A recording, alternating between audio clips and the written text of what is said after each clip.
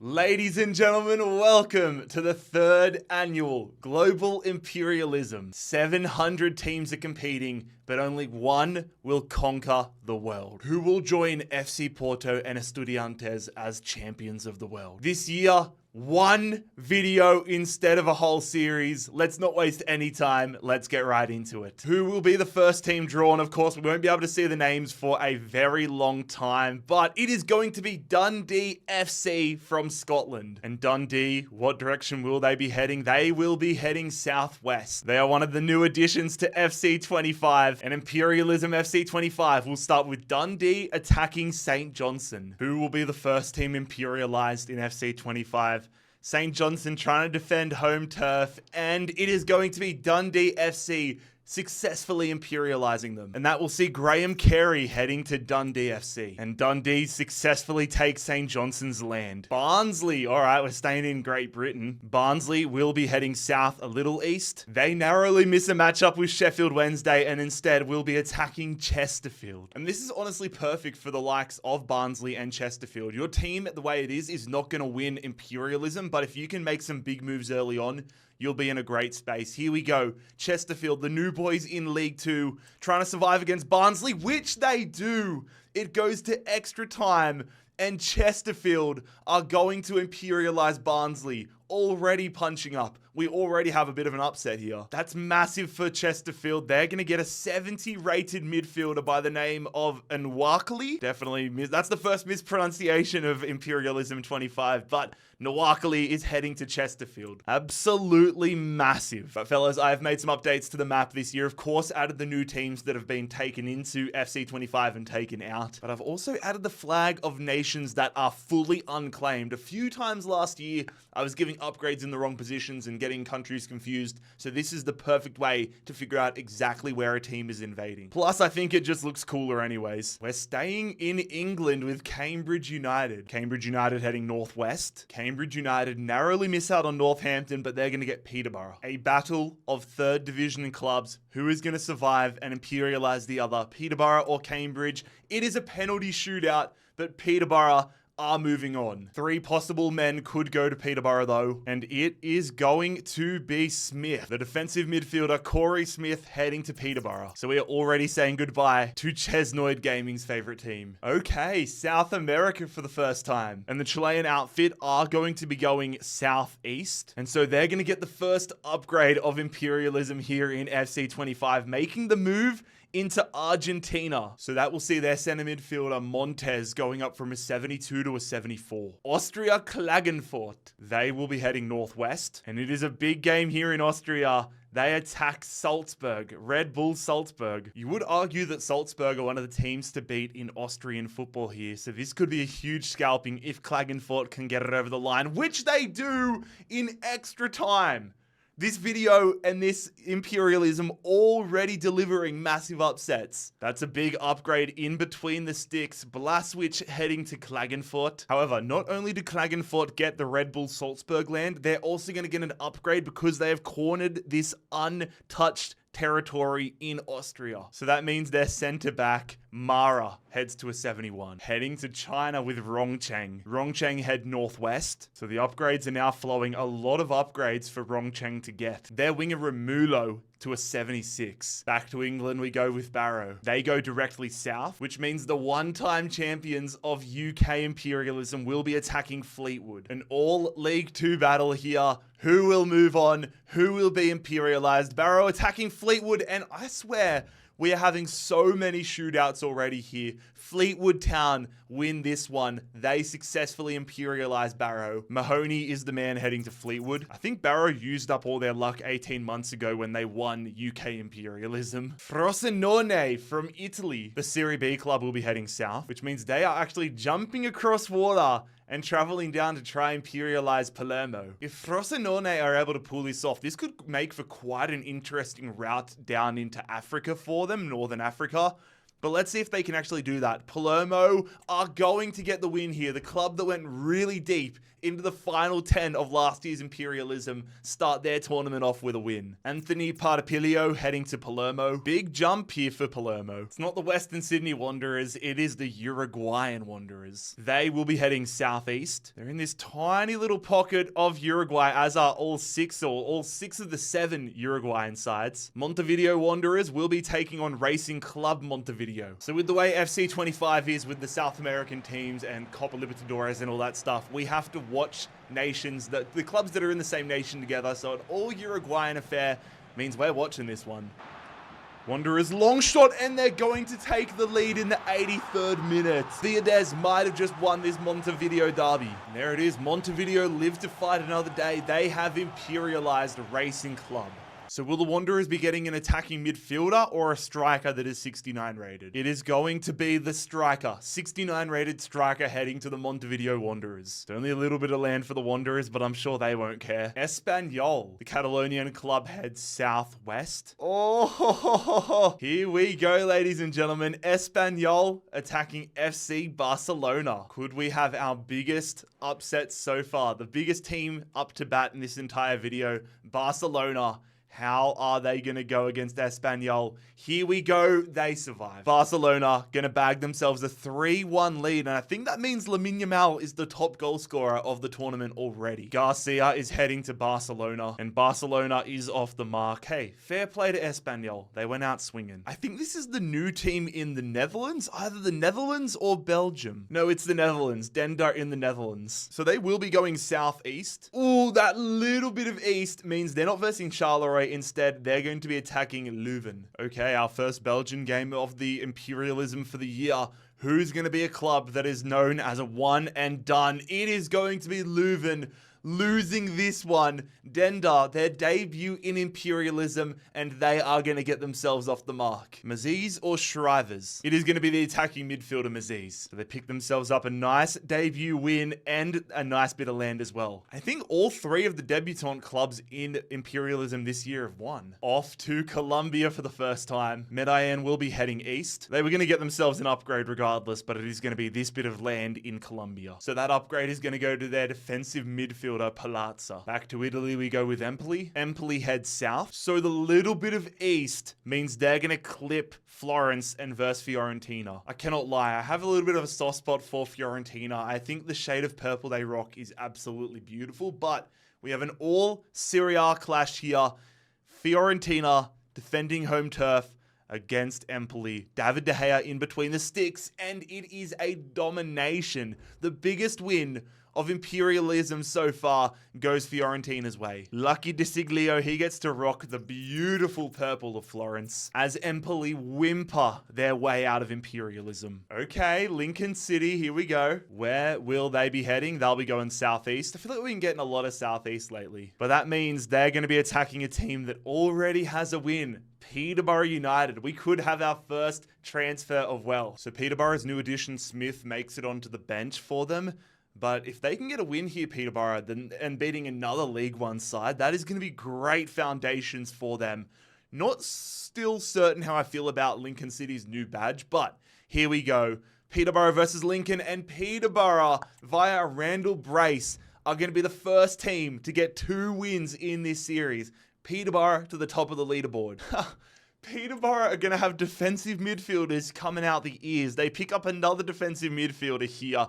68 rated though, this guy, so at least he's going to make the starting 11. Fair play though, Peterborough. They're starting to get some nice land here in England. But lads, if you are enjoying this insane journey so far and you aren't a subscriber of the channel, go ahead, scorpion kick that subscribe button down below. I don't always ask for subscriptions, but I think if any video deserves it, it is this monstrosity. Also, just like last year, I am selling this updated map, not trying to sell it for an insane price of a cup of coffee. Actually, with how inflation's going, it's actually cheaper than a cup of coffee in most countries now. But I will leave a link in the description down below for that if you want to buy this map and do your own Imperialism. Big thank you in advance to everybody who purchases it and helps support the video. Oh, Rosenborg. Our first time heading to the Nordic countries. Rosenborg heading southeast. Is there a magnet on this? Rosenborg jumping the border and moving into Sweden. So once again, he got the upgrades last year. I remember this name so clearly. It is Salnes. He goes up to a 74. Oxford United are up for the first time. They go northeast. It's nice to avoid southeast. They narrowly avoid Northampton and will scrape the top of Wickham. No Premier League clubs have been called up yet, but we get our first championship club. Oxford United taking on Wickham. Who is going to survive in this? It is Wickham! Oh, wow. Wickham with a massive upset, punching up and taking out championship side Oxford United. That is huge. They're going to get somebody massive out of this. Oh my God. They're going to get one of 470 rated guys. It's going to be an upgrade, but is it going to be a defender, a winger, or a centre midfielder? Brannigan, the centre midfielder Brannigan heading to Wickham. I know it's only a minor upset, but I love the upsets in Imperialism. Our first Bolivian club, Always Ready. Let's find out if they are. Always Ready head northwest, which means they jump the border from Bolivia into Peru. They now share a border with another Peruvian side. Their shot stopper, Baroja, up to a 72. Plymouth Argyle, shout out Pieface. Plymouth Argyle going southwest. Oh, they are jumping, fellas. Plymouth Argyle looking to enter French territory. Plymouth Argyle jumping the water and attacking Stade Brestois. This is where it starts to get fun. When teams start jumping borders, jumping waters, moving throughout continents. This is what I love about Imperialism. We're either going to have a French club in England or an English club in France. It was going to eventually happen, but let's see which way it goes this year. It goes the way of Plymouth Argyle.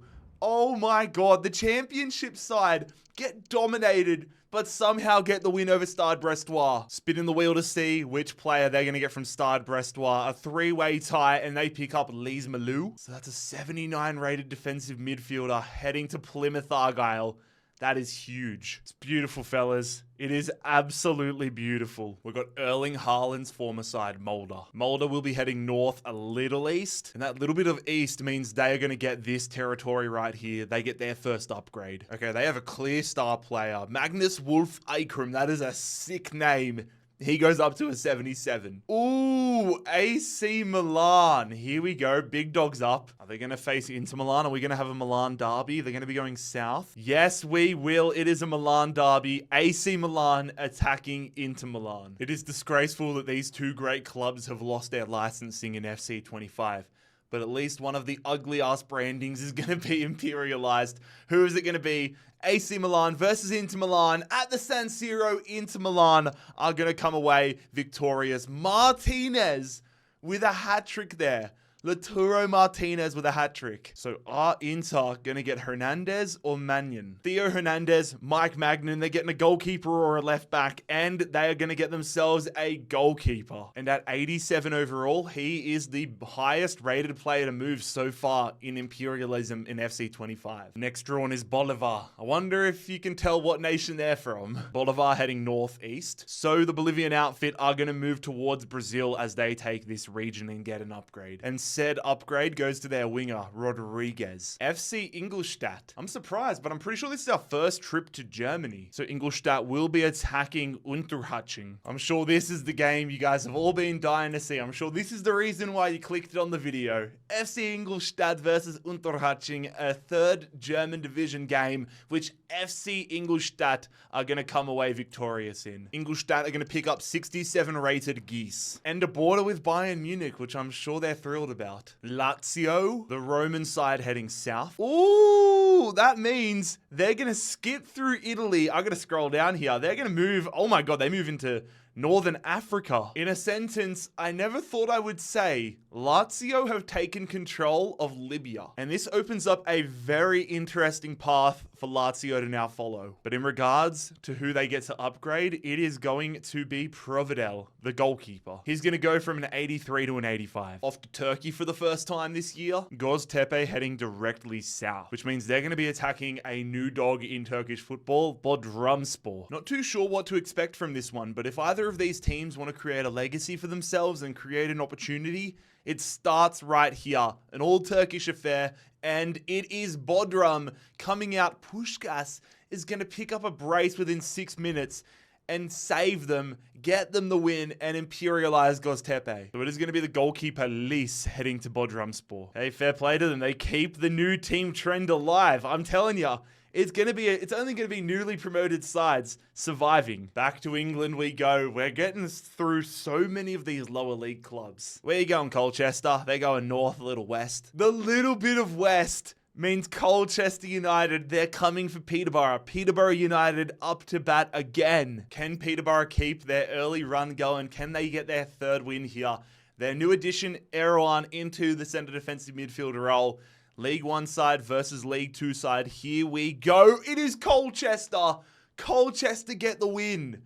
Oh my God. Colchester have just taken down Peterborough, stopping them from getting their third win. They're about to get a haul. Okay, so Colchester are going to get this guy, Poku. They're going to get Erdogan, and where is he? They're going to get Smith. 66, 68, and a 69 addition to their squad. That's huge for a League 2 team. But they've also opened themselves up to sharing a lot of borders, which means a lot of challenges. Staying in England with Mansfield Town. Mansfield will be heading directly east. Oh my God, you can't write this up.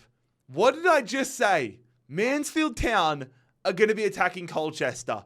All right, Colchester, time to defend yourselves. Can Colchester make it 2 in a row, or will Mansfield Town successfully imperialize them? Here we go. They got Keanu Bacchus, former Western Sydney Wanderer at right back, which is wild to see, but it is Colchester continuing it. Poku, the new signing, the new addition, is going to get the goal that gives them the lead. Colchester United move on. They take down Mansfield Town. Okay, Colchester. And speaking of, Keanu Bacchus, former Western Sydney Wanderer. I've seen this man play with my own 2 eyes. He is the man that is going to be the addition to Colchester's side. They are putting together something that we should probably watch out for. And they're probably happy about this. Only a tiny little bit of land. Although now they share more of a border with Nottingham Forest. Benfica off to Portugal. Benfica heads southeast, which we'll see them attacking Casapia. Real banana skin game for Benfica. They would rate their chances after seeing their Portuguese rivals Porto win the tournament last year. Jose Font in the back line for Casapia. And it is going to be Benfica getting the win. Benfica get the job done. They come from behind, but they get off the mark. Jose Font, you are now a Benfica player. Back to Germany we go with Sandhausen. Sandhausen head north. Oh yeah, another juggernaut clash. Sandhausen attacking Waldhof. The American Boyd up top there for Waldhof. They got a half decent looking side here for the German 3rd division, but will it be enough to get them past Sandhausen? No, it will not. Sandhausen come out here and are going to win this one in extra time, in penalties rather, despite playing a man down. And the American Terrence Boyd is the one that ends up going to Sandhausen. So they are going to get themselves off the mark. Central Cordoba off to South America. They're the first Argentine team of the video, and they're going to go south, which means we are going to have a Cordoba derby. They're going to be attacking Athletic Belgrano Cordoba. As you can see above me, Argentina's already had a team win Imperialism, so I'm sure all these clubs are rating themselves as a potential dark horse to win Imperialism for the rest of time. Here we go. It is Belgrano. They are going to get the win here. They imperialize Central Cordoba. 70 rated Jonathan Rack, the centre back, heading to Belgrano, but bragging rights in Cordoba for Belgrano. One of the most famous clubs in Germany, down on their luck. Can this turn things around for them? Hamburg. I already know what this is.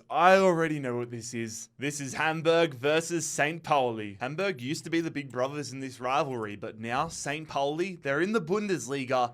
They're a vibey club. Everyone knows them around the world. Are they going to get a win here to start their imperialism? This is a big one for bragging rights in Germany. It will be Hamburg.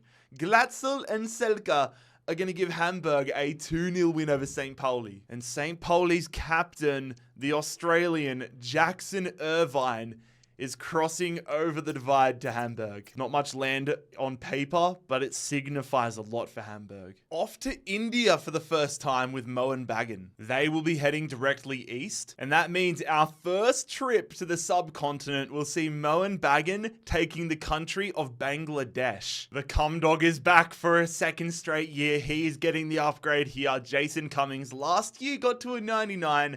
this year starting off at a 71. Norwich City. The Canaries are heading south, so they will be attacking Premier League new boys Ipswich Town. A side at the bottom end of the Premier League defending themselves against the side at the top half of the championship. How will this one pan out? Ipswich versus Norwich, and Norwich get a massive win here, punching up and imperializing Ipswich. What a way for Norwich to start things. They're going to get Calvin Phillips. He's the highest rated player on this Ipswich side. And this map of England just got a little more green. I think this is the first time I've gone to Romania as well. They're going to find themselves heading east. So that means the country of Moldova has now been taken over. And Politehnicana's attacking midfielder Alan Roman will head up to a 69. Lazio, the Roman side, will be heading southeast, which means we officially have the battle for Rome. Lazio attacking Roma. So for the first time in Imperialism in FC 25, an upgraded player is up for grabs. Roma could grab 85 rated Providel, and they could also grab Libya. This is actually probably the biggest game so far. Roma versus Lazio, a Rome derby, and it goes to penalties. Oh my God, Roma are going to win this one. This is probably a best case scenario for Roma. When you look at their squad from a FIFA aspect, one of their weakest positions is in between the sticks. They now get to upgrade with an 85 rated keeper. And as we move over to the map, not only do they take land in Rome, they're also going to get themselves Libya. That means if they get drawn again, they have a direct path through Africa just by heading south. A monumental change to imperialism. Aruca will be heading northeast. The easterly aspect of it stops them from versing Rio Ave and instead gets them an upgrade here in Portugal, which goes the way of David Simão. Back to Italy we go with Sampdoria, and Sampdoria will be heading north a little east. Oh, they are counting their lucky stars. Any more northern and they'd be versing Juventus, but instead they are attacking Genoa. A Serie B side attacking a Serie A side. We've already seen a second division club take out a top division team in the past few minutes, but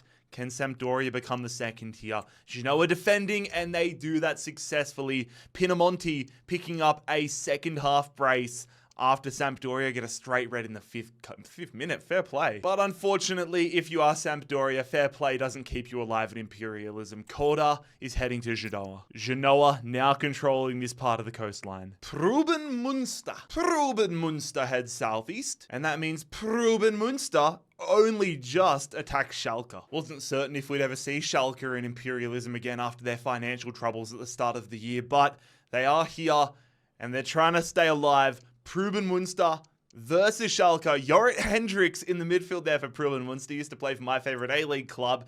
And they're going to get the win. Wow. Nemeth, Makridis, they're going to take down the historic club in Schalke. That is massive. Karaman will be the man heading to Proben Münster. Personally, I'm just happy about this result because it means I get to say Proben Münster like a posh twat again. Staying in Germany with one of the big dogs, it is RB Leipzig. Leipzig go northwest. They're trying to start off on an easy note, attacking AUE. One of Germany's biggest clubs attacking one of their smallest in the game. It is AUE trying to pull off a David versus Goliath battle here, protecting their nest against Leipzig, and they go to extra time. Oh my God, they went to extra time. RB Leipzig come from behind and are going to win. Baumgartner in the 118th minute. That would have been insane. Leipzig almost got imperialized, and all they get is a 68 rated goalkeeper, which is just hilarious. But alas, Leipzig are off the mark. Heading further north, IFK Norrköping. Norrköping heads south a tiny bit east. And so we're going to have an all-Swedish battle. Norrköping attacking Kalmar. A battle for Sweden here. A battle for the southeast of Sweden. How's this one going to turn out? I really don't know what to expect. And it is Kalmar via 2 goals from 2 shots getting the victory. Norrköping are going to lose a 72 rated attacking midfielder. That is a big pickup. And with that, ladies and gentlemen, we have our first Swedish team eliminated. Beerschot, the big purple bear, heads southwest. They got one of the cooler badges in the game, but they're going to be taking on Royal Antwerp. Beerschot attacking one of Belgium's highest rated clubs. This is a huge test for them. Low-key, I'm hoping this isn't the last we're going to see of the bear. But here we go. It is not the last. Kagro, whoever the hell that is going to score an 88th minute winner for Beerschot. That is massive. They're going to get somebody huge from this. Yeah, they get Toby Alderweireld. That is huge. Huge for their backline. Royal Antwerp, you are out of here. Alaminia Aachen, I believe they are German. The German outfit are going southwest again. So it wasn't west enough to force them into a battle with Cologne. Instead, they are taking on Kaiserslautern. One of Germany's most historically successful clubs, Kaiserslautern, is facing imperialization here. Who is going to survive? It will be a penalty shootout win for Kaiserslautern. They could have been 2-0 up, but they do get the win. They move on. 65 rated midfielder Anton Heinz goes to them. I'm not sure if that is a big upgrade or not. But the new boys into the German 3rd Division, Alaminia, they are gone. I think that brings the new curse, the new guys' luck to an end. Off to South Korea for the first time, Ulsan Hyundai. Ulsan Hyundai go northeast. So they're here on the coast, and that means they almost took Russia, but instead they're going to take Japan. Imagine the scenes if Ulsan Hyundai took the entirety of Russia. Still though, Japan is a lot of land to take here. So their keeper, Yo Hyun Woo, up to a 78. That's a good foundation. Heading to America for the first time, Charlotte FC. Oh, I already know what this is. They're going to be going across the pond. So we've got Charlotte FC here, North Carolina. So we've got the line here, bringing it across, and they're going to go a little up because of the way the wheel was, because if they went directly straight, they'd take Morocco, but instead, they will be attacking Cadiz and trying to get to the south coast of Spain. We're about to have a team jump continent for the first time. Will it be Cadiz heading to the United States, or will it be Charlotte FC heading to Spain and Europe? Here we go. This is huge. It is an 77th minute winner. Cadiz imperialized Charlotte FC. Pep Biel, Leo Abada, Ashley Westwood. One of these guys is going to be going across, and it is going to be the Israeli winger, Leo Abada. And we have official European presence on North American land. Been a minute since we've been down south. Alianza Lima. The Peruvian side heads northwest, which is going to see them getting an upgrade. I wasn't familiar with your game, Alianza Lima. They've got a half-decent team here. Rodriguez, the midfielder, to a 77. Blauwies-Linz. The Austrian side heading east a little north. A little bit of north almost got them into the Czech Republic, but instead it is more land here in Austria. They fully surround Vienne. Their striker Ronaldo to a 70. Pogoń Szczecin from the Polish league will be heading northeast, which means we have an all-Polish affair. Pogoń Szczecin taking on Lechia. A battle for the north of Poland. Here we go. It is a winner there for Lechia Dansk. They get it done nice and late. Neugebauer getting that one. A name I haven't seen in a while. Kamil Grzycki, the Polish midfielder, former Hull City man, I believe. He's going to be heading to Lechia. I like how the flag in the logo here now curves around the border. Oh, Denda. Hello, nice to see you again. Where will Denda be going? They're going to be going west. So we will have Denda attacking Kortrijk in the Belgian league. 72 rated Maziz into the lineup here after their win against Leuven.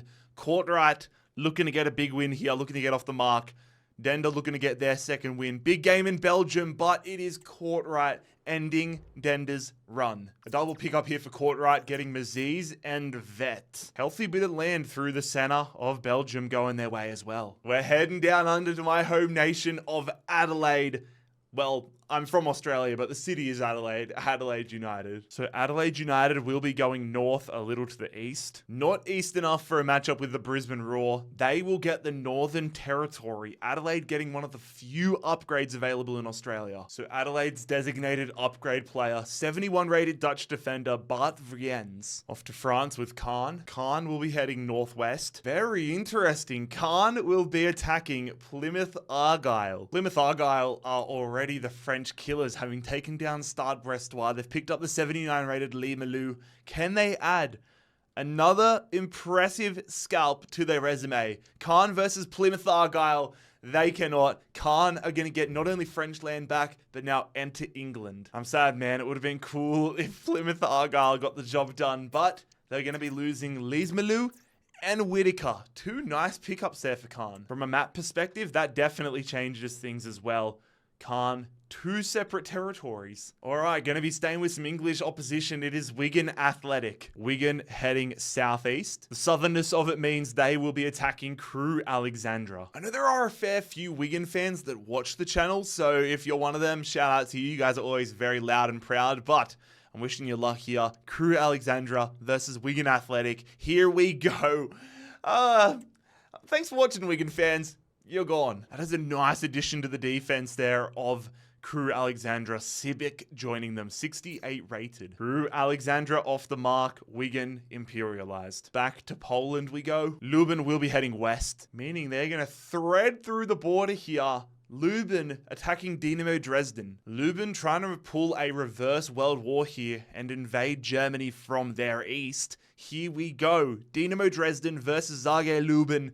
And it is, Germany defending home turf in extra time. Dynamo Dresden, now they're going to invade Poland. Dresden are going to grab themselves Dąbrowski and some highly sought after Polish land. It's the Ecuadorian Barcelona. The Ecuadorian Barcelona head basically east. So the little bit of southernness is going to tip this region here. It is an upgrade regardless for Barcelona, but they get this region. So their upgraded man is their goalkeeper, Barai, going from a 74 to a 76. I'm telling you, some of these South American teams, if they get lucky with upgrades in games, I can genuinely see them being dark horses. Hellas Verona, the Italians heading southwest. We have ourselves an all-Italian affair. Hellas Verona attacking Cremonense. Very even affair here. Both clubs 3.5 stars. Who's going to move on? I would imagine Montipo is the highest rated from Hellas Verona.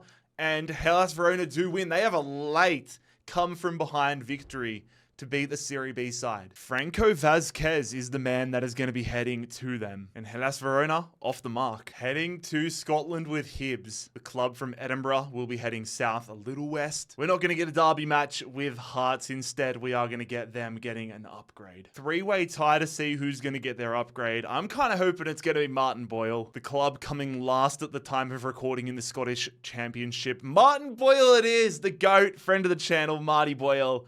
I'm glad to see that. He's going to go up to a 73. Our first Saudi Arabian club in Al Fateh, directly south, which means we are going to have another country taken over here. Al Fateh are going to take Yemen. Ooh, and for taking Yemen, they're going to get the former MLS player, the former Columbus Crew star man, Lucas Zelarayan, up to an 82. Brøndby, the Danes will be heading east. That means Brøndby will be attacking FC Copenhagen, a big one here in Denmark. Whoever comes away top of this one could honestly set themselves up real nicely to go on a run in the Nordic nations. It is Brøndby versus Copenhagen. How will this one pan out? It will go the way of FC Copenhagen, a 2-1 victory, followed by the acquisition of Spearings and the tiniest little bit of land in Denmark. I can't wait for some of these teams to start dominating nations and things to just get blown wide open. If you've seen the previous 2 imperialisms, then you know how that goes. All my favorite teams still alive, but we're heading to Argentina. Instituto heading south a little west. The little bit of west isn't enough to get them an upgrade. They're going to have an all-Argentinian clash with Talleres. Both these clubs looking to avoid being a one-and-done team. How is this going to pan out, though? A few good players on the Instituto side, and it is going to be a 2-1 victory here for Talleres. Instituto imperialized. The challenger loses their land and their best player, Gaston Lodico. Staying in South America with Colo Colo. Colo Colo going northeast. So we're going to see the Chilean side trying to move into Argentina as they try to imperialize Godoy Cruz. Colo Colo trying to imperialize the Argentine side. Arturo Vidal is the man that could be up for grabs. Wow, okay, I forgot he was playing for Colo Colo. Arturo Vidal, one of the players up for grabs. Isla as well. This Colo Colo team is nice. And they are going to move on. Vidal may have missed a penalty, but Colo Colo successfully imperialized Godoy Cruz, which will see a 74 rated goalkeeper heading their way. But the Chilean outfit make their move into Argentina, off to Greece for the first time, west, a little south. So the little bit of south actually means they avoid this little region here and they're going to take this part of Greece. It is an upgrade regardless, but Panathinaikos are going to now surround AEK Athens. Nemanja Maksimovic now to the 80 marker. Carlisle United. Carlisle head northeast. Oh shit, there you go. Carlisle United, they're going to get themselves an upgrade. They now control basically the northern border of England. If anybody could do with the upgrades, it are the League 2 sides. So it's Charlie Wyke to a 68. I get to do it again. Oh, Rosenborg. Are they going to get themselves another upgrade to Salnes? They're going to go, I think that is going to be an upgrade. Yep, confirmed. So Salnes, who started himself as a 72, is now to a 76. Marseille heading to sunny, beautiful Marseille. The French outfit will be heading northeast, which will see Marseille attacking Nice. One of my best mates has been living in Marseille for the past few years, so I do have a bit of a soft spot for them. He did tell me Marseille is the closest thing he's seen to GTA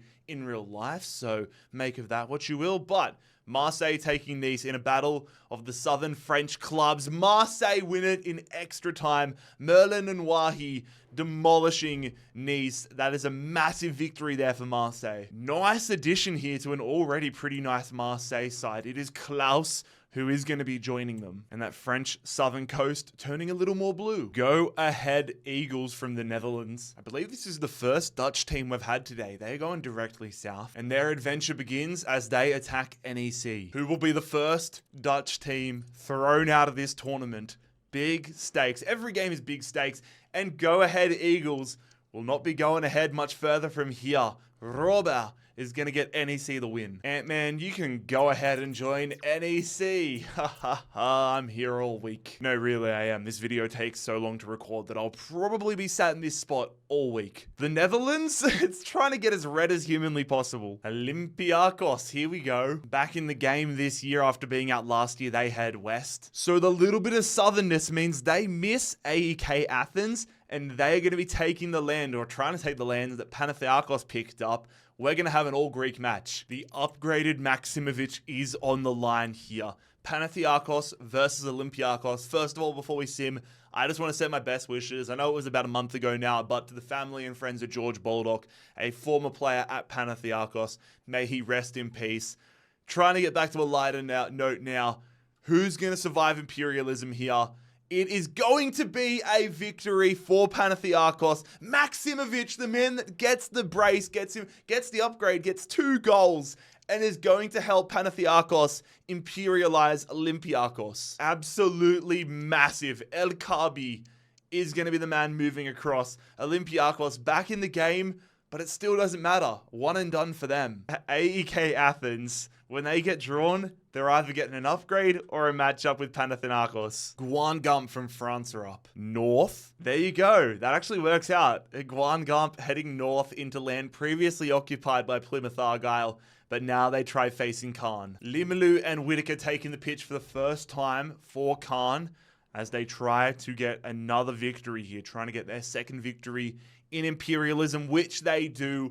Caen are successfully. Whitaker gets a goal on debut. Caen are going to imperialize Guangump. Enzo Basilio is the man they're going to collect as their reward. But Caen's starting to get a nice little foothold in this region of the world. Galatasaray, one of Turkey's biggest clubs. Galatasaray head directly north, and that is going to be incredibly beneficial here for Galatasaray.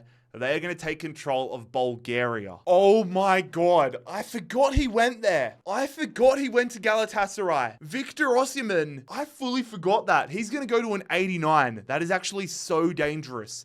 Their team is actually cooked. Osimhen to an 89. Holy crap. I could so easily see him getting himself up to a 99. If Galatasaray get drawn again and can move throughout the Balkan nations or move throughout the Romanian regions, that is upgrades galore. LAFC, to the American West Coast we go. LAFC will be going further west, so I don't think this happened at all last year, but LA are going to travel across the Pacific Ocean, and as you can see here, they'll of course go across the world, and if they end up going straight, they are going to end up hitting Japan, which means LAFC are going to try taking over Japan and trying to take down Ulsan Hyundai. And if they can do this, because they are directly overtaking a whole country, it'll be a +4 upgrade instead of a +2. I don't think this happened all of last year, a situation like this, so I'm intrigued by this.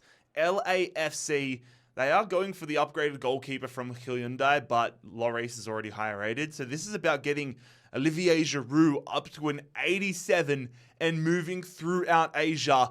And LAFC are going to do just that. Dennis Bouanga and Carlos Vela are going to score the goals. This is a monumental moment in Imperialism history. The upgraded Yohyun Woo is going to be heading to LAFC. But of course, even more monumentally, LAFC are going to take direct control of Japan right now, as well as entering the mainland of South Korea. And as expected, with the direct imperialization of Ulsan Hyundai controlled Japan, Olivier Giroud gets a +4 upgrade, now to an 87. And for those of you wondering why Roma didn't get that +4 upgrade for taking control of Libya, it's because they attacked Lazio via Italian mainland. If they had gone via directly to Libya, then they would have got a +4 as well. Our first time in Ireland, it is Bohemians. The club from Dublin will be going north-southwest. They avoid themselves a matchup with St. Pat's and instead get this area. And their man for upgrades, Dawson Devoy. Yeah, it's your boy, Dawson Devoy. I'm only 6 hours into recording this and I'm already losing my mind. Say a prayer for me. Double Irish fun. Waterford straight after Bohemian. Waterford will be heading northwest. So the Irish team's starting to get involved with the upgrades. They get this region. And if a game between Galway United and Waterford were to happen, the winner would get +8 in upgrades. Just something to keep an eye on for future references. But for now, it is just an upgrade for Armand. Not going too far away, Tranmere Rovers. Tranmere heading directly west, basically. Interesting. They're going to get this little region of Wales out on the island here, just off the coast of mainland Wales. Tell you what, a lot of upgrades floating around in this little time period. Cameron Norman benefiting this time. Who the hell is this? I think this is one of the new Italian teams. That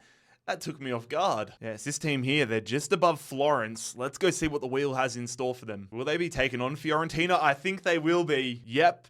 All right, welcome to the big show. Trying to take down Fiorentina. De Siglio onto the Fiorentina bench. This team is horrible in comparison to Fiorentina, but that means nothing in the simulations this year. Let's see how it goes. They come out late.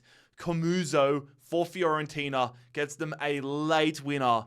They stay alive, but Carrarese Calcio, they did well for their debut. Fiorentina not really getting any value out of this though. Filippo Falco. I'm not mad though. A little more purple on the map. Heading to the Netherlands with FC Twente, who are heading southwest. The amount of west though means they're attacking Heracles instead of NEC. An all Dutch affair. Here we go. Heracles or FC Twente. FC Twente get the job done on a penalty shootout.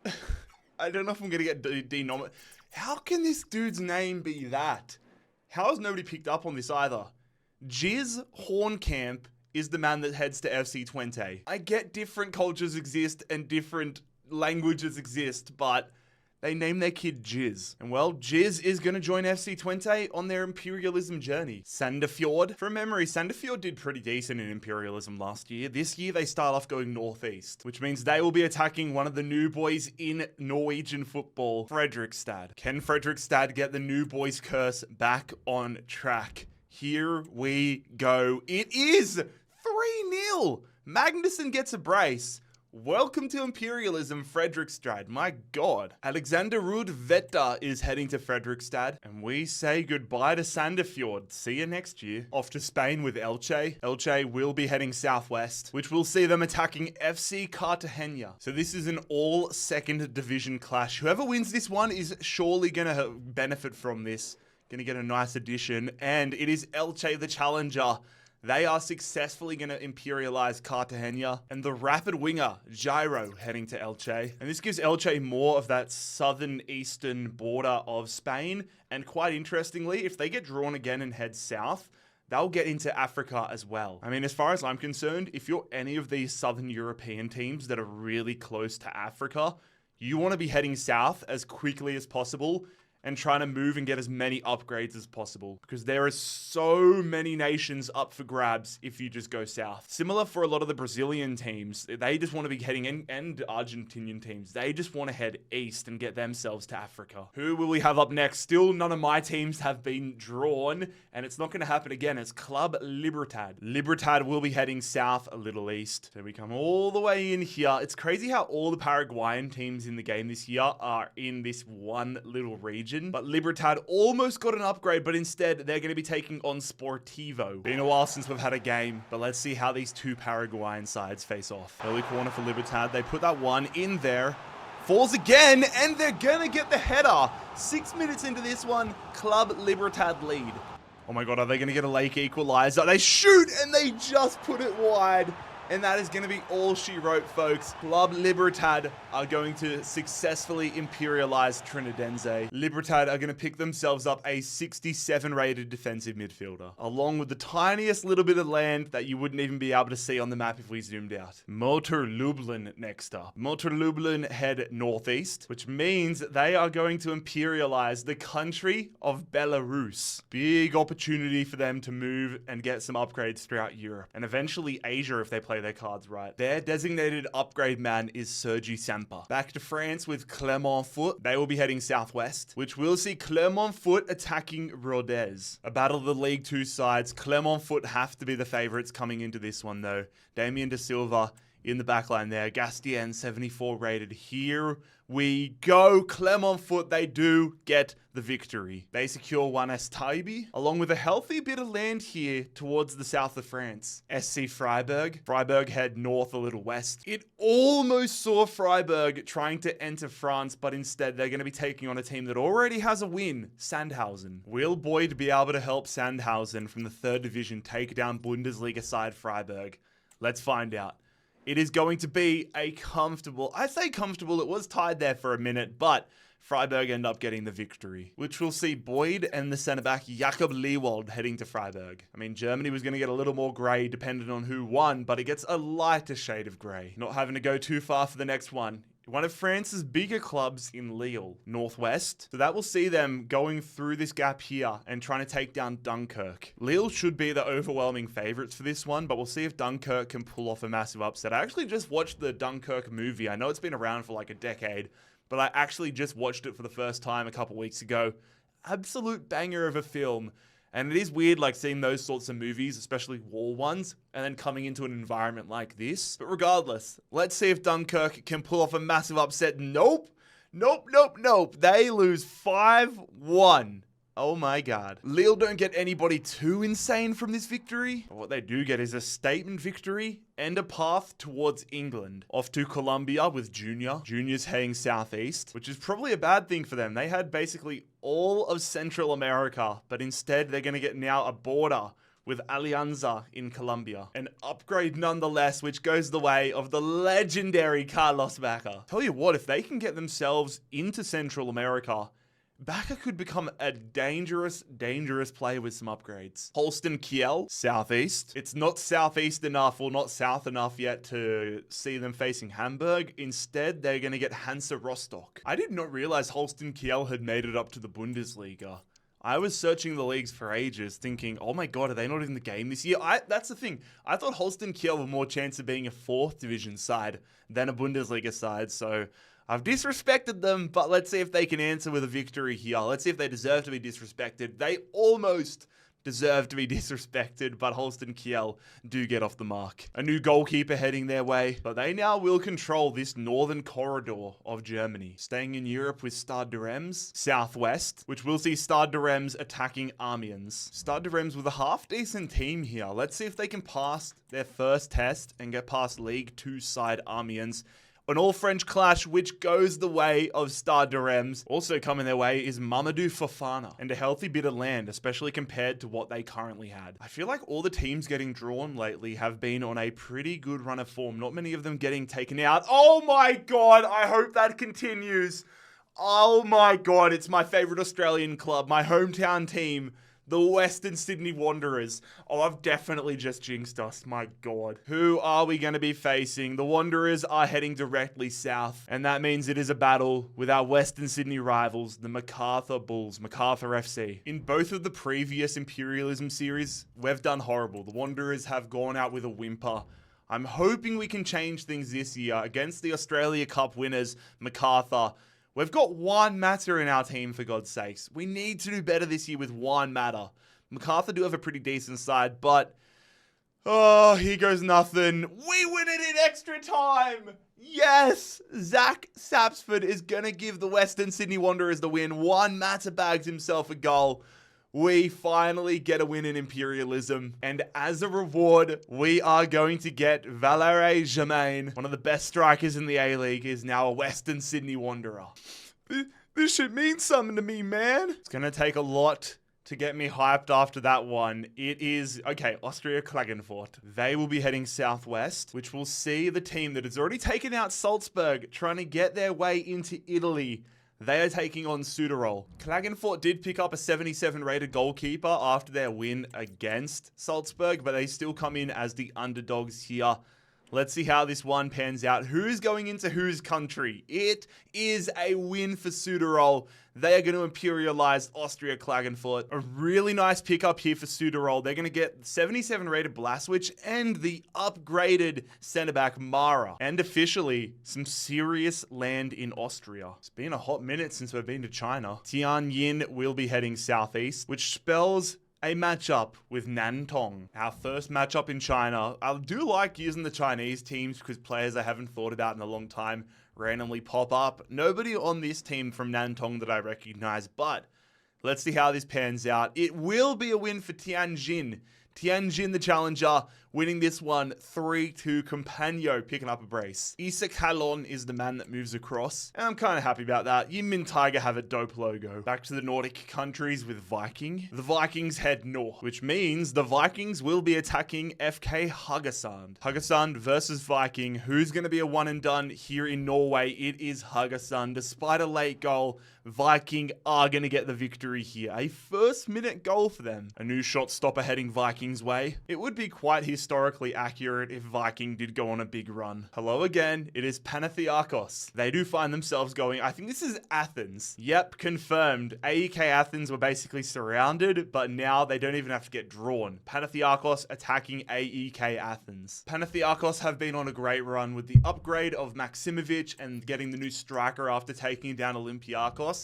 But this is a very good AEK Athens side. Vida in between the sticks, Levi Garcia, Eric Lemea, Thomas Strakosha. This is a huge test. Massive test. Szymanski in the defensive midfield role. But despite Lamela scoring a late goal, their new pickup El Kabi grabs a brace. And this Panathinaikos run continues. And Eric Lemea is the man heading to Panathinaikos. And with that, just 2 teams remain in Greece now. But luckily for them, or maybe not so luckily, it might take a while to decide who is the champion of Greece. Sparta Praha, Northeast, which will be an upgrade for them. There is a lot of upgrades on the line in the Czech Republic, and they're going to completely surround Slavia Praha. Lucas Harazlin going up to an 80. Oh, we get to see the beautiful purple of Fiorentina. They will be heading northwest, so they're going to be pushing for a Pisa. 2 victories, 2 additions to Fiorentina's side, none of whom are good enough to make their starting 11. Can they get a third? And probably a third player they're not going to get to use either. They do. It is a 3-1 win for Fiorentina.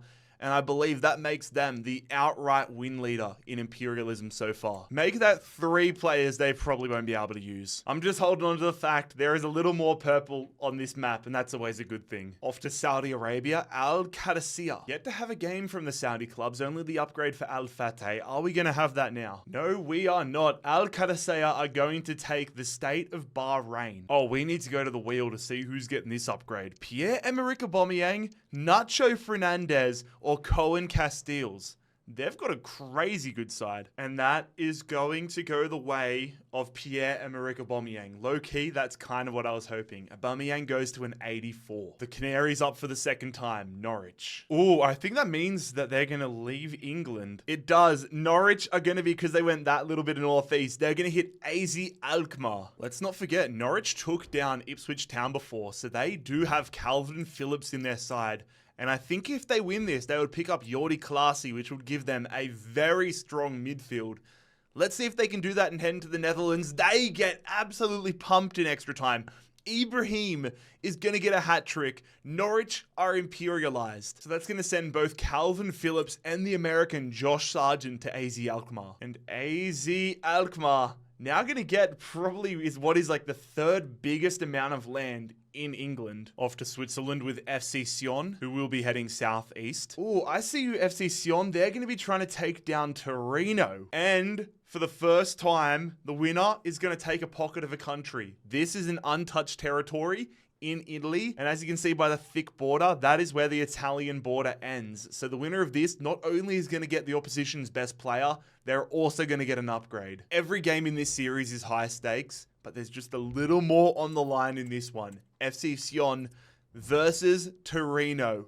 Who's it going to be? It is Torino. It goes to extra time, but the club from Turin are going to imperialize Sion, move into Switzerland, and get an upgrade. So the man they collect for ransom is Anton Miranchuk. I don't think he started that game. I think he was on the bench for Sion, which is a huge let up for them with the default squad. And the man getting the upgrade, this is huge. This is by far their highest rated player.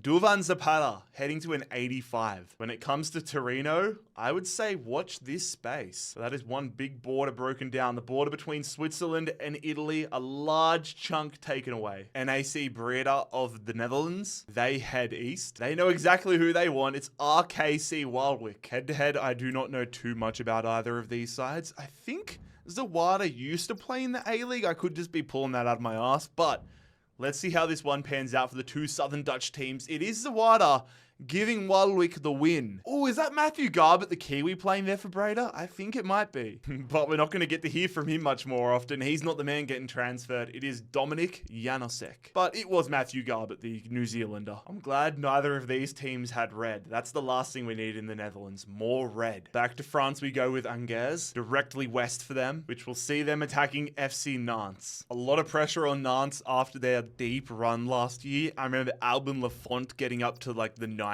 which was insane.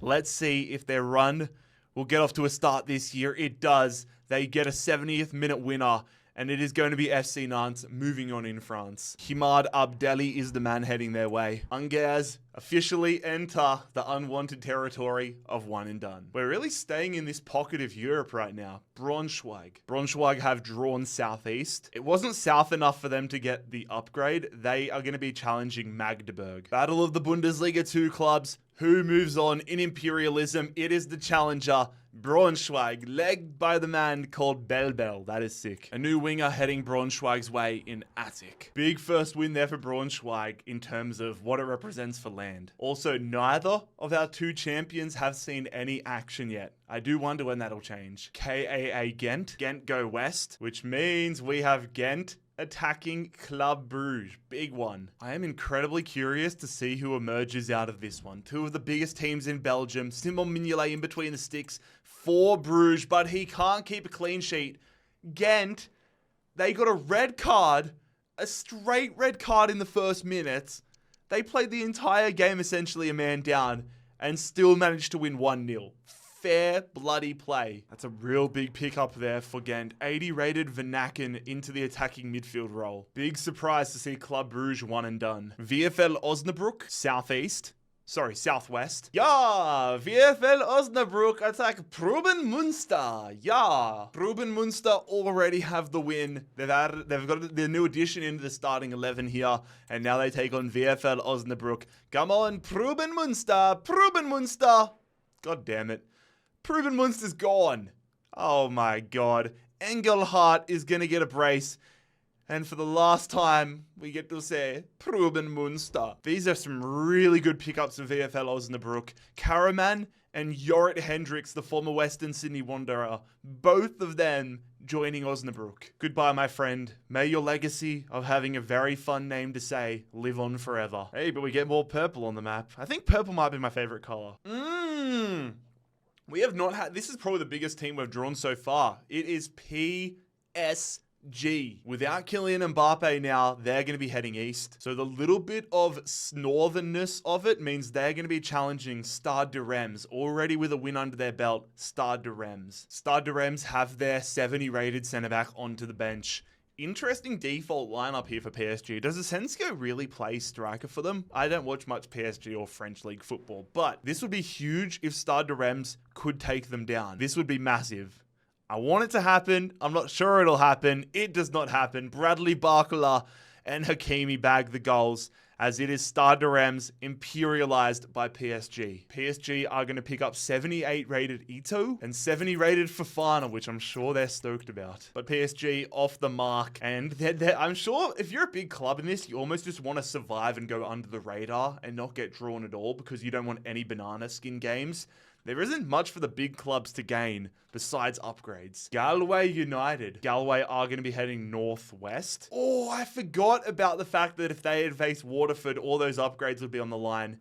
Instead, they're going to take an upgrade in the corner here, but now share more of a border with Sligo. Galway's designated upgrade player is Greg Cunningham. It's happened. Estudiantes, the team that won the first ever Imperialism from Argentina, have been drawn. Is this going to get them Africa? Okay, so I'm following the line. It's going to be a little below the line, but like only fractionally. So they miss the tip of Africa. Is that going to be Australia? Oh, it is going to be Western United. They're going to take the tip of Victoria.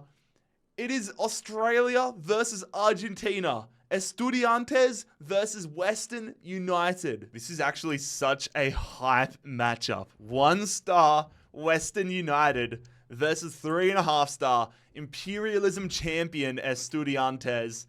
One of a Western United going to enter South America or Estudiantes going to enter Australia? Let's find out. It is Estudiantes. The champions survive. Carrillo with a hat-trick there.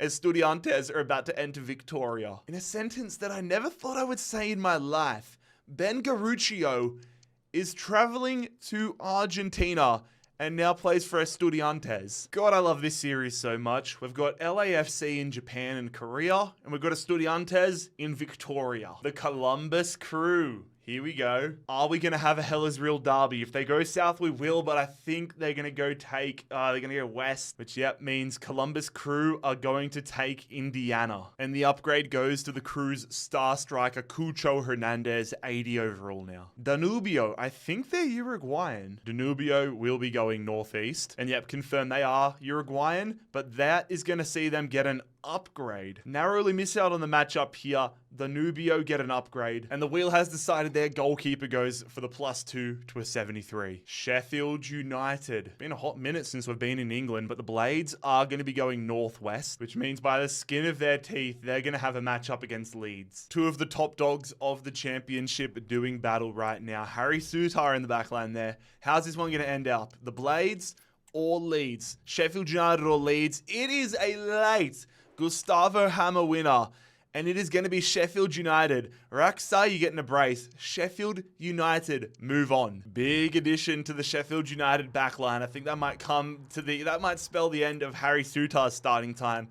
Woba in the backline. Sheffield United kind of have a weird little weaving pattern. Staying in England, Exeter City. Exeter goes south. Oh ho ho ho! Exeter trying to take down Caen, and that means the winner of this game is going to get this region here. So big players on the line if you are Exeter trying to take down Caen and a +2 upgrade. I'm actually intrigued by this one. Lismalu Whitaker into the side here for Caen. Exeter City, not sure what they have in the bag, but it is enough. Oh, Ali. Ali is going to score a goal here. Exeter City, take a bow. Exeter City are going to take down Caen.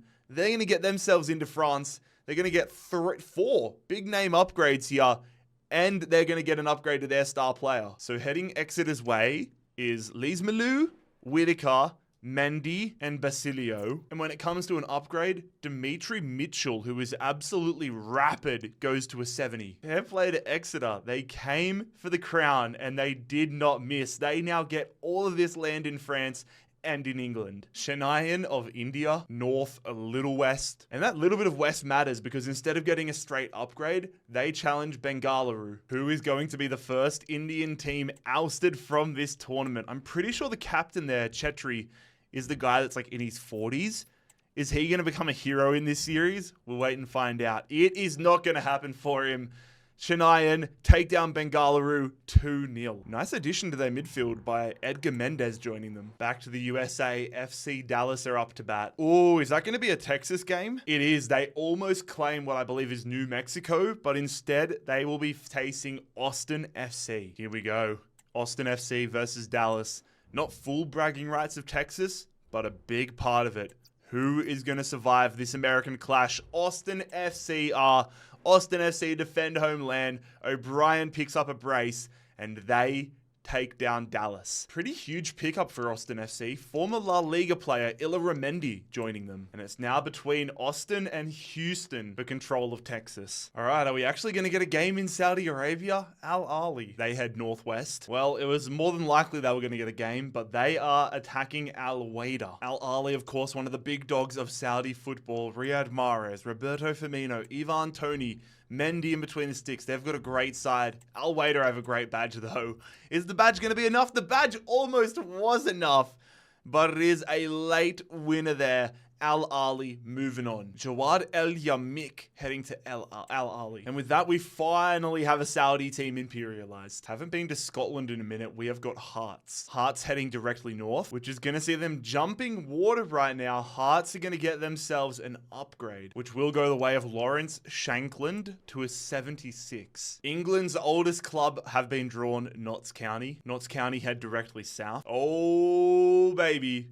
The oldest club in England taking on Leicester City. Are we about to have a major imperialism upset? League 2 Notts County taking on former Premier League champions Leicester City. This could be anything. It is. Leicester have been imperialized by Notts County. My God, I love this series. That is incredible. Leicester City going out to League 2 Notts County. Leicester City aren't the goldmine they were a couple years ago where they had mid-80 rated players floating about everywhere, but Wilfred Ndidi is still a monster pickup for Notts County. I did not see this coming, but I'm not mad about it either. Been a minute since we've been in Italy, but it is Lecce. Lecce draw northwest, which will see them attacking Bari. Top flight Lecce trying to imperialize SSC Bari. This could open up a lot of the coastline to Lecce, but it backfires. We have had 2 upsets in a row here. Folletti picking up a brace. Bari have taken down Lecce. I'm sure Bari could absolutely use this. 80 rated keeper Falcone heading their way. And well, I was saying how a victory could open up the coastline for Lecce. It opens it up for Bari. Next up, Young Boys. Young Boys heading south. Nope, that did not sound right coming out of my mouth. Anyways, that opens up a really, really fun matchup. Young Boys attacking Torino. Torino with their 85 rated upgraded Zapata on the line here. On paper, you would imagine Torino are probably going to win this one, but that means nothing at this point. We've seen so many upsets, and we almost saw another one, but it is Torino who are going to move on. Torino imperialized BSC Young Boys. The Italian side are going to pick up another attacking midfielder. There's no chance this guy makes their lineup. But I think what Torino are going to like more is they move further north in their conquest of Europe. Back to Greece with Palk for the first time. I think it's impossible for them to play Panathinaikos, but I don't think they would have like that. I think they're going to invade another country here. Yeah, confirmed. They almost got a matchup with Galatasaray, but instead, Palk are going to get North Macedonia. I mean, the Balkan nations are all up for grabs. Hello, old friend. Zivkovic, just like last year, is their designated upgrade man. 1860 Munich, south. Ooh, 1860 Munich trying to enter Austria as they attack Tyrol. Pretty even matchup here. Not too sure where I'd be putting my money, but I do know that either a team is entering Austria or a team is entering Germany. Which one will it be? It will be 1860 Munich entering Austria. a 1-0 win over Tyrol. The 69 rated Taffner will be the man joining 1860 Munich. What a head of hair on that fella. We are hitting that point of imperialism where the borders are starting to break down quite quickly. Another country we haven't been to in a minute, it is Croiva. They head south. Oh, they want Osimhen. They want Osimhen. Croiva attacking Galatasaray, but the land they've hit used to be Bulgaria. So if Croiva win this game, not only will they get Osimhen, they will get themselves a +4 upgrade for directly taking a country. That does not go the opposite way for Galatasaray though. They're just trying to get into Romania. This Galatasaray team is pretty unbelievable. 89 rated Osimhen, but will it be put to the end by Romanian side Croiva? This is a huge one for both teams, really, but Galatasaray sweep the floor with them, and Icardi getting a brace. Gonna be hard for any of the Romanian players to make it into this Galatasaray side. Galatasaray getting themselves in a position, though, to get a million different upgrades now through Romanian regions. Heading to Brazil for the first time. Red Bull Bragantino heading northwest, which will see them attacking Palmeiras. No Endrick to carry the torch for Palmeiras anymore. Palmeiras with the shot and with the finish just before halftime.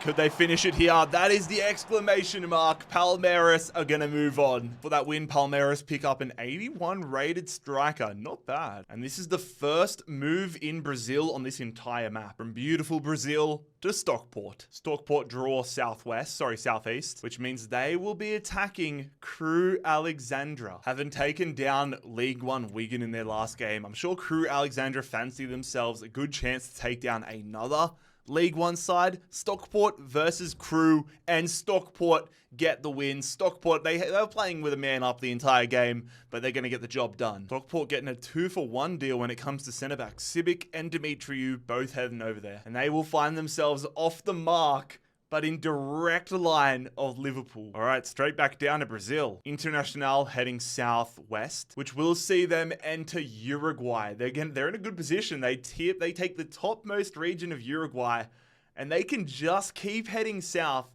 and get themselves upgrades. Their centre-back, Abranjes, to an 82. Back to Sweden with Gothenburg. Gothenburg go northeast, which will see them attacking Elfsborg. And the victory is going to go to Gothenburg, 2-0. Arber Zanelli joining Gothenburg. Goodbye, Elfsborg. Heading to Poland with Rakow. Rakow head north. A little more west, and they would have got themselves an upgrade, but instead they're going to be versing Widzew Lodz. Haven't seen too much action out of the Polish side so far.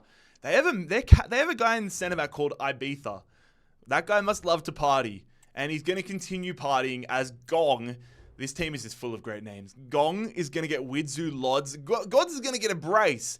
Widzew Lodz imperialize Rakow. A nice pickup here. 73 rated Lopez will be joining them, and that will see Widzew Lodz off the mark. Back to South America with Club Nacional, Southeast. How have they avoided a game here? I mean, it was a 50-50 chance, but Club Nacional are going to get themselves an upgrade here in Paraguay. And they're the first Paraguayan side to leave this region. They're going to need a lot of upgrades. Their captain, Nunez, to a 69. South Korea, it's been a minute. Pohang Steelers. Pohang heading southeast. Oh my god. Pohang are going to attack Japan, which means they're versing LAFC. Now, if Pohang win this, that's a +4 upgrade for taking over a country directly. But Pohang are going to have to deal with the 87 rated Olivier Giroud. This is a big one. All right, here we go. LAFC versus Pohang. LAFC are going to move on. Oliveira, Dennis Bouanga, Atuesta. That is a demolition job. LAFC gets stronger, adding Wanderson, and they're going to expand their presence in Korea. FC Lugano, they head southeast, and that means they have the task of trying to take down Inter Milan. Inter Milan did add Mike Magnan last time out after their win against AC Milan. Can they keep their winning run going, or can Lugano make a huge statement right now? It is not even close. Lombardia, Inter Milan, Lautaro Martinez, hat-trick. Renato Stefan heading to Inter Milan, and Inter Milan officially in Switzerland. Next team up is going to be El Denze. The Spaniards are heading northeast, which will see them attacking Valencia. The second division club getting bold and trying to attack Valencia. Sending my thoughts and prayers as well out to this region of Spain. Currently, They're recovering from some terrible flooding, so yeah, wishing the best to everybody from that region watching the video right now. Here we go though, Eldense versus Valencia, and it is the second division side knocking off Valencia in a high scorer. What a start for Eldense. They're going to get the man that is Liverpool bound next year, the Georgian keeper, Mamadashvili. It might only be a little bit of land, but to get an 85 rated goalkeeper is huge. Jeju United. Jeju heading west, a little north. So this club off the south coast of South Korea are going to be heading to China. They almost got the matchup here with West Coast, but they are attacking Yinmin Tiger. Our first South Korean versus Chinese matchup today. Let's not forget that Yinmin Tiger have already had a win here. Their side is impressive, but will it continue? Who's going to be jumping across? It will be the challenger. Jeju United are going to win this one. Jeju bagged themselves 73 rated Zaras and also Cologne, along with a boatload of land here in China. Fair play, Jeju. They are on the map now. Staying in Asia, off to India. FC Goa will be Goa. They will be Goa Southwest. I don't know what that voice was. And that will see FC Goa attacking Chennai. Chennai already with a win under their belt where they added 72 rated Mendes, which was a huge pickup for them. Is that run going to continue? It is a 2-0 win for Chennai. And they pick themselves an addition to the defense up via Adoy. Chennai continuing to head north now in India. SD Huesca, south a little west. So that will see them attacking Zaragoza. An all second division clash. Both these sides have Barcelona breathing on them at the east. Who's going to stay alive? Between Zaragoza and Huesca, it is a 2-0 win for Zaragoza. Oscar Silva coming their way. And I mean, this kind of is a good position for Zaragoza to be in. A lot of upgrades around them if they get drawn again. AVS Football Sad. I think they are the team that Ochoa plays for in Portugal. But they will be heading north. Not east enough for an upgrade. They have a matchup with Vitoria. You would assume Vitoria are the favorites heading into this one. Ochoa is the man in between the sticks. And it looks like the man up for grabs as well if Vitoria would win. Here we go. All Portugal affair, which goes the way of Vitoria. They are going to come and win 3-1. And there it is, confirmed. The legendary Mexican keeper Ochoa heading to Vitoria. AVS Football Sad by name and by nature. Not sure what this team is. GA, are they? I think they might be the new Dutch team. Nope, I misspoke. They are Swedish. But they are going to be heading west a little north, which is a nice start for them. They're going to get this little tiny little bit of land in Sweden, which is an upgrade. That's going to go the way of their winger, Gustav Lundgren, to a 69. Cerro Porteño, they're going to be going northwest, which means the Paraguayan club get to escape a bit of the noise and get themselves an upgrade. Going the way of their captain, Carrizo. Back to England for the first time in a minute with Fleetwood. North, a little east for Fleetwood. Ooh, this is going to be a fun one. A little clash with Carlisle United. Fleetwood have had a win. Carlisle have had an upgrade. Mahoney and Wyke on the line for their respective clubs. Who's going to win out of these League 2 clubs? It will be Fleetwood Town, a late winner via Coughlin. So the upgraded Charlie Wyke is heading slightly south here to Fleetwood. Curious to see how Fleetwood go over the course of this video. Are they going to continue going north? Are they going to be able to take down one of the Tyneside sides, the Tyneside clubs? We've been spending a fair bit of time in South Korea, but Daegu, it is going to be directly west for them. Oh, Daegu were completely surrounded. But instead of having to face LAFC, they are trying to take down, is this Incheon? No, Gimcheon Sangmu. Not too familiar with either of these sides, but let's see how this one goes in South Korea. Who's going to get themselves the upgrade? It is going to be the challenger, Daegu, winning this one via a Cecilia brace. Big upgrade to their midfield, Lee Dong-kyung heading to Daegu. But this means Daegu have a route that now involves not having to verse LAFC. Speaking of US clubs, it is the Portland Timbers. They're going to go directly south. It would have been quite funny if they went west and ended up getting into Korea as well. The Timbers narrowly avoid a matchup with San Jose and instead get themselves what I believe is Nevada. Not the first team from this part of the world that wear green and yellow to relocate to Vegas in recent years. Regardless, a +2 upgrade to their star man, Evander. God, I'm getting whiplashed by how much much I'm heading to Asia lately, but Henan FC are up, and it is going to be a westward journey for Henan. The upgrades are flowing right now. Frank Achampong to a 74. Charlton Athletic. Is this the first time we're heading to London this entire video? I think it might be, but Charlton are going to be going south. It is so condensed in London, but Charlton Athletic with their blurred ass logo will be attacking Gillingham. Will Charlton Athletic be able to escape the hustle and bustle of London by beating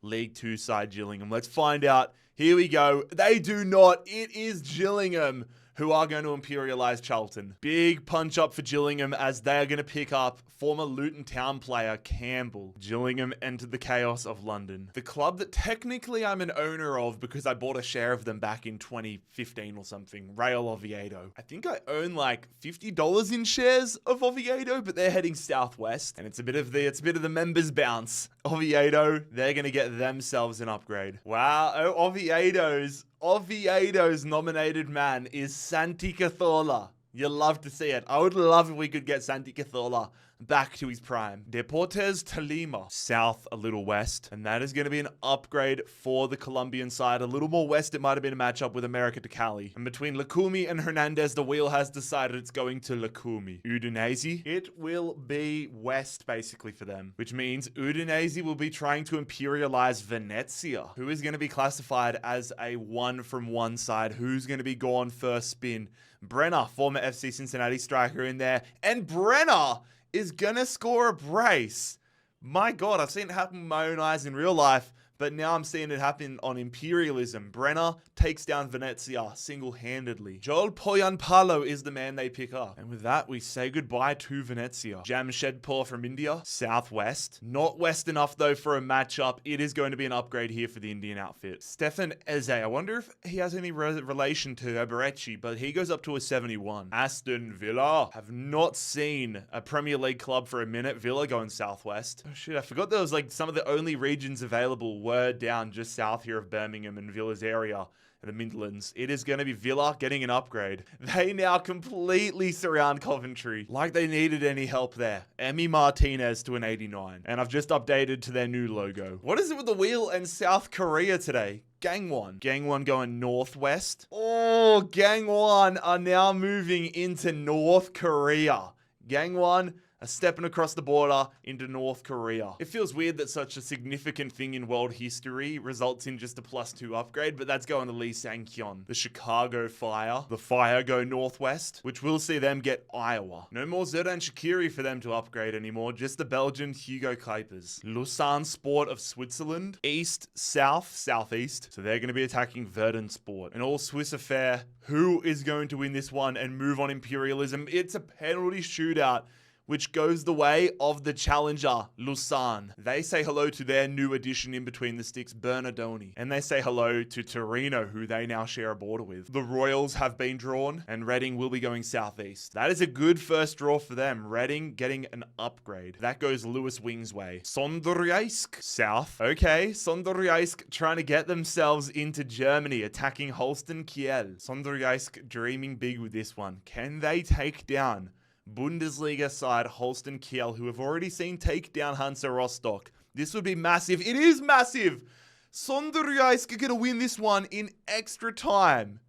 Oh my God. 1-star beating 3-star and picking up Lewis Holtby and Uphoff in the process, along with a lot of land. Welcome to Germany, Sonderjysk. Wickham. Where will the Wickham Wanderers be going? Southeast. I feel like we've been getting a lot of those directions today. Okay, Wickham attacking Reading with that upgraded Lewis wing on the line. That upgraded wing in the midfield. But let's not forget that Brannigan did join Wickham after they beat Oxford United. So there is going to be a good midfield in League One, regardless of who wins this one. And it is Wickham coming out victorious in extra time. That is absolutely massive. There you go, wing heading to the Wanderers. They've got their second win, and I tell you what, they're going about this in a brilliant fashion. Just getting strong upgrades from teams around their level. Manchester City, here we go. The Juggernauts have been hiding in this video, but Man City start off heading east. And this is absolutely a banana peel game. Manchester City attacking Huddersfield. Come on, Huddersfield. Come on, Huddersfield. Come on, Huddersfield. Come on, Huddersfield. Oh my God.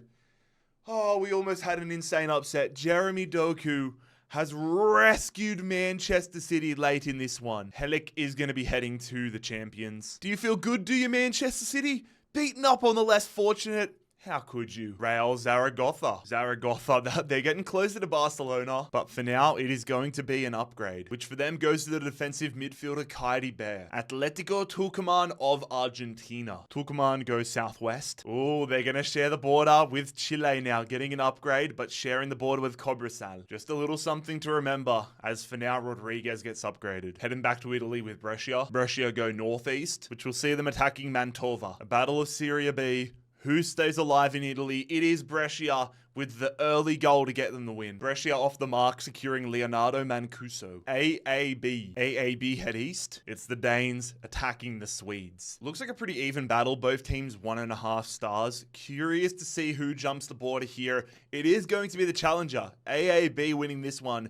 3-2 via an Iredale brace. So the Danish side will be collecting Blair Turgo and officially entering Swedish territory. Borussia Dortmund starting to get the big boys popping up. Where will Dortmund be heading? They're going to be going east. Oh my god. Oh, we're about to see some form of cannibalization. Borussia Dortmund are attacking their second team. Borussia Dortmund versus Borussia Dortmund 2.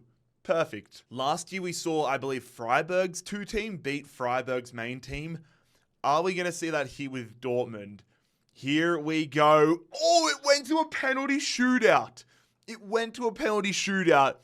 Borussia Dortmund's main team end up winning, however. That would have been absolutely electric, but it is going to be Hetwer heading to the senior team. Borussia Dortmund officially off the mark, though. Qingdao Hainiao heading east, basically the exact same as Dortmund. So we're going to have an all-Chinese affair here. Changchun Yatai being challenged. They were almost, if they went a little more south, they would have been challenging Gang 1. Things starting to heat up in China. Teams starting to fall in Asia. Who's going to be the latest to fall? It will be Changchun Yatai, who go out 2-1. Qingdao picking up Peter Zulj. Just about every region when it comes to China is massive, but a nice bit of land here coming Qingdao's way.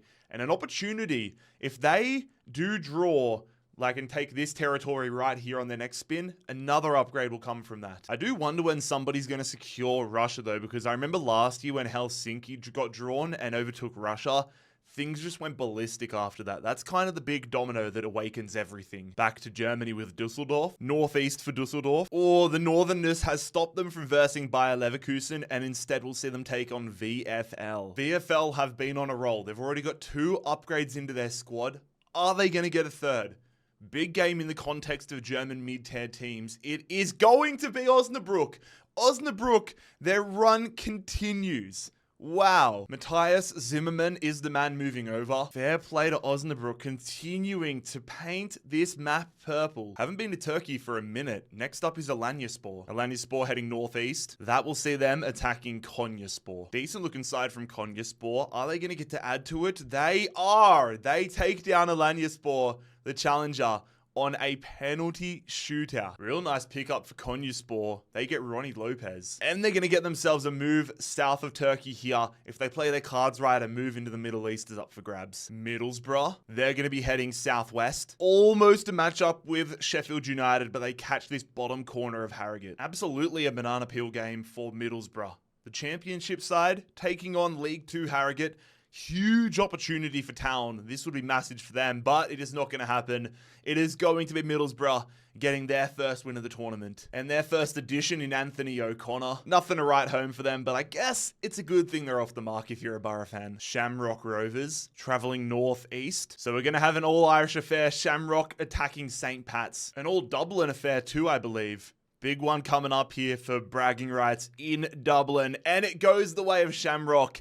They imperialize St. Pat's via a penalty shootout. Chris Forrester, you are a Shamrock Rover. Shamrock get a little more land here in Dublin. If a club is able to get Ireland run through quick enough, though, they are going to get so much loot. So many upgrades available here in Ireland. Stade Bucharest. We have not been to Romania much at all, but Stade Bucharest head east, which means as we come down to the little tiny bit of land that is Bucharest, they're going to get themselves an upgrade. They now surround the rest of the Bucharest clubs completely. Standing up and having a stretch, but Darius Olaru gets upgraded. I think for next year's Imperialism, I need to invest in one of those standing desks. FC Seoul, the Korean trend continues. One of Korea's biggest clubs heading southeast. FC Seoul attacking Suwon. Oliveira, clearly the standout man for Suwon.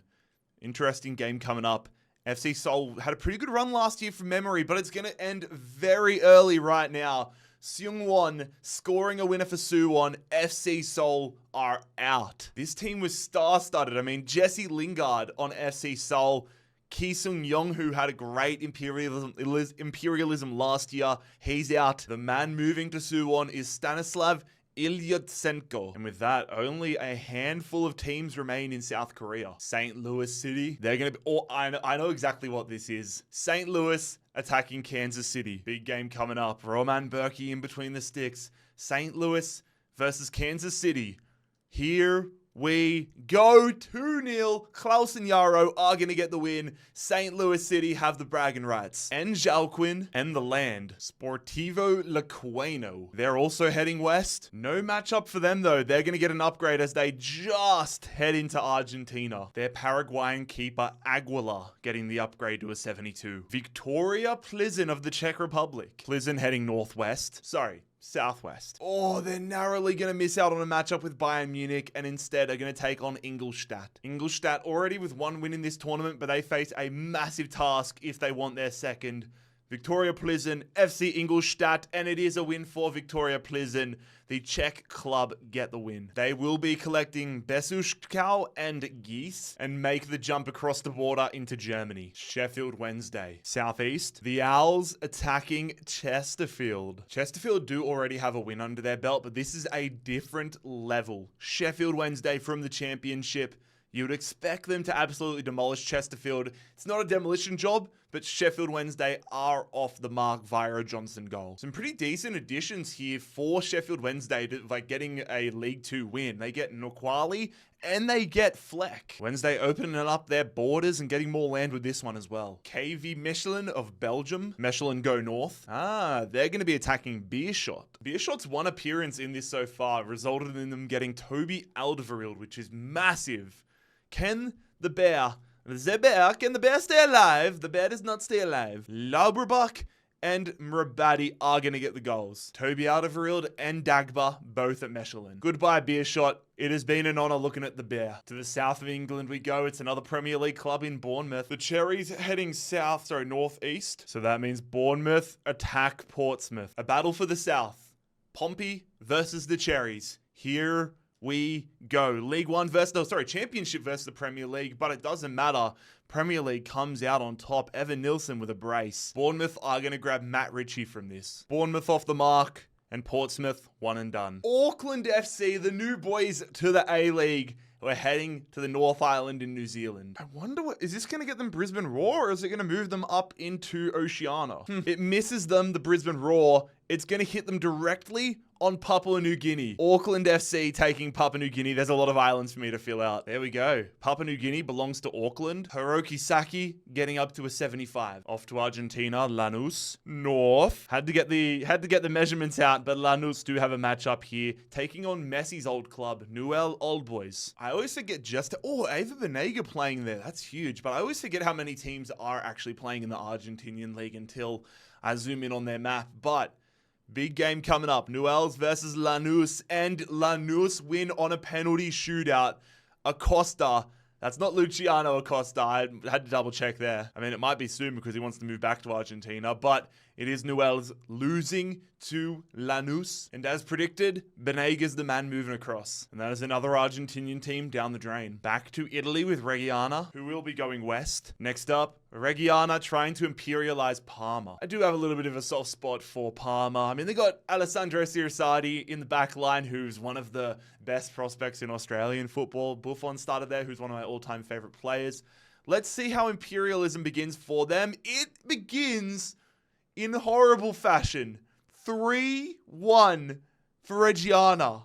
Wow, I did not see that coming. Real nice pickup for them. Dennis Mann is the guy moving across. A successful challenge here from Reggiana. Freiburg heading southwest. Freiburg trying to jump the border into France. They're going to try taking this little section here, attacking Strasbourg. We're at the point now where borders are starting to break down and we're starting to lose track of what country is what. And another border is about to break. It just is a question of who's going to end up controlling it. And the answer is Freiburg. Another win for the German outfit. Big addition in between the sticks for Freiburg. They get Petrovic. And there we go. The German outfit breaking down a lot of this French border. Kaiserspor, I think this is the team whose Charney Sports dad is the assistant coach, I think. So I'm sure if he's watching, he kind of wants this team to do well, but they're going to be going west. Okay, Kaiserspor attacking Konyaspor. Ronnie Lopez's first game as a Konyaspor player. Let's see if he can be a difference maker. He will not. Kaiserspor winning this one. So it's Ronnie Lopez and Sitya as the men that head across. Kaiserspor off the mark. I don't know what's going to happen with all of these teams in Turkey. Fleetwood Town, basically directly north. And there we go. Fleetwood Town taking on Hibs. Don't forget there is an upgraded Martin Boyle playing for Hibs. Wyke into the starting 11, upgraded as he goes to Fleetwood Town. Super curious to see how this England versus Scotland matchup ends up. And it ends up being a win for Fleetwood Town. A penalty shootout win for Fleetwood Town. Martin Boyle. The upgraded Martin Boyle is about to head to Fleetwood. Oh my god. I would have put all my money on Hibs winning that game. But Fleetwood Town's run continues. And they have officially entered Scottish territory. Off to Brazil. Internacional Northwest. So that will see them enter Argentinian territory. Internacional getting themselves an upgrade, which puts Abranjes to an 84. Houston Dynamo. Are we going to finish Texas? I think we are. I think that is confirmed. Houston trying to imperialize Austin. Austin FC, they defeated Dallas. Can they finish the job in Texas? I am wearing an Austin FC jersey right now, ironically. I am not an Austin fan. I just picked this up when I was holidaying in Austin last year from a skate shop. I think this is an awesome old school Adidas jersey, but let's see how this one plays out. The Battle of Texas goes the way of Austin FC. Bukhari picking up a brace. Hector Herrera, who controversially will not be returning to Houston Dynamo next season, is the man that goes across to Austin for the final time. There it is. Austin controls Texas. Burnley. Where are the Clarets going? The Clarets are going west, a little south. That basically threads the needle perfectly. Burnley attacking Blackpool. It would actually pain me if a team led by Scott Parker won Imperialism. So for that reason, I am hoping that Blackpool win. Although I am a huge JJ Watt fan. 12-11 penalty shootout. Holy shit. Okay, Burnley win. 12-11 penalty shootout is actually ridiculous. So Josh Onoma gets to play under Scott Parker again. Former Fulham man heads to Burnley. Burnley get their first win. Shout out to my boy Vizza. Strom Godset will be heading east. So the little tiny bit of southernness in it means they will be attacking KFUM. An all Norwegian affair. Who's going to go out on the first game?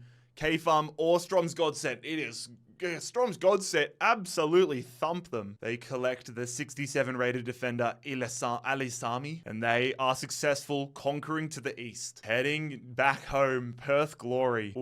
So I know they're definitely not facing an Australian team. Where are the Glory heading? The Glory will be taking over Indonesia. Perth Glory, just like real life.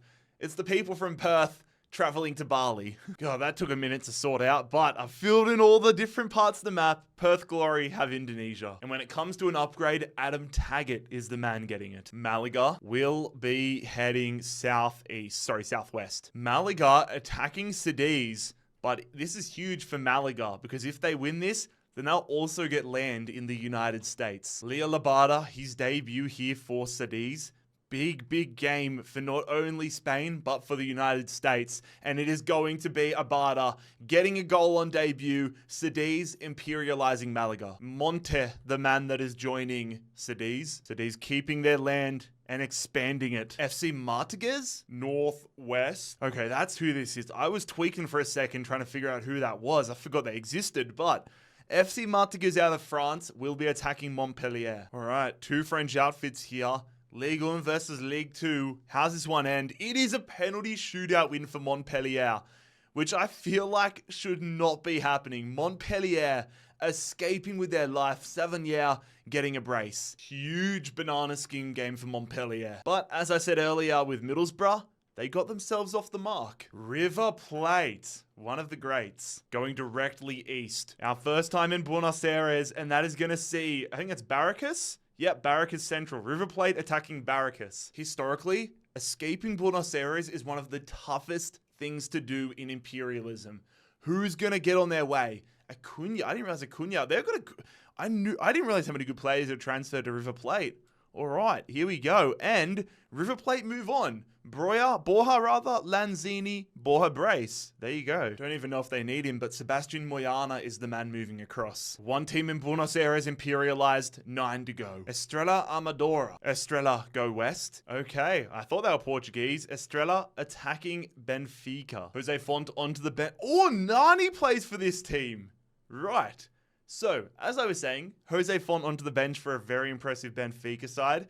Nani, fresh off his time at the Melbourne Victory, goes across and they go to extra time, but it is Benfica ultimately who do get the win in this one. There you go, Nani joining a star-studded Benfica side. I do put Benfica into the same sort of category with Galatasaray, where I consider them to be genuine dark horses. Cittadella, North. All right, Cittadella attacking Atalanta. The Serie B side taking on one of Italy's top teams, and they are going to come from behind, but Bergamo Calcio, aka Atalanta, getting the win here. They collect Simone Branca. Not too surprised seeing Atalanta get the win. Back to Spain with Eldense. South a little to the west, so we will have an all-Spanish matchup. Eldense attacking Elche. I genuinely forgot that Mamadavili is playing for Eldense. I forgot they beat Valencia.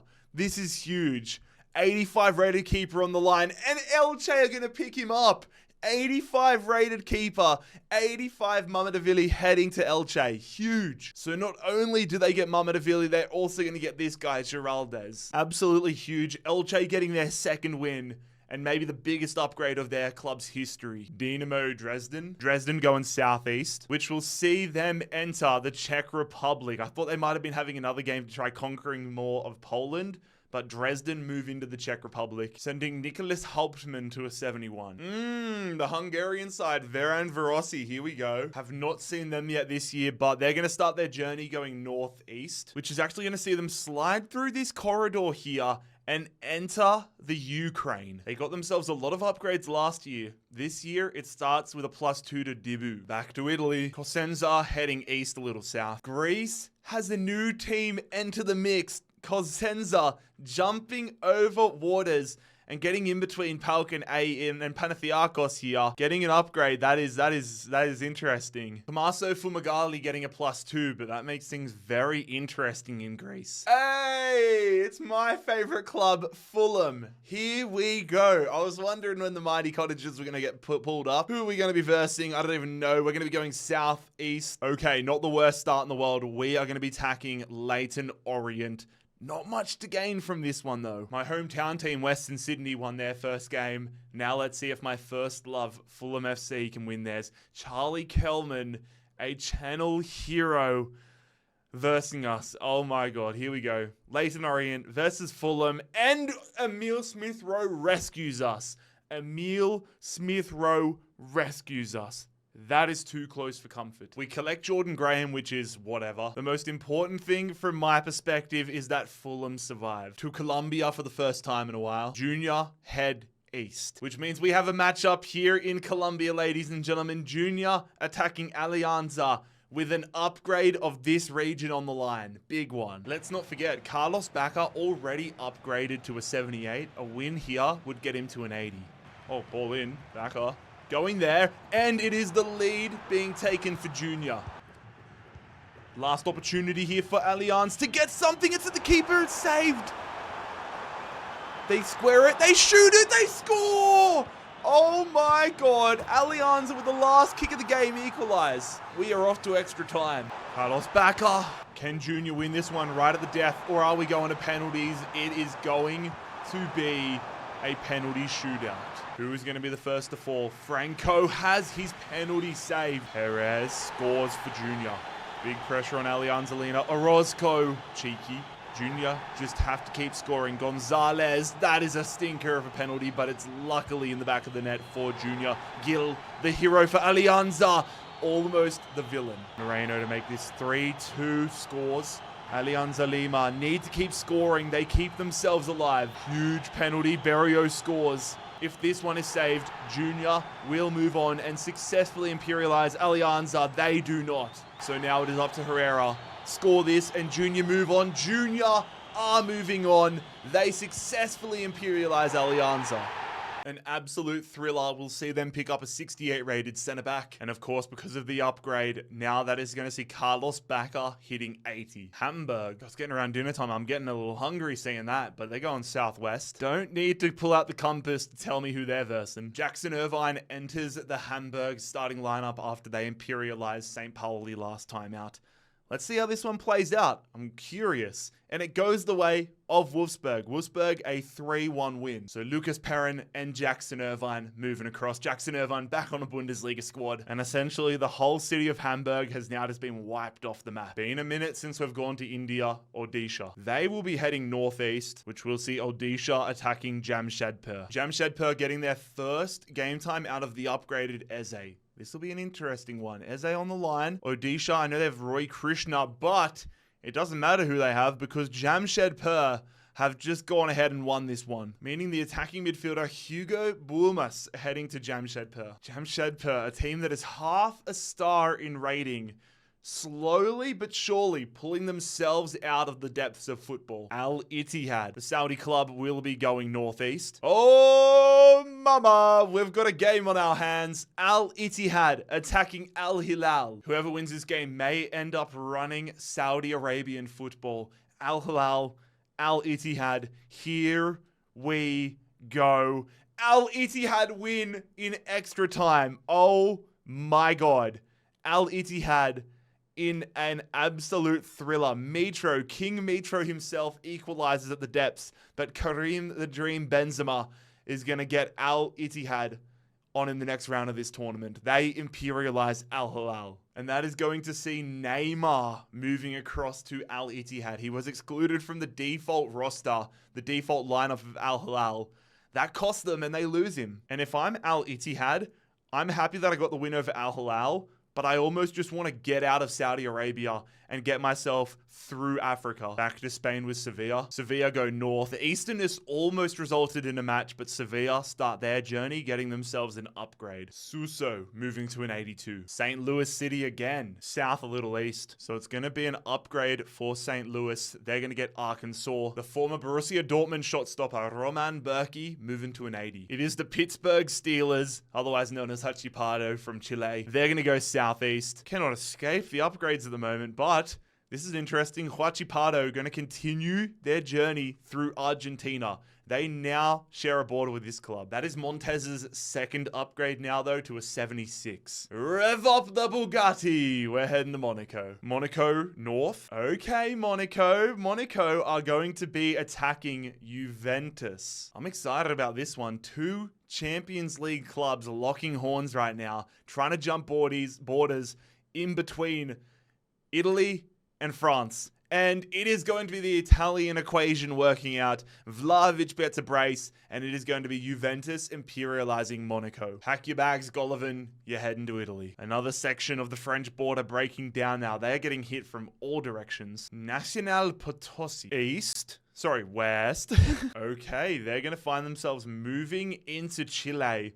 The border's breaking down there, and now the Bolivian club share a border with Chilean club Cobresal. Left back Mancia up to a 71. Santi Cathola's Real Oviedo. They're going to go southeast. It is almost a matchup, but instead it is going to be another upgrade for Santi Cathola. 79 now for the legend. Birmingham City heading to Brum, and Birmingham City heading southwest. They have a tiny little window here, but Birmingham City will be attacking Walsall. Birmingham, of course, recently relegated to League One. Don't want to rub it in for you, lads. But this would be good for them if they can get off the mark. Birmingham versus Walsall, and Walsall are going to heap the misery on Birmingham. It goes to extra time. Johnson and Adama get Walsall the win. Oh, that is actually hilarious. Christian Bielik is the man heading to Walsall after a massive upset. It is not much land for Walsall, but it will mean a lot to them. Atalanta drawn. Atalanta heading southeast, which will see them attacking the heroes, the cult heroes of Imperialism Season 1,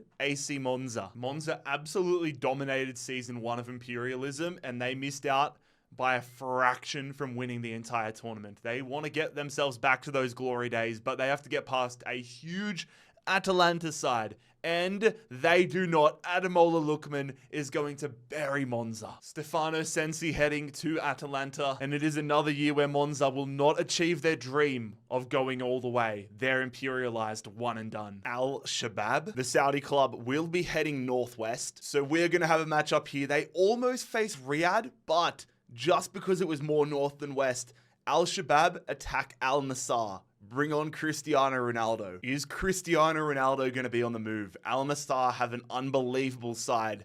Let's see if they can get the win against Al Shabab. They do by the skin of their teeth. It goes to a penalty shootout.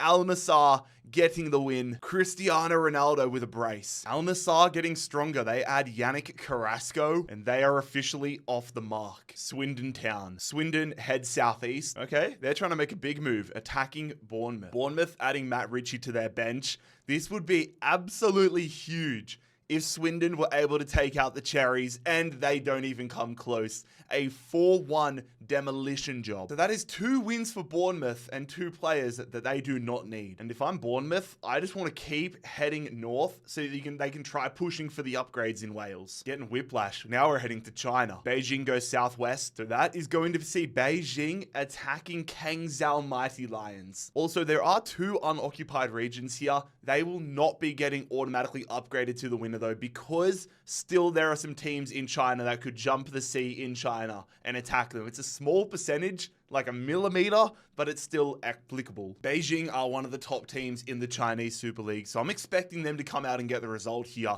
at least on paper. Let's see if Beijing can successfully imperialize Kangzhou. They do it with ease. 3-0. And it is 69 rated striker Hiba heading to Beijing. Beijing needed this win. Not only did they get a lot of land here, but they have got themselves the opportunity to now move through China, get upgrades, and go through Europe as well, through Asia rather. I was wondering when we were going to get one of the Ukrainian clubs, Shakhtar Donetsk. This spin could have huge ramifications, and I think I know what is about to happen. Look, I know there's a lot going on in the world right now. I'm not getting my personal opinions in there, but it is quite ironic that Shakhtar Donetsk head north.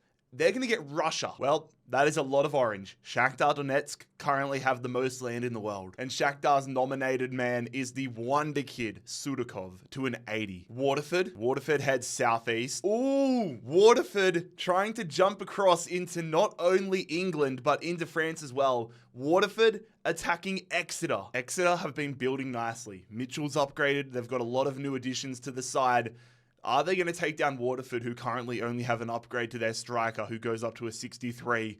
Let's see. It is Exeter coming out. It goes to extra time, but Exeter move on. The upgraded Amond is the man moving, but I find this one very interesting from a map perspective because Exeter move in here, but now it gives them so many options to get more upgrades to Mitchell if they verse Galway or if they're able to get these land upgrades. Punjab FC. Punjab heads southwest. They were in a very advantageous position. It was going to be an upgrade regardless. They stay in India though. Mushaga Bakenga to a 70. Metropolitanos, the Venezuelan club, heads southeast. Took me a while to find them on the map, and that's because they are hid in this little area in Venezuela, but their logo is about to become much bigger. Metropolitanos getting an upgrade. Their captain Arajo to a 69. SSV Ulm, east, a little south. It's a battle in the south of Germany. Ulm attacking Augsburg. Can the second division club punch up a little bit here and take out Augsburg? This would be huge if they could.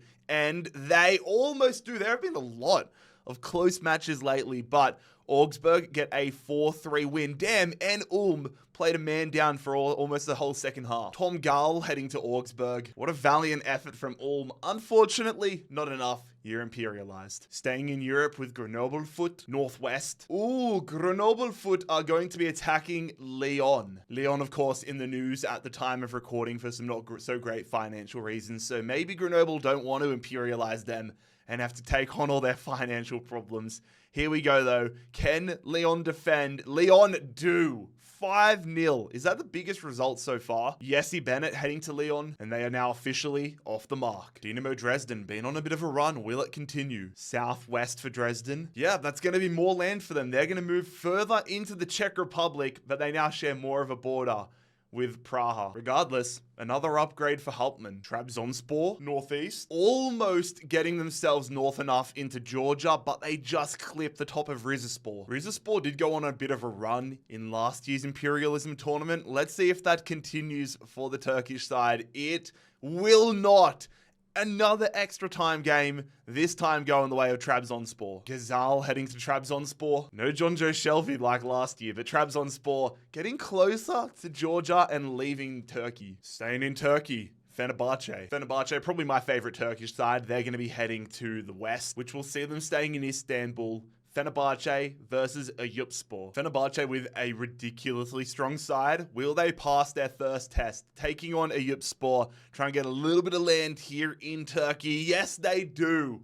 Maxi with a brace. I believe that's Saint Maximin. Saint Maximin makes it a 2-1 win. The going to be stuck behind a Nesri and Edin Dzeko, but he's heading to Fener regardless. And just like that, two teams from Turkey imperialized in a matter of seconds. Panathinaikos. They're going to be going east. Okay, Panathinaikos attacking Bodrumspor in Turkey. Panathinaikos have been on a heater lately. They've added Lamela and El Kabi to their side. They've got the upgraded Maximovic. God, I can't speak English right now. Bodrumspor have the win, have the upgraded goalkeeper.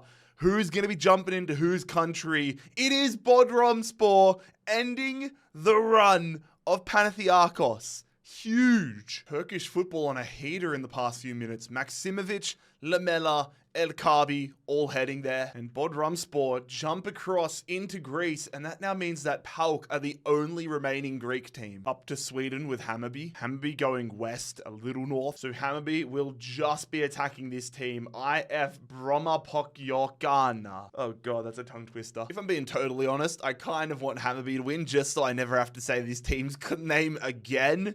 But here goes the nothing. It is going to be Brommapojokkarna. Brommapojokkarna coming from behind and imperialize Hammarby. Nice little pickup for them. Basara heading across. I suppose I'll have to learn how to say their name because I'm going to be saying it at least one more time. Gymnasia. I believe they're from Argentina. Northeast. Ooh, Gymnasia are going to be attacking Estudiantes. If they win this, they will get land in Australia. The former champions have been challenged right now. Let's see how this one pans out.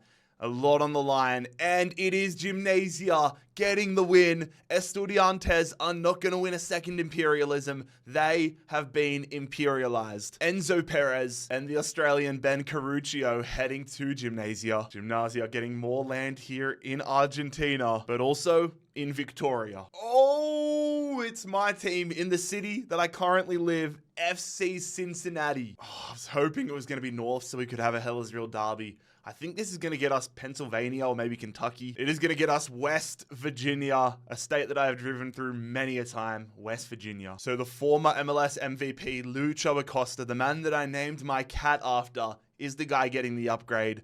Unfortunately, I think this will be his final Imperialism series. We lost in the playoffs and he's requested to return to Argentina. So I'm glad I'm recording this now. Havre, Southeast, an all-French affair. Havre trying to imperialize Stade Lavallois. A battle of Ligue 1 and Ligue 2. Who will survive and prosper in France? It is the Ligue 2 side. Stade Lavallois have imperialized Havre. Real nice addition here for Stade Lavallois. And just like that, there is one less French club. Getafe. Where will you be heading, Getafe? They'll be heading northwest. So we're going to be heading to Madrid for the first time. Getafe attacking Rayo Vallecano. Madrid, one of the toughest cities to escape in imperialism. All 5 teams in here are strong in their own right. Let's see who can get off to a strong start. And let's see who the first one out in Madrid is. It is the challenger, Getafe, getting imperialized. Alvaro with a brace there. Vallecano win. New goalkeeper for Vallecano, David Soraya, heading across. Real Madrid and Atletico Madrid still haven't been challenged though. They're just hiding and waiting for their time. New York City FC, the club that just defeated my team in the playoffs, FC Cincinnati. They will be heading west. The little bit of north though means we are going to have a Hudson River derby, just like in the playoffs in real life. It is New York City FC attacking the New York Red Bulls. The battle for New York is on, ladies and gentlemen. Emil Forsberg wearing the captain's armband for Red Bulls.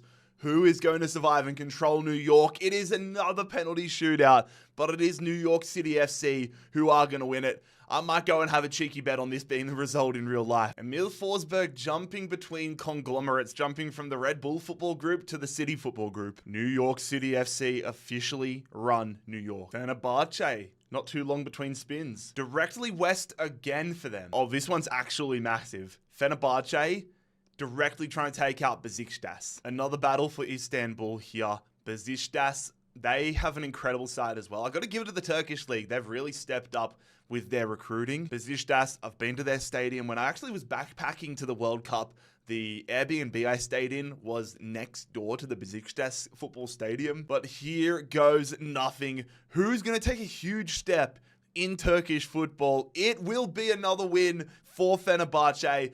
They played the entire game a man down.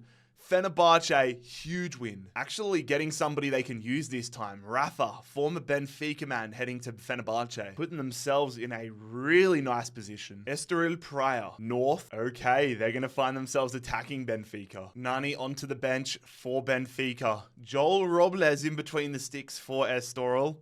Here we go. Another win, Benfica. 4-1. They are absolutely humming. But yeah, again, only another bench player for them. That's their third player that's going to make the bench. But that being said, there is a fair chance we're going to have Sporting versus Benfica now that there's no teams left in this region. So I'm excited if that one happens. Off to Italy with Bari, who are heading northeast. Big moment for them. They're going to be moving across here. They're going to take Montenegro. So not only have they got an 80 rated goalkeeper, they're now going to have a 74 rated attacking mid. A juggernaut is being pulled. Bayern Munich south. Bayern Munich trying to continue their push into Austria, taking on LASK. I'm tweaking, bro. I thought both these sides had played already. Turns out this is a first game for both of these clubs. Thankfully, I have a spreadsheet keeping track of all the upgrades and all the transfers. Checked it, didn't see either of these teams on there. So, who's going to survive? Can LASK get a huge start against Bayern Munich? They do not.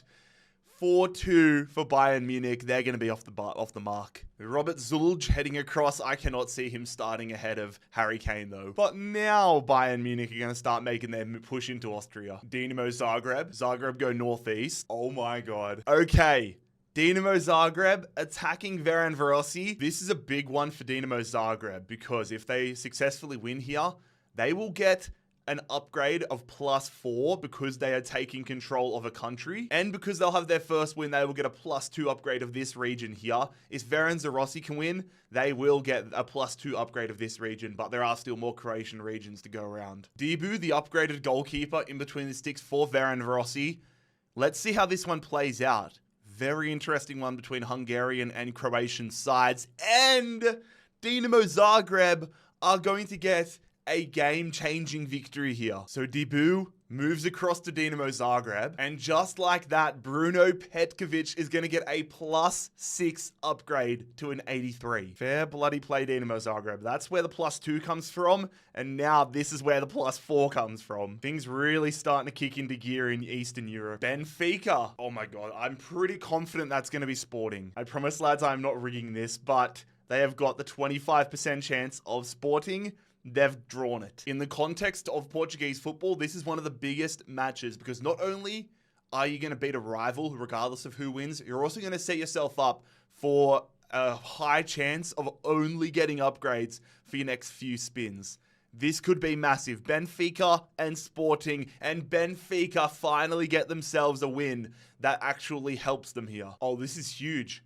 Viktor Gyökeres, the Swedish striker, 84 rated, heading to Benfica. And there we go, fellas. There is a high likelihood that if Benfica get themselves drawn again, they're going to be able to move all throughout Portugal untouched. Gymnasia, okay, here we go again. So they're not going to be going to Australia. They're going to be going further into South America. They're trying to take down another Argentinian side attacking Defensa. Will Defensa defend their land? Here we go. An all Argentinian affair. And all they do, Gymnasia are out. Victoria in Australia is about to get another rotation. So it's going to be Perez, the midfielder, Pablo de Blasi, the midfielder, and of course Ben Garuccia, all heading to Defensa. Defensa getting to move a fair bit east now. They get all this corner of Argentina, and the pocket of Victoria that used to belong to Western United, it turns green again. Staying in Argentina, Union. Union are going to be going east, northeast. Okay, they're looking to get themselves into Brazil. Union attacking Internacional. Let's not forget, Internacional have that 84 rated Abrantes, which looking at Union side would be a massive upgrade for them. Internacional would have to be massive favorites in this one, but they go out. Okay. Internacional, that is huge. That is actually huge for Union. So not only do Union get themselves a lot of land now, they're going to get themselves their centre back to 84 because of Abrantes. Sassuolo, northwest. So the newly relegated side will be attacking Reggiana. Reggiana coming off a massive win against Parma. They add man to their side. Really interesting clash here between two sides in the second division. Loriente, the star man for Sassuolo, and he's going to be staying there. He scores the winner. Reggiana go down to Sassuolo. Sassuolo's offense is about to get real nice here. Man joining them along with Bardi. Sassuolo making Italy just a little more green. Dinamo Kiev. Are we going to have Ukraine fully taken care of? Well, actually, that can't happen because Dinamo Zagreb did get a little bit of land, but they're going to be heading west. But they could clear out the land. Dinamo Kiev attack Dinamo Zagreb. 83 rated Petkovic up top for Dinamo Zagreb. Very, very influential game coming up. And Dinamo Zagreb, via the upgraded Petkovic, are going to progress. That is huge for the Croatian outfit. Shaparenko is now a Dinamo Zagreb man. Zagreb continuing their push into the Ukraine. Aruka, they will be heading northeast. They're going to miss out on a game. They're going to get themselves an upgrade, getting this unclaimed region of Portugal, which means another upgrade for Simao up to a 78. Independiente, almost as straight as an arrow. Oh God, okay. So they're going to be, is this going to be Boca Juniors? It's going to be this club here. It's going to be Atletico Sarmiento because they get the arrow. It was like the tiniest little bit to the right. They're going to be trying to take down Sarmiento. These Argentinian clubs have been getting an absolute working out lately. Let's see how this one ends up though. Independiente versus Sarmiento. And Sarmiento with a massive upset there, taking down the juggernauts of Argentinian football in extra time. Federico Mansuelo heading to Sarmiento. I'm sure Sarmiento are happy. They escaped this tiny little pocket of Buenos Aires and have an escape back to France with Lille. East, a little to the south. Okay, Lille are going to be trying to make a move into Belgium, attacking Royal Charleroi. Lille do have a victory over Dunkirk, but this is definitely more of a challenge. Can Charleroi get themselves into France, or will Lille move into Belgium? Here we go. It is a pretty crazy game, but Lille do go ahead and win quite unexpectedly, or expectedly, I should say. They're going to get Adam Zorgain. That move breaks down part of the Belgian border. Osasuna, southwest. So Osasuna, their first involvement is going to be an upgrade. Moy Gomez entering the 80s as their upgraded player. Borussia Mönchengladbach. Where are they going to be heading? Almost directly south. That will see Borussia Mönchengladbach attacking Victoria Cologne. It would be huge if Borussia Mönchengladbach went out to 3rd Division Victoria Cologne. Let's see if that happens, though. They do not. It's not as easy as they hoped, but player is going to get Borussia Mönchengladbach off the mark. No real loot for them to gather, but they're not going to be a one-and-done team. That's going to be Victoria Cologne. Atalanta. Northeast for Atalanta. Okay, that's going to see Atalanta attacking Süderol. Both clubs have had super healthy starts in this year's Imperialism tournament. Atalanta should still be the overwhelming favorites for this one, but let's see how it pans out. It is going to be Atalanta continuing their run 3-1 over Süderol. I don't think any of these guys are going to help Atalanta, but it is Blaswich, Casarahi, and Mara all heading to Atalanta. However, the exciting part of this victory for Atalanta is they now move throughout Austria. They have a path to get through Austria, which could be a blessing or a curse because now they share a border with Bayern Munich. That might have been a bad thing for them. Staying in Germany with Fürth, who will be heading southeast, and that will see them trying to imperialize Nuremberg. 2 second division sides in Germany square off. There are just so many teams in the German leagues in this game. Who's going to be the next through? It is Fürth. Fürth taking down the historic Nuremberg side. They're going to move on, collecting Robin Noach and a tiny little bit of land here in Germany. Back to Saudi Arabia we go. Let's not forget these guys have Bahrain currently. Are they going to add to it? I think this means they're going to head back into Saudi Arabia. Yeah, it does. They're going to be taking on Khalij. Let's not forget that the upgraded Pierre-Emerick Aubameyang is on the line right now. Let's see how he goes against this Khalid club side. And he is going to be a part of the win. He doesn't score a goal, but Al Qadisiyah are going to get a win. They're going to imperialize Al Khalij. Konstantinos Fortounis, who was on the bench for Al Khalij, is the player getting imperialized as well. And to be fair, like a lot of these mid-range clubs, you've just got to be building brick by brick. Haven't been to South Korea for a little while, but that changes. Daegu traveling northeast. Oh, Daegu, I see you. Daegu attacking LAFC. Huge ramifications regardless of who wins this. Will LAFC continue their insane run, or will Daegu get themselves into the United States and into Japan? Here we go. It is a 2-1 win. Dennis Bouanga is going to be the goal scorer.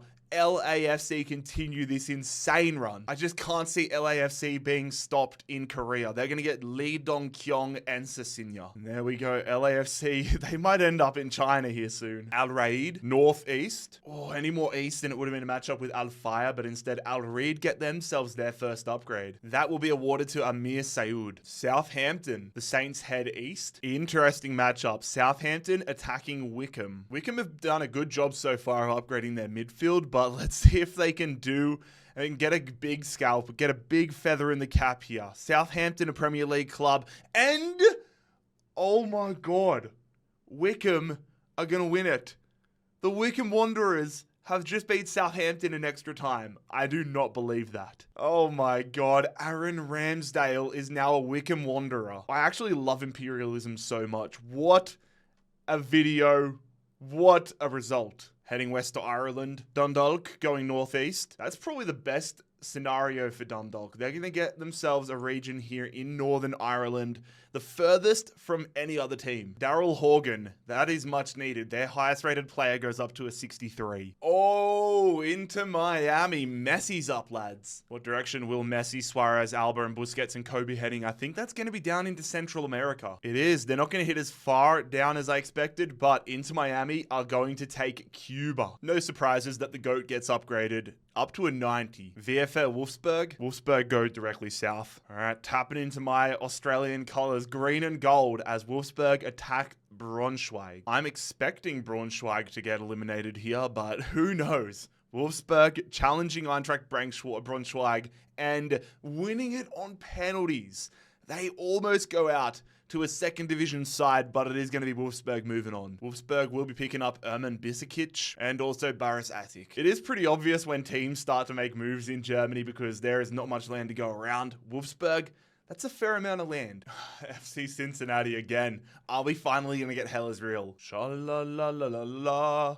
FCC. I think that's going to be Philadelphia. It almost was, but FC Cincinnati are going to get Maryland. Look at DC United just hiding in the District of Columbia down here. But that is going to be another upgrade for Luciano Acosta. Sheffield United. The Blades go south a little east. Oh, the little bit of east means that they're going to be attacking Nottingham Forest instead of having a Sheffield Derby. Forest have gotten off to an insane start in the Premier League season, but will this carry over into Imperialism? It will only just. Callum Hudson-Odoi is going to get Forest out of this one. Some handy additions, Woba and Gustavo Hamer. And with that, it is time to say goodbye to Sheffield United, imperialized by Forest. Bari again. Are they going to get themselves further into Eastern Europe? No, I think that's going to send them back into Italy. But it is going to get them another upgrade. My God, they are doing very well in that regard. Faletti to a 76. Lechia Dansk, they're going south a little east. So that will see them taking on the most famous side in Polish football, Lech Poznan. Rosicki into the starting 11 here for Lechia Dansk.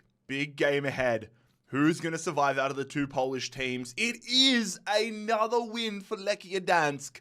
That is massive. Lech Poznan's team was consistently more high rated across the park, but that doesn't mean anything. Bartosz Salomon heading to Lechia Dansk. I am very surprised by that one. Lech Poznan out of here. Arminia Bielefeld, Northeast. They will be attacking Werl. A very even matchup here. Two teams in the German third division. Who keeps their club alive, essentially? It is Arminia Bielefeld via Becker in extra time. Again, so many extra time games today. Bielefeld are going to collect Tom back, and that is another German team successfully imperialized. Staying in Germany with FC Cologne. Where will the Billy Goats be heading? They're heading northeast. That will see FC Cologne attacking Kaiserslautern. Heinz onto the bench for Kaiserslautern. Cologne, of course, recently relegated to the second division.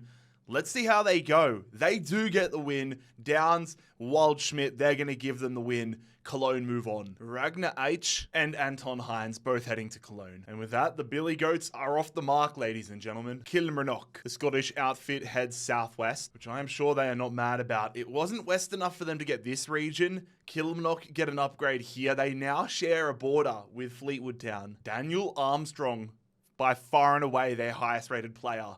He gets to a 74. That could be really, really beneficial for them. Watford, here we go. Elton John's lads. The Hornets up for the first time, and they go east, southeast, northeast rather. Watford attacking Stevenage. Are we going to have another upset on our hands? We saw it recently with Wickham and Southampton. Can Stevenage pull off something massive? They do!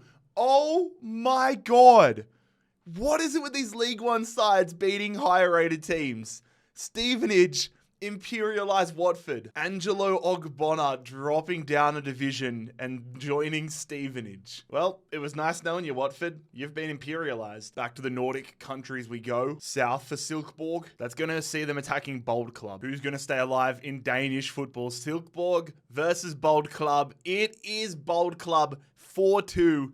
That looks like a very entertaining game. Oliver Son heading to Bold Club. A lot of red on this map of Denmark right now. Deportes Tolima. The Colombian outfit heads east. Another upgrade for them. They are doing exactly what they need to do, honestly. Lakumi now goes to a 77. And if they just keep going south or east, he could get to a 99 very quickly. Sivasspor, they're heading southwest. That'll see Sivasspor attacking Gaziantep. And the winner of this will get this tiny little region, which is going to be an upgrade. So much of being successful in Imperialism is based purely on where your club is located. You're a team like Gaziantep, you know that you're going to get an opportunity for a +2 upgrade regardless. Let's see how this one pans out. Gaziantep and Sivasspor, and Gaziantep are going to get it done. The Turkish side winning 2-1. They're going to get a 76 rated striker here, the former Watford man, Ray Minaj. And for the upgrade, Alexandru Maxim gets that now to a 77. I feel like I'm saying this about just about every single Turkish side, but Gaziantep could be a sleeper as well, because you look at all the options they have. If they go south and can go through the Middle East here, that is upgrades on upgrades on upgrades. Viking FK heading west. That little bit of southernness means they're going to tip the tip of Scotland.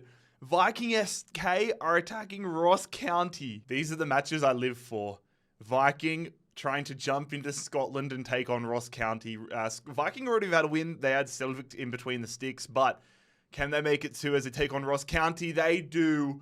Ross County imperialized. Viking, their run continues. So the Australian Josh Nisbet linking up with another Australian in Nick D'Agostino at Viking. The Vikings getting on their boat, coming to Scotland and pillaging the land that Ross County once owned. GAIS back up. They're going southeast. Gothenburg is the team that they will be attacking. Geis's one involvement in the series so far was an upgrade to their winger, and they're going to need him to step up if they're any chance of beating Gothenburg.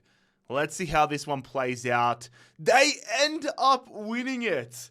Wow, okay. It is a win for Geis. GAIS get the dub here. Zanelli moving over, along with Gustav Svensson, a man that looks like the Swedish version of me. That's huge. I did not expect GAIS to do that. Guys, I did not expect them to get the win there. Back to Turkey with Antalyaspor. South, a little west. Not west enough for a matchup with Bodrumspor, but they are going to get themselves Egypt. Antalyaspor moving into Egypt. Sam Larsen moving to a 74. Blauwies Linz in Austria, southeast. That actually threads the needle for them, and they're going to get this corner upgrade in Austria, which is going to result in another upgrade for Ronaldo. Girona head northeast. Girona jumping into French waters. They're attacking Marseille. This is actually a ridiculously fun game we have ahead of us here. Marseille have already gotten a win, taking down Monaco, I believe it was earlier, but Girona, they've got a good team, man. Let's see how it plays out. It goes to extra time, but Marseille are going to keep their dream alive. Okay, that is huge for Marseille. They're going to pick up 83 rated Victor Zankov. Marseille crossing over into Spanish territory, but that now means they share a border with Barcelona. Racing to Ferrol, directly east just about. It almost dropped them down here against Celta Vigo, but they are attacking Deportivo. An all second division affair. Who continues their journey? Deportivo or Racing to Ferrol? It is Deportivo. 2-0 in their first game of Imperialism. A name that I have not heard in a hot minute. Bebe heading to Deportivo. There you go though, fellas. Deportivo now getting their land in the corner of Spain. SCR Altak, they're going north. They're trying to get themselves into Germany. SC Altak attacking Augsburg. Austria is rapidly being taken over by these German clubs. Is there going to be another one into the mix? SC Altak versus Augsburg. Yes, there is. Steve Mooney, former Huddersfield striker, is going to give Augsburg the victory. Not much of an addition here, though, for Augsburg. Stojanovic in between the sticks. Nice little bit of land here, though, for Augsburg. They now share more of a border with 1860 Munich. But they could also get themselves down into Switzerland if they play their cards right. Santa Clara, I think this is the Portuguese side that play off in the islands hours away. So they're going to be heading even further west. So yeah, here's mainland Portugal, and then here is Santa Clara. Now them going west, is that going to get them to the United States? It is! It is going to get them to the United States. So Santa Clara are going to take the great state of Virginia. There is now a very real possibility that if FC Cincinnati get drawn again, they're going to be versing Santa Clara. Their upgraded man is going to be Federico Venancio. Cerro Porteño, southeast. God, they are another club playing their cards right. Cerro Porteño getting themselves another upgrade here. Kayserispor of Turkey, northwest. So Kayserispor will be attacking Bodrumspor. Of course, Bodrumspor did get that big win over Panathinaikos last time out. They're building something very nice. Kayserispor, though, a win under their belt. They've got 2 additions to their squad. Who's going to move on in Turkish football? It is Kayserispor. They are about to get themselves a haul. Maximovic, Eric Lamaya, El Kabi, Lis, and their own man Harele, all heading across to Kayserispor. Kayserispor getting more land here in Turkey, but also getting themselves on the map in Greece. Boavista heading east, a little north. Well, not north enough to avoid last year's champions, FC Porto. FC Porto up for the first time this year. Are last year's champions going to be able to defend their title? Can they go back to back? We're about to find out. Oh my god, they survive by the skin of their teeth in their first test. FC Porto do hold on though. Rodrigo Abascal claimed by Porto. And with that, the champions are off the mark. FC Copenhagen, a little southeast. Okay, they're trying to make a jump into Sweden. Copenhagen attacking Malmo. Copenhagen already have a win under their belt. Are they going to be able to make it 2 as they take on one of Sweden's best clubs? They are not able to. Malmo are going to come away with the win here in extra time. Thomas Delaney and Spearings are going to improve this Malmo midfield massively. There you go. Malmo jumping across the water, getting more land in a different Nordic country. Staying up in this region, Sonderjysk, northwest. So Sonderjysk not trying to expand their reach in Germany. Instead, they're going to be attacking Bold Club. We're about to lose a Danish club. It's just a question as to which one goes. Both these clubs have got wins under their belt. The journey's going to end for Bold Club. Sonderjysk get another massive result here. Oliver Sun and Oliver Profska, they're getting the 2-for-1 Oliver deal. They're both heading to Sonderjysk. Win by win, Sonderjysk keep getting stronger and stronger. If they can keep operating here in Denmark and getting win by win, they'll be in a very good position. Back to America, St. Louis City. They must They must be paying off the wheel. They're going southwest. Oh my god, man. They're going to get themselves another upgrade for Rom and Berkey. They are dominating Middle America. Port Vale from England. Where will you be going? Port Vale going north a little to the east. Oh, that east almost got them Derby County, but instead they're going to be attacking Burton Albion. I was just looking through the map of England. There are still so many teams in England yet to still play a game. 2 teams making their debut in the tournament. Only one will get to play a second. And that second team is going to be Port Vale, the challenger, successfully imperializing Burton Albion. Punching up a division, picking up Mason Bennett. And with that, Port Vale get their first win of the tournament. Royal Union St. Galois of the Belgian League will be heading southeast. Get to come in here to Anderlecht. They're going to leave Anderlecht and they're going to be versing Kortrijk. Whoever wins this one is going to have Anderlecht completely surrounded, which is either going to be a blessing or a curse. Regardless, you want to keep your dream alive. And it will be Kortrijk. Another win for them.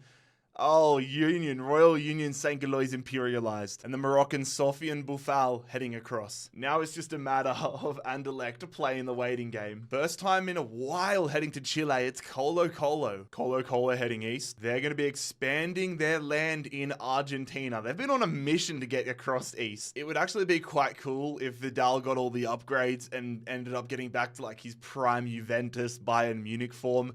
Vidal to a 76. Hellas Verona. Where are you going to go, Verona? You're going to go south. Talk about threading the needle. Hellas Verona taking on Modena. Velázquez into the lineup for Hellas Verona. Is he going to be enough? Can he help Hellas Verona get another win here against Serie B side Modena? The Birds are going to lose. It is a late win there, but it is a come-from-behind win for Hellas Verona. Antonio Palumbo is the man heading across. And with that, they are successful in threading the needle. Wickham Wanderers, they've beaten Southampton. Can they do something crazy again? Wickham going northeast. It's almost at the point now where for Wickham, this is a banana peel game. They've got Northampton as their challenger. Aaron Ramsdale into the lineup for Wickham. All right, here they go. They've been killing it. Are they going to continue to kill it against Northampton? Yes, they do. Morley and Butcher. Wickham's run continues. Sam Hoskins is their nominated pickup. Wickham are just trying to run and control the entire centre of England. SZ Peng City. They go directly north. A lot of opportunity here for Shenzhen. They're going to get an upgrade. Probably not their last, which goes the way of Rade Dugalic. Ajax. Okay. The big dogs of the Netherlands. Where are the club from Amsterdam going? It's north. Ooh, Ajax taking on AZ Alkmaar. Of course, AZ Alkmaar have the former Norwich space in England, so Ajax could get themselves across into England. Calvin Phillips and Josh Sargent have joined AZ Alkmaar. We'll see if that's enough for them to get past Ajax. I forgot Jordan Henderson had signed on there. I forgot he was playing there. Let's see how this pans out. It's a pretty even game, but it is Ajax comfortably winning this one. A 2-0 victory. A handy haul for Ajax. They get Jordi Clasie, Calvin Phillips, and Josh Sargent. That sees Ajax officially off the mark and also into English territory. We are heading to Canada for the first time. Vancouver. They're going to be going southeast. So it's going to see the Whitecaps moving down into the United States, getting themselves an upgrade. Going the way of the former career mode wonder kid Ryan Gold. If you remember this guy, you're old. Al Raid, they've already got an upgrade. Are they going to get another heading directly north? They are taking this northern part of Saudi Arabia. That's going to get Sayud now from a 76 to a 78. Seijing Pro, they're also heading northeast though. They're going to clip the corner of Shanghai, meaning they're going to be versing Shanghai Port. Shanghai was one of the most beautiful yet bizarre and unique cities I've ever traveled to. They've got Oscar playing for them. I forgot he was playing out in the Chinese Super League. Let's see if Oscar can keep Shanghai or whether it's going to be... Oh my God. They do easily. 4-0. Shanghai are going to get stronger. Leonardo joining their offense. Shanghai getting themselves a path out of Shanghai. Al Ali, they'll be heading northwest. Oh, baby. Oh, baby. Al Ali attacking Al Ittihad. This is massive. Both these teams have had victories. Al Ittihad's was just a little bit bigger, picking up Neymar. Some big players on the line. How's this one going to pan out in the battle for Saudi football? It is Al Ittihad via Neymar and Hassim Al getting another massive victory. They just get stronger and stronger. Riyad Mahrez heading across, along with the centre-back El Yamik. You would have to say Al Ittihad are now the team to beat in Saudi football. FC Dinamo 1948. East for them. I mean, this one's a little hard to judge because they are slammed in Bucharest. If it was a little more north, I'd make them play Rapid Bucharest, but instead they're going to be versing Stade Bucharest. They kind of just ride the border. Now, let's not forget, Stade Bucharest do have their midfielder upgraded to a 76, so he's already higher rated than the entire Dinamo squad. He would be a massive pickup if Dinamo can win it, but they do! I was getting ready to say, but they don't, but Olaru scores a brace. The upgraded man scores a brace.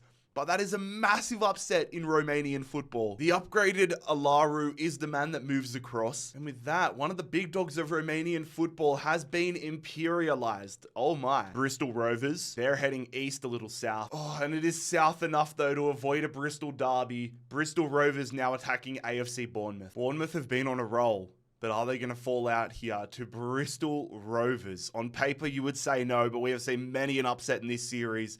Is there going to be another? No, there is not.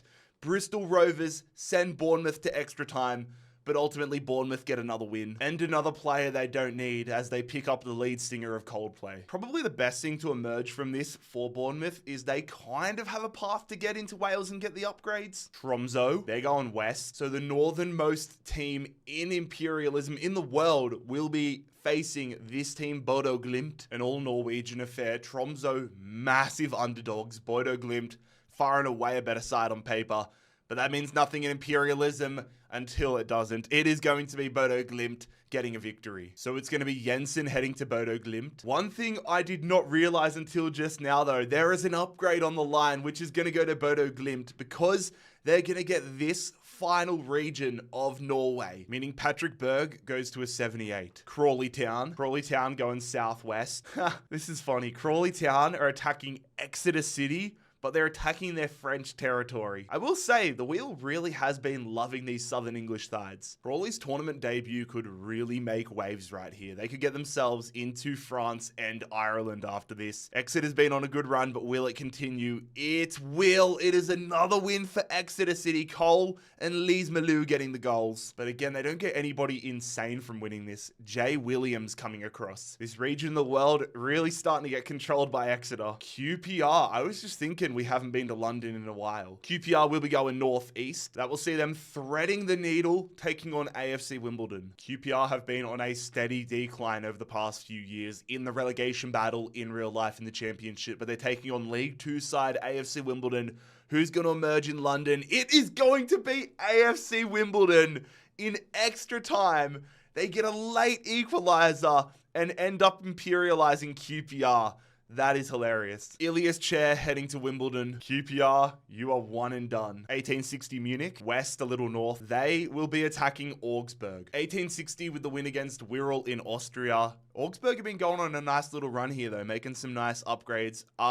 Who's going to continue their run? It will be Augsburg. Steve Mooney, another goal for him here, and Wolf gets a brace. Taferner and Verlat both heading across to Augsburg. Quite interestingly though for Augsburg, this now puts them in the danger zone. They share a border with Atalanta and Bayern Munich. I was wondering, we get our first Welsh team, it is Cardiff City. Cardiff heads southwest. They almost got Exeter City, but Cardiff City are going to be taking on Bournemouth. The Bluebirds might be the toughest team that Bournemouth have faced right now, but this is going to be huge for Bournemouth if they can win it, getting themselves into Wales. Here we go. Cardiff, Bournemouth, Cardiff win. Cardiff are off the mark. They've waited for a long time, but the Bluebirds are going to take out Bournemouth. A fair haul for Cardiff. They're going to get Evan Nilsson, Matt Ritchie, Cox, and Chris Martin. And they're going to take a fair chunk of land here from Bournemouth. Fair bloody play to the Bluebirds. Back to Columbia, Junior. East a little to the south. So that is going to see the Colombian side, who have a few upgrades to their name, taking on Rayo Zuliano. So Junior do have the upgraded Carlos Bacca and the 68 rated centre back. Rayo Zuliano have a shocking looking side in comparison. I expect Junior to win. Junior do. It is late, but it is Carlos Bacca proving why the upgrades are so damn important. The addition of a 66 rated right back isn't anything to write home about, but the thing that Junior fans should be really excited about is they've got themselves into Venezuela, and they've got themselves the opportunity for a boatload of upgrades if they just keep heading east. I would say Junior have got themselves in the best situation out of all of the South American teams. Wiesbaden be heading northeast. Okay, they're looking to shake things up, attacking Frankfurt. Eintracht Frankfurt, are you going to choke? Are they going to choke against Wiesbaden? They are not. Omar Mamouche and Nauf are going to get the goals. Florian Stritzel heads to Frankfurt. It was a valiant effort from the 3rd division side, but ultimately Frankfurt take care of business. Genoa, I think I know what this is going to be for them, and I don't think they'll like to hear this. But Genoa are challenging Juventus. This could either be the best thing for them or absolutely the worst. Golovin into the Juventus starting 11 after their win against Monaco. Will he be enough to help them get the job done against Genoa? Moretti in the starting 11 for Genoa, and it is a late goal there from Coop Miners. Juventus do get the win, but it is not as straightforward as they would have hoped. Malinowski joins Juve, and with that, Juventus get more land here in Italy. The LA Galaxy. Shout out the main man, Eli Lesser, big Galaxy fan. Your boys are heading south, which I think's Mexico. Yeah, confirmed. The LA Galaxy are going to take over the great country of Mexico. This is a crazy visual. Marco bloody Royce goes to an 83 because of this. Vasteras SK, southeast. It was almost a matchup with Sirius, but they're going to get an upgrade. They need it as well. Their highest rated player is 64 rated Victor Granath, now 66. Union Berlin head east. It was almost a Berlin derby, but instead they're going to be attacking Energy Cottbus, a side that played Champions League football last year versus a side in the 3rd division. This should only end one way, right? Oh my god. Okay, I'm glad I went on that little spiel. Energy Cottbus with a massive result there. A penalty shootout win over Union Berlin. Frederick Ronau heading to Energy. That is a huge result, lads. And with that now, Hertha Berlin are completely surrounded by Energy. Vasteras, again, that is the quickest turnover I've seen in a while. Are they going to get a game or another upgrade? They go south. Okay, now they get the game. They're attacking Kalmar. Vasteras with the upgraded striker Granath. Kalmar, of course, got that big win last time. They have a 72 rated in their midfield, I think it is. Let's see how this pans out. It is going to be our 2nd penalty shootout in a row, but Vasteras do get the win. Huge for them. Carlson and Islamovic both heading to Vasteras. That is how quickly things can change in Imperialism. Vasteras we'd never even heard of until 3 spins ago, and now they've got themselves an upgrade and 2 massive pickups from Imperializing Kalmar. San Lorenzo, east, slightly south. That's going to see them jump across into Uruguay. Are they coming from Montevideo? Wow, a name I didn't expect to see when I loaded up this squad, but Iker Minian, the former Athletic Bilbao player, I believe, he gets the upgrade, 81. Mirandes, northeast. That is unlucky for them, man. Mirandes miss out on the upgrade, thread the needle here, and are taking on Deportivo Alaves. The winner of this will get the upgrade, though. Let's see if the 2nd division side can make a massive move here. Deportivo and Mirandes, and it is going to be Deportivo Alaves getting the win as expected. Collecting Raul Fernandez, which isn't going to benefit them too much. The thing that benefits them is the upgrade of this land, which sees Jordan hit the 80 marker. Staying in Spain with Burgos. Burgos go northeast, and they're going to be attacking Alaves. This is happening way too much. I mean, I guess the clubs are getting smaller and smaller, but Burgos attacking Alaves right to the test. 80 rated Jordan getting put right to the test. Can Alaves make it 2 wins on the trot, which is huge? They do not! Oh, they are cursed. Burgos have come out here and taken down Alaves. Oh my god, man. Jordan and the goalkeeper, where is he? Fernandez heading straight to Burgos. Alaves from absolute heroes to zeros. You're imperialized. Hearts go southeast, which will mean another upgrade for them. Shankland hitting 78. LAFC. Is this going to be El Trafico? It is! LAFC attacking LA Galaxy, meaning the upgraded Marco Royce is on the line. The Galaxy, though, could find themselves in Japan and Korea if they win this one. There is a fair chance these 2 teams find themselves facing off in the Western Conference Finals in the MLS playoffs in a few weeks' time, but how is this Imperialism installment going to end? It is with LAFC's run continuing. 3 1 for LAFC and El Trafico. Marco Reus makes the jump across LA lines. With that, LAFC are putting together a scary good run. We are staying. Are we going to have them hit? Are Portland going to face LAFC? This is happening way too much lately. Portland go northwest. That was almost them getting the upgrade of Alaska. They almost hit this bottom corner of Alaska, but instead they clip a top corner of California, meaning they're going to be facing the San Jose Earthquakes. Portland do have the upgraded Evander, but San Jose are the worst team in the MLS. They are the worst team in the MLS this season, so my expectations are low for them. Fuck my expectations. San Jose have absolutely slapped Portland. Oh my god. Evander now has a new home. So brutal on Portland. They were literally half a millimeter away from getting an upgrade to Evander and getting themselves Alaska. And now instead, they're out of the tournament. That is how ruthless the wheel can be. And moving on from that, we're heading to Portugal with Rio Ave. They go east. They're going to avoid Porto, and instead they're taking on Moreirense, I believe their name is. Don't know too much about either of these sides, but one of them is about to have their tournament completely blown up, and that is going to be the challenger. Rio Ave, I don't care. They're out of here. A nice addition to the Moreirense defense, Santos. Small little bit of land, but it all counts. Crystal Palace! Club from South London, heading north. Oh shit, lads. It was almost Gillingham, but instead it is my favorite club, Fulham. All of a sudden, I've gone from being incredibly jovial about Crystal Palace to now terrified because my team is up. Fulham versus Crystal Palace, and we survive! Emil Smith-Rowe is going to score the winner. We play the majority of the game a man down. Fulham stay alive, beating Crystal Palace. That is real nice to see. I'd be happy if this happened in real life, but it's Eberechi Eze coming to the cottage. Tiny bit of an upgrade, but I'm pumped about that one in the land. Spezia, the Italian side, goes southeast. They're trying to get a bit of purple in their lives. Spezia attacking Fiorentina. Not much for Fiorentina to gain from this if they're able to hang on. This is just about survival for the club from Florence. Let's see if Spezia can shake things up. They do not.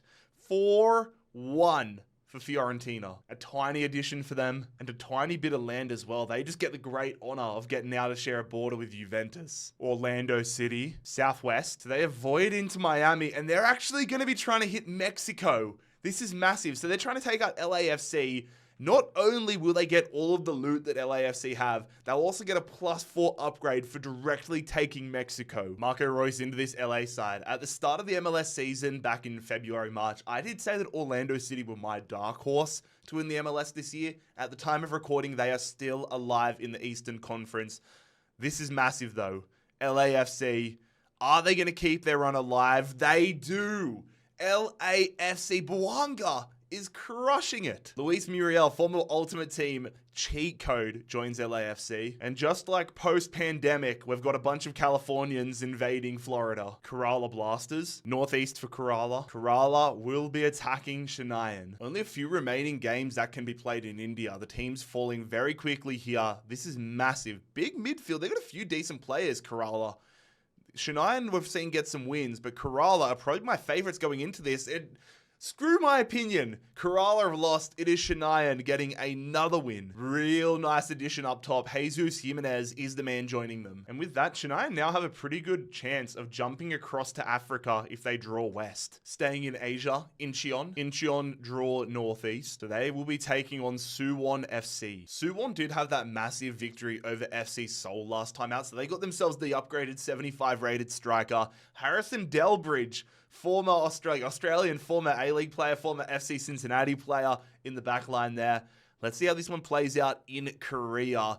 It is Incheon going down. Ilyatsenko proving his worth, getting the winner there for Suwon. Suwon's offense is about to be so solid. Suwon have had two pretty important wins, but they have got basically no land because of it. Aston Villa. Where will Villa be heading? South, a little to the west. Oh, that little bit to the west is actually really important because instead of them playing Wickham, they are going to be versing Cheltenham. Well, this is a tough bloody start for Cheltenham, isn't it? 89 rated upgraded Emi Martinez there. The League 2 side trying to shake up the world. This is a huge banana peel game for Aston Villa, but they handle it with ease. Ollie Watkins brace, Villa move on. They collect Sam Stubbs, who I can guarantee will not be getting a start. I do try to see the positives where I can though, because this now gives Villa an opportunity, if they play their spins right, to get themselves a lot of upgrades. Radom from Poland. Radomiak head east. Okay, they're trying to take down Lubin. They're trying to take down Motor Lubin. Motor Lubin's only involvement in the series so far is Sampa getting an upgrade to 70, which would make him the highest rated player on the park right now. But Radomiak have a much more balanced side across the board. But it doesn't matter. It goes to penalties. Motor Lublin are going to survive. They improve their side with the addition of Paulo Enrique and collect more land here in central Poland. Fair play. Atalanta heading southwest. That will see Atalanta challenging Brescia. Atalanta have many wins, but not too many that have affected their side too much. And this isn't going to, if they beat Brescia, that's going to continue. That trend will continue. They thump Brescia. 4-0, Lookman with a hat trick. They will pick up Dimitri Bisoli and Leonardo Mancuso. Just another brick in the wall here for Atalanta. Sparta Praha, they're going east. Oh, they narrowly miss out on a matchup with Dinamo Dresden and instead are going to get themselves an upgrade. Another one for Haraslin to an 82. Back to Poland. Puskia heads southwest. So they're narrowly going to miss out on an upgrade and have a battle here with KS Cracovia. Southern Poland on the line. Who moves on? Who goes one and done? Cracovia move on. In addition to their midfield, Lee Jin Hyun. And with that, the challengers lose their land. Hey, it's the Newcastle Jets. They're going to be going southeast. The Jets are going to take the South Island of New Zealand. That is actually hilarious. Meaning their goalkeeper, my twin, Ryan Scott, gets an upgrade. Off to France with FC Annecy, northwest. So we will have FC Annecy challenging Lyon. Annecy trying to punch up and take out one of the big boys of French football here. Are they going to be successful in this endeavor? They almost are. It goes to a penalty shootout. But Lyon hold on. Ahmed Kashi joining Lyon. Lyon control this bottom corner of France. Off to Belgium with Ghent. Ghent goes south. That will see them challenging one of the up-and-comers of Belgian football in this Imperialism series, Kortrijk. A fascinating clash right now in Belgian football. Whoever wins this will go a massive way into taking the country for themselves, and that will be Ghent. Vanaken, of all players, is going to score the winner in the 88th minute. So that's going to see Sofiane Boufal, Bejaguer, Maziz, and Roman Vet all heading Ghent's way. That's a nice haul. Anderlecht went from being completely surrounded by Kortrijk to now completely surrounded by Ghent. Gil Vicente, northeast. That's going to get them an upgrade. Almost a match with Braga, but they're going to take this final open region at the top. Andrew upgraded to a 77. Arminia Bielefeld. The Germans heading east, slightly to the south. Almost south enough to get them Paderborn, but instead they have the challenge of attacking Wolfsburg. Wolfsburg have had a number of additions to their side, none of whom are good enough to make the starting 11. That probably won't change here right now if they beat Arminia Bielefeld, but they just want to keep themselves alive, which they are able to. Lucas Amecha is going to do just that. And yeah, we were right. They're going to get this winger here who isn't too bad, and then Bach, who Bielefeld picked up before. VfL Wolfsburg now sharing a border with Borussia Dortmund. Up to Denmark with FC Midtjylland. North, a little west. A little bit of west is actually really important. That's going to send the Danish side up into Norway. There have been a load of battles between Danish clubs and Norwegian clubs, and all these Nordic clubs, to be honest, in this Imperialism series. This is the latest. Midtjylland, massive favourites over Christiansen. Is that going to continue, though? Is that going to carry form? It does not. Christiansen, huge. Daddy's boy. Oh, I forgot about this guy. Daddy's boy's back for another year of Imperialism, scoring a penalty. Christiansen picking up former Fulham defender Kevin Mbabu. And in a result I did not see coming, they make the jump into Denmark. Wolfsberger AC of Austria, northwest. They miss out on a matchup with Atalanta by the skin of their teeth, and they're taking on this side, Grazer. Taking on Grazer after they just grazed the border. For Wolfsberger's chances, it's probably better that they face this Grazer team instead of Atalanta. But if they wanted a massive push, it would have been better. Here we go, though. Austrian on Austrian, and Wolfsberger do come away with the win. Taking Peter Filipovic in the process and collecting their first bit of land in the process. But here is a little update as to how the entire map is looking at the moment. Starting to notice a lot more logos. And if you've watched the entire video up to this point, you are a real one. I genuinely appreciate you guys watching this content. This video has been months in the making. So if you're showing love to it, That means a lot. Oh no. Fulham are up again. Where are we going? All right, that might get us away from the big clubs in London. That is going to see us attacking Millwall. Eberechi Eze into this Fulham side. Are we going to keep it alive here? Taking on Millwall. Trying to head south into London. And we do! Smith Rowe comes off the bench and is going to get us the win. Fulham stay alive. My God. Jake Cooper joins us. Every game Fulham are in, it just gives me a heart attack. Marseille heading south a little east. So that will see Marseille almost get Tunisia, but they are going to get Algeria. Marseille, the latest club to have land in Northern Africa. Marseille's man for upgrades is Rabiot. I didn't realize he'd signed for Marseille. That is really handy. Gloria Buzau. Are they Romanian? They're heading west. Yeah, they are Romanian, and they're going to get a game here as they take on Petrolol. Let's see who's going to make some noise here in Romania. Are any Romanian teams going to make some noise? Gloria Buzau, in what I believe is their debut for Imperialism, are going to get the extra time win. Grozav makes the jump. There we go. Welcome to Imperialism, Gloria Buzau. Cobresal, the Chilean side going east. So we're going to have the Chilean side attacking Tucumán, trying to attack the Argentinian side here. The upgraded Rodriguez playing striker here, 74 overall. Are we going to have Tucumán enter Chile or Cobresal enter Argentina? Big game coming up right now. And it is Tucumán. They're going to get the win. They're going to successfully imperialize Cobresal. So a nice addition here, a 71 rated attacking midfielder heading Tucumán's way. Tucumán breaking down the border, getting themselves across. Chile is getting raided from the north. Sporting Gijón. Gijón heading northeast. Okay, that's going to see them claim one of the unclaimed territories in France. Sporting Gijón jumping above Toulouse and Pau. Eric Cabello to a 77. Back to Chile, Colo. They go south. So we're going to have another Argentina versus Chile matchup. Colo attacking Independiente Mendoza. Colo have been building nicely. They've got Vidal up to a 76. They've got a 74 rated goalkeeper. This team though, Mendoza, looks half decent. How is this one going to end up between... It is Colo. Okay, they get one back there. They pay back for Cobresal. Colo are going to get another victory. I'm telling you, they are a sneaky team. Colo getting stronger as well. 73 rated winger coming their way. So there we go. Mendoza imperialized. DC United, that tiny little pocket. Christian Benteke's team heading southeast, which means DC United are attacking my team, the city I live in, FC Cincinnati. Oh, here we go, fellas. 85 Lucho Acosta on the line. I'm nervous, man. I'm nervous. Christian Benteke on the line for DC United. Matthias Klitsch in there. Please, FCC. Please, FCC. Come on, Kubo. Of course it's Kubo.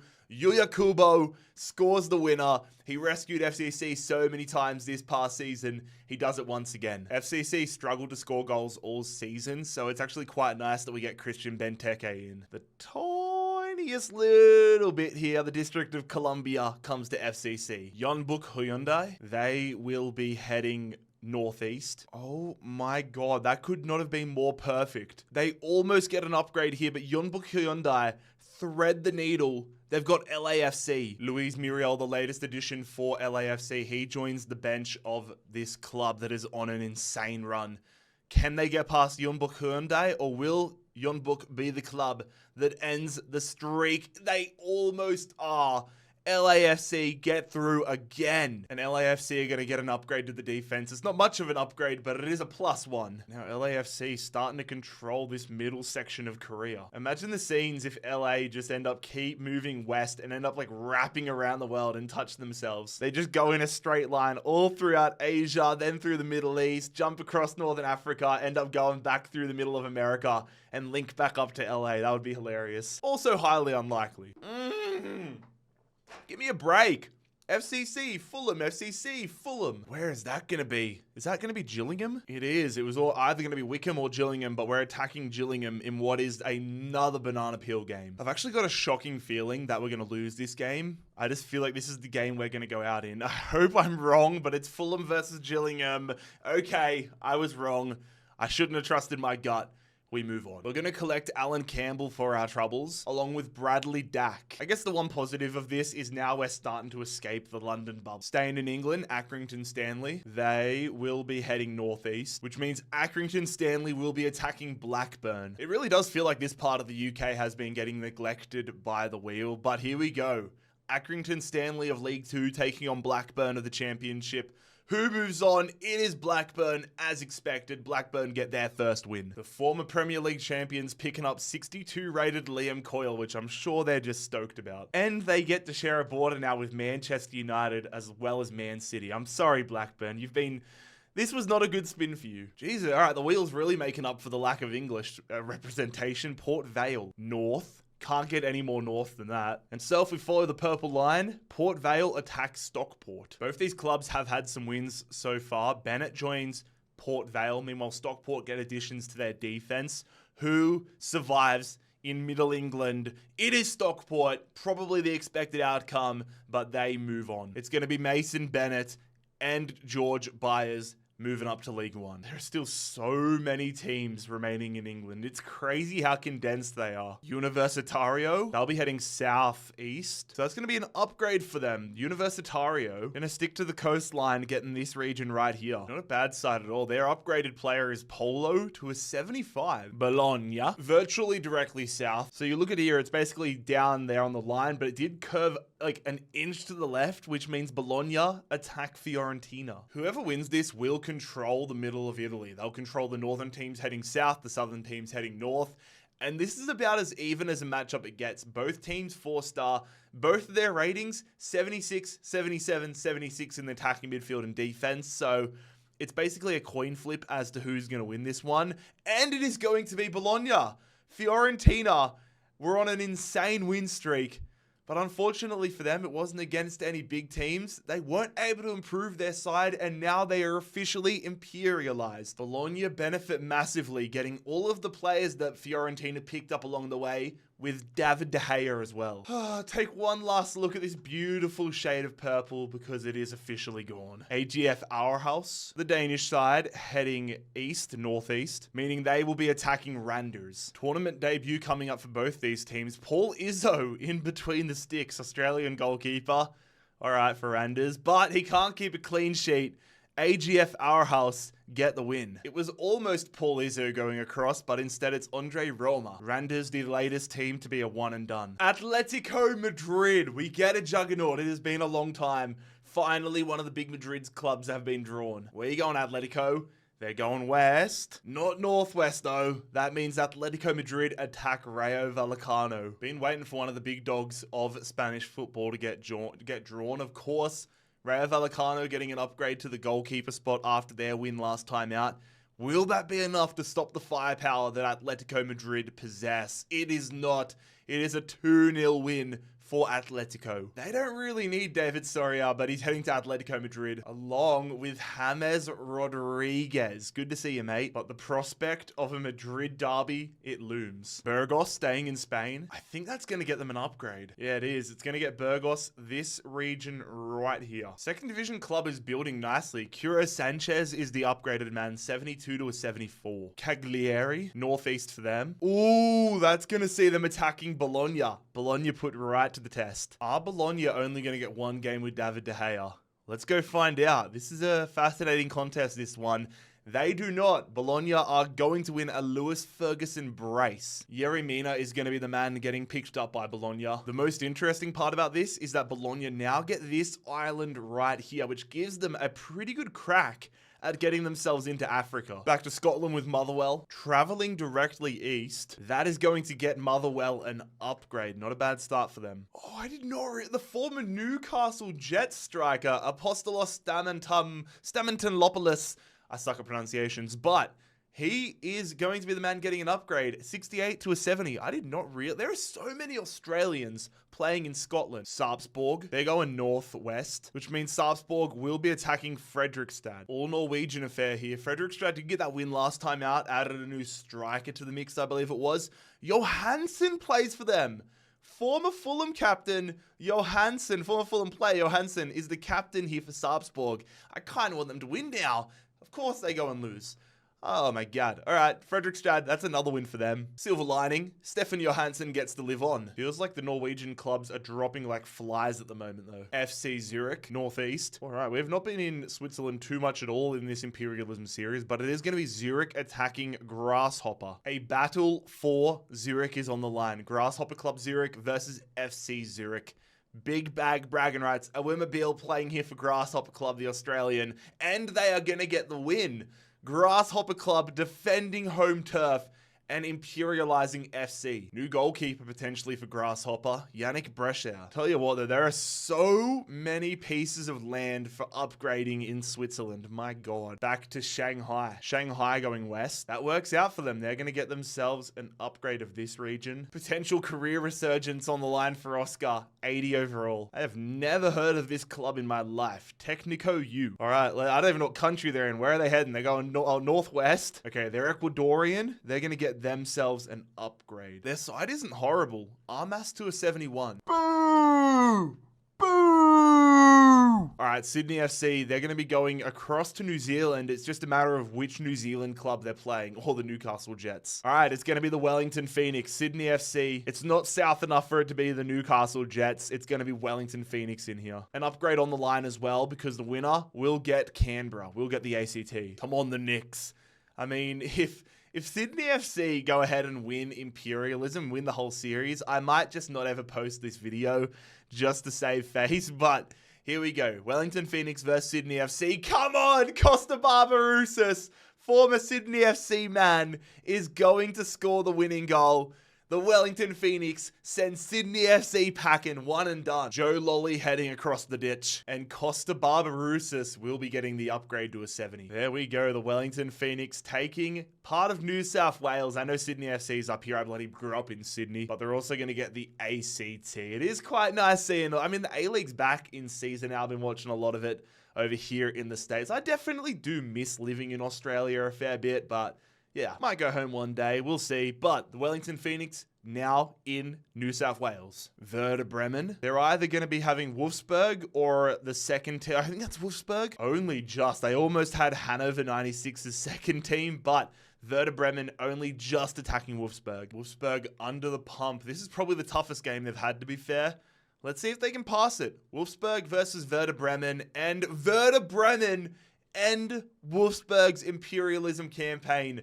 That is a big win from Werder Bremen. 7 players head Werder Bremen's way, but the most notable is Maximilian Arnold. Nice bit of land for Werder Bremen to get here. My God. Goodbye, Wolfsburg. Piast Gliwice traveling south. Okay, they're going to find themselves taking Slovakia, upgrading their defender Nobrega to a 71. Bayern Munich. Where are you going to be going, Bayern? They're going to be going north, a little east. Bayern Munich almost getting an upgrade, but they're going to be attacking Victoria Plzen. Victoria Plzen have the opportunity for a massive upset.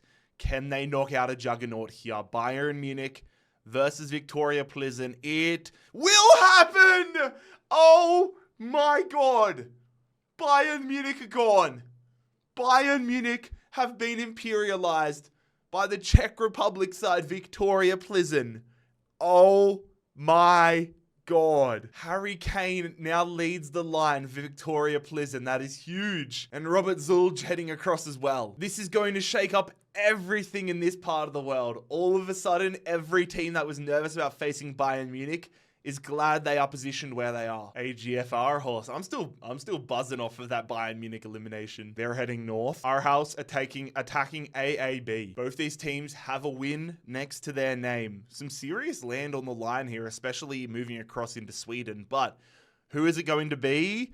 It is AAB, the underdog, with another massive win. Frederick Tingaga and the man that only just joined them, Andre Roma, both now AAB men. I thought Aarhus were going to absolutely wipe the floor with them. Wilstermann, they're going east. So the Bolivian club are going to get themselves an upgrade. It was almost this top region, but it's going to be this one right here. Their Brazilian striker Tavares enters the 70s. Dundee FC, northeast, which we'll see them going through here and facing Aberdeen. Dundee with a super early win over St. John's. Of course, they picked up Carey after that. Aberdeen we haven't seen yet. Who's going to keep the dream alive? It is going to be Aberdeen. They get a win on debut.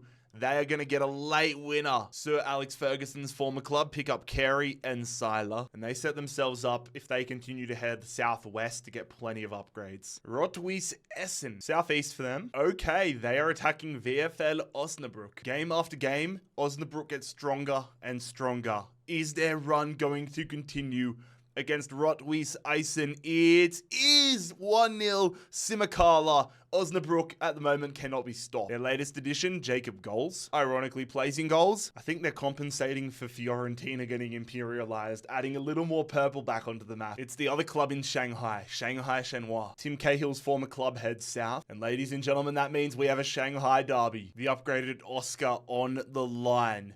Who's going to win in the Battle of Shanghai? Shenhua or Port? It will be Port. They win it late. Shanghai Port with a late winner. In addition to the midfield, Ibrahim Amadou, the latest player to join Shanghai Port. And the entirety of Shanghai now belongs to Port. Back to Spain we go with Elche. Elche goes southeast. Oh, that means Elche are attacking Marseille. They're attacking Marseille, who own Algeria. So if Elche win, that'll be a +4 upgrade. The stakes get even higher when you remember that Marseille have upgraded 85 Rabiot, and Elche have Mamadashvili, the goalkeeper, 85 rated as well, in between the sticks.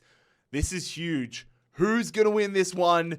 It is going to be Marseille. Syankov, their addition, is going to bag a brace. Marseille, hold firm. Mamadashvili, Dituro, Giraldez, and Gyro all heading to Marseille, and that has resulted in Marseille getting even more land here in Spain. Next up, Bradford City. They're going north, so it will be Bradford City attacking Middlesbrough. Had to change jerseys because my camera was having a shocking time dealing with the white and red jersey, the Wanderers jersey, but ironically, I've put my Australia jersey on when we take control of Middlesbrough, who I recently did an Australian-only rebuild on.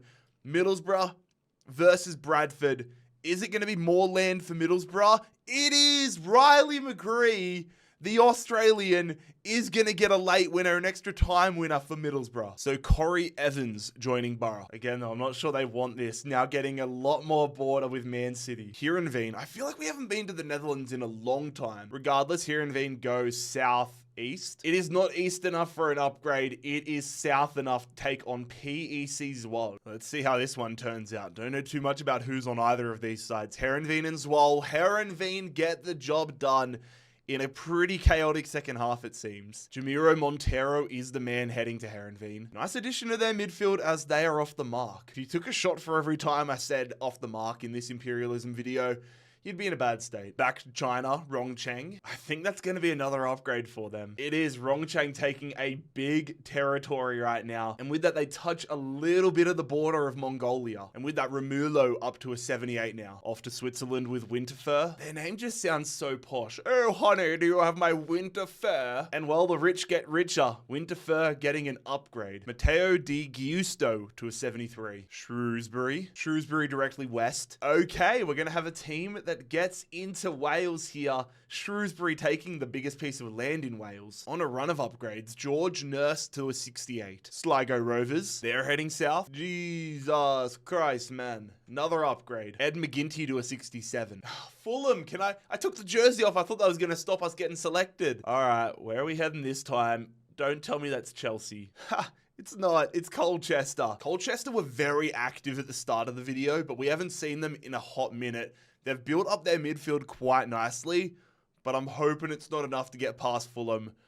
Is this going to be the banana peel where we go out? Banana peel. No, it is not.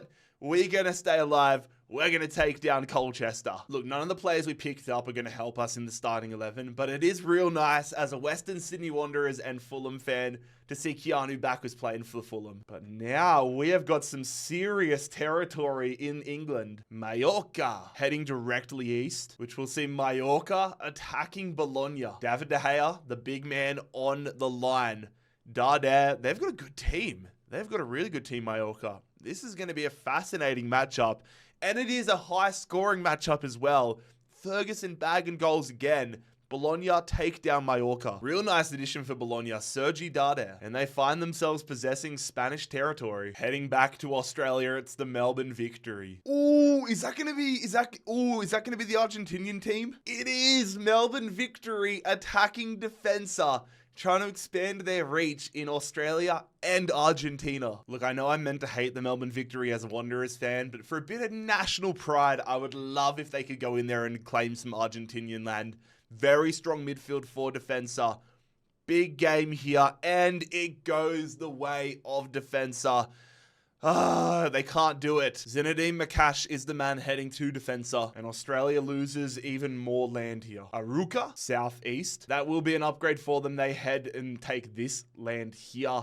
Not east enough to get this section. And with that, Simao now hits 80. River Plate, one of Argentina's biggest clubs. River Plate are heading west. But here it is, trying to escape Buenos Aires. River Plate attacking Lanús. Eva Benega joins the starting 11 of Lanús after the win against Newell's. Acuna playing left back here for River Plate. How does this one go in Argentina? It is Lanús with a massive, massive result. They get their second victory, taking down one of the top dogs. And now they possess one of the highest rated players in South America. I owe you an apology, Lanús. I wasn't familiar with your game. We are staying in Argentina. Argentinos heading south, so that will see them attacking Sarmiento. Sarmiento in a very similar position to what Lanús were in coming into the last game. They have beaten Independiente, another one of the top teams in Argentina. Mansuelo in the attacking midfield role. Are they going to be able to make it too? No, they are not. Argentinos Juniors putting the hype to rest. Mansuelo and Insuralde heading to Argentinos. Argentinos, the latest team to escape Buenos Aires. The New England Revolution. The Revs are heading northeast. That's going to see them get an upgrade. They're going to grab land here in Canada. And so for imperializing Nova Scotia, Carles Gill enters an 81. Shrewsbury again. Are they going to go further into Wales? Nope, that's the opposite direction. That will be Shrewsbury attacking Stockport. Byers comes into the starting 11 for Stockport. Shrewsbury have their upgraded left back. There are pros and cons for both of these sides. One of them is about to become a lot stronger though. And it is going to be Stockport who become a lot stronger. Stockport, another massive win for them. Are they building towards something incredible? Absolutely massive. George Nurse heading their way. And now Stockport County into the driver's seat in terms of Welsh territory. Staying in England with Bristol City. Bristol goes south. Okay, Bristol City attacking Cardiff City after they took out Bournemouth. The addition of Evan Nilsson up top for Cardiff is actually huge. Huge game coming up here. Two championship sides. And it is Cardiff who continue their run. Evan Nilsson coming up clutch on his debut. Cardiff's backline getting stronger. Rob Dickey heading down. Well, it's a tough day to be around if you're from Bristol. Bristol City and Rovers both out. Another huge win for Cardiff. SK Rapid, they're heading west. It was a 90% chance basically that they were going to verse Blauwies Linz, and it's come to fruition. The upgraded Ronaldo being put to the test here against SK Rapid. 72 rated striker versus 72 rated striker. How does this one pan out in Austria? Rapid win it in extra time. Ronaldo is now an SK Rapid player. And with that, we are now down to our final 5 Austrian teams. Borussia Dortmund, long time no see. Dortmund go south, a little east. We've got a big one, lads. Borussia Dortmund attacking Eintracht Frankfurt. Both these teams have a win. Neither of them have picked up a player valuable. This is a huge opportunity for one of them to springboard their campaign. Is it going to be Frankfurt? Is it going to be Dortmund? Big one in Germany. Borussia Dortmund come out on top. Daniel Mayen and Maximilian Bier are going to score the 2 goals. Frankfurt gone. Kevin Trapp is the man heading to Dortmund. As much as I was wishing I wish it was going to be Goetze. And Florian Stritzel. 2 goalkeepers, none of which are going to overtake Kobel. With Frankfurt gone and Bayern Munich gone, Dortmund are in a really good position to take control of Germany. Staying in Germany with Elversberg. Elversberg head east. Hiding away in the corner of Germany here. They're attacking Saarbrücken. Both these teams making their Imperialism debut here for FC 25. Who's going to move on here? In German football, it is Elversberg, the challenger. It goes to extra time. 2-1 there for Elversberg. Not too sure if this is a good pickup for them or not. Saarbrücken, as fun as it is to say your name, you are out of here. Nashville heading to Music City. Nashville heading south. Gonna be an upgrade. They're getting Alabama. No surprise, Hani Mukhtar, the man getting upgraded up to an 81. Back to Switzerland with Servette. Southeast. Servette tucked in this little corner in Switzerland. and they're going to be versing Lyon, which it looked almost inevitable. We are about to have a border crossing. It is just a question of which direction. Lyon, Servette, France, Switzerland, and Lyon take care of business. Miroslav Stevanovic heads their way, and Lyon officially crossed the border into Switzerland. That border has broken down. Ooh, RB Leipzig. Is that going to be the upgrade? Oh, it is not. It is going to be Werder Bremen. If they had gone south instead of north, it would have been an upgrade. But we're going to have Leipzig challenging Werder Bremen. Haven't seen Leipzig in a hot minute. Of course, Werder Bremen got that big win over Wolfsburg. Arnold comes straight into the starting 11, and so does Perrin. A lot of them on the bench. This game ends with an 89th minute winner via Benjamin Šeško. Leipzig, they're going to move on in dramatic circumstances. It's about 8 different players going to Leipzig. The most notable ones, Maximilian Arnold and Michel Weiser. The land that Wolfsburg controlled for so long is now officially Leipzig land. Back to England, Middlesbrough, Northwest. One of the final remaining upgrades in England is going to go the way of Middlesbrough. They claim this land and now share a border excitingly with Sunderland and Newcastle. This is the first time that a spin has actually helped Middlesbrough. The American Aidan Morris getting upgraded to a 75. Platense, they're heading south, so we're going to have an all-Argentinian affair on our hands. They take on Escudo Talleres. Our first interaction with Platense, but Talleres did get a massive win last time out over Instituto. Let's see how this one pans out. I expect Talleres to win, and what a high-scoring game that is. 5-3. I was correct. But my God, Girardi gets a hat-trick, and it is going to be a new goalkeeper heading Talleres' way. That's big for Colo Colo as well. They continue to share a border now with Talleres. AIK, they'll be heading northeast. Oh my God, AIK attacking Helsinki, meaning they're trying to take the country of Finland. A +4 upgrade if they are successful in this imperialization. What a way this would be to announce yourself on the scene if you are AIK. Here we go. Here goes nothing. How's this one going to pan out? It is going to be a penalty shootout win for AIK.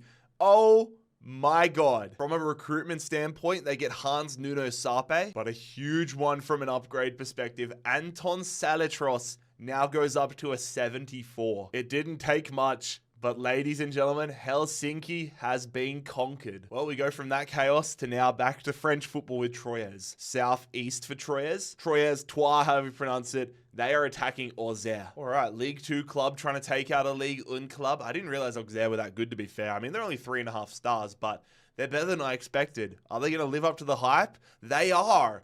3-2. Auxerre are going to get a win. Xavier Chevalerin is the man joining Auxerre. Auxerre pushing up to now share a border with PSG. Bromley, the new dogs, their first time. Bromley never been in Imperialism before they head south. I mean, they've never been in an FC game before. Bromley are attacking Wickham. Look, I've done a rebuild with Bromley. I know that on paper, they should be getting their teeth kicked in right now. But whether that happens or not is a different story. Wickham have been impressive. Can they keep it going? They do.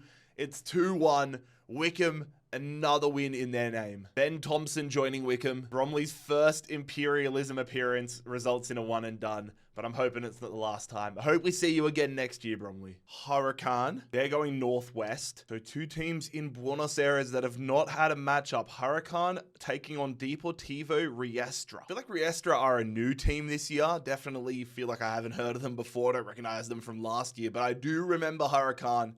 Let's see if they can get themselves a win. They do. It goes to the 70th minute. Ramirez gets the winning goal. Jonathan Herrera heading to Huracan. Riestra following the Bromley framework of a new team going 1 outs. Sporting Gijón. Northwest for them as well. Oh my God. You look at this here. They're going to get Exeter City. Sporting Gijón versus Exeter City. Here we go. This might just be Exeter's biggest challenge yet. 77 Cribello on the line. Sporting Gijón.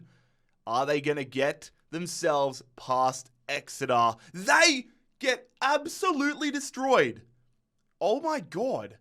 Exeter have won it 3-0. So not only do they get a 77 rated defender, but Exeter are going to extend their territory to both Spain and even more of France. I mean, you look at all of this, there are so many different routes where Exeter can get challenged now. But I don't think Korea is one of them. And while there is no need for me to spin, Gwangju completely surrounded by this upgradable region, so we're going to give it to them. Jongho Yan goes to a 73. Lyon, they're going to be going southeast. Ooh, big game coming up here in French football. Lyon attacking Marseille. Without a doubt, the two most active teams in French football in Imperialism so far.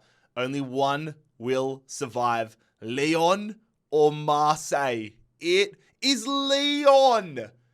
I did not expect that.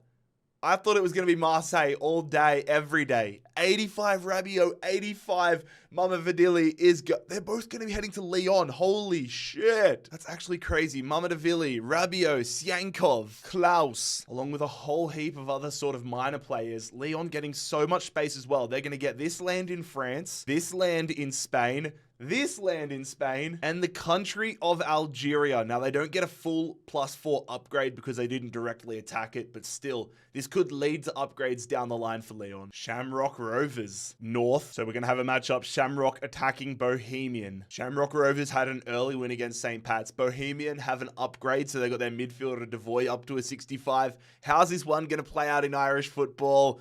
Shamrock getting the win. That's how. Dawson Devoy is another nice upgrade to their midfield. Shamrock taking a big step here in Irish football. Celta Vigo, directly south. Is that going to send them into Portugal? It is. Celta Vigo attacking Gil Vicente. Andrew of Gil Vicente has been upgraded. Besides that, this team has not been touched.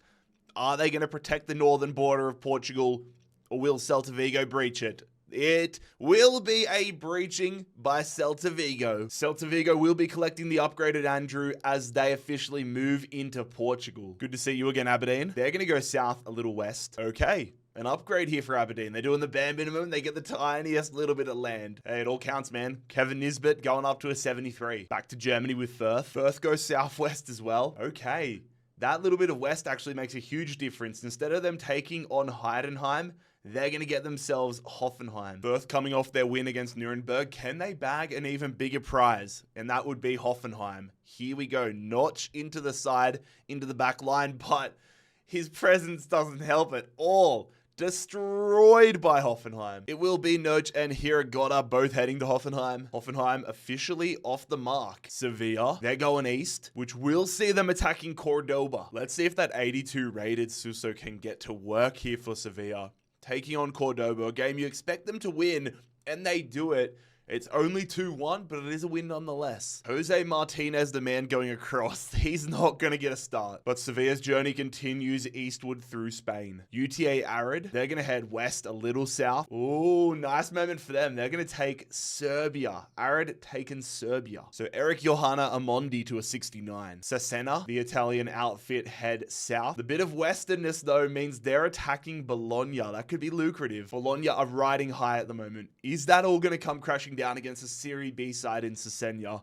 Let's find out. In Italian football, it is Bologna by the skin of their teeth, keeping their imperialism dream alive. For Bologna, only getting Marco Curto and a tiny bit of land means this was just about survival. But land is land, and a win is a win. Back to America with Real Salt Lake. RSL heading southwest. Is that going to be LAFC? Nope, but it's going to be San Jose. They narrowly miss out on picking up Arizona, and Real Salt Lake are getting San Jose. To be fair, I still can't believe that San Jose beat Portland. Evander into the starting lineup for San Jose. Here goes nothing. RSL versus San Jose, and RSL are going to imperialize them, and Vander gets a goal, but he's about to become a San Jose. He's about to become an RSL player, rather. The upgraded Evander joining RSL along with Christian Espinoza. These Western Conference teams in the MLS dropping like flies here. FC Northland, one of the hero teams from last year's Imperialism. Where are they going to start their campaign? I have a soft spot for them after last year. Northeast. So it will be Northland attacking Lyngby. Will Northland be able to start around this year, or will Lyngby put their dream to an end before it can even start? This is a big game. Northland, welcome back. This is what we saw last year. 4-1. Pascal Gregor jumps ship and Norseland are off the mark. Only 5 native teams remain in Denmark. RKC Walwick, Northeast. They thread the needle. They're taking on NEC. 1-1 for both of these sides. Who's going to keep it going? Who's going home? Who's going into extinction, basically? Big game here, and it goes the way of NEC Nijmegen. NEC Nijmegen are going to get the win here after being challenged. Both Dominic Janasek and Oscar Zawada are the men leaving. The Netherlands is on a steady descent into just being completely red. Back to Turkey, Antalyaspor. Southwest, Antalyaspor attacking Kayserispor. This is huge. A lot of land in Turkey. Antalyaspor could get themselves into Greece, or Kayserispor could get themselves into what I believe is Egypt. Antalyaspor just have the one upgraded Larsen. Meanwhile, Kayserispor have been putting in work. They have an insane squad right now full of Greek league players, and it's going to be the reason they get the win. Lamela scores, Maximovic scores, El Kabi scores. The upgraded Sam Larsen joins Kayserispor, and Kayserispor are now going to enter Egypt. Exeter City, hello. Is that going to send them back up into Ireland? That's quite literally going to land on their only bit of land in Ireland. So we need to spin again for the first time this year. Directly north. That is going to be an upgrade here in Ireland for Exeter. Mitchell goes from a 70 to a 72. Derby County. The Rams will be going south a little west. Not west enough for them to avoid just this little bit of Notts County. It has been so long since we encountered Notts that I fully forgot that they had Wilfred and Diddy. I fully forgot that this team came out and beat Leicester last time. This is a big game. A lot of good loot on the line, and it goes the way of Derby County, who come with a 2-1 victory. Wilfred and Diddy and Jones heading to the Rams. Notts County really just came in, ruined Leicester City's day, and it just decided to dip. IK Sirius, Southwest. All right, they're coming in here trying to take Vasteras. Vasteras are putting together a very good attack. Picked up Carlson, got the 2 strikers, the upgraded one as well. Will Sirius be able to handle that? I think they are serious about being able to handle that. 3-0. They had a good run, but Carlson, Islamovic, and the upgraded Granath all head to Sirius. Not a bad way to have your first game. Back to Belgium. They're going directly north. ST, I think this is St. Truden or something. They're attacking Genk. I want to go out on a limb and say that the STVV team are managed by the Australian Kevin Muscat.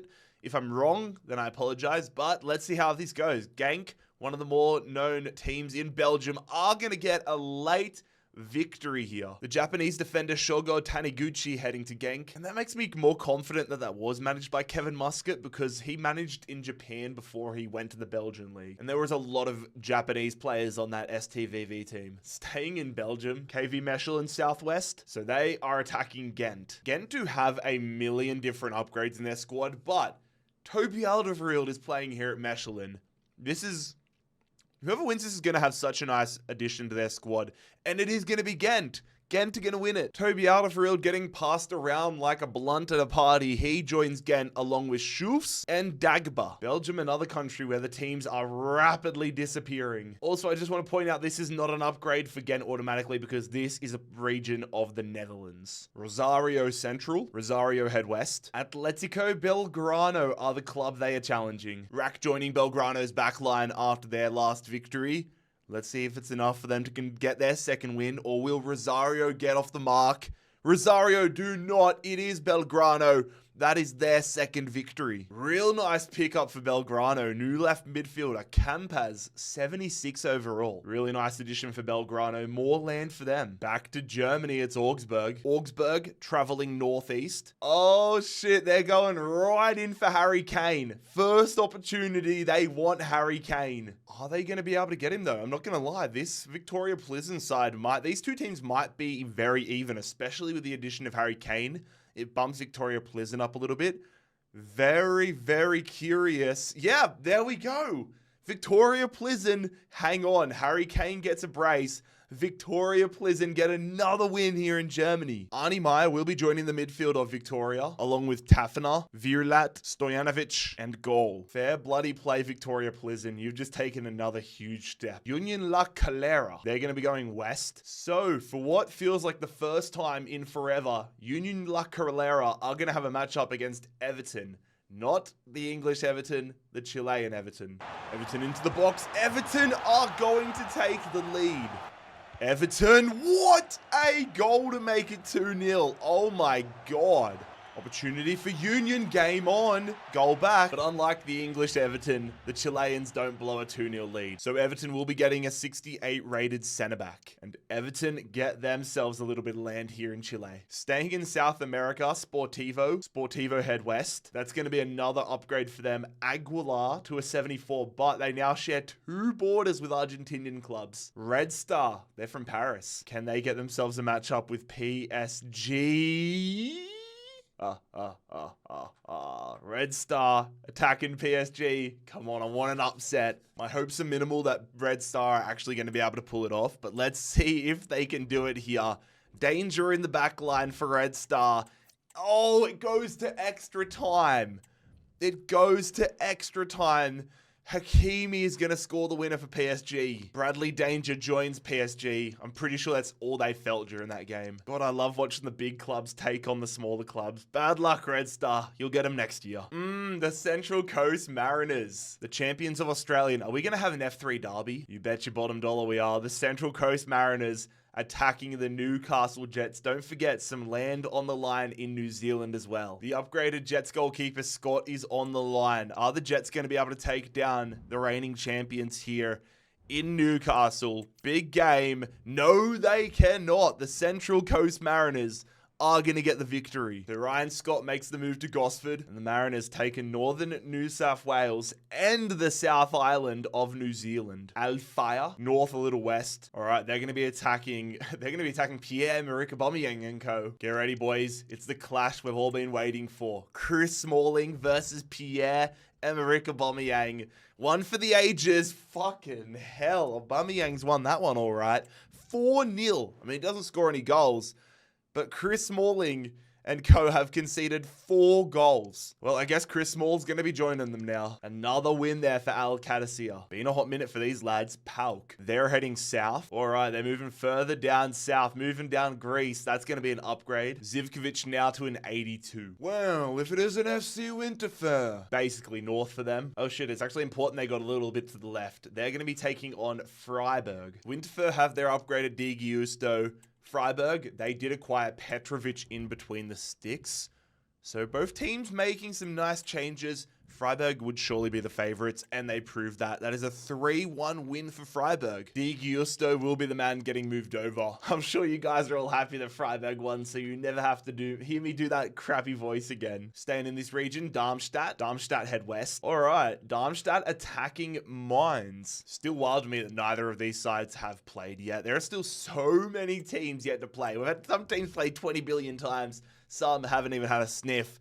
Here we go though, Mainz and Darmstadt both getting their first games, and Mainz are going to get a late winner via Amiri. The goalkeeper Marcel Schuhen heading up to Mainz. Well, heading up figuratively. I mean, Mainz are quite literally heading up and claiming Darmstadt's region. Back to China, Shanghai, northwest. So another upgrade for Shanghai. Oscar now going from an 80 to an 82. Pierre and the boys are back. Northeast. Okay, that's going to get them Iran. They're going to jump across here. And that really opens this world map up even more. Al Qadisiyah might start bridging the gap between the Middle East, Asia, and Europe. And that is going to send Aubameyang to an 86. Atlanta United, they're heading west. So Atlanta will be attacking Nashville. The upgraded Hani Mukhtar is on the line for Nashville. Atlanta United riding the high of eliminating Miami in real life. Their first game in Imperialism is going to be their last. It is Nashville taking care of business. Alexei Miranchuk, that is a really nice addition. They got Miranchuk and Mukhtar. That is cooked. So there we go. Georgia belongs to Nashville. Time to head to Romania. Cluj going southwest. I thought that might have had them threading the needle, but instead they're going to be taking on CFR. The battle for Cluj is on, ladies and gentlemen. It's the trains versus the U's. Who's going to come out on top? It is going to be the U's. University win this one in extra time. Panajados Tassidis is the man heading across to Universitatia. And if they play their cards right, they could just go run around in circles and get upgrades. Racing Santander, east a little south for them. And the south actually means they're attacking Burgos instead of Athletic Bilbao. Burgos are on a run, man. They've got Jordan in there. They've got Sanchez, who's upgraded. Are they going to stop? Are they going to be stopped by Santander? No, they are not. It is another win for Burgos. Kuro gets a quad. He gets 4 goals. And they get another massive addition. Inigo Vicente joining them. Burgos, maybe a team to watch. Maybe. Pack it back up. We're heading back to Romania. Northwest. Ooh. Politehnicana, however you say it, they're attacking Dinamo Zagreb. They are attacking them on the Ukrainian land though, so that country is not being claimed yet, so it would not be a +4 upgrade. I'm expecting the 83 Petkovic to absolutely blow this team off the park. 69 Roman is the upgraded player here for Iasi. It's not a blow off the park performance. Piazza is going to score a brace, but it is Dinamo Zagreb who win the game. Roman heads to Zagreb, and that is going to be all she wrote on Politehnicana. Banfield, they're going to go west. Ooh, oh my god, this might be one of the biggest things ever. This is going to be one of the biggest games so far. Okay, so Banfield are attacking Huachipato. Neither of these teams have played yet. However, whoever wins it is going to control this bottom half of South America, meaning they're going to get all of these regions throughout Argentina and Chile. +2, +4, +6, +8, +10, +12, +14. That's going to be a +16. That is going to be a +16 to the winner. Oh my god. Montes has already been upgraded to 76 overall. If Huachipato win this, Montes is going to go to a 92 overall. 92. Oh my god. It is going to happen. Villanueva is going to win it for Huachipato at the death. Holy shit, we might have just created a monster. Banfield are going to give Huachipato a 74 rated attacking midfielder. Oh my god, man. They take this. This South America, this bottom half of South America is all Huachipatos. Imperialism doesn't truly start until you get somebody from nowhere turning into the world's best midfielder. Welcome to Imperialism. We've officially started now, and we're going to get right back into it with Trabzonspor. Trabzonspor heading west. So that'll see a matchup here in the north of Turkey. Trabzonspor taking on Samsunspor. I might have to start watching Turkish football more often. Some of the teams I'm seeing in this league across the board are incredibly strong. I'm just surprised to see some of the names I am. And Trabzonspor are going to continue their run. That is a second win for them. Collecting Flavian Tate and more real estate in Turkey's north. Okay, Bolton are up for the first time. They're going northeast. I thought they were going to have Manchester City, but Bolton are going to be attacking Blackburn. 2 clubs that I considered staples of the Premier League during my childhood. No longer is that the case. One of them is going to win though. Can Blackburn get their second win, or will Bolton get off the mark? Bolton get off the mark. Thomason, with the last kick of the game essentially, is going to win this one for Bolton. Todd Cantwell and the 62 man from Accrington Stanley are heading to Bolton. There we go. Bolton waited a while, but seemingly it was worth it. Everton, not the Chilean one. The Toffees heading southwest, and that is going to be an upgrade for Everton. They enter Welsh territory. That is a huge one. Jordan Pickford to an 85. Back to France, Auxerre. Northeast for Auxerre. Okay, is this the first time that FC Metz have been involved? Auxerre attacking FC Metz. Of course, Auxerre did get an upgrade a little while ago. The man doesn't make the starting 11 here for them though. Are they going to get themselves a second result against FC Metz? No, they actually get destroyed. I thought Auxerre were going to win that, but instead it is a demolition job for Metz. I did not see this coming. Okay, Traore goes to Metz, and so does Xavier Chevalerian. There you go. I was questioning if FC Metz had been involved yet. I'm never going to forget them now. Jumping across to Northern Ireland, Derry, northeast for Derry City. I thought they were going to jump into Scotland, but Derry City are going to get this last region at the top of Northern Ireland. Their chosen upgrade player, Michael Duffy. Burnley. The Clarets head northwest. Big one here. Burnley attacking Fleetwood Town. Fleetwood have had some massive results, but this would be their biggest so far. Burnley coming into this one. Are they going to end the run of Fleetwood Town and get themselves north? They are going to do it. It is a 3-1 victory with a man down. They come back with a man down. Burnley picking up a few players, but the only one of note is Martin Boyle. It was a decent run from Fleetwood Town, getting themselves into Scotland, but it's coming to an end. Burnley taking over their territory. Real Oviedo, southeast for Oviedo. That little bit of east is massive though, and instead of them getting an upgrade, they're going to be attacking Valladolid. Let's not forget, Santi Cazorla upgraded to a 79 overall. Let's see if he can wind back the clock and get Oviedo a win. Very even game, and oh my god, 4-0. We are getting some insane scorelines lately. Paulinho with a hat-trick. So it's Darwin Machis heading to Oviedo. I mean, let's not forget, Oviedo are a second division club. Valladolid are a top flight club, and they've just been spanked 4-0. That is huge for Oviedo. Back to the MLS with the Chicago Fire. North for the Fire. That's going to be another upgrade for them, taking Wisconsin this time. And with that, Kuipers makes the 80 mark. Adelaide United, North East for the Reds. And because they got the upgrade of the Northern Territory, that's going to point them right towards like Cairns and the top half of Queensland, meaning they have a date with the Brisbane Roar. Adelaide United with Vrens that has gone up to a 73. Is he going to help the Reds keep a clean sheet here against the Roar? How's this one going to turn out? It is the Brisbane Roar. Waddingham with 3 minutes of magic. The Brisbane Roar are going to imperialize Adelaide United. But Vriens heads to the Roar. And Australia starting to really thin out. Back to Austria with Rapid Vienna. They are going to be going southwest. Almost Sturm Graz, but they're going to be attacking TSV Hartberg. The upgraded Ronaldo joining SK Rapids starting lineup. Will he help them get a victory here? Or will Hartberg knock them off? It is going to be a win. No goal for Ronaldo, but Lang scores it. Donis Avdiaj is the man moving across. And with that, we are down to our 4 final teams here in Austria. The Black Cats, Sunderland are up. Are we going to have a rivalry matchup with Newcastle? I think that is confirmed. Sunderland attacking Newcastle. Personally, I am hoping Sunderland can get themselves promoted back to the Premier League.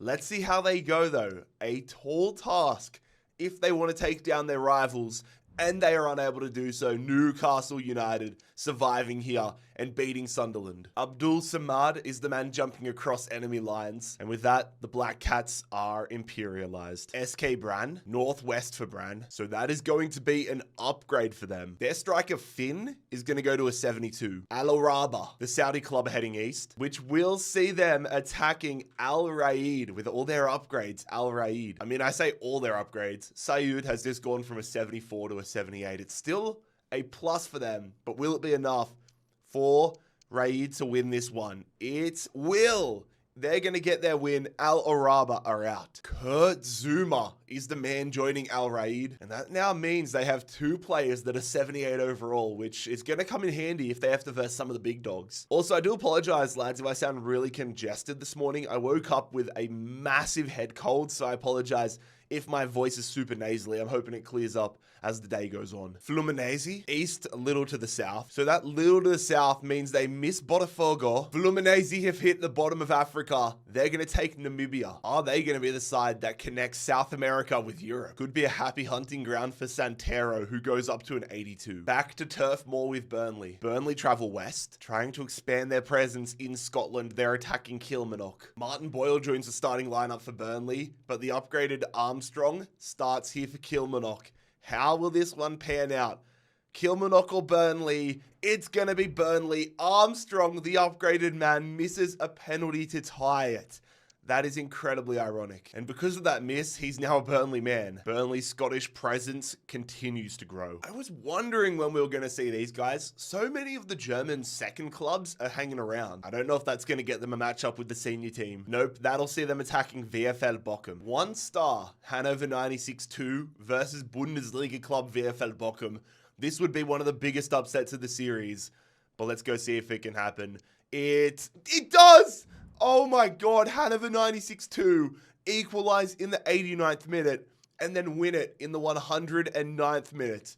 Oh my god. Manuel Riemann joins Hannover 2. My god, I feel like whenever I talk about how big of an upset something will be, I manifest it into existence. Also, how do they decide whose second team gets to play in the German third division? Is it legit promotion relegation? Because I know Freiburg had their second team in this last year. Fortuna Sittard, the Dutch club, are heading northeast. So that's going to see them trying to jump the border into Germany. Sittard challenging Borussia Mönchengladbach. Mönchengladbach do have a win under their belt, but this is definitely a much bigger challenge. Are they going to get past it? They don't. They can't handle the challenge.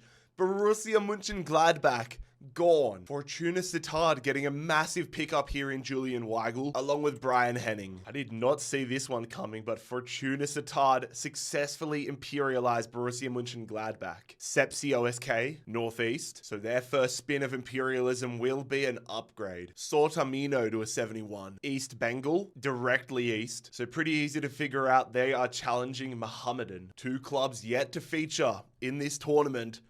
Going to be a one and done in these later stages. Mohammedan on a garbage penalty shootout.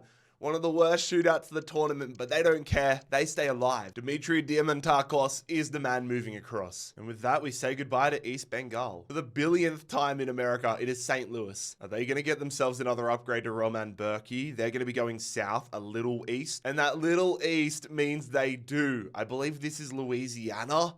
St. Louis City, it's getting another upgrade. Staying in the States though, the Philadelphia Union. Philly heading north, which means we are going to have a matchup here in America. The Philadelphia Union attacking New York City FC. Emil Forsberg into the New York City FC starting 11. Is he going to provide a massive impact here for City? He is not. He misses a pen, which is incredibly ironic. Gazdag with a brace. Philadelphia win. So that we'll see Emil Forsberg and Santiago Rodriguez heading to Philly. And with that, New York has fallen. West Brom for the first time. I'm sure some of you guys have been waiting for this, but West Brom are going northeast. Okay, we've got a Midlands derby. West Brom attacking Wolverhampton. Kicking off a little 2-for-1 here. Two teams we haven't seen. Who's going to survive between a championship side and a Premier League side? 4-0. My God. Cunha has gone off there with a hat-trick. Feel kind of bad for some of you guys that are West Brom fans. You've waited this long into the video just to see your team lose 4-0 to a rival. But that's the way the cookie crumbles. Jed Wallace heading to Wolves, and West Brom have been imperialized. Staying in England with Stevenage. Stevenage goes southwest. They just miss out on MK Dons, and they're going to clip Brentford. Angelo Ogbonna into the Stevenage backline. Will he be enough to help Stevenage get a massive upset against Brentford? I would love if Brentford could be a one-and-done club, but they are! Oh my God, they are! 3-3. Stevenage have defeated Brentford. This is looking like match fixing on my behalf, but I can promise you guys, oh, this is incredible. In this video, I've seen Sydney FC and Brentford and QPR be one and done. And Buemo is going to join Ogbonna at Stevenage. Na. Hey, goodbye. Back to America, Colorado. They're heading east. Had to get the ruler out for this one because they could have got an upgrade, but instead, Colorado are going to put that upgraded Roman Berkey to the test. 84 Roman Berkey. Zhao Quinn into the side after the Kansas City win. Do St. Louis have enough to keep things moving? Against Colorado, they get pumped. They get absolutely pumped. 3-0. So Berkey and Zhao Quinn are heading to Colorado. And this just shows you can be getting all the upgrades in the world, but if you don't keep showing up when game time happens, when you get challenged, then it means nothing. Colorado imperialized St. Louis City. Exeter City back up again. This is the perfect representation of what I just said.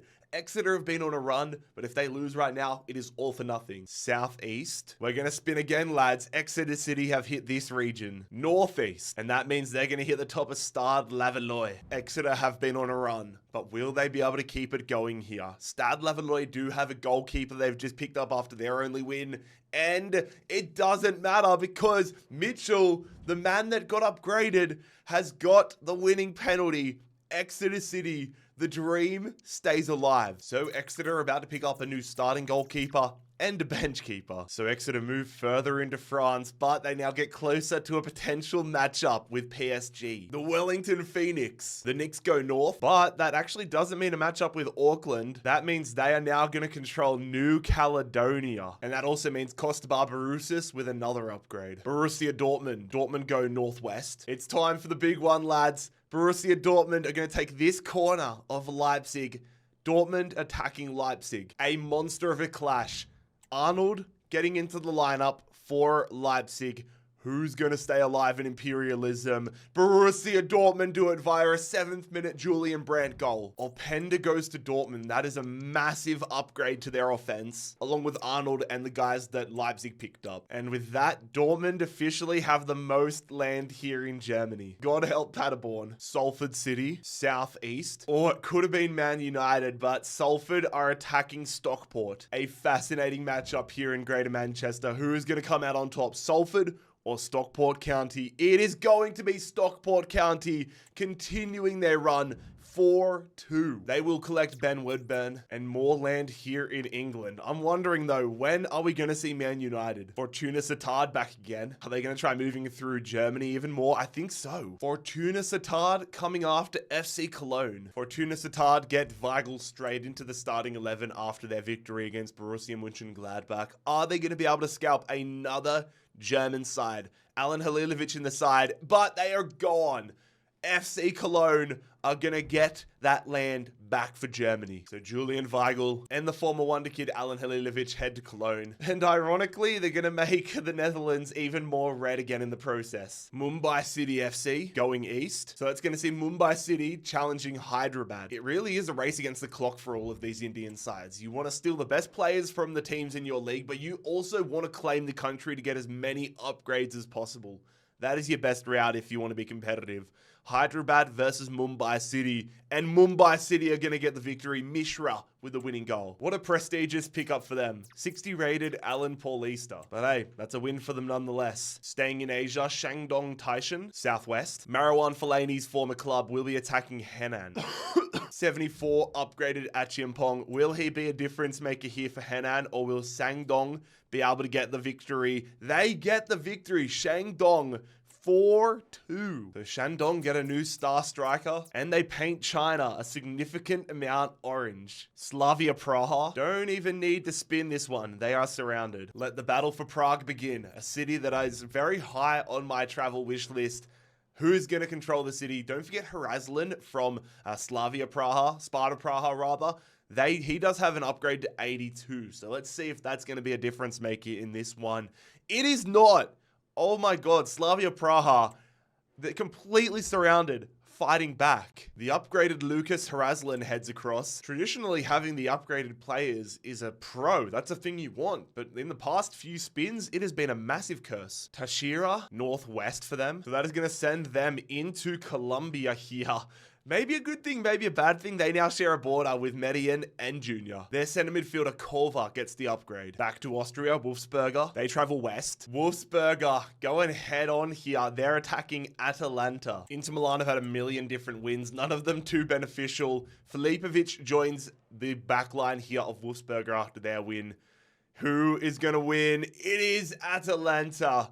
Ademola Lookman continues their impressive run. Again though, nobody that they really want. Dominic Baumgartner and Filipovic, two defenders that won't even make their bench. I think if you're Atalanta, you almost just want all of these Austrian clubs to continue challenging you so that you can get the +4 upgrade if you take over that country. FC Metz heading south. FC Metz feeling confident after their win against Auxerre. They are attacking Lyon. I mean, after Lyon's win against Marseille, their team is nice. They got the 85 Rabiot, of course. They've got the 85 goalkeeper now, Mamadashvili.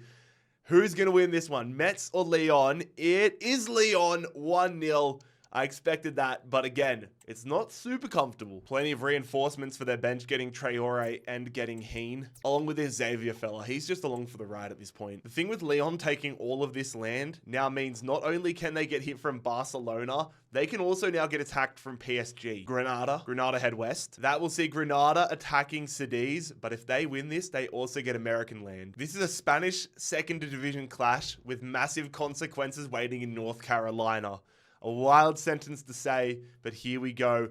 Granada get the win. Granada are going to be moving to North America. Oscar Melendo, Leo Labade, and Monty all join Granada. So there we go. Granada taking land at the bottom of Spain and across the pond in North Carolina. Al Fateh. Ooh, they're going to be going south a little west. I thought that might have been the case. Al Fateh move into Africa. They hit Somalia. They already hit Yemen. Now they get Somalia, and that gets Zellerai into an 84. Dynamo Dresden, southwest. Dynamo Dresden trying... Oh, this is actually massive. Dinamo Dresden trying to get themselves further into the Czech Republic. But it's even bigger because the winner of this will mean there'll be just Victoria Plzeň and the winner of this game to battle it out at the moment unless some other teams enter for the whole of the Czech Republic. I mean, both clubs have an upgraded player, so it's really going to put the curse to an end.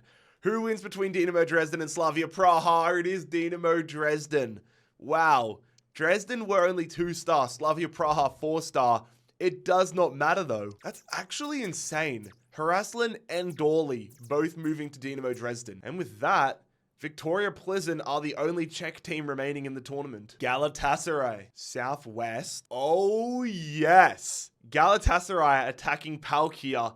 The winner will get an upgrade. 89 Osimhen versus 82 Zivkovic. One of these guys is going to get another upgrade. Who's going to survive in a massive game here? It is Galatasaray. Osimhen proving his worth, bagging a hat trick. Zivkovic joins Galatasaray, and Galatasaray claim this land here in Greece and an upgrade, sending Osimhen to a 91. And with that, PAOK have been imperialized, and so has the entirety of Greek football. No more Greek clubs. Stoke City. Southeast for Stoke. The Potters are trying to do what West Brom couldn't, and that is successfully challenge Wolves. Is it going to be another 4-0 win for Wolverhampton? Let's find out here. Wolves versus Stoke. It's just a 1-0 win this time, but Wolves bag another win. Again, though, for Wolves, somebody they really don't need. Wouter Berger. Goodbye, Stoke City. Another team I desperately want back in the Prem. Yes, I am a nostalgia merchant. Adana Demirspor. They're going north, which means they are coming for Kaiserspor. Kaiserspor adding the upgraded last into their squad after their last victory. They've been on an insane run. Is it going to continue against Adana Demirspor? It does with ease. 4-1. Eric Lamela hat trick. Sarri joins them as another solid addition. And more land in Turkey now belongs to Kaiserspor. Luton Town, the Hatters head east. Oh no, Luton Town attacking Fulham. Is this going to be the end? We put the nail in their relegation coffin last year. Are they going to put the nail in our imperialism coffin? Fulham, Luton Town. It is... No! It is over. Fulham are out. Raul Jimenez is going to miss a penalty. Fulham have been imperialized. Oh my God. Bern Leno, Eberechi Eze, so many players are about to head to the Hatters. Oh, it was a fun ride while it lasted. At least we didn't outlast Chelsea, but at least we outlasted Brentford and QPR. Luton Town have successfully imperialized my Fulham. And moving on from the pain of Fulham getting eliminated, we've got Real Sociedad. Sociedad head directly west. That will see them attacking Eibar. I'm expecting Sociedad to win, but again, given some of the results in this series, I might just stop making predictions. Sociedad, Eibar, it goes to penalties, but Sociedad do get the win. Sergio Alvarez joins Sociedad. He might be able to fit into their midfield. And Eibar are officially imperialized from Sociedad. The Colorado Rapids with Roman Berkey. They're heading northeast. So Berkey's getting put to the test. Colorado attacking Chicago. Roman Berkey making his debut for Colorado. Jalquin into the defense as well. How will this one pan out between Colorado and Chicago? It is an extra time win for Chicago. Berkey almost feels cursed. Absolutely massive. Berkey, Jalquin, and Mihailovic all joining Chicago. I guess you could say the fire are on fire. Leganes, I think that's going to get them Atletico Madrid. It is Leganes attacking Atletico. So James Rodriguez onto the bench for Atletico Madrid. Let's see how this one pans out. Can Madrid make it 2 in a row? They do. It comes in the second half, but Conor Gallagher gets a brace. Leganes imperialized. And so Sebastian Haller joins Atletico. A Madrid derby looks more and more likely. Back to Belgium with Ghent. East, a little north. So the little bit of north is actually really important. Ghent attacking Westerlo. Toby Alderweireld into the back line of Ghent. Will they continue their run throughout Belgian football? They do. They leave it late. Good Johnson getting a brace. They bag themselves Soiderchuk, and Ghent are going to take control of another Belgian side. They continue to have Anderlecht surrounded though. FC Botasani, southeast for Botasani. Oh shit, they're attacking Dinamo Zagreb. All right. If they had gone to the east though, they would be pushing for Moldova. Instead, they're pushing for this last little region of Romania. That is cruel for Botasani. Botasani's first appearance in the tournament could be Consequential. Incredibly consequential. Dinamo Zagreb win though. Petkovic, he's a beast, man. Shaparenko gets a goal.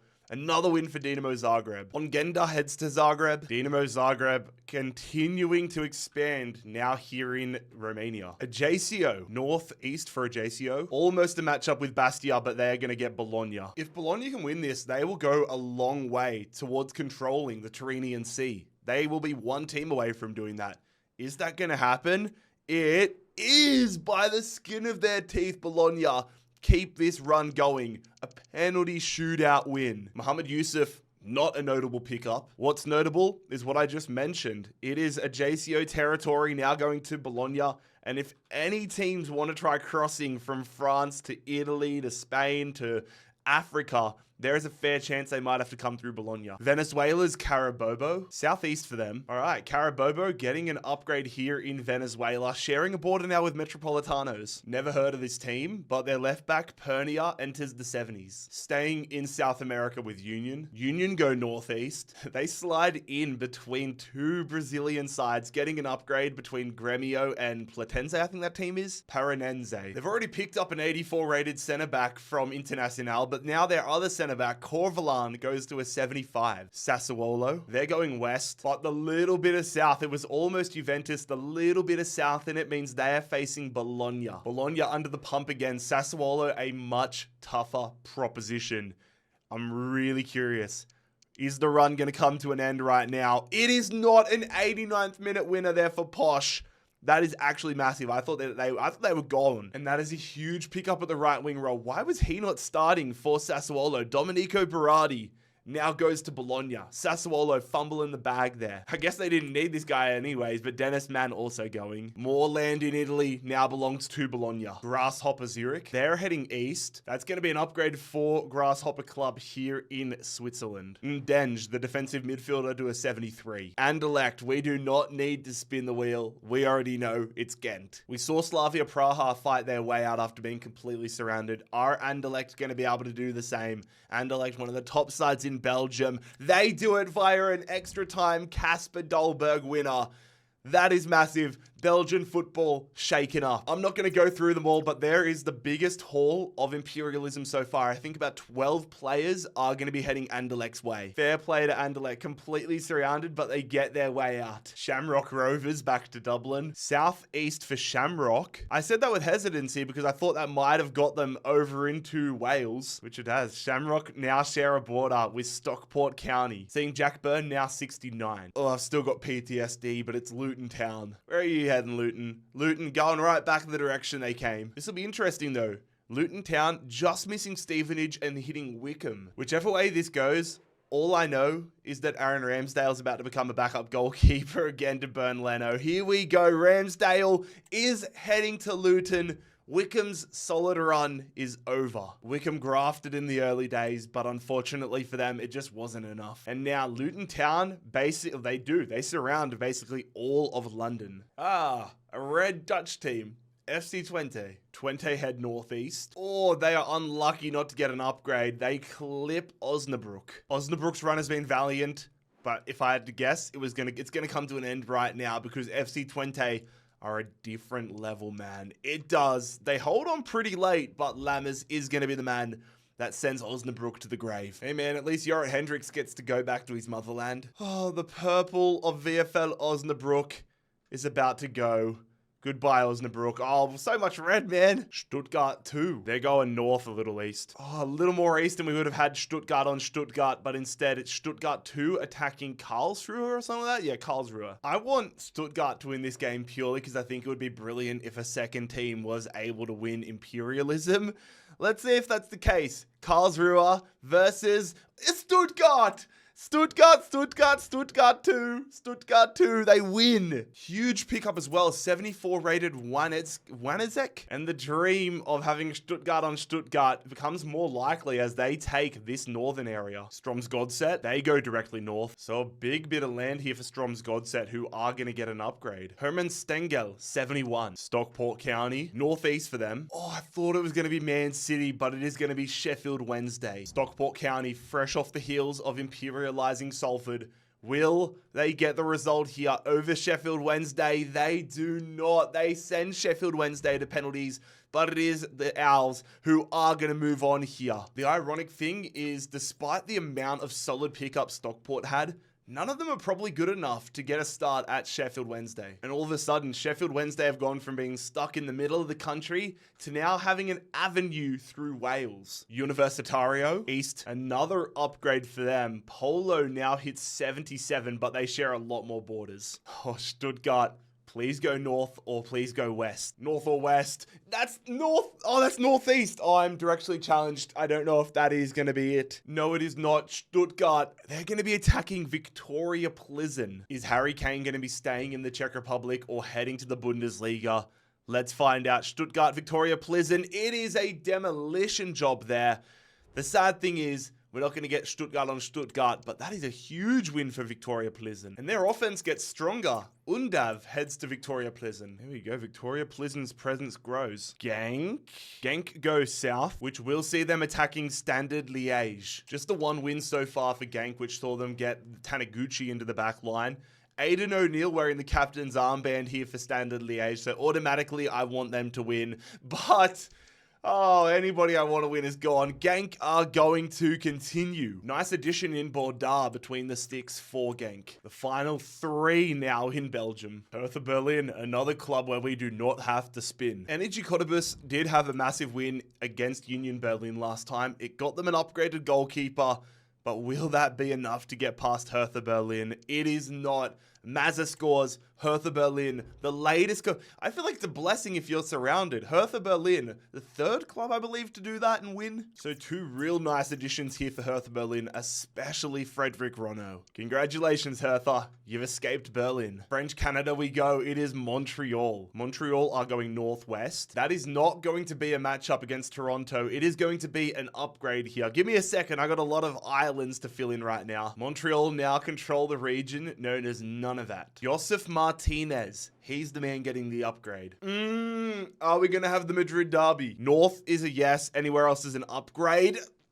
It's happening. It's happening. Oh, we actually got lucky as well. If it was northwest, it would have been an upgrade, but they go northeast. So strap in, fellas. This is a big one. The Madrid Derby. Kylian Mbappe. Oh my God. This Real Madrid team is just scary to look at on paper. Which way is this going? Who owns Madrid? Real Madrid do. Bellingham. Jude Bellingham scores the winner. Real Madrid imperialize Atletico Madrid. The wheel has decided. Antoine Griezmann goes to Madrid over Oblak. I will say quite nicely, James Rodriguez is back at Madrid. But that, ladies and gentlemen, is a monumental moment in global imperialism. Burnley are getting a lot of draws lately. Burnley heads southwest. Oh, Burnley slicing through, narrowly missing out on an upgrade. They're attacking Dundalk. There's a bit of pressure on Daryl Horgan right now. He's got the upgrades for Dundalk up to a 63. They're going to have to be near perfect if they want to somehow upset Burnley. But let's see if they can do it, defend their land, and really shake things up now.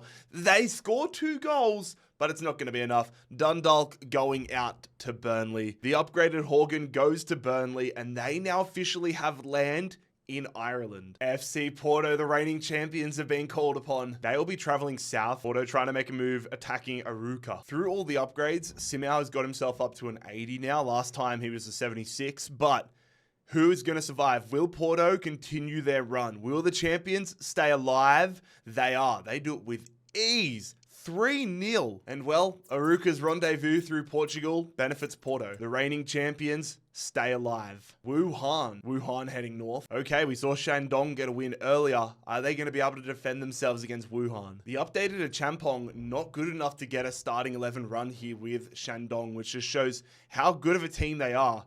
Are they going to prove it on the park though? They are. They're going to win. Shandong Taishan taking down Wuhan. Another attacker heading their way. Another win for Shandong. More land. Al Ain heading north. Oh, the club from the UAE will be okay, this is going to be a +4 upgrade if they're able to do it. 86 Pierre-Emerick Aubameyang on the line. Chris Smalling on the line.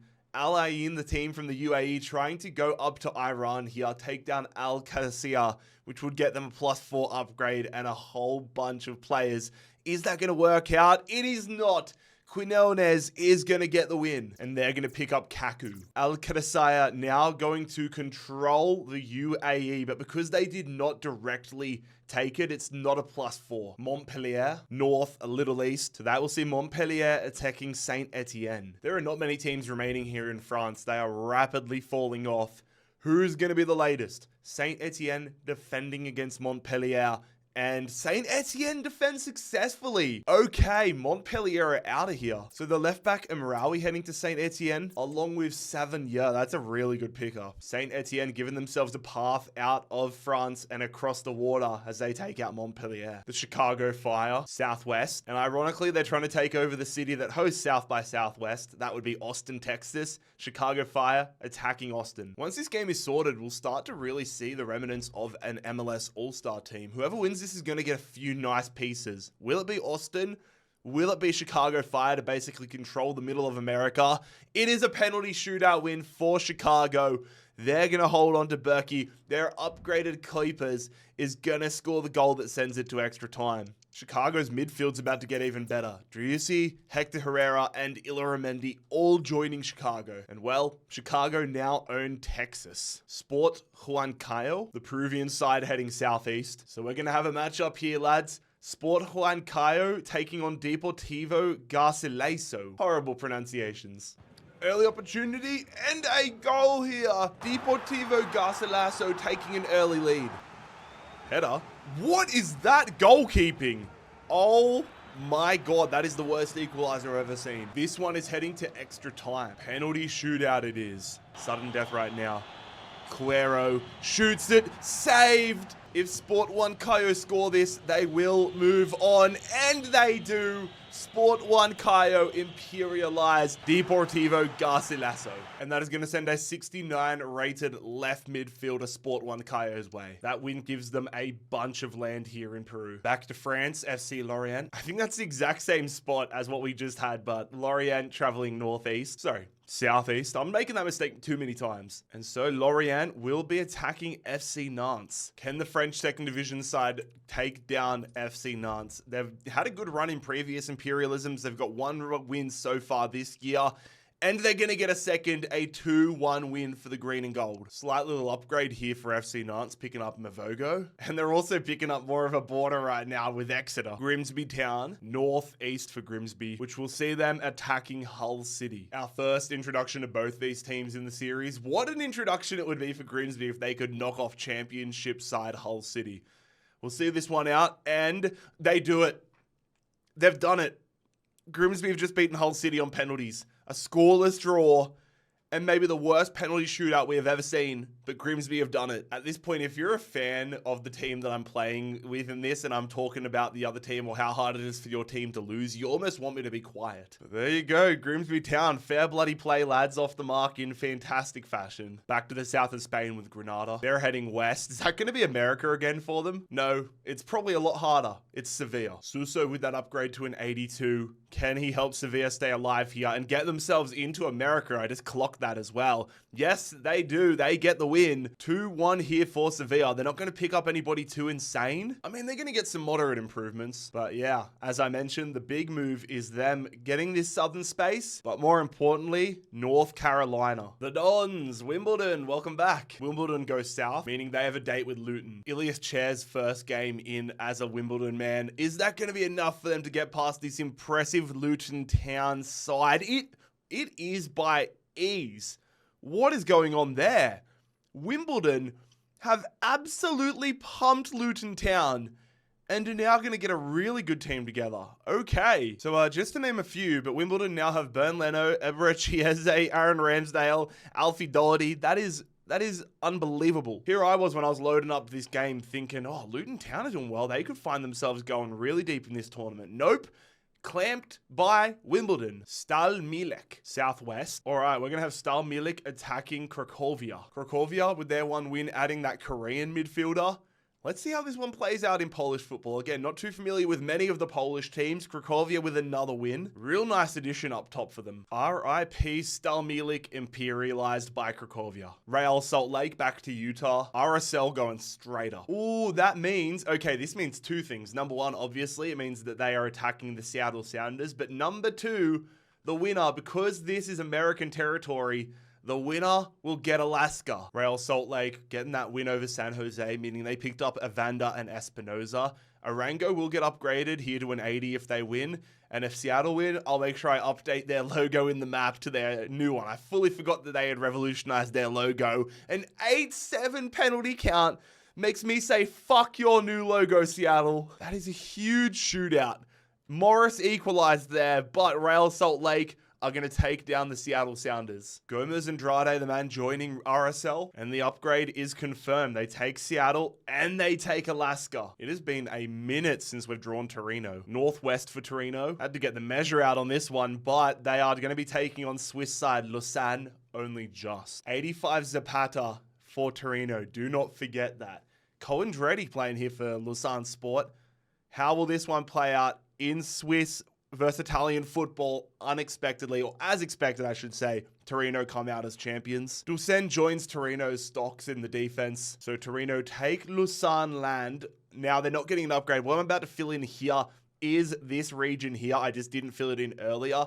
And these ones, so this circle, this line, and this, they're the same region. This is a region here. This is a separate region, but you can't see it here, but I've zoomed in on a Swiss map, and this region share a border, so it's not closed off. So no upgrades right now for Zapata. Athletic Bilbao into Basque territory as they go northwest. It almost took them past the top here, but they are going to clip the top of Burgos. Burgos have been moving along real nicely, but a win against Athletic Bilbao would put them into a whole different category. Taking on the Williams brothers.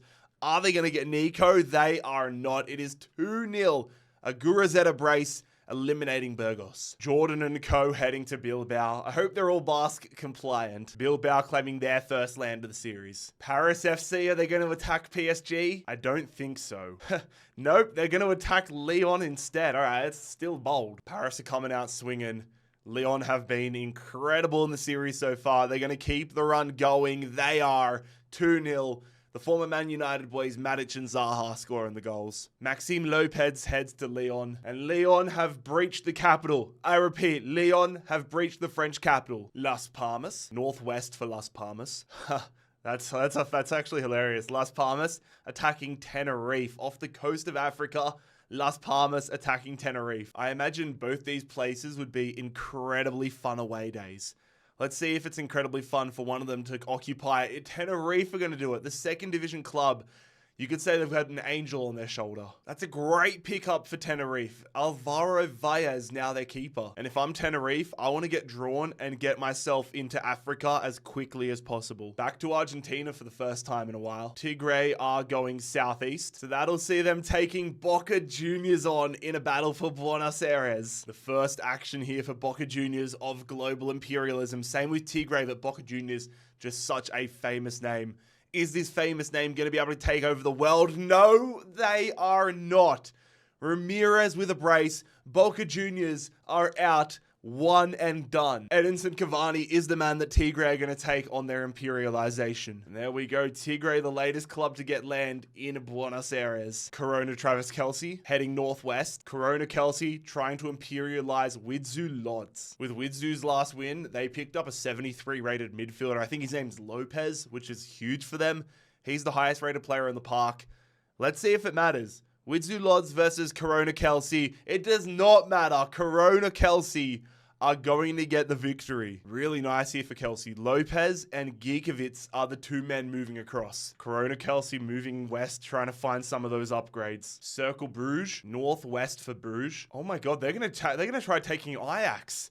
They're gonna be taking Ajax on the coast here, Norwich's former area.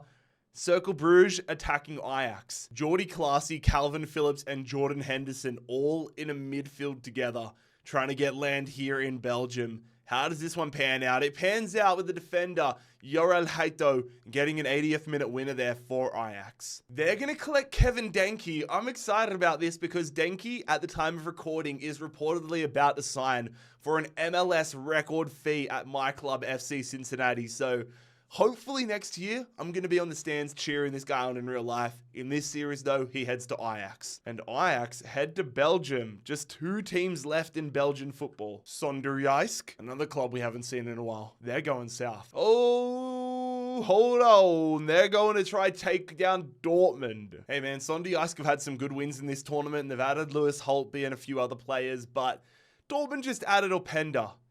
If they win this Sonderjysk, I'm going to be stunned. Nope, that's what I thought. Openda is going to get a brace. Mayan with a goal. Dortmund absolutely slap them. Lewis Holtby and the lads get transferred over to Dortmund. And with that, Dortmund are now creeping up into Danish territory. Dinamo Zagreb. Normally they're getting challenged, not getting drawn on the wheel. Northwest for Zagreb. Okay, healthy bit of land coming up on stock here.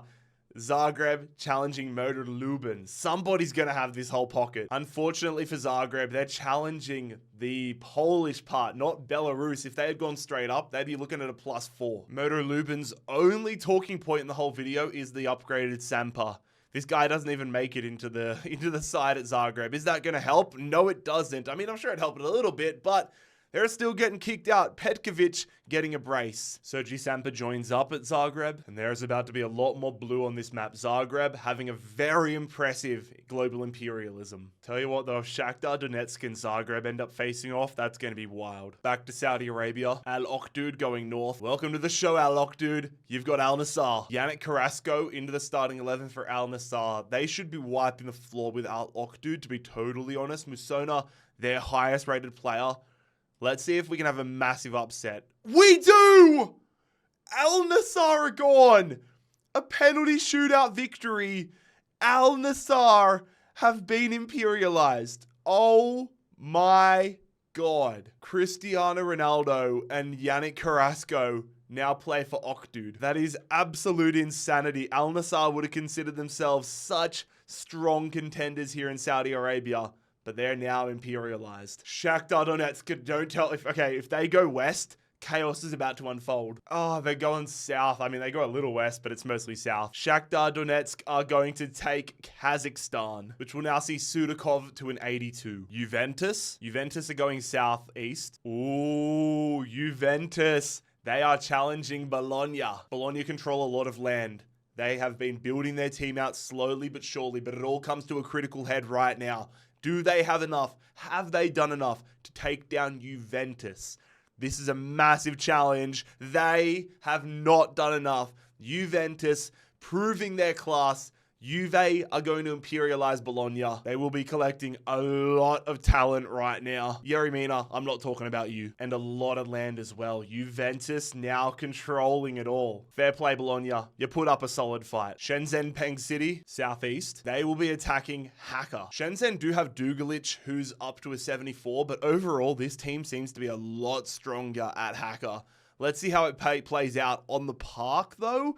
I was wrong. Shenzhen, I'm always wrong. Shenzhen getting an 86th minute winner here via Thiago. Naboisa Kozovic is the latest man to join Shenzhen. And Hacker fall under the category of one and done. Galatasaray. South, a pinch to the east. Oh my God. They're going to take this final region that's on offer in Greece. They're going to take that for an upgrade, putting Osimhen to a 93. Actually, that's a lie. They can also still get... This region in Greece is still available. Wolverhampton, they're traveling west. Might not be the first time this has happened in the wild, but a wolf is attacking an owl. That is a horrible visual. Sheffield Wednesday with that win against Stockport last time out. Only real additions that are going to go to the starting 11 are Ben Woodburn and Ollie Norwood. But again, not an insane amount of pickups for them. An insane quantity, but not an insane quality. Can Sheffield Wednesday take down Wolverhampton? They do not. Wolves are successful in their imperialization. But again, all those guys moving across from Sheffield Wednesday to Wolves aren't helpful either. Wolves get a lot of land, but not much help. Spurs. Oh my God. I've been wondering, we haven't had Tottenham, we haven't had Arsenal, we haven't had Chelsea, we haven't had West Ham all in London. But we get Tottenham now. Where are Tottenham heading? Where are Tottenham heading? They're heading east a little north. I was hoping it was going to be a North London derby, but Tottenham attacking Wimbledon. Come on, Wimbledon. Shock the world. Tottenham, I want you to be a one and done team. Come on, Wimbledon. Come on, Wimbledon. Come on, Wimbledon. No! Brennan Johnson's going to get the job done. Tottenham are off the mark. AFC Wimbledon have been imperialized. AFC Wimbledon with the most insane one-game run, but it comes to an end. It would actually be quite hilarious if Tottenham's first trophy won was global imperialism. Galatasaray again. Southwest. Osimhen's going to go to a 95. Galatasaray almost get this matchup, but they're going to clip Albania. Heerenveen, they're heading directly west, which we'll see Heerenveen attacking Ajax. Dinky makes it onto the bench for Ajax. Meanwhile, Montero makes it into the starting 11 for Heerenveen. How's this one in the Netherlands going to end? It is going to end with Heerenveen winning it. That has opened everything up. Ajax imperialized. Heerenveen are about to get an absolute boatload of players moving across, and they're going to get land not only in the Netherlands, but in England and Belgium. Ajax imperialized. I did not see that coming. I'm just excited because there's more blue in the Netherlands. Arsenal, we got Tottenham, now it's the other side of North London. Where will the Gunners be going? Ooh, that is going to be Chelsea. They thread the tiniest needle in the world. Arsenal heading southeast and attacking Chelsea. We are about to see one of the giants of London and English football get imperialized. Who's going? Is Cole Palmer going to become an Arsenal man?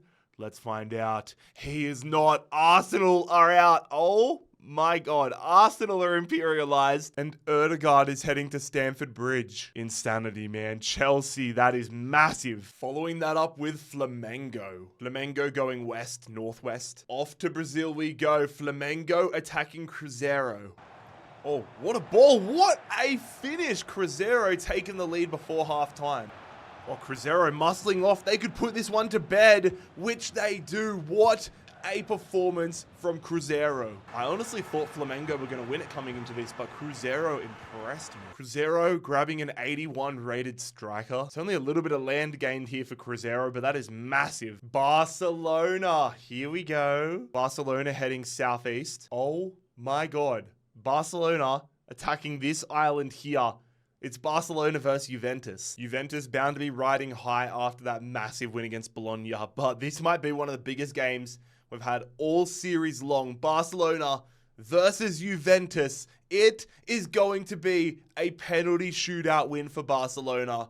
Huge. Lamal, Golovin. That is crazy big. This is an absolute haul for Barcelona. Bremer in the defense. David De Gea, Domenico Berardi, Sergi Darder, Golovin, so many players more.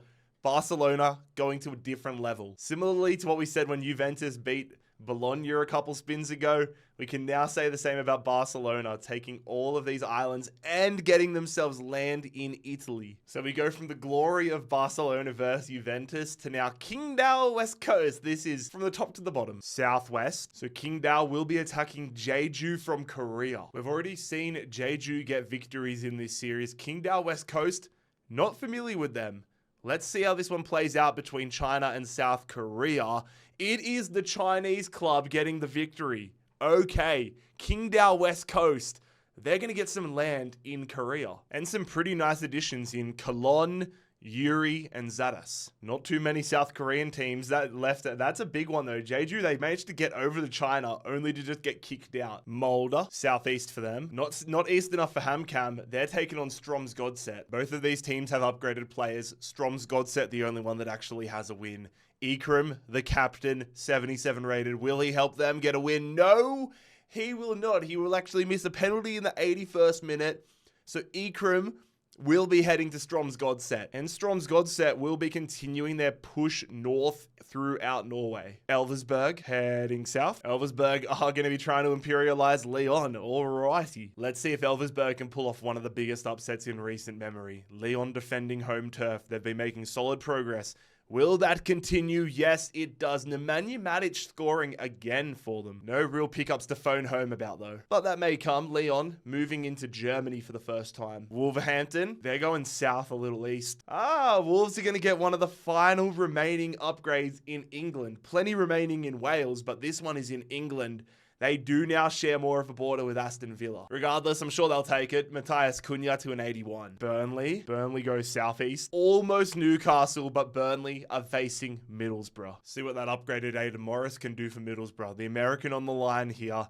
Middlesbrough versus Burnley. Burnley with a lot of fingers in pies, but it doesn't matter what fingers they have their pies in. Riley McGree, Luke Ayling get the goals. Middlesbrough take down Burnley. Time to ship the cavalry, including Jordan Beyer, over to Middlesbrough. So not only are Middlesbrough going to get land in England, they're also going to get some land here in Northern Ireland. Levante, southwest for Levante, which will see them attacking Albacete. We're at the point of imperialism right now, where if you can time it and you can go on a little bit of a run here, you could easily find yourselves winning this whole damn thing. And for Levante and Albacete, their first games, it's time for them to start making the run.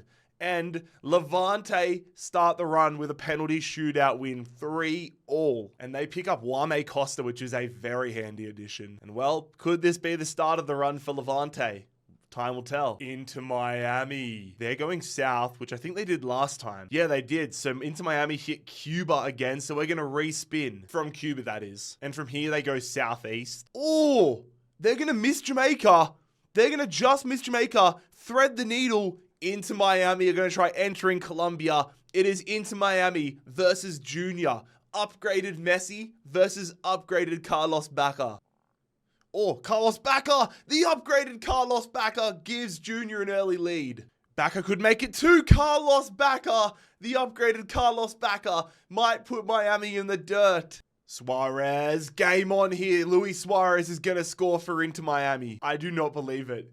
Junior have just beaten Into Miami.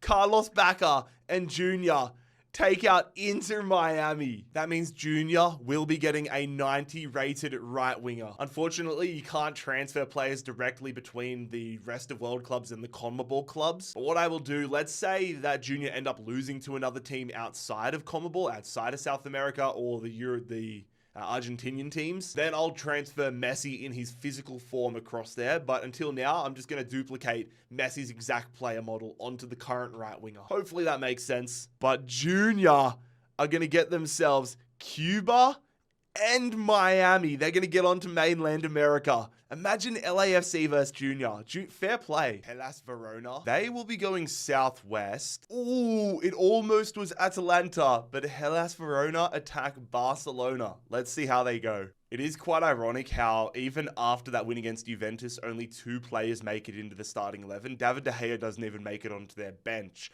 Will Barcelona continue their run? Can they get more land in Italy? Yes, they do. Ironically, Golovin comes off the bench and scores a goal, but Barcelona move on. Barcelona picking up Serdar, Palumbo, and Vazquez. None of those guys even making it onto the bench. Could be a nice haul awaiting Barcelona, though, if they end up versing Atalanta. SC Paderborn, they'll be going northwest. Turns out I didn't even need to spin the wheel. They are completely surrounded by Borussia Dortmund. Temptation was absolutely there to start Lewis Holtby, but I decided against it. Paderborn against Dortmund. Can they punch themselves from being completely surrounded? They do not.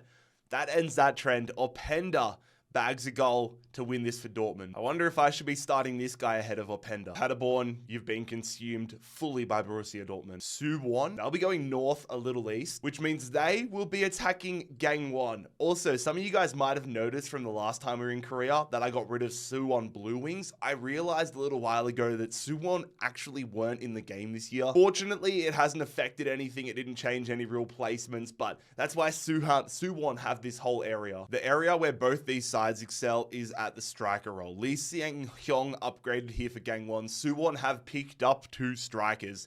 So I'm expecting a high scoring game here. It is a 2-2 draw. They suck at penalties though. Suwon are going to win. And that means another striker heading Suwon's way. A lot of land for them now. They can almost get themselves, they have got themselves just about into China. NEC Nijmegen, southeast for them. Ooh, okay. They are trying to get themselves into Germany, attacking FC Cologne. Regardless of what happens right now, the Netherlands is going to be more red. It's just a matter of whose red it is. It is going to stay Nijmegen's red. Proper. Getting them a proper good winner there. And some proper good pickups as well. There we go. A big chunk of land going Nijmegen's way. Cologne imperialized. Goodbye to the Billy Goats. Athletic Bilbao. Southeast for them. Bilbao attacking Zaragoza. The one thing Zaragoza have going for them is the fact that they have that upgraded midfield, the Albanian Bear. But he's not even good enough to make it into the starting 11 of Bilbao. Bilbao should walk Zaragoza, which they're not going to, I'm not going to say they walk. They walk them in the second half, but they get the win. That's just a nice little bench booster for Bilbao. It does break the Basque transfer policy though, but I guess that doesn't matter anymore now that they've left the Basque region. They're getting more territory here in Spain. Back to Korea, Gwangju, southwest for Gwangju. So that is going to move them off of Korea, and they are going to be attacking Shanghai Port. We have got ourselves a really fascinating game right now. Shanghai have been killing it in China. Oscar's been upgraded. They've been getting some nice additions via imperialization. Gwangju only have one upgrade in the midfield. That midfielder would make it into this Shanghai midfield if they are imperialized, but which way will it go? It will go the way of Shanghai Port. They continue their run. Jung Ho Yeon joins Shanghai. And with that, we only have 2 Korean teams left in Korea. Gwangju imperialized. Corona Kelsey heading north. Corona Kelsey trying to imperialize Legia Warsaw. Legia Warsaw, one of the most famous teams in Poland, making their tournament debut against the Corona Kelsey side fresh off a win. But that freshness means nothing. Legia Warsaw wiping the floor. Lopez, Giekewicz, and Remicul all heading to Warsaw. Maybe Legia Warsaw are the type of team that can time their run left. I mean, if they happen to draw Dinamo Zagreb and beat them, that would help a run mass. Fredrikstad, south a little west. It's a Norway versus Denmark affair. Fredrikstad attacking AAB. Johansson, former Fulham man in the centre midfield role for Fredrikstad. Here we go. Norway v Denmark. Who moves on? It is Fredrikstad. The Norwegian club are going to move south down into Denmark. That is going to see 4 players being collected by Fredrikstad. Oh, I fully forgot as well. I forgot that AAB had land in Sweden as well. Fredrikstad, are they the first club to have land in all of the Nordic countries right now? Although I guess they don't have land in Finland, but the ones that have league. Only 2 Danish clubs left fighting in Nordsjælland and Viborg. Back to South America for the first time in a while. Deportes head south. I thought that would be the case. They've been getting really good spins. I mean, it's harder for them to get a game than it is to get an upgrade, which is a great position to be in. But that's going to send Lukumi now to a 79. FC Nantes, northeast. They are going to be challenging Exeter City, clipping the bottom section here of the French land. This is a big one. It has been an excellent run for Exeter City, but I fear this may be one step too far for them. Can the dream stay alive for Exeter? It goes to extra time.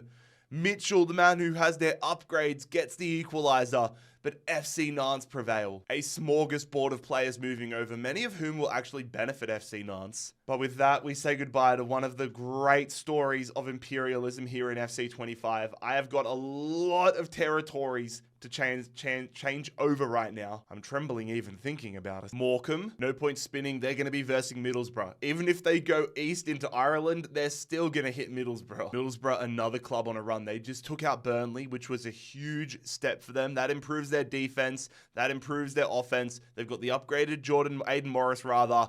And they still go to extra time with Morecambe. Middlesbrough end up winning. Martin Boyle scores. But it is a win here for Middlesbrough. Fair play Morecambe. They push them to the end. Reece Williams joining Middlesbrough. If this was career mode, that would be a great pickup. Middlesbrough have basically completely taken this middle crossing. If any English team wants to get up to Scotland, they have to go through Middlesbrough. Back to Spain, Osasuna. Heading west a little north. Not north enough for a battle with Sociedad. Osasuna attacking Bilbao. Big pressure on Moy Gomez. Upgraded to an 81. This Osasuna team isn't terrible, but compared to Bilbao, definitely Bilbao would be the favorites. How does this one pan out? It is a 5-2 win. Sansit gets himself a brace. Bilbao move on. Moy Gomez joining Bilbao. They are really starting to put together a run. They were quiet majority of the video, but they're timing the run, just like I said before. Al Fateh, they're going north. So we're going to have an all-Saudi battle here. Al Fateh are going to be taking on Etifak. Al Fateh have their land in Africa. They have their upgrades to Zelarayan, but I would say Etifak have a much more balanced team. Genie Wijnaldum, Rodak, Damari Gray, Musa Dembele. A lot of former Fulham connections in there. Will it be enough? How will this one play out? It is going to be a win for Al Fateh. Their upgrades are enough, and now they're going to get a nice addition to the squad. Seiko Fofana giving Fateh a nice boost to the midfield. Al Fateh continuing their move, and they get more land here in Saudi Arabia. Galatasaray, Northwest. All right, they want to make their move. Actually, hold up. Yep, I confirmed it. Galatasaray are directly attacking Serbia.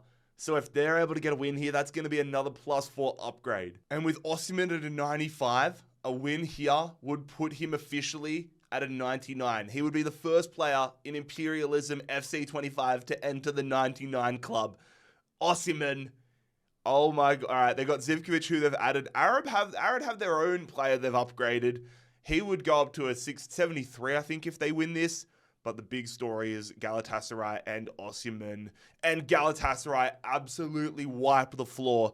Oh my God. I mean, Galatasaray pick up Arad's 69 rated Amondi, but this is huge. They get Serbia. They get into Romania even more. And Osimhen is now 99 rated. Welcome to the 99 club. Back to reality. Back to a team that haven't been drawn yet, I believe. Feyenoord. North, a little west for Feyenoord. That means we have a battle for Rotterdam. Feyenoord attacking Sparta Rotterdam. Sparta Rotterdam, massive underdogs in this Rotterdam derby. Olige in between the sticks. The real bright spot for Sparta. How does this one play out? It is a penalty shootout win for Feyenoord. Feyenoord are going to move on though. I don't think they even need him, but Nick Olige joins Feyenoord. I mean, this statement was technically true before this game, and it's still true after it, but Feyenoord is red. Firenze head north. Well, that's pretty easy to work out what's happening for them. That is an upgrade. Their nominated upgrade player, Ricardo Vejo. The Wellington Phoenix. The Knicks are traveling east. That is like the tiniest little bit below straight. And that context matters massively. They miss Auckland by the skin of their teeth. Oh my God, are they going to go to South America? Oh my God. The Wellington Phoenix are taking on Huachipato. Let's not forget that Huachipato have a 92 rated midfielder in Montez. Huachipato are going to take the lead off the rebound.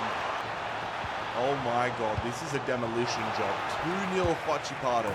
And that is going to be all she wrote. The Phoenix played off the park.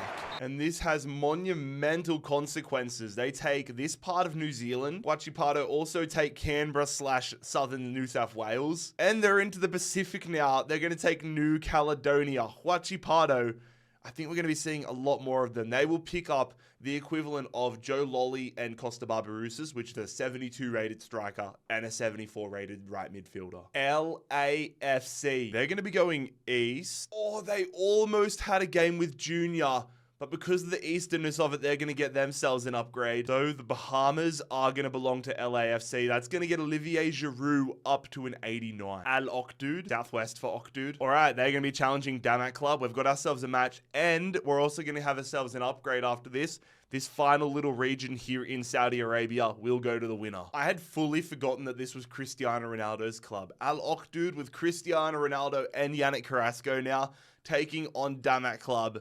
Huge ramifications in Saudi Arabia. Al Okdud do get themselves over the line. Ronaldo and Carrasco proving their worth. Stanciu, the man heading to Okdud, and Knowledge Masona goes to a 75. Knowledge is an awesome first. There you go. Okdud taking this land and this land. They probably want to get themselves into Africa as well. Roma Pakiona heading northwest. Okay, they're going to be taking on Sirius. Both these teams have had wins. They've made nice additions, but their teams aren't insane. And if they're going to go anywhere in this competition, they need to start taking some big teams in and around their region down.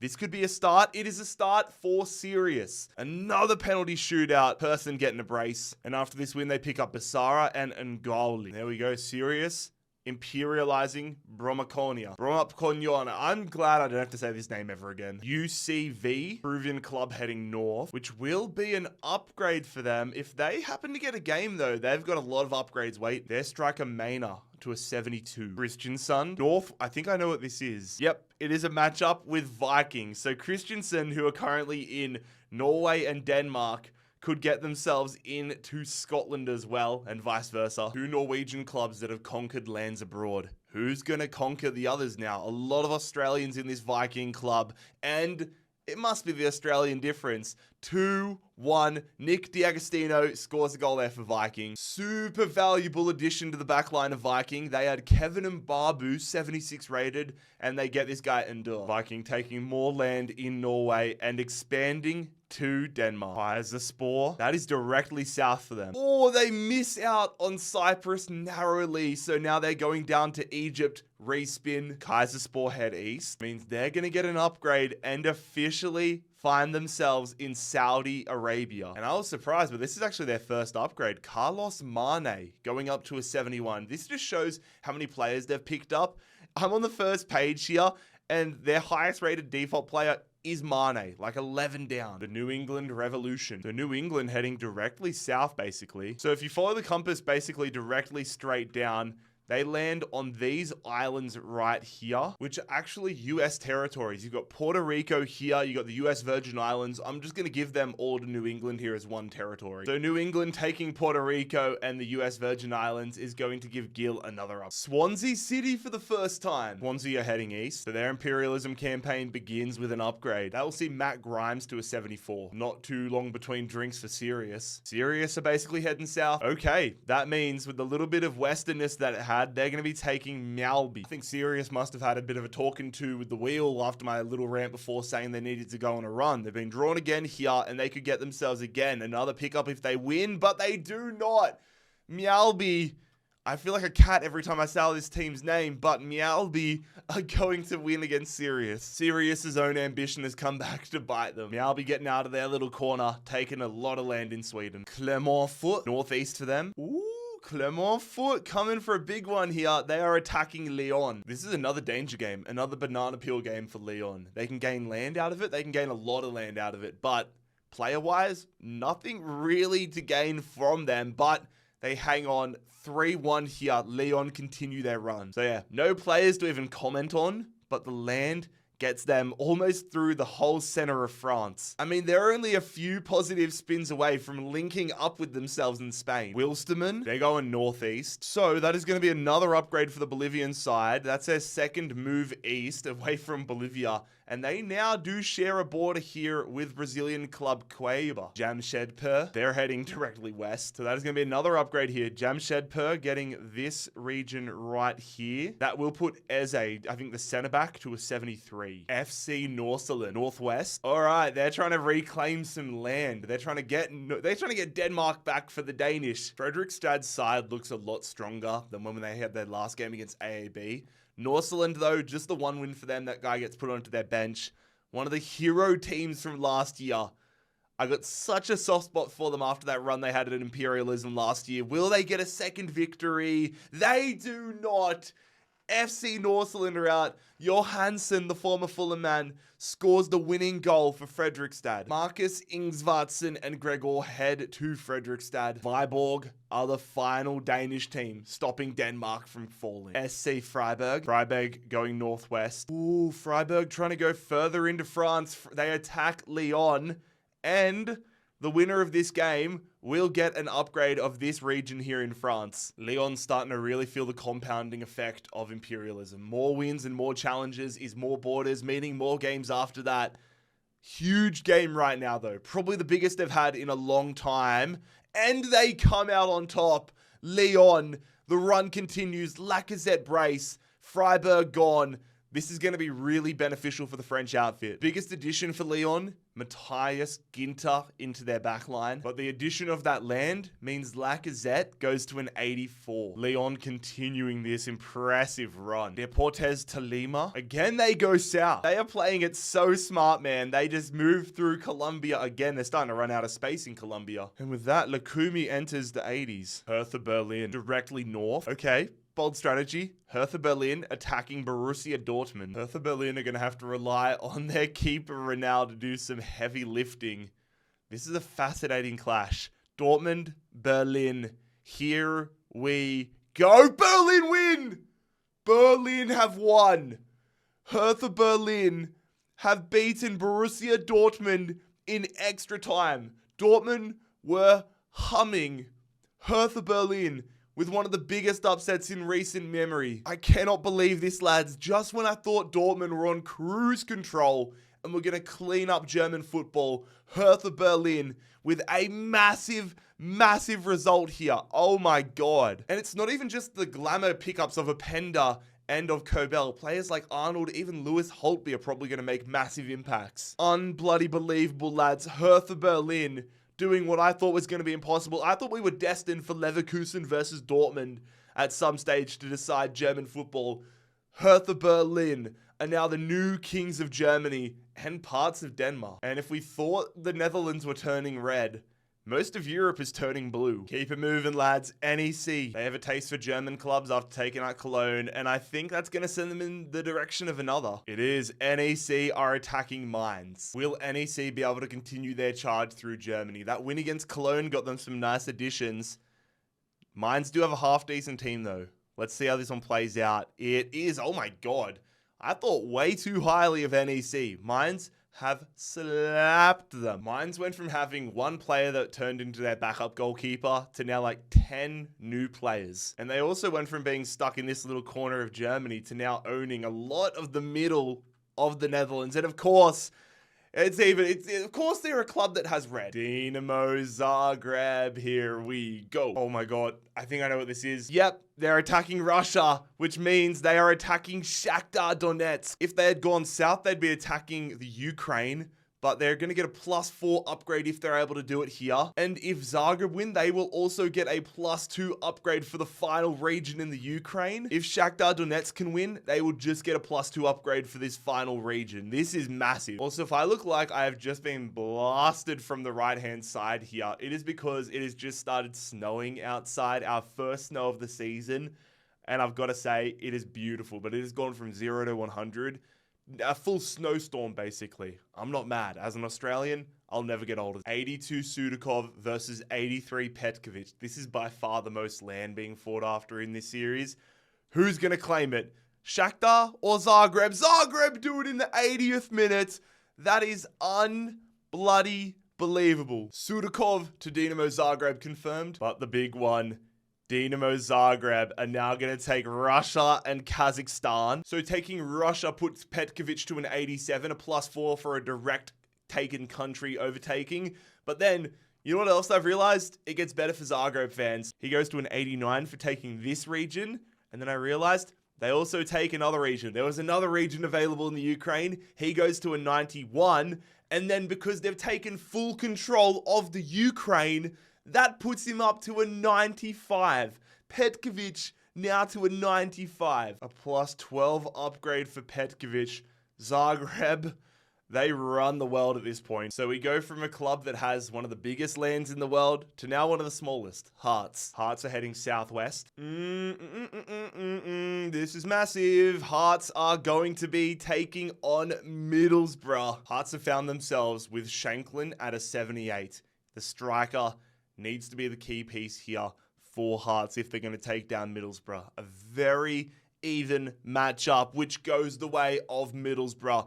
Armstrong is going to get a brace. Getting Lawrence Shanklin up top for Middlesbrough is huge. So Middlesbrough moving up further north, and they're going to get themselves an upgrade here. It is impossible for Aberdeen or Dundee to reach that, to draw that on the map. So they get the upgrade. That goes to Aidan Morris, who now goes to a 77. Villarreal. Yellow Submarine are going south, a little west. So the little bit of west means they are attacking Castellón. This is actually a shocking draw for Villarreal because they're not going to get much land. They're going to share a border with Lyon after this, and they could potentially have a banana peel. They're not going to get anybody good from this, but oh my God, they almost get eliminated as well. Villarreal, they move on.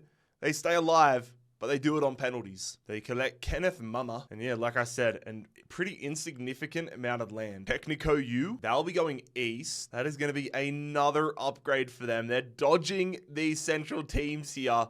An upgrade, putting Armas to a 73. Back to Spain, Sevilla. Sevilla travel north. The upgrades are flowing. That's one for them here. Suso, now an 84. Rongchang, are we going to get some sort of a match? They're going north. They're going to get another upgrade.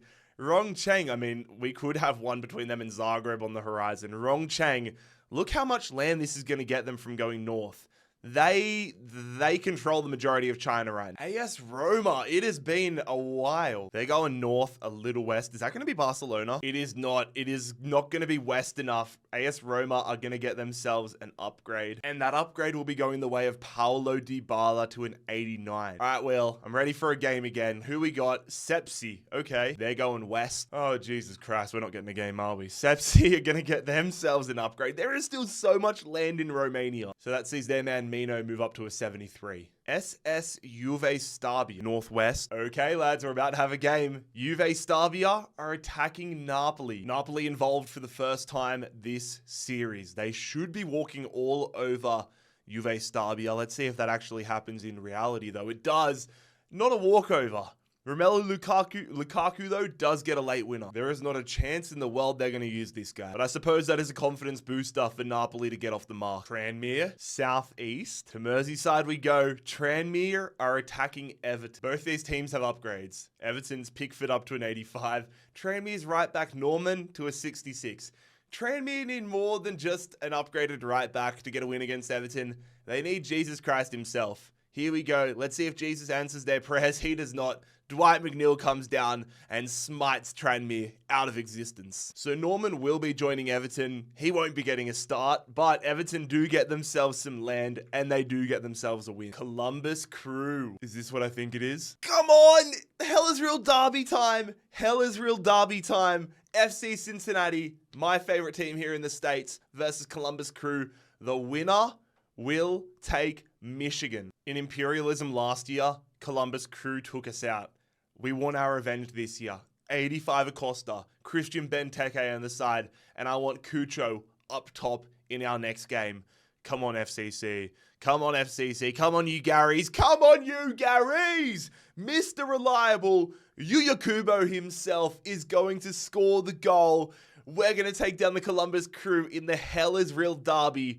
And officially, we own the Crew. And we officially own Cucho, who, I hate to say it, but is an insanely great striker. Also, I have realized we do not get Michigan. Chicago could still take Michigan. Michigan are one state here. Chicago could still draw Northeast and take Michigan. So it's just the Crew's land for this moment. Time for another team that wear yellow and black. Wolves are having Southwest, which will mean another upgrade for Cunha. They just take this land. They're going to get an upgrade to Cunha, 83 now, I believe. Salernitana heads southeast, which will see their first involvement resulting in an upgrade. Julio Maggiore to a 76. Hertha Berlin, they're going northeast, which will see them get the final upgradable land here in Denmark. This goes to Hertha Berlin. Fabian Rees to a 77. Punjab FC, southeast. All right, we've got a game here in India. Punjab FC attacking Jamshedpur. There's a few upgrades going around here. Tale of two upgrades. Punjab have their upgrade at striker via Bakenga, and then Jamshedpur have theirs in defense via Eze. Whoever wins this is going to get a nice addition to complement their squad, and it is a penalty shootout win. Jamshedpur successfully able to take them out. Bakenga joins Jamshedpur. Jamshedpur moving towards the northwest corner of India. If they can draw themselves like this region here next time, that's going to get them 4 more upgrades. IDV Northwest. We are going to have a matchup here in Ecuador. IDV attacking Quito. Header, goal. Quito are going to take the lead off this corner. IDV looking for an equalizer. They get the header. Keeper rushes off their line, and IDV tie this one up. Hoyos missing a bit of hair at the back there. Skips. That is a shocking penalty. And if Quinones can score the goal here for Quito, then they will move on and imperialize IDV. He does just that.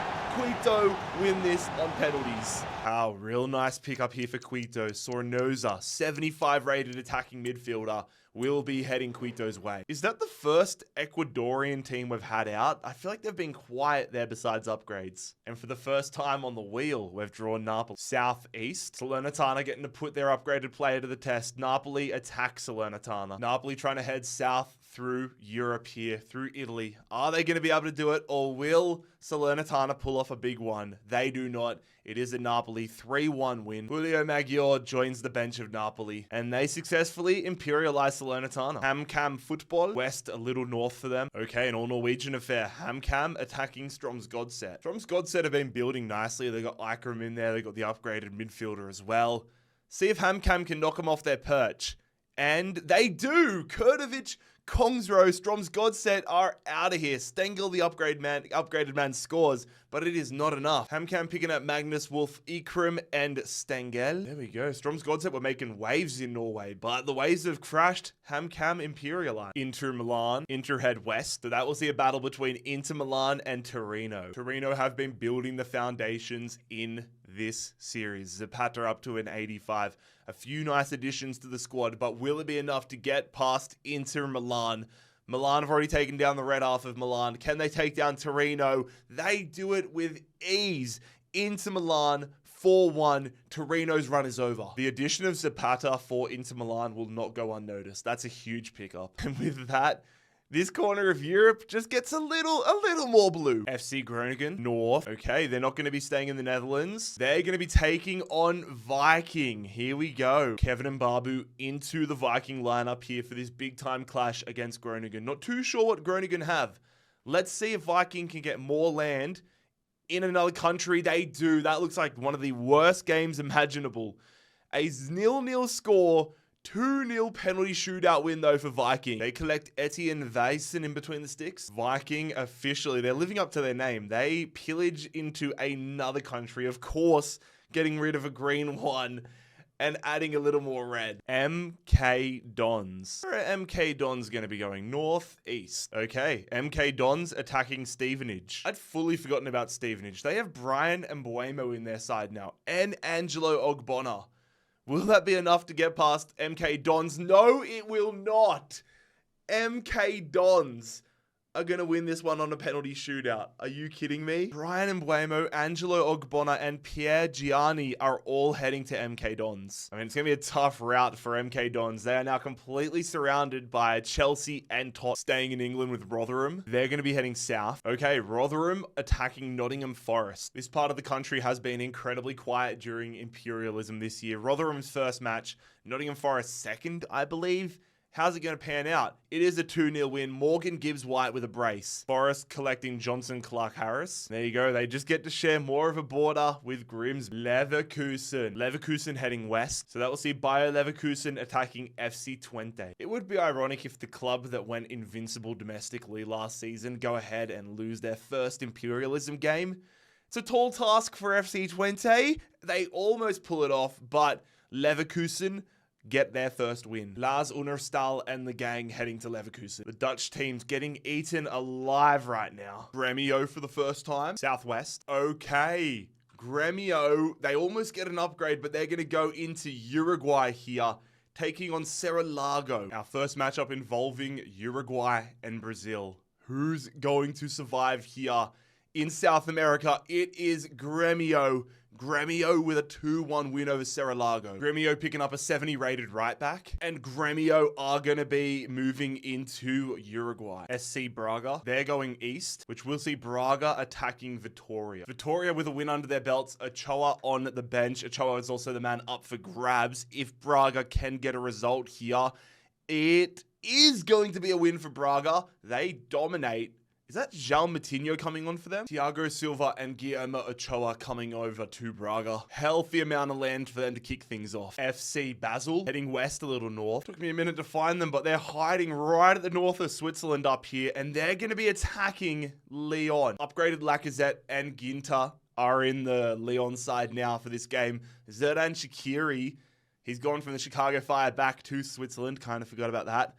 How does this one play out? Can Lyon keep it going, or will Basel announce themselves? They do not announce themselves.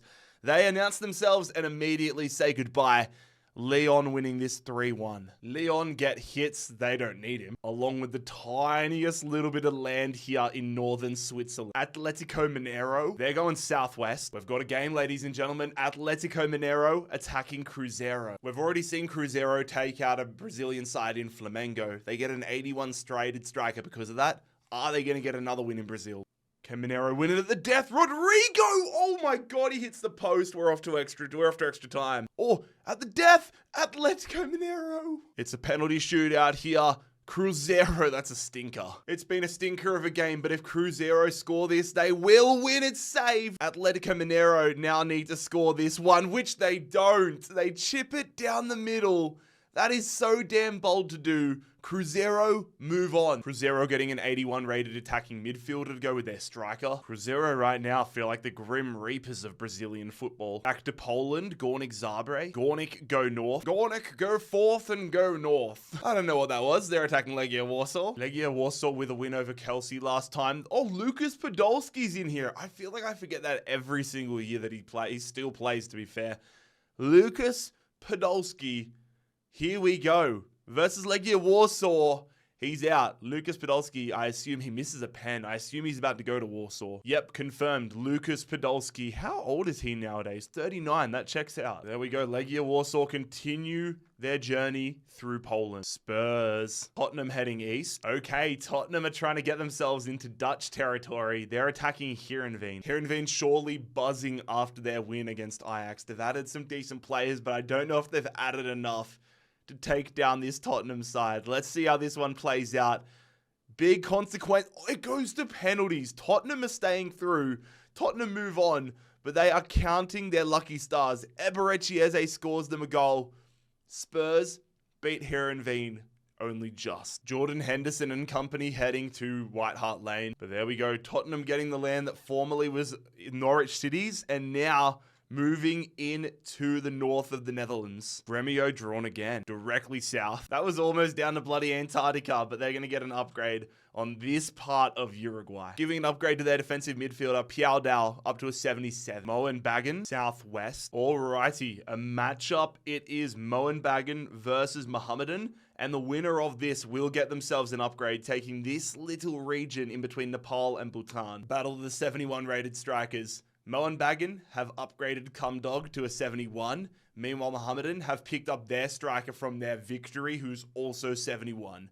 Who moves on? Who gets an upgrade? Will the Cumdog get an upgrade? He will not. It is Mohammedan getting a 4-2 victory over here. So the Cumdog will be moving to Mohammedan, and their upgraded player, Florent Ogier. Big move there from Mohammedan, really shaking things up in Indian football. And if Northeast United want to get themselves across India, they're going to have to go through Mohamed Perez. They're going north, which means a battle with Belgrano in a battle for central Argentina. Plenty of players on the line. Who survives and who folds? Perez, Belgrano. It is Perez. A 3-2 victory. Campaz, Rack, and Fernandez all heading to Perez. Perez trying to move north through Argentina. That is a big bit of land for them. Mohammedan right to the test. They're going right back towards the crowd with this one. Mohammedan will be attacking Jamshedpur, but this is actually huge. A massive upgrade awaits the winner, getting all of these territories. I hate to say it, but both of these teams are absolute garbage on paper. They rely so heavily on the upgrades and getting the best players from other teams, which is the whole point of the damn series.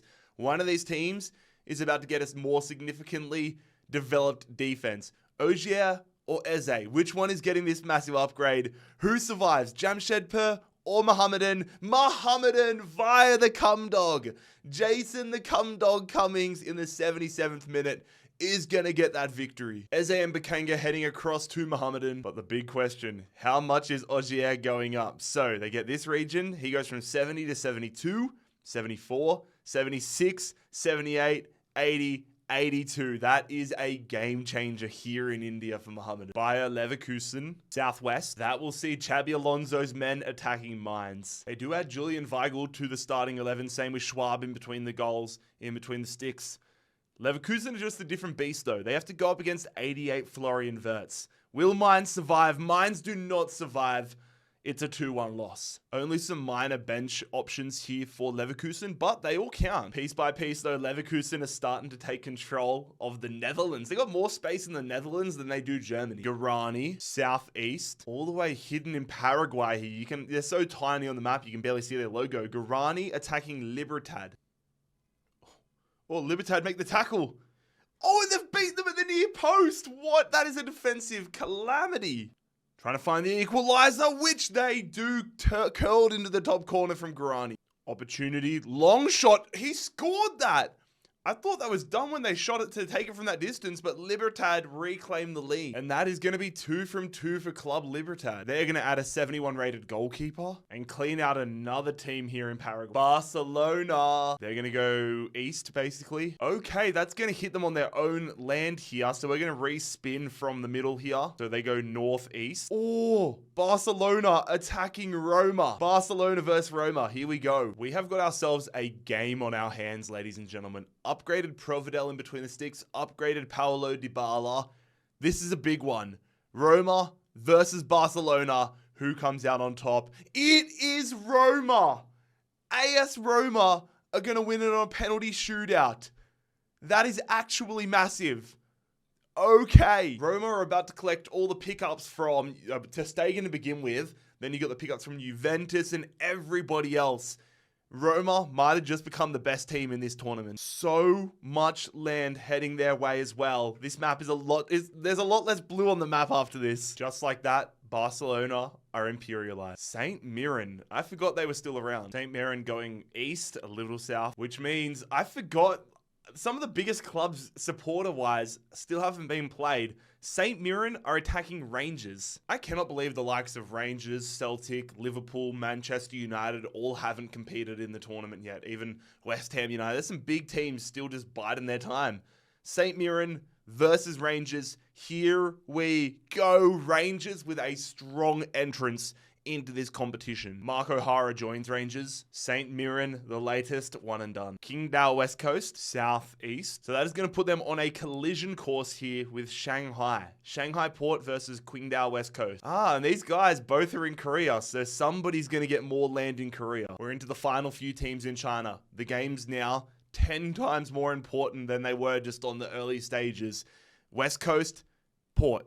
Who wins? It is Shanghai Port. Oscar's men are going to move on. Zadas, Yuri, Lan, and Cologne. So many strikers are going across to Shanghai. Shanghai claiming this land in China and also this island on the south coast of South Korea. Wrexham. I'm sure there's a few people waiting around for this one. How's it going to start for Ryan Reynolds' men? They're going southwest. Oh shit, right into the Lion's Den. Wrexham attacking Wolverhampton. Wolves with the 83 Cunha. Is he going to be enough here? I mean, it should be the other way around. Wrexham are massive underdogs right now.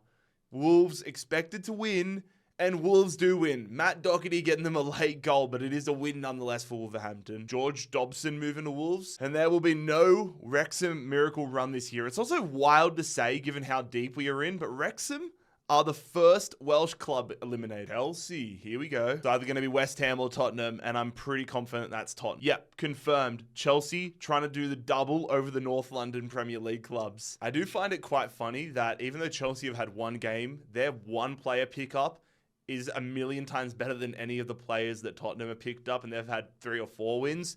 Let's see how this plays out, though. The teams are about to be merged. Who's merging? It is Chelsea. Chelsea have got the win, and they've successfully done North London. Heung-min Son, now a Chelsea player. Chelsea go from this little bubble of London to now having basically half of the East Coast and having themselves space in the Netherlands. Tottenham are gone. MK Dons completely surrounded. Same with West Ham, both completely surrounded by Chelsea. I was just looking at the maps thinking, God damn, we haven't seen Brighton yet. Up they pop. Brighton heading directly south. Okay, Brighton are going to enter France. They're going to now share a border with PSG and Nantes and get themselves an upgrade. Their designated upgrade player, Matoma, 83. Al Raid heading west, slightly south. Ooh, Al Raid they're challenging Kaiserspor here. If they're able to do this, or whoever wins this, will get this as an upgrade as well.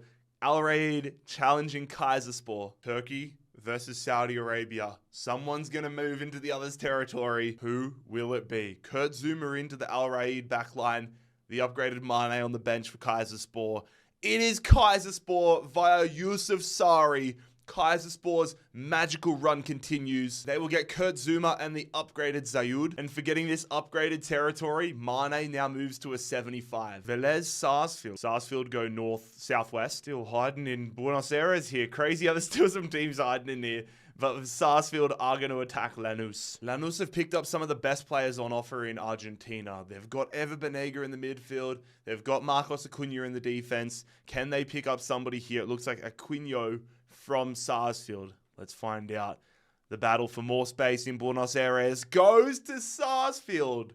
Wow. Sarsfield come out there and get a huge result. Absolutely massive pickups for Sarsfield. I gave him shit for still hiding in Buenos Aires, but they've definitely escaped now. Al Okdud, Cristiano Ronaldo's new team, head northeast. Oh shit, here we go. Okdud challenging Al Fateh. Not going to get a +4, they're challenging them on Saudi land. Whoever wins this game is going to be in an unbelievable position. If you're Fateh and you win, you add Cristiano Ronaldo, Yannick Carrasco. If you are Okdud, you're going to get the upgraded Zella Ryan, you're going to get the midfielder.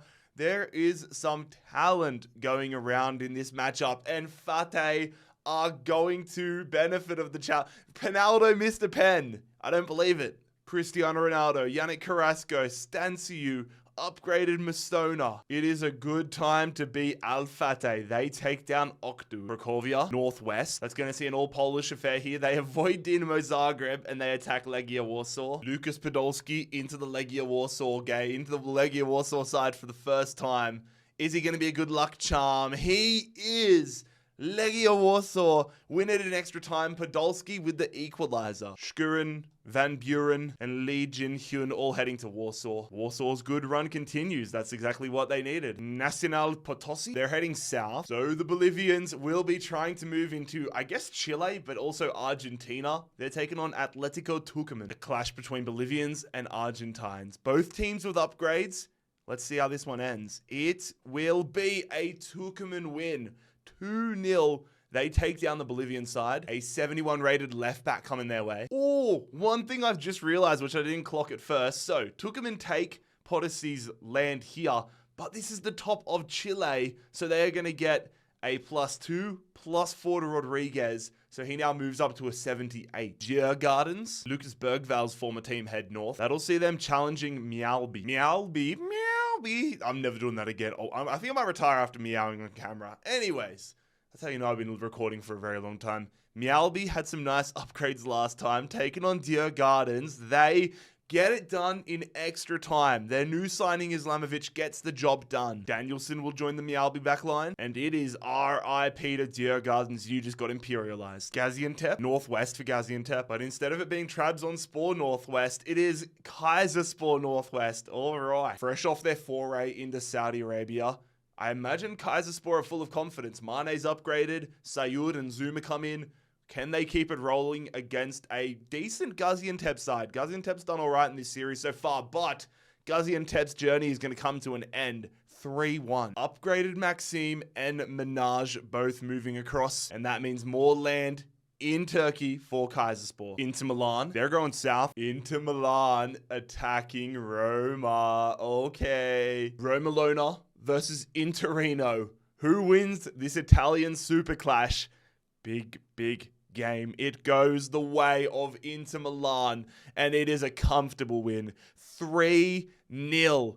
Inter Milan. Wow. Man, you put all this together now, you've got Ter Stegen, Dybala, Bremer, Provedel, David De Gea, Berardi. This is going to be an insane Inter Milan side on top of what they already had. I can't believe Yerry Mina continues to go on this ride. And one of the bigger parts now, Inter Milan take up so much land and they get themselves onto Africa. Not a +4 upgrade or anything because they directly challenged them on Italian soil, but that could be huge for Inter Milan's long-term chances. Tenerife, southeast for them. Tenerife, join Lyon, join Inter Milan, join Kayserispor on Africa. They take Western Sahara. And wouldn't you know it, from earlier on, it's their angel. Angel getting the upgrade to a 74. Besiktas, they're going north. Oh shit, fellas. They are challenging Galatasaray, and they're going for glory. Not only would they get 99 Osimhen, they're also challenging them directly into Bulgaria, so they would get a +4. Hey, I rate this from Besiktas. They're not sitting around saying, all right, let's pick off a team one by one. Let's just go for the big dogs. Go for a player in the 99 club.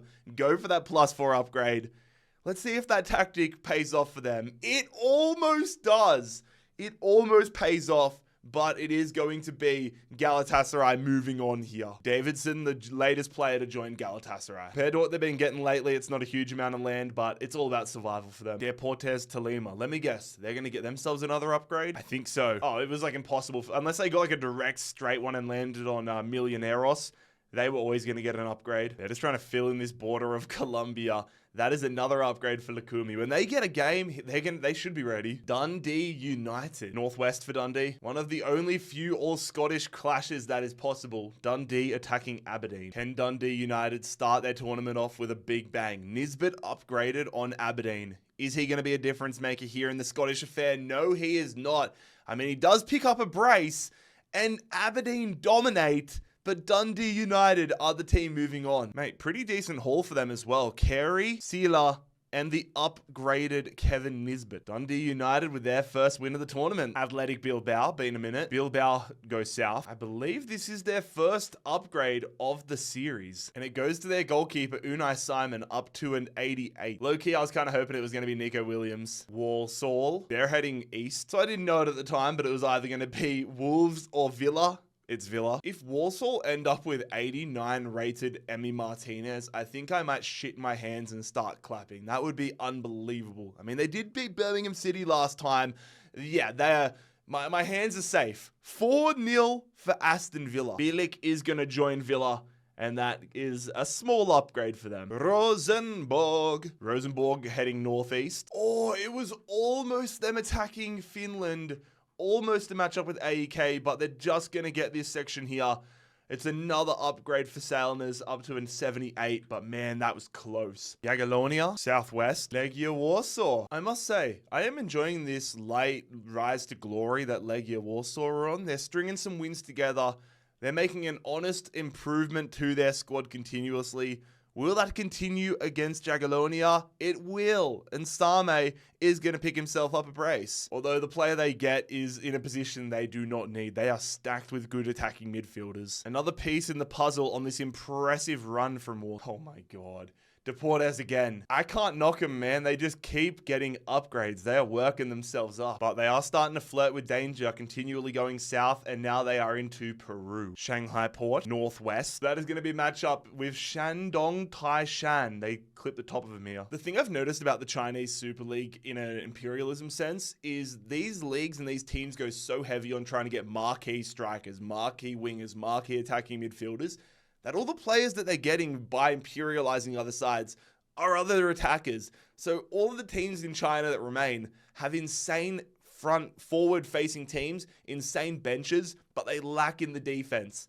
I'm curious if the team that can come out of China is the one that starts to get good defenders. Regardless, Shanghai are going to win this. They get a haul which includes, you guessed it, no defenders, and claim former Shandong Taishan land. Viking, they are heading southeast. Okay, they're going to try taking down Fredrikstad. This could be very fun. I would dare say the two busiest Norwegian teams so far. Johansen Ingvartsen joined them last time. How does this one pan out? It is a win for Fredrikstad. Fredrikstad take down Viking. Led by Kevin and Babu, Fredrikstad are about to feast. So Fredrikstad going to take more land in Norway, more land in Denmark, and they jump west. They're going to get land in Scotland. Viking had a great run, but it is all over. Oh shit, and I forgot they had land. They had land in the Netherlands as well. Well, we drew Liverpool, just not the one I'm sure a lot of you wanted. They're going to go west. These slimy little bastards are going to get them. So how are they going to wriggle their way out of Montevideo? Liverpool getting themselves an upgrade. I did not see that come. Their upgrade goes the way of Garcia. Hatayspor, Northwest. They're the latest team coming after Kaiserspor here. Hatayspor hiding at the bottom of Turkey, coming after Kaiserspor. Maxim comes into the starting 11 for Kaiserspor. They should beat this team, surely. Hatayspor versus Kaiserspor, and they do. Maximovic, Elkabi, Sayu. They claim Vincent Abubakar. With that, we are down to our final 4 teams in Turkey. Oh god, I'm not gonna lie, I kind of forgot that we were in this tournament. FC Cincinnati and Western Sydney are still around, flying under the radar. FCC are. FCC will be going southeast. Ooh, okay, so we're gonna hit North Carolina, but this would get us Santa Clara. This is Santa Clara. This would get us the island of Portugal. Also, I need to correct myself. I think before I said that we were going to get North Carolina, we're actually pushing for Virginia right now. Pushing for Virginia. Venancio with the upgrade there in the back line of Santa Clara. Can FCC get the job done with Cucho? Yeah, and it is Cucho. Our new signing, Cucho, is going to get the winner. Former Columbus crewman. Gets FCC the winner. We stay alive, boys. Federico Venancio joins the FCC backline. We are going to take Virginia and Maryland in there, I believe. And we're also getting Santa Clara's land. We're gonna get somewhere in between. I mean, we could get out to Portugal now. Kasimpasa traveling southwest. Okay, we're gonna be down to 3 Turkish teams after this. Kasimpasa trying to imperialize Fenerbahce. Fenerbahce really have been flying under the radar in the imperialism. They're the forgotten guy in the imperialism sense in Turkish football. It's been all about Kasimpasa and Galatasaray. Is it about to be about Fenerbahce now? No, it is not.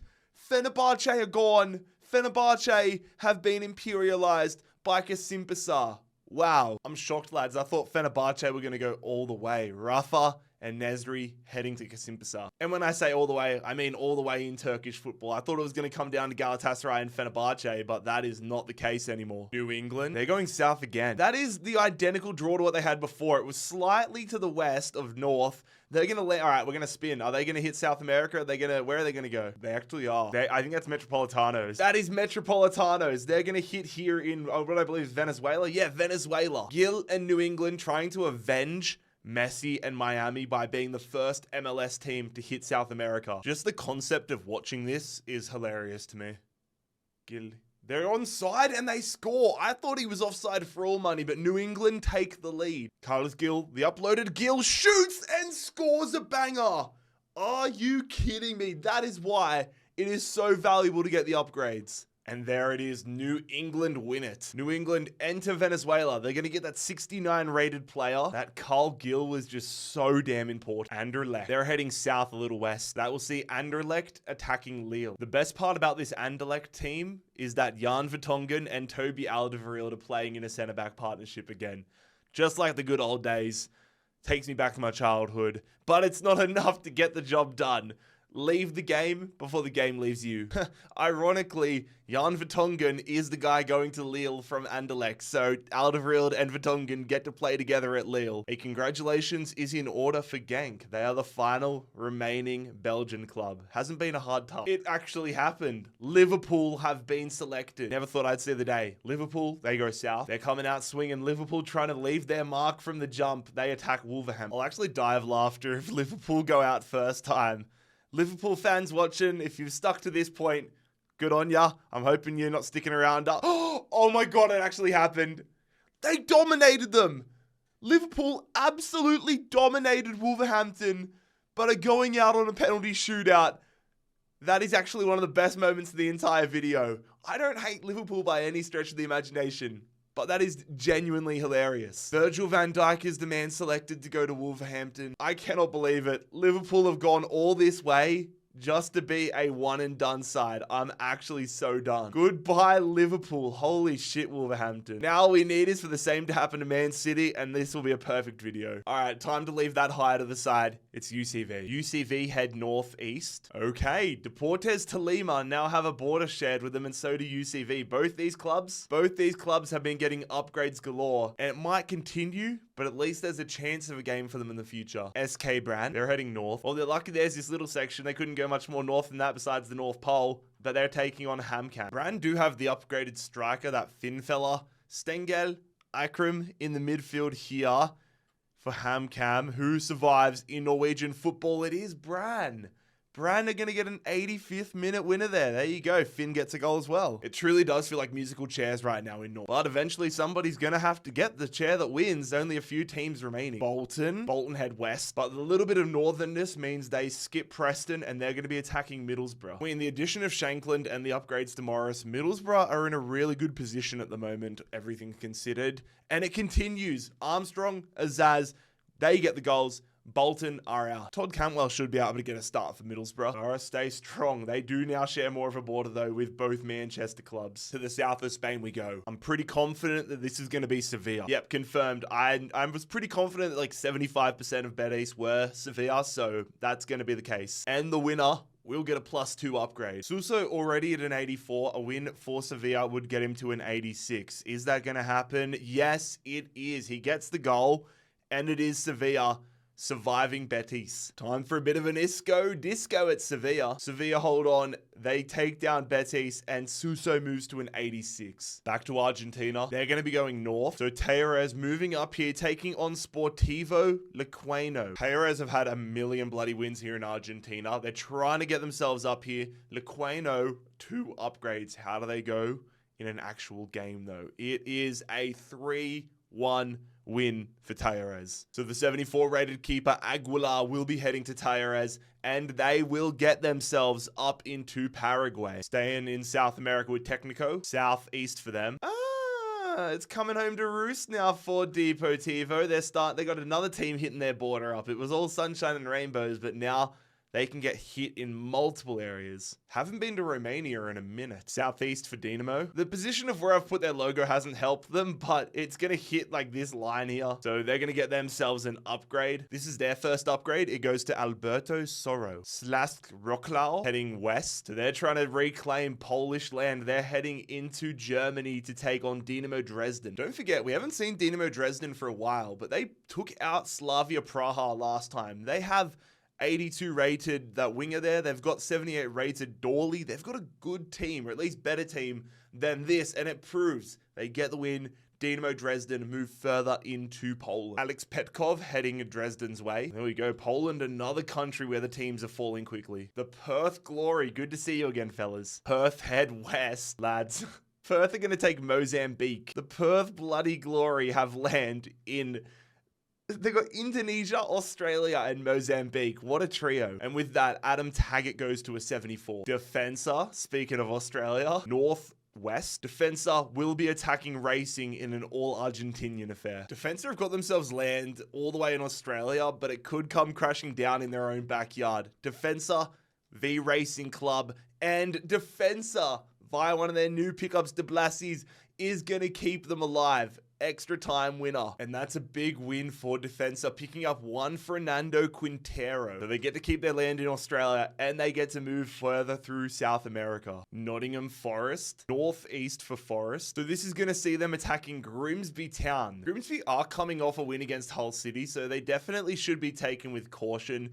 And given some of the other results we've seen in Imperialism, Forest need to be on their A game. They should win, but will they? They do. They leave it late.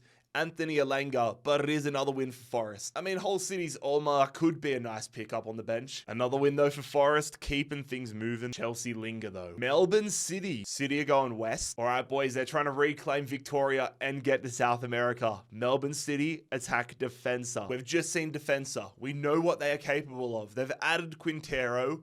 On paper, they are a much better team than Melbourne City, but the Australian in me is hoping City can reclaim some land. They do not, though. They put up a good fight. Ugarkovic gets a goal. Quintero gets a goal. Defensa are going to claim more Australian land. Matthew Leckie links up with a few other fallen A-League players at Defensa, and the state of Victoria is officially under Argentinian rule. Chelsea heading east, a little south. Okay, the little bit of south is going to get them the tip of Feyenoord. Chelsea attacking Feyenoord, trying to expand their land in the Netherlands. Heung-min Son and Bernd Leno both enter Chelsea's starting 11. Feyenoord keep it pretty much the same after their win against Sparta, and it goes to extra time. I bet you guys didn't have Kiernan Dewsbury Hall being the hero for Chelsea in this one. He gets himself a hat-trick. David Hanko actually joins Chelsea's backline. He'll be a straight-up starter. There it is. Chelsea's presence inside the Netherlands expands. Vancouver. Think that's going to hit Alaska. That absolutely is going to hit Alaska. The Vancouver Whitecaps, a team that, if I'm being totally honest, I forgot we're even in this tournament still, will be attacking Real Salt Lake. Both teams have themselves a marquee man that is 80 overall. Gold for Vancouver, Arango for RSL. Who stays alive in the MLS? Canada and America. It is Vancouver. The Whitecaps. Their first game, their first win. Vancouver, now sneaky good here in North America. Healthy slice of land as well. They take Alaska. They're going to get themselves into the United States. This could be a good start for Vancouver. MK Dons, we don't even need to spin the wheel. They are surrounded by Chelsea. This is the type of game where it'd actually be fine if nobody won it. If they could just accidentally imperialize them both at the same time, that would be brilliant. MK Dons, they've got Mbeumo, they've got Ogbonna. Do they have Chelsea? They do not have Chelsea. Heung-min Son rescues the Blues. Ironically, after all the teams he's been on, Brian Mbeumo ends up playing for the team right down the road again. And I am pleased to inform you that MK Dons will not be winning Imperialism. Dundee United, traveling northwest. Okay, they're going for Fredrikstad, and whoever wins this is going to also get themselves an upgrade. Both clubs have got to be pumped after their respective last wins. Nisbet coming in here for Dundee. They've much improved. So are Fredrikstad after that Viking win. And it's Dundee United. Okay, Dundee United have just beaten Fredrikstad. They are going to get so many players right now. Collecting in Barbu and all those players, this is a massive moment for Dundee United. They actually might be with a chance of getting some more momentum and being able to make some massive upsets. They're about to go worldwide here, Dundee United. Finding themselves in Denmark, in Sweden, in Norway. This is beautiful. In the bloody Netherlands. And also finding themselves with an upgrade. So because of the upgrade, Ryan Strain, the Australian, goes to a 69. Derry City, Northern Ireland. Derry City going southeast. Okay, we've got a big one. We have got a big one, and I'll tell you why. Derry City are attacking Middlesbrough. The winner of this will claim Northern Ireland, meaning they will get, what's this? They got 8 upgrades here, and then a +4 for claiming the country. So whoever wins will get a +12. This means that either Duffy will go to a 79 or Aidan Morris will go to an 89. This is huge. Middlesbrough, Derry City, Middlesbrough win it. Aidan Morris, he wanted that upgrade. He puts it on his back, gets the goal. Duffy will be heading to Middlesbrough regardless, but Northern Ireland now belongs to Middlesbrough. +12 to Aidan Morris. Well, I think my building's burning down, so Almere City, if I survive, you're up. All right, lads, I'm back. Yeah, I just had to evacuate the building. Normally, I let the smoke alarm go off in the building for a couple minutes. I decided to peer my head out my apartment door. All I could smell was smoke, so I decided to grab loot. Probably smartest to go down. We're all in the all clear, though. That was a nice adrenaline boost to get me through the next couple hours. So we're pulling a southwest, and it was Almere City. They are going to be attacking Chelsea. Brian Mbeumo onto the bench as a super sub for Chelsea. Taking on Almere City. This would be quite the upset. Almere City, on their Imperialism debut, are not going to get a win.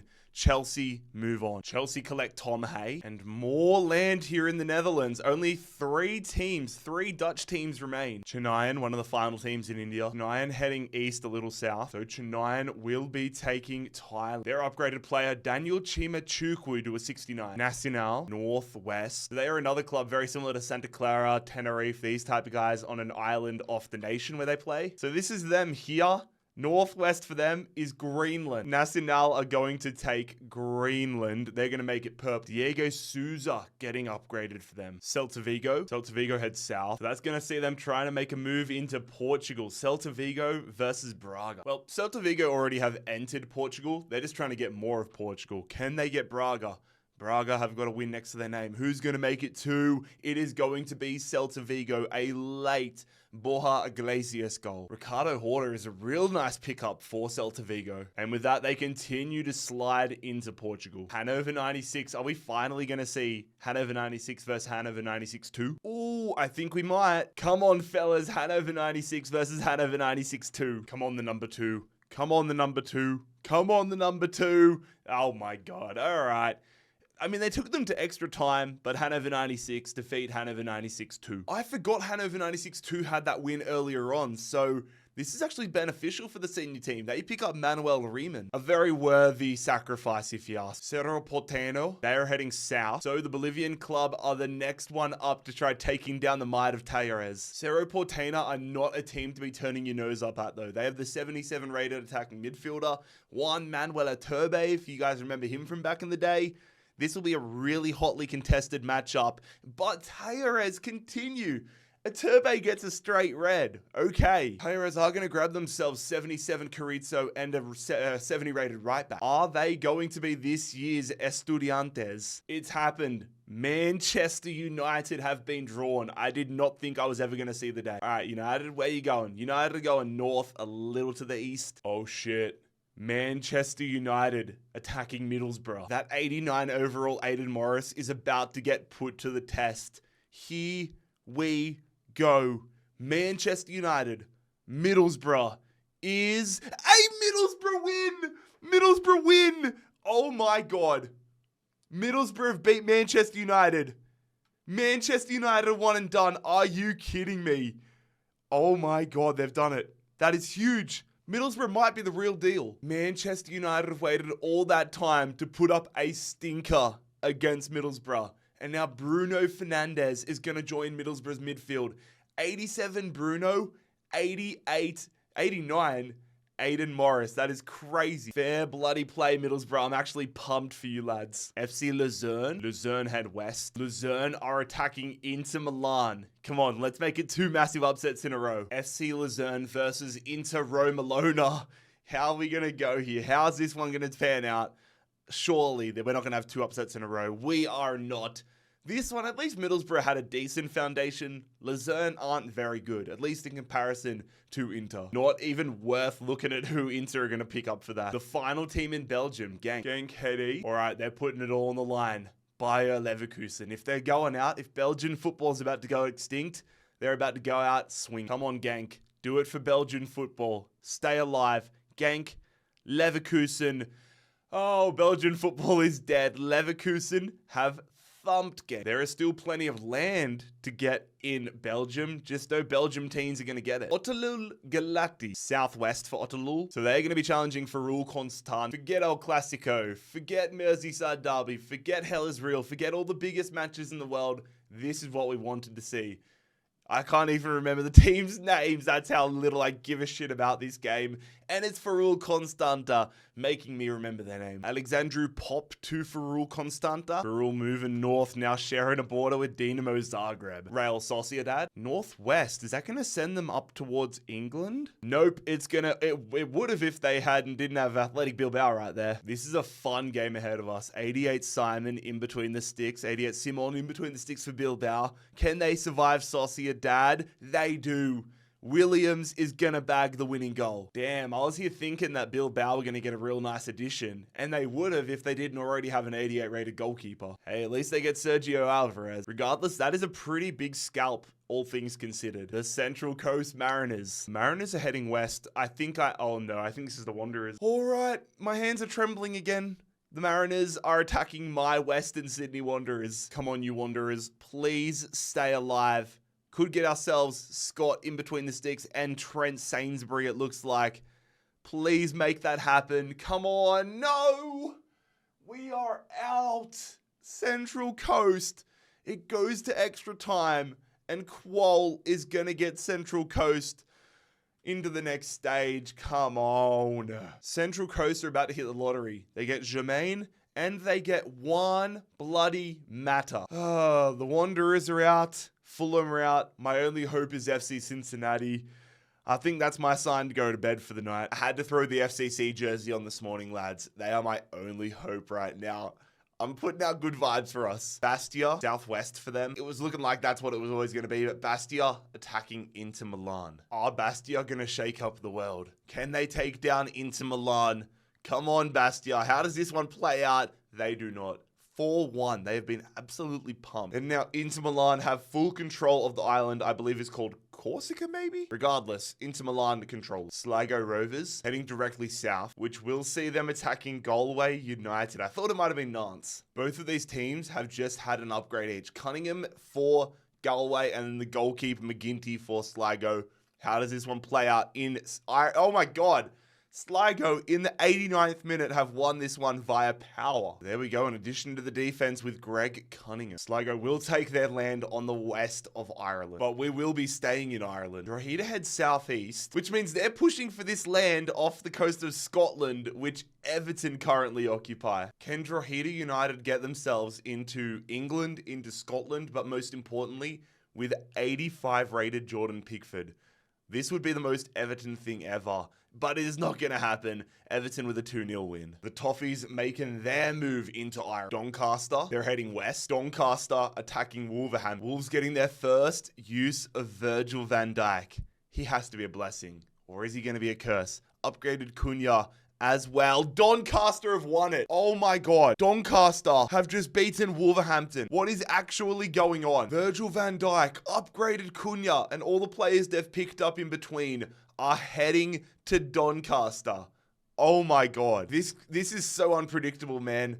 Wolverhampton just would have been feeling on top of the world after beating Liverpool, and now they've been imperialized by League 2 Doncaster. Hajduk Split, the forgotten team in Croatia. They go directly south. Okay, they're putting it right on the line. Hajduk Split are going to be attacking Bari. Split have been sitting back, watching Dinamo Zagreb get all the glory. Bari do have an upgrade and the pickup of Falcone in between the sticks. Ivan Rakitic in the midfield of Split.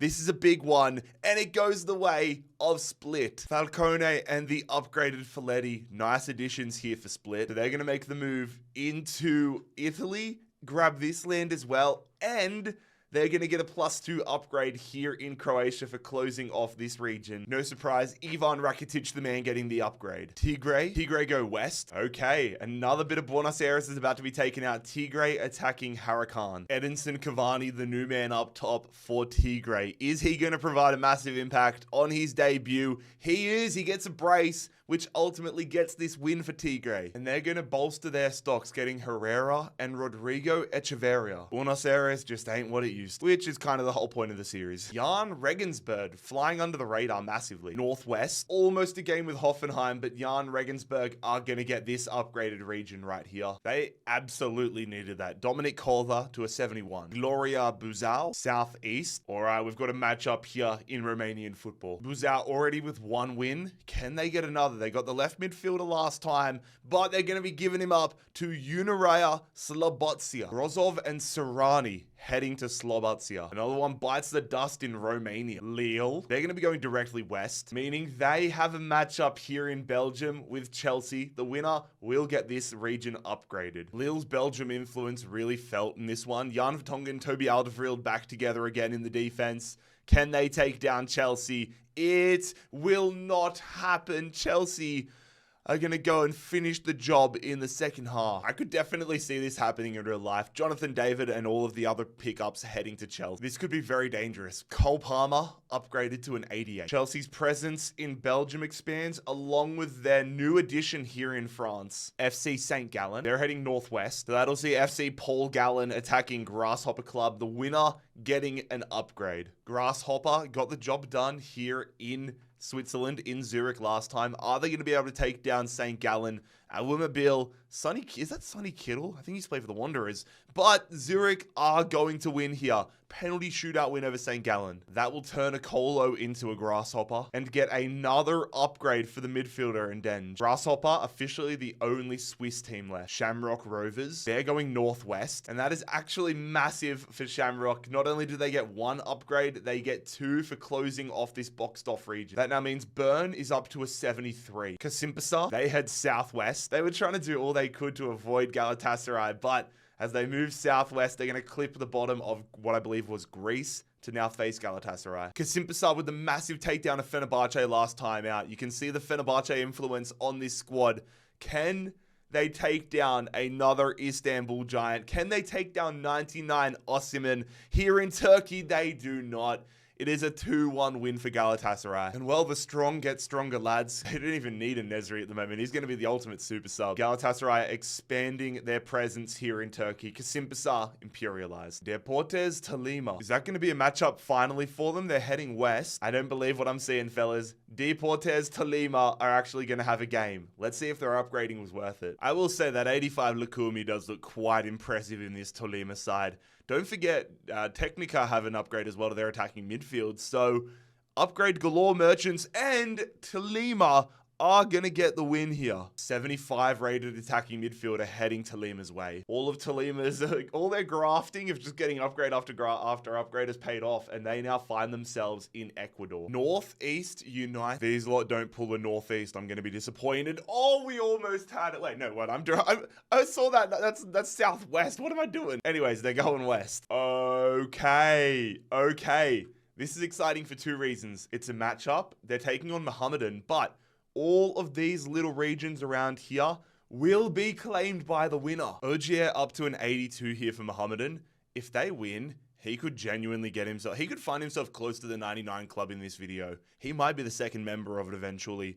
Let's see how this pans out though. If he loses, that dream is over for him, but the dream is going to stay alive for Mohammedan. They are making a great run. The Indian Super League is so similar to the rant I went on yesterday about the Chinese Super League, where it's just marquee attackers. Mohammedan pick up their 4th striker, but this victory means Ogier goes from an 82 to an 84, 86, 88, 90, 92, 94.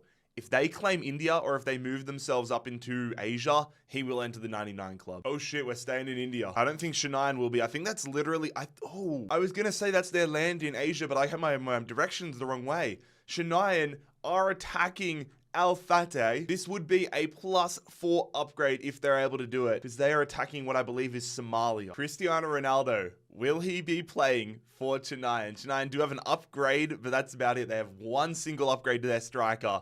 That guy won't be getting into this Al Fateh side. This is huge. They almost did it. Cristiano Ronaldo, though, is going to get the winner. Al Fateh move on. And Al Fateh now find themselves in the south of India and also in Thailand. Rosenborg heading northeast. Okay, I wasn't sure. I knew that was going to be one of these two teams, but Rosenborg are attacking AIK, and this works out better for them because if they win it, they will take Finland and they will get a +4 upgrade. Selnes up to a 78.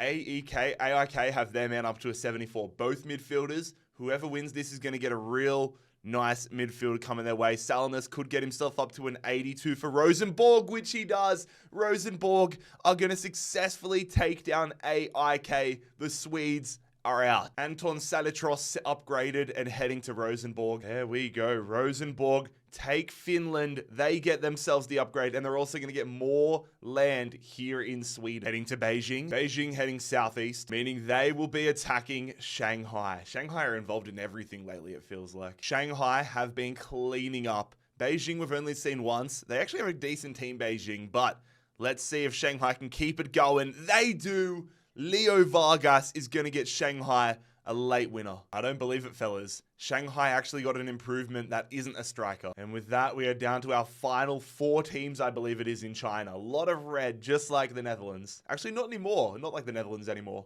Nacional, they're going to be going east. I think this is going to be Africa. Yeah, confirmed. Nacional are going to be hitting Morocco, meaning that's another upgrade for them on top of the land they got from Greenland, but they can now be hit from a lot of directions. Deportivo Cuenca, they will be going northwest. Okay, we're going to have a matchup here in Ecuador. Cuenca attacking Barcelona. We might not have another Barcelona after this one. Also, the winner of this will get an upgrade of this island.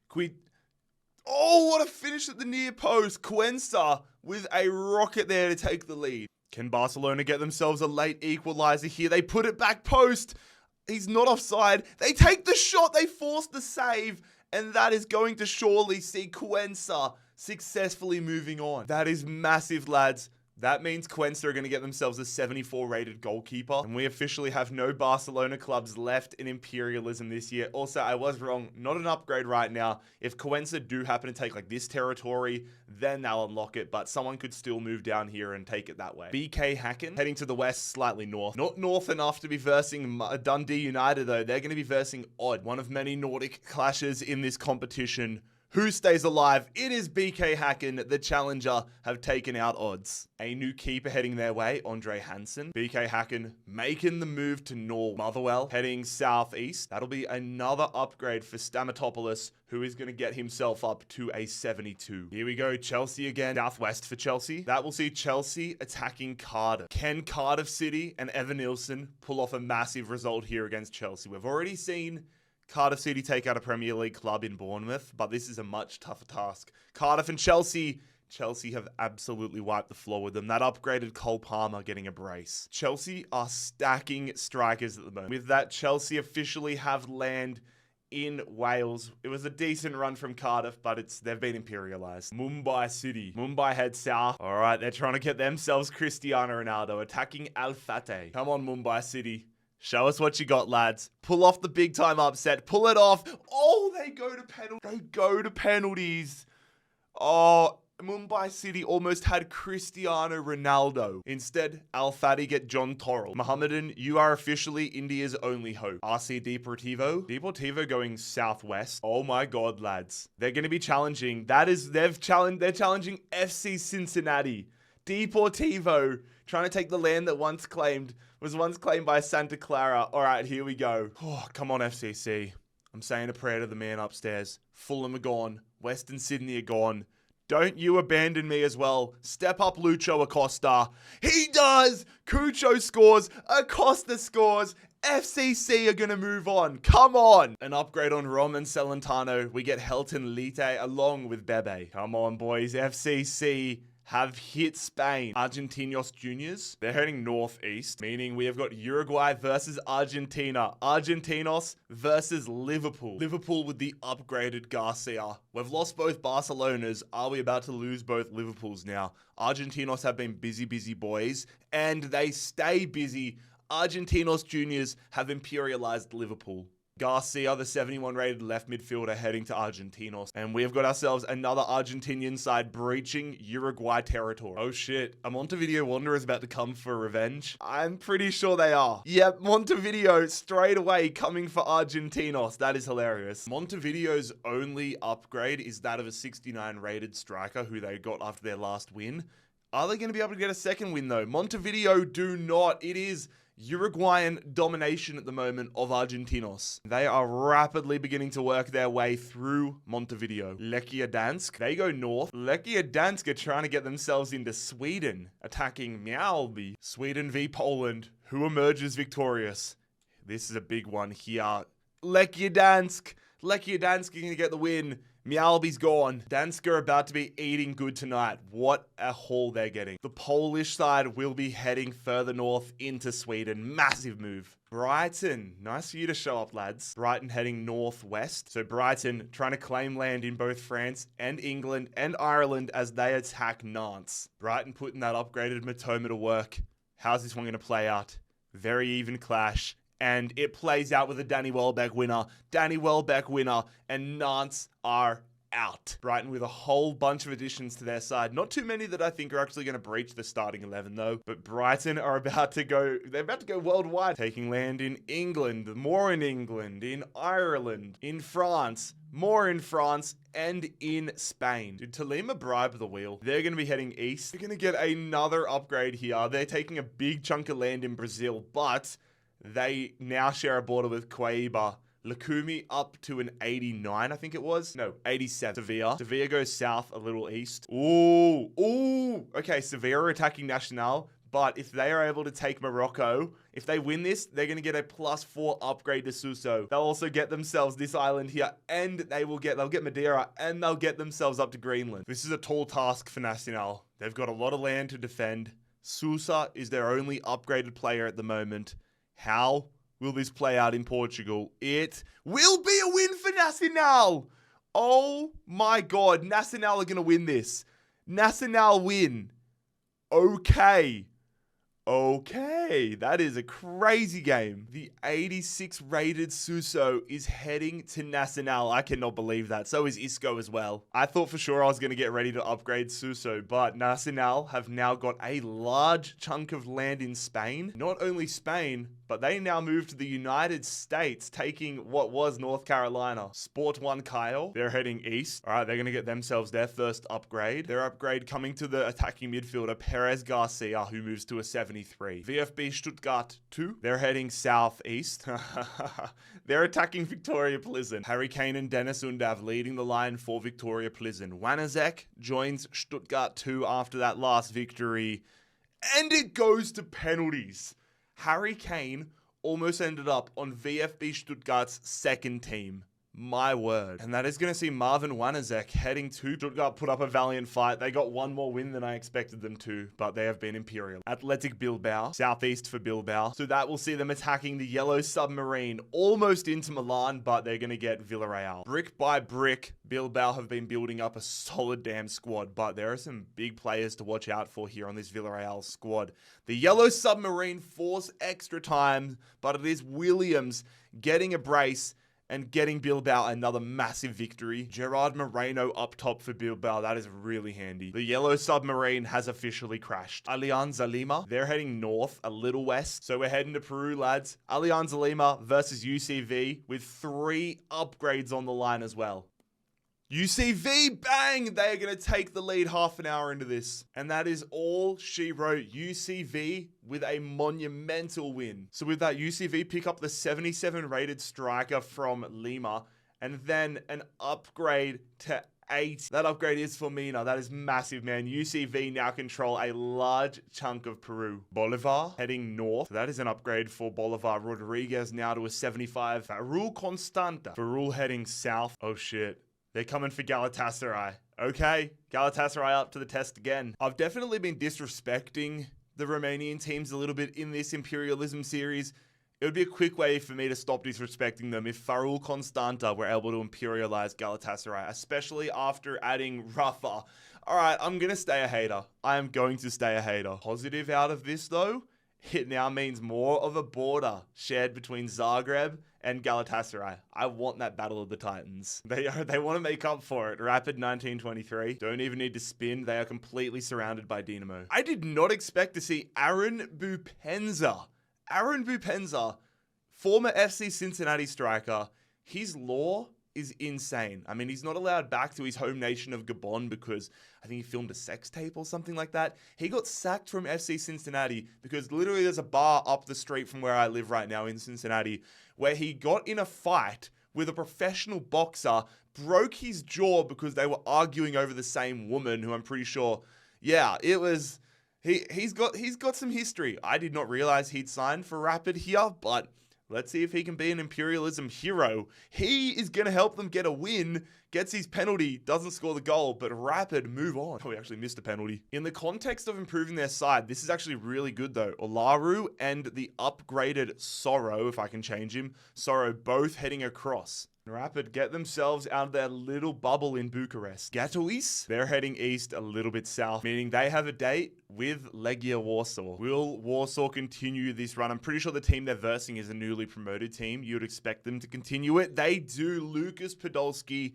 scoring what turned out to be the winning goal. Novak is picked up. They don't need any more attacking mid. But the run continues for Warsaw. Kind of impressive here in Poland where there are only 3 teams remaining. Malmo, they're going southeast. So they'd miss out just on an upgrade here, but they are going to be taking on Lechia Dansk. Malmo have a really good team. We haven't seen them for a while, but the moves they have made so far have been utterly impressive. Lechia Dansk catching up. Grozicki in here. Izamovic and Carlson move over. This one ends though with a Malmo victory. The Swedish side are going to push into not only more land in Sweden, but into Poland. Grozicki, Danielson, all the lads moving to Malmo. Huge moment for Malmo here. More land in Sweden and more. And now getting into Poland. We're down to 2 Polish teams. LAFC, here we go. Southeast. So they're going to continue moving through Central America, picking up Guatemala and another upgrade for Olivier Giroud. Colo heading southeast, which will mean another upgrade for Arturo Vidal. They share more land with Argentina, but Vidal now to a 78. Grasshopper Zurich, they travel northeast. All right, they're sliding through the gap. They're trying to take on Victoria Pleasant. Are they going to get Harry Kane? Grasshopper with their upgraded defensive midfielder and their new striker. Is that going to be enough to get past Harry Kane, Dennis Undav, and Victoria Pleasant? It is not. It is another victory for the club from the Czech Republic. It's actually a positive, though, for Victoria Pleasant. They could use Ndenj in the midfield. With that, there are officially no Swiss teams left in Imperialism in 2024-25. Also, we have the country of Liechtenstein right here, which is why that is not an upgrade. That is not a region, that is a country. PSG. They're heading northwest, which means PSG will be attacking Brighton. Come on, Brighton. Give us something massive. Upgraded Matoma. Show them how it's done. Brighton versus PSG. Brighton win it on pens! Oh my God. Brighton, Matoma has scored a brace. Brighton have just imperialized Paris Saint-Germain on a penalty shootout. Huge. Gianluigi Donnarumma now a Brighton player. I did not see this coming. Brighton and Hove Albion have imperialized PSG. Oh my God. Cosenza. They head northeast. Okay, so they are going to be attacking Napoli. Actually, no way. They're going to get Hajduk Split here. They're going to get Hajduk Split. They just missed Napoli. I had another look at the arrow. They're going to get Hajduk Split. Hajduk Split with the upgraded Rakitic, adding Falcone and Folletti to the side. Are they going to get the job done here? Cosenza have an upgraded striker. Who's going to stay around? It is Hajduk Split. 2-0 here for the Croatians. Fumagalli will be joining Hajduk Split. They expand their land in Italy and in Greece. Back to Romania, Cluj. An upgrade for Cluj, now sharing a border with Dinamo Zagreb. Dan Nistor to a 72. Tigray, northeast. All right, Tigray attacking Argentinos. Not only does this game have consequences in Argentina, it has consequences in Uruguay. How will it play out? It will be another win for Argentinos. They get to keep their Uruguayan land rather. And they get to add Edinson Cavani and 3 other players. The numbers starting to dwindle in Argentina. Tigray, the lightest team, imperialized. And we're going to go to Argentina again. Atletico Tucumán head north. That's going to be another upgrade for them. This time, it's going to be Rodriguez hitting an 80. Palermo, they're going northwest. So it will be Palermo attacking Inter Milan. We have not seen Palermo since the early days of the tournament. It would be incredible if they could get a win here, imperialize Inter Milan, get Paulo Dybala back in Palermo colors. Can they do it? Yes, they can! Oh my God. Palermo have done it. Every time I want a result to happen, I need to start going, all right, every time FC Cincinnati plays a game, I'm going to go on a massive rant beforehand. Palermo have imperialized Inter Milan. I was legit thinking to myself earlier, I don't know who's going to beat Inter Milan. I thought Inter Milan were destined to go to the final. Maybe we need to start sharing that sentiment about Palermo. My goodness gracious me. Inter Milan have been imperialized. An unlicensed team will not be winning. They're getting themselves into Africa as well here. Massive. Bit of pink on the map, adding some color to it. Beautiful. Staying in Italy, Catanzaro. They'll be going west. So they have skipped Palermo and instead they're versing Lyon. I think Catanzaro are feeling inspired after that victory for Palermo. Let's see if they can shock another big dog. Lightning's not going to strike twice. And with that, Lyon now find themselves in the south of Italy. Philadelphia, northwest. All right, Philadelphia trying to jump the border. They will be attacking Toronto. Philadelphia have already collected the best of both New York teams. Now they're looking to add Lorenzo Insigne to the mix. Toronto versus Philly. Philly continue their run. They're about to jump north. Insigne now plays for the Union, and Toronto are officially one and done. Champs are up again, boys. They'll be going northeast, which means they're going to get themselves an upgrade, but because they got this one and they already had a win, they're going to get 2 for closing off this corner of Portugal. And that is a big one on their quest for back-to-back titles. Diogo Costa goes to 88. Cuiabá, the Brazilians traveling southwest. All right, boys, we've got a matchup. Cuiabá versus Wilstermann. A +2 upgrade on the line as well for the winner. Wilstermann have been the beneficiary of 2 upgrade spins. That goes to Tavares. Will Tavares be able to repay the favor to the wheel and bag some goals? He does. I mean, he scores a goal, but they still lose the game. Wilstermann imperialized. So that means Cuiabá will be getting a 73 rated striker and an upgrade. Let's go figure out who that goes to. That goes to their 75 rated right back, now 77. Hey, John Hanna. They're going to be going southeast. Holy shit, they've been hiding in Korea. I kind of forgot they existed. All right, Daejeon are going to get themselves an upgrade. Lee Chang-guen to a 76. Hayuk split. They travel east. Okay, they're going to take Bosnia. They're going to take Bosnia. That means Rakitic is going to go up. Okay, they're going to take Bosnia, which is going to be another upgrade for Rakitic, 84. Always ready. Let's go see if they're telling the truth. Northwest. All right. Always ready. Taking on a club we've seen a few times. Sport Huancayo. Another battle between Bolivians and Peruvians. Baroja upgraded for always ready in between the sticks.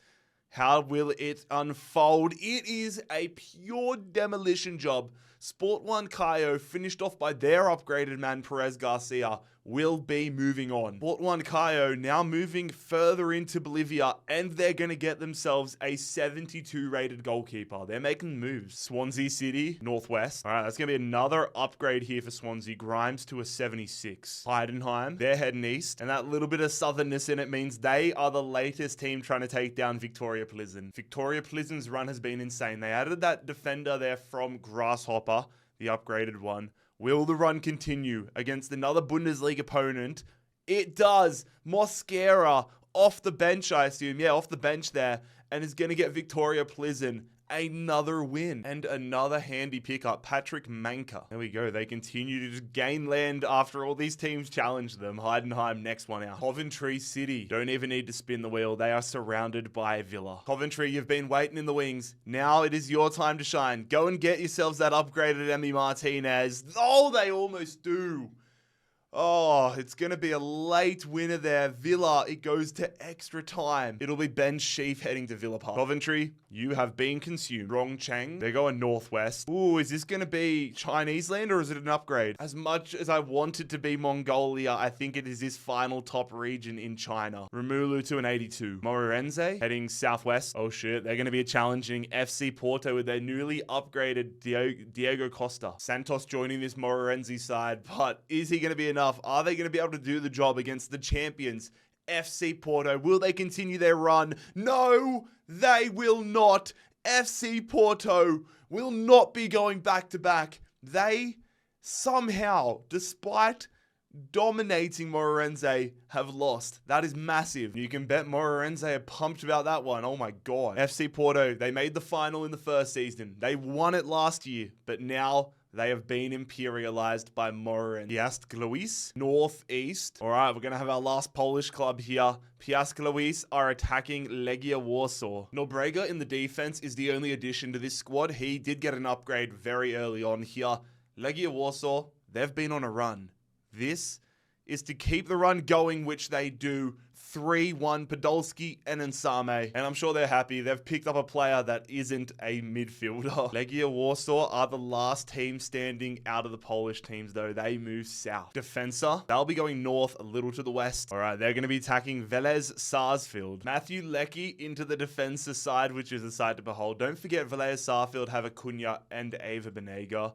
These are two really good teams, and whoever wins this is going to have the best of the best in South America. And Defensa are going to be the beneficiaries of that. Defensa beat Velez Sarsfield. With that, Acuna and Benega are on the move again. Defensa are winning in Argentina again. Aston Villa. Villa head south. That is exactly what I thought it was going to be. Aston Villa attacking Chelsea. Whoever wins this may be in the pole position for English football. I know Man City are still around, but there are some big players going around between these two teams. Villa, Chelsea. Chelsea do it with a 190. Heung-min Son is that guy. Son scores in the 85th minute and the 119th minute. And with that, Chelsea pick up another upgrade in between the sticks. And Aston Villa have officially been imperialized. SK Rapid, they're heading south. That's going to be an upgrade for them. They're going to go into Slovenia and bag themselves an upgrade. An upgrade to Guido Bergstall. Colo, north, a bit to the east. And that bit to the east matters massively. Colo attacking Talleres. Both clubs have been building massively in South America. Arturo Vidal upgraded to a 78.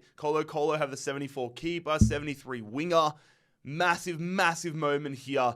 And it goes the way of Talleres. Massive. It's going to send all the things I just mentioned to Talleres, but the most important one, the most beneficial one, a 78 rated midfielder in presence of Arturo Vidal. Vidal's an absolute dog. I wish I could have seen him go all the way. Jerez continue to get tested and they continue to step up. Goodbye, Colo Colo. Leverkusen heads south. Okay, this one's actually massive. Leverkusen are attacking Lyon. I'm not providing any commentary. I'm just letting what is one of the best games of Imperialism so far play out.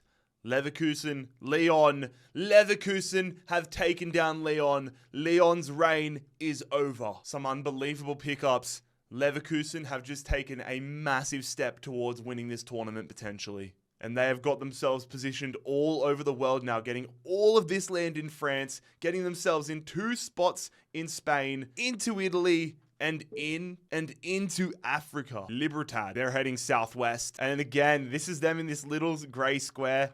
Again, it's another team challenging Jerez. We've seen Libertad twice on the field. 2 wins on the park for them. They've been pretty impressive in both, to be fair. Jerez have been damn impressive in the simulations. How are we going to go here? Ortigoza is the man that is essentially Vidal getting upgraded to 78. This would be a massive win if Libertad could pull it off, which they do not. It is another win for Jerez. Jerez picking up a 67 rated CDM and a 71 rated goalkeeper as they extend their reach into Paraguay. Coquimbo Unido, they're heading west. Okay, where is this going to send them? They're going to be facing the Central Coast Mariners. Oh no, is Australia going to get more South American influence? Opportunity here. Chavez turns the defender. What a finish there. It is the lead for the Chilean club. Can the Mariners find a late equalizer? Jermaine. Oh, you've got to pass that to Qual. They would have had a goal in on goal if they would have passed it to Qual, but instead, the Central Coast Mariners have been imperialized. Coquimbo will be getting a 72 rated striker, a 71 rated attacking midfielder, 67 rated goalkeeper, 71 rated centre back. Mariners are gone. Coquimbo now enter the majority of New South Wales and the South Island of New Zealand. Al Khaloud, they'll be going north an inch to the right. Once again, inches matter. Al Khaloud will be versing Al Tawoon. I keep trying to tell my girlfriend the same thing. Babe, an inch is massive. Anyways, these 2 Saudi clubs have not played a game yet. Who's going to play their last? Who's going to move on? A penalty shootout where Al Tawoon are going to hold on. Marcelo Groh heading to Al Tawoon in between the sticks. And once again, this part of Saudi Arabia, incredible yellow. Oh my God, it actually happened. West Ham United have been drawn. I never thought I'd see the day. Let's see if the wait was worth it. Emi Martinez in the goals for Chelsea. Is his debut going to be a successful one? Chelsea versus West Ham United. To claim London, Chelsea do it with ease. Sorry, West Ham fans, that was not worth your wait. Chelsea's latest addition, Lucas Paqueta. With that, London has officially been wiped off the map. Goodbye, West Ham. Caracas FC. Caracas heading west. All right, the Venezuelan outfit will be facing the New England Revolution. New England playing that one through. They're onside, and they have the lead. Veroni, oh my God. He has absolutely done him at the near post there. The Revs are on fire. Translator Langoni, Luca Langoni makes it 3. The Revs are crushing it, man. Jesus Christ, this goalkeeper is horrible. 4-0. I don't know whether the Revs are just that great or Caracas are just that bad. Regardless, that is a statement win for New England. They're going to get a 70 rated goalkeeper for this. The tiniest little bit of land here in Venezuela, but they are kind of cleaning out Venezuela. The Brisbane Roar. They're heading northeast. They are targeting Papua New Guinea. So that means they're trying to take over Auckland FC, but if they do it, they will get a +4 upgrade. It's the A-League's new boys versus a foundation club, one of the most successful teams in Australian football history. Auckland FC, Brisbane Roar, +4 on the upgrade on the line, and Auckland City defend. Auckland City hold on. Bart Vriens and Jay O'Shea both head to Auckland. Auckland take a lot of Australia. That means Perth are the only Australian club left. There's 2 A-League clubs left, but only 1 Australian. New England actually getting selected this time rather than another team choosing them. Northwest for the Revs. It is an upgrade inside the United States, and that's going to get Hill up to an 85 overall. Staying in that part of the world, Montreal.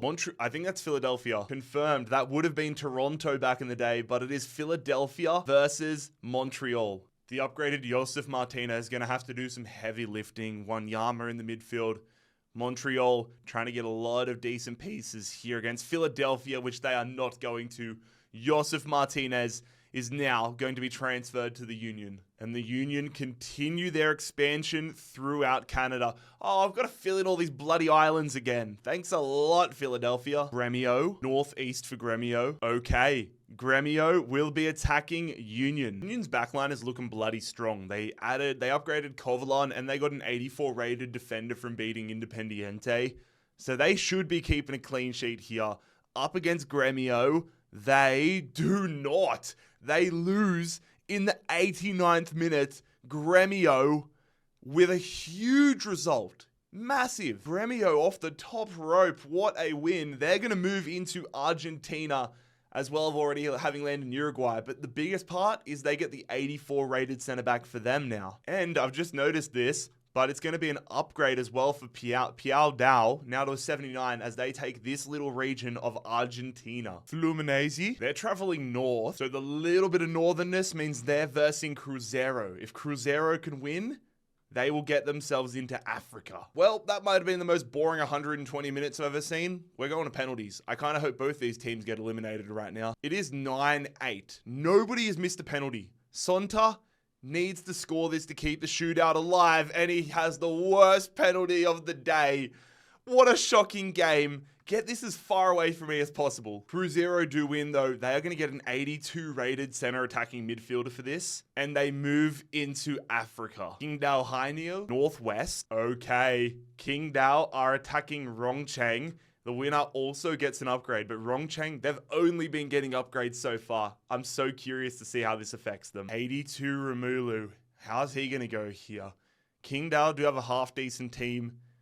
Some of the last teams in China, and it is going to be Chengdu, Rongcheng, who survive. Rongcheng winning it on penalties. They're going to add Zulj and Lopez. And with this, Romulo is going to go up to an 84 overall. They control the entire north of China. Hayuk Split, they are heading southeast. Okay, they are challenging Galatasaray. So there are a few things to explain with this one. Hayuk Split are challenging them on land that used to be Serbia. So if they happen to get this, it will be a +4. I was going to say the winner of this would get the whole of Greece, but then I realized that little bit of Kaiserspor and that land is still a part of Greece, so disregard that. A +4 on the line, though, for Hayuk Split. Here we go.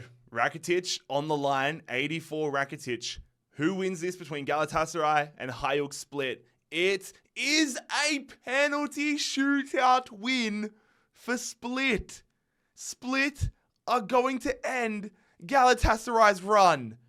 Oh my God. Galatasaray were one of my picks to win this entire series, but Hayuk Split have successfully done it. They're going to get some insane talents. Galatasaray, you're out of here. Hayuk Split move in. That means that Rakitic is going to move up to an 88. And now we have to follow that up with Newport County. Newport heading northeast. Newport County are going to get themselves an upgrade. They have got a lot of ground to make up Newport. They're going to start by getting an upgrade to Bryn Morris. Brighton, very likely that they end up facing Chelsea. Yeah, that's going to be Chelsea. I mean, it very nearly wasn't, but they actually missed this section, but clipped this little part where I think Bournemouth used to be. Brighton would have to be on top of the world after that PSG win. They had Donnarumma, but they are still significantly weaker than Chelsea.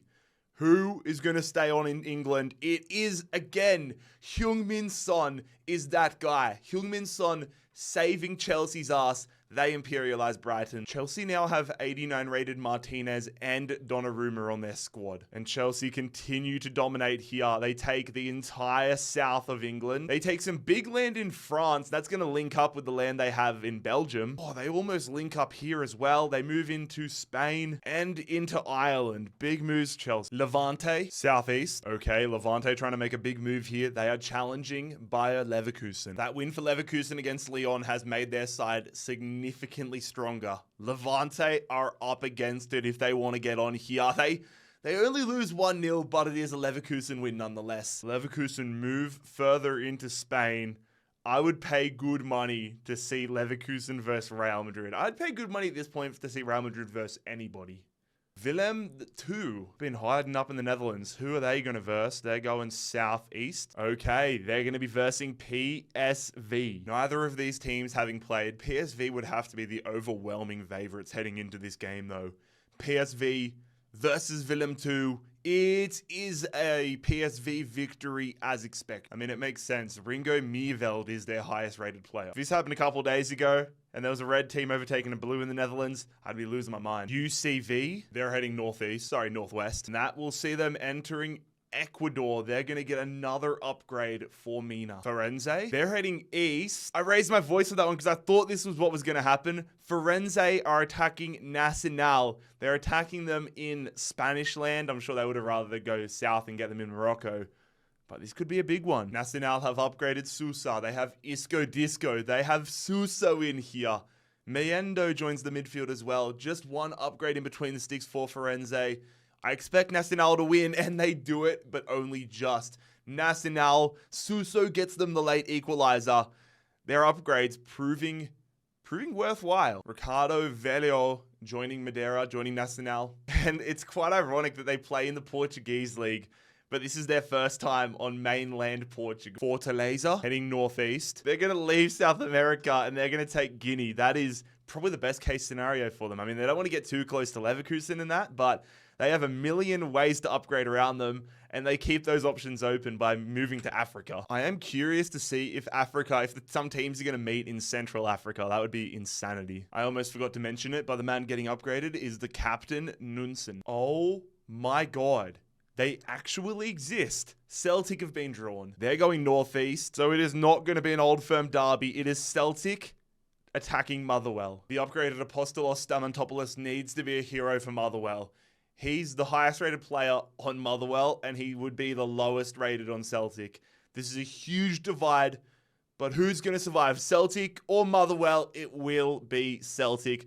No one and done for Celtic. They take down Motherwell. They collect Apostolos Stamatopoulos. Just like that, Celtic are off the mark. Atletico Tucumán, they are going south. Okay, so south is going to get them the Pirates. It's going to get them Coquimbo. If they'd gone directly north, they would have gotten the Bolivia teams, but they're going directly south, so they're going to be heading into Chile. And if they win, into Australia. A lot of Tucumán's success relies on Rodriguez. Rodriguez, head and shoulders above the rest of the squad here.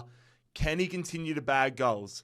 Can he get Tucumán into Chile even further? Yes and yes. He might not be the man scoring the goals, but it is a win for Atletico Tucumán. So Tucumán move further into Chile. But the big one, which you're all expecting, they are now moving into Australia and the South Island of New Zealand. They're going to pick up Juan Mata, Germain, 73 rated striker, 71 attacking midfielder. Trabzonspor. They're going to be going east, which means they are coming for Kaiserspor. Trabzonspor trying to take Kaiserspor. And with Galatasaray getting eliminated, these are now the final two Turkish teams in the competition.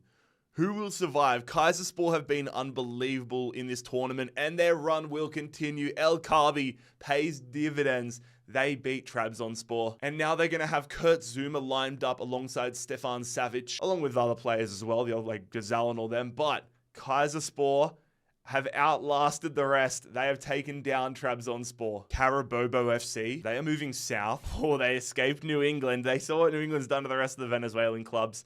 They're going to grab this region here, which is an upgrade, but it puts them in with the Colombian teams now. Dundee United, they're heading northeast. Oh shit, they're going to clip the top of Brann. They're trying to get more space in Norway. Dundee United putting together a pretty good side. So are SK Brann, to be fair. Few upgrades in there, few upgrades in the mix. Let's see what happens here. Dundee versus Brann, and Dundee are going to win it. Okay. That is, all right, let me show you why that's mad. Not only do they get some pretty neat upgrades and additions, but Motherwell are going to unify all the territory they own in Norway. They grab this area, and that now means that I can link all three of these parts to Motherwell, to Dundee United rather. Pretty big moment for them. They're doing pretty well. Al Riyadh, it's either going to be Al Fateh or Al Ittihad. I think that's Fatty. Oh no, it's Ittihad. They hit the little corner of Ittihad here. Right, here we go. I want Al Riyadh to win this game, and I'll tell you why. Riyad Mahrez currently plays for Al Ittihad. He needs to be playing for a club called Al Riyadh. Al Riyadh on Riyad Mahrez, or Riyad Mahrez on Al Riyadh would be perfect. Will it happen? No, it won't. It was only a pipe dream. Toze joins Ittihad. Just like that, Al Ittihad expand their reach in Saudi Arabia. Fortaleza, are they going to go more in Brazil or more in Africa, I should say? They are not. They're going west. Still, though, we always knew this was going to be the outcome unless they got some weird European pull. But Fortaleza are going to get another up. Applewall! I was wondering when the Cyprian team was going to come up. They're going northeast. Okay, they're getting stuck into it. They're going to be taking on Kasimpasa. Sorry, boys, they're versing Kaiserspor. I think I said Kasimpasa before. My brain is absolutely fried. I think after this game or very soon, I'm going to go and touch some grass. Anyways, Kaiserspor versus Applewall. This would be a big first move for Applewall. How are they going to start Imperialism? They started with a loss. El Kabi is that guy. A hat trick for him. Pizzi joins Kaiserspor. There we go. The journey continues for Kaiserspor. They take Applewall land. They take Cyprus. That is not an upgrade though, because they did not directly challenge it themselves. Lillestrøm don't even need to spin the wheel because they are surrounded in Norway by Dundee United, which is a wild sentence to say. Dundee, they're putting a half decent team together here. Can they keep it going? Can they take down Lillestrøm? They do it with ease. 4-1. Dundee United keep rolling. Ruben Gabrielsen is the newest convert, and Lillestrøm, you've just been imperialized by the hottest prospect in world football right now. Benfica, they're heading north. That's going to be an upgrade for Benfica. Been keeping pretty quiet since their last result. Angel Di Maria upgraded to an 85. Hello, Grêmio. Good to see ya. Grêmio are going northeast, so that means another game here in Brazil. They are taking on Platense. Grêmio should be absolutely wiping the floor now. They've got the 84 upgraded center back. They've got upgrades all over the park. They've been busy. Atletico PR starting from scratch. Bro, that is another scoreless 90 involving Grêmio. I want this lot to lose so badly. They're so boring. Another penalty shootout with Grêmio. Grêmio need to score this. Otherwise, it's all over. Sudden death right now. Prozinho, it's saved! Grêmio are gone! Oh my god, this feels better than Fulham winning the whole damn series. Oh, this is beautiful, man. Grêmio is so bad to watch in game, but that means Atletico PR, they're going to get the 84 rated centre back. They're going to get the upgraded centre defensive midfielder, the 70 rated right back. It all comes their way. Grêmio, you are imperialized. Real Oviedo, they're going southeast, so that will be yet another upgrade to Santi Cazorla, but now they share a border with Real Madrid. FC Hermannstadt, northwest, that's an upgrade for Hermannstadt. There is still so much land in Romania. Jovan Markovic, the man benefiting from that, up to a 69. The Swedish club, Gais, southwest. Oh shit, all right, they're going to be challenging Dundee United. You're only as good as your next game. Dundee have been on an incredible run, but they just need to keep on winning. Dundee do that. It is another dominant victory.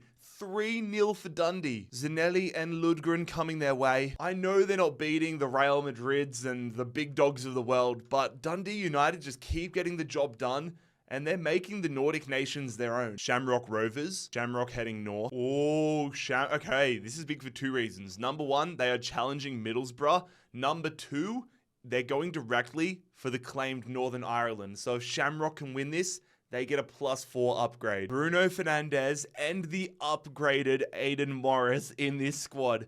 73 rated Burn up for grabs if Middlesbrough can win this. A lot more on the line if Shamrock win this one. This is going to be fun. Bruno Fernandes, the difference maker. Middlesbrough and Shamrock's dreams, but they put up a great fight. So Middlesbrough, they make landing in the Republic of Ireland and into Wales. Celtic, all right, now they're starting to get a move on. Celtic heading southeast. Oh, Middlesbrough, you are up again, lads. Celtic challenging Middlesbrough. They've gone from facing the 3-leaf clover club to the 4-leaf clover. Borough scraped past Shamrock. Will they be able to get past Celtic? Here we go. It is a Celtic win. Celtic are going to take down Middlesbrough. An absolutely monumental changeover spearheaded by Aidan Morris and Bruno Fernandes. Middlesbrough had one of the great runs in this year's tournament, but they are officially down and out. Celtic hiding away for so long. They've awoken. That amount of green here in the UK is hard to ignore. BK Hacken. Southwest. I was hoping for this. BK Hacken are attacking Dundee United. So the most important part about this, the winner obviously get a lot of players. We'll also get an upgrade. It has been a neat little time to be a Scottish team. Is that going to continue? It will. Dundee just keep getting it. They keep getting it done, D. That didn't work.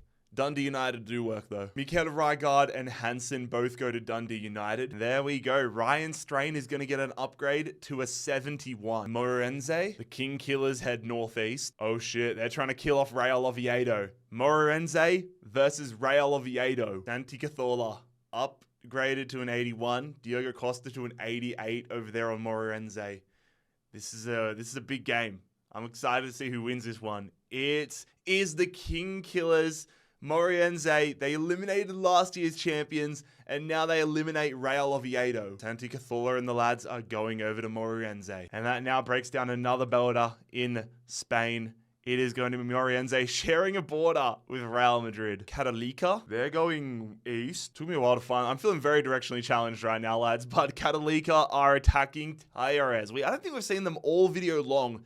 And they're going after Talleres. I feel like Talleres are just hitting from each and every direction. They get hit from Chile. They get hit from Brazil. They've got teams coming up. Bolivia, they're just right in the middle of the action.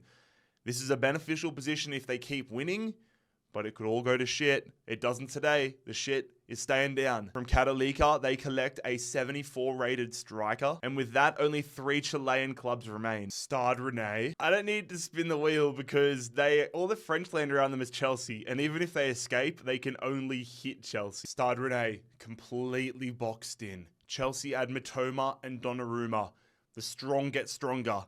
Can Stade Rennais feed on them? They do not. It is Erdegaard getting Chelsea the win. Amine Aguirre, the man heading to Chelsea. They don't even need it. And there it is, lads. Stade Rennais imperialized. Chelsea's incredible run continues. Speaking of incredible runs, Legia Warsaw. Warsaw heading southeast. Oh, sweet Jesus. Legia Warsaw are attacking Dinamo Zagreb. Now, if Warsaw can win this, they will get a +4 upgrade for attacking Slovakia. 95 Bruno Petkovic versus the power of consistency and friendship. How does this one end up? It is a 3-0 win. Dinamo Zagreb's journey continues. Legia Warsaw's insane run resulted in a lot of additions, but I'm not sure how many Dinamo Zagreb are actually going to be able to use. They're crushing it, man. They are absolutely crushing it, and they're going to now link up with their land. This is a territory of Russia right here. It's now going to get connected through Poland. What a run, Legia Warsaw. You just met a behemoth. Jeber, they're going west, which is going to be an upgrade. Andradaldo now to a 79. They've opened themselves up to a lot more attacks. Lab Nacional, east for them. Literally the tiniest bit of land, which I guess they probably want. Nunez now to a 69. Jeber again. Is this going to be the time they finally get another game? They're going to head directly south. Oh, it's another upgrade for them. They're going to enter the top of Argentina. Jesus Christ. I promise you guys, I literally clicked spin again. I think it's the first time it's happened, but granted, we are down to like the last few teams. Jeber again. I swear to God, man, if they get another upgrade, I think that's another upgrade. These guys are hitting the goddamn lottery right now, getting it while the good's going good. They get another upgrade, and within the space of 4 spins, their guy's gone up 6 more overall. And then I get put immediately on blast. FC Cincinnati. We are going to be going northwest. Okay, we're going to slide through and we are going to be attacking the Chicago Fire. We haven't seen the Fire in a minute. They were very busy early on. They've been chilling for a little while, but they were so busy early on that they've built a really good team. It's an MLS All-Star team versus basically another MLS All-Star team. Let's see who's going to win it. It is the Chicago Fire. The Chicago Fire via a Hector Herrera brace is going to imperialize my FC Cincinnati. And now I have no teams left. We have been absolutely dominated by the Fire there. The Fire are about to have an unbelievable team. It was a great journey, FCC, but it comes to an end. Fire take our land here in the United States, in Santa Clara, and in Spain. Funnily enough, I'm in Spain, just without the S. PSV. They're either going to have Leverkusen or Chelsea. Who's it going to be? I think that's Leverkusen. Confirmed. PSV attacking Leverkusen. PSV have half-decent teams, so I'm not going to count them out, but it's going to take one hell of an effort for them to get past this humming Leverkusen side. How does it go? Only PSV and Utrecht remain in Dutch football. And it's now Utrecht. Jonathan Tah. Nathan Teller of all players coming off the bench and getting Leverkusen another win. Jurdi Schulten heading to Leverkusen, and they've barely done anything, but congratulations Utrecht, the last standing Dutch side. Hannover 96. They're going to be going north a little west, so that means that they are going to be hitting Dundee United. Dundee United getting stronger and stronger. Adding the 77, Ikram, I believe his name, is into the squad. Hanover have a very balanced squad. This one will be interesting, but Ingvartsen is going to score a second half brace. Dundee United's run continues as they're going to expand into Germany. They're doing what they need to, just getting solid upgrades game after game. Halstenberg heading there. So we're able to break down the border now between the Netherlands and Germany. Fortaleza, they're heading north a little bit west. So as we scroll up, just follow this line. It hits north there. A little bit west is the top of Canada, which means Fortaleza will be versing the Philadelphia Union. Fortaleza, it's through! And they're going to take the lead. I thought they might have been offside. Fortaleza take the lead with 20 minutes to play. Oh, can they equalize? They do! Philadelphia 5 minutes later. This game is sprung to life. Oh, a red card for the Union. Straight red card. Fair enough. Oh. Extra time. Can the Union hold on for 30 more minutes? They do. We are off to a penalty shootout. Can the Union rescue it? Andre Blake in goal, and he makes a save to start. That is massive. Can Gazdag give the Union the lead? Yes, he does. Andre Blake, one of the best keepers in the MLS when he's healthy, makes a second save. Philadelphia are in prime position right now. Is he going to make a third save? No, he's not. Philly just have to keep on scoring, though. Insigne. Oh, that was almost saved. So if Andre Blake makes this save, then Philadelphia will somehow win this. He does not. But it comes down to Bedoya. Bedoya is going to get the win for Philadelphia. What a moment. Played a large chunk of the game with 10 men. They rescue this one, and they're about to go from being in North America to now 3 continents. So the Union are going to get Nunson, the 78 rated center back. They're going to get a 78 rated center back. They're going to enter Brazil, and they're going to enter Africa via Guinea. The Union and New England Revolution are single-handedly blowing this open in South America. Victoria Pleasant, they are heading south. Ooh, Victoria Pleasant are attacking Atalanta. This could be danger. Atalanta have been getting wins, but haven't made any big additions to their starting 11. Meanwhile, the complete opposite for Victoria Pleasant. A couple of wins, but a couple of massive upgrades up top. This one goes to Victoria Pleasant. They're going to do it. Victoria Pleasant hold on and get another victory. Marco Carneseshi is a huge addition to between the sticks for Victoria Pleasant. Not going to lie, coming into this, I thought Victoria Pleasant's time was going to be up, but look at them now. They have just imperialized Atalanta. Swansea City. Swans will be heading east, meaning they're attacking Doncaster. Doncaster, who somehow beat Wolverhampton. Doncaster team is such a bloody random one. You got like Virgil van Dijk, you've got Barry Bannan, you've got Matthias Cunha, friend or whatever his name, George Nurse, the left back. The only thing that Swansea's done is upgrade Grimes to a 76, which I'm sure they're hoping is enough, but I don't know which way this one goes. It goes Swansea's way, and it goes to them in extra time, which I'm not surprised by. And when I say I'm not surprised by that, I mean purely the fact that it went to extra time. Swansea, though, big fortunate luck for them. They get to face Doncaster, and they get Van Dijk, Cunha. They get some solid pieces to the starting 11 and bench. And they also get Billy Sharp. It's all about time and your runs. Swansea get some huge pickups, and they don't have to beat Liverpool and Wolves to do it. FK Austria Vienna. No need to spin. We know that they are completely surrounded by Rapid Vienna. Rapid have definitely made some decent moves, but Austria Vienna aren't that behind the 8 ball. So let's see if my theory is correct. Let's see how this one plays out. In Vienna, it is Rapid Vienna who do end up winning. So I guess they are making moves now. 75 Dragovic heading to Rapid. And this purple little dot on the map is gone. To Goodison Park we go. Everton heading east. Ooh, okay. Everton are attacking Swansea. Everton's only real notable talking point is the fact they've got upgraded Jordan Pickford. Swansea have brought in their new additions, Berger, Wallace, Van Dijk, Cunha. They're all making the starting 11. How will this one play out?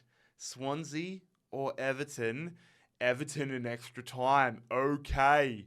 Everton imperialized Swansea Maybe they might be timing their run better than we thought. So all the same players that we just transferred to Swansea, we're transferring to Everton along with the updated Grimes. Swansea were on top of the world for about 2 seconds there. Everton take their territory. Real Madrid, I thought the wheel was allergic to them. Real Madrid head east. That will get them an upgrade here in Spain, now sharing a border with Bilbao. Absolutely terrifying. Kylian Mbappe to a 93. Palermo, they're going to be heading east. Oh shit, boys.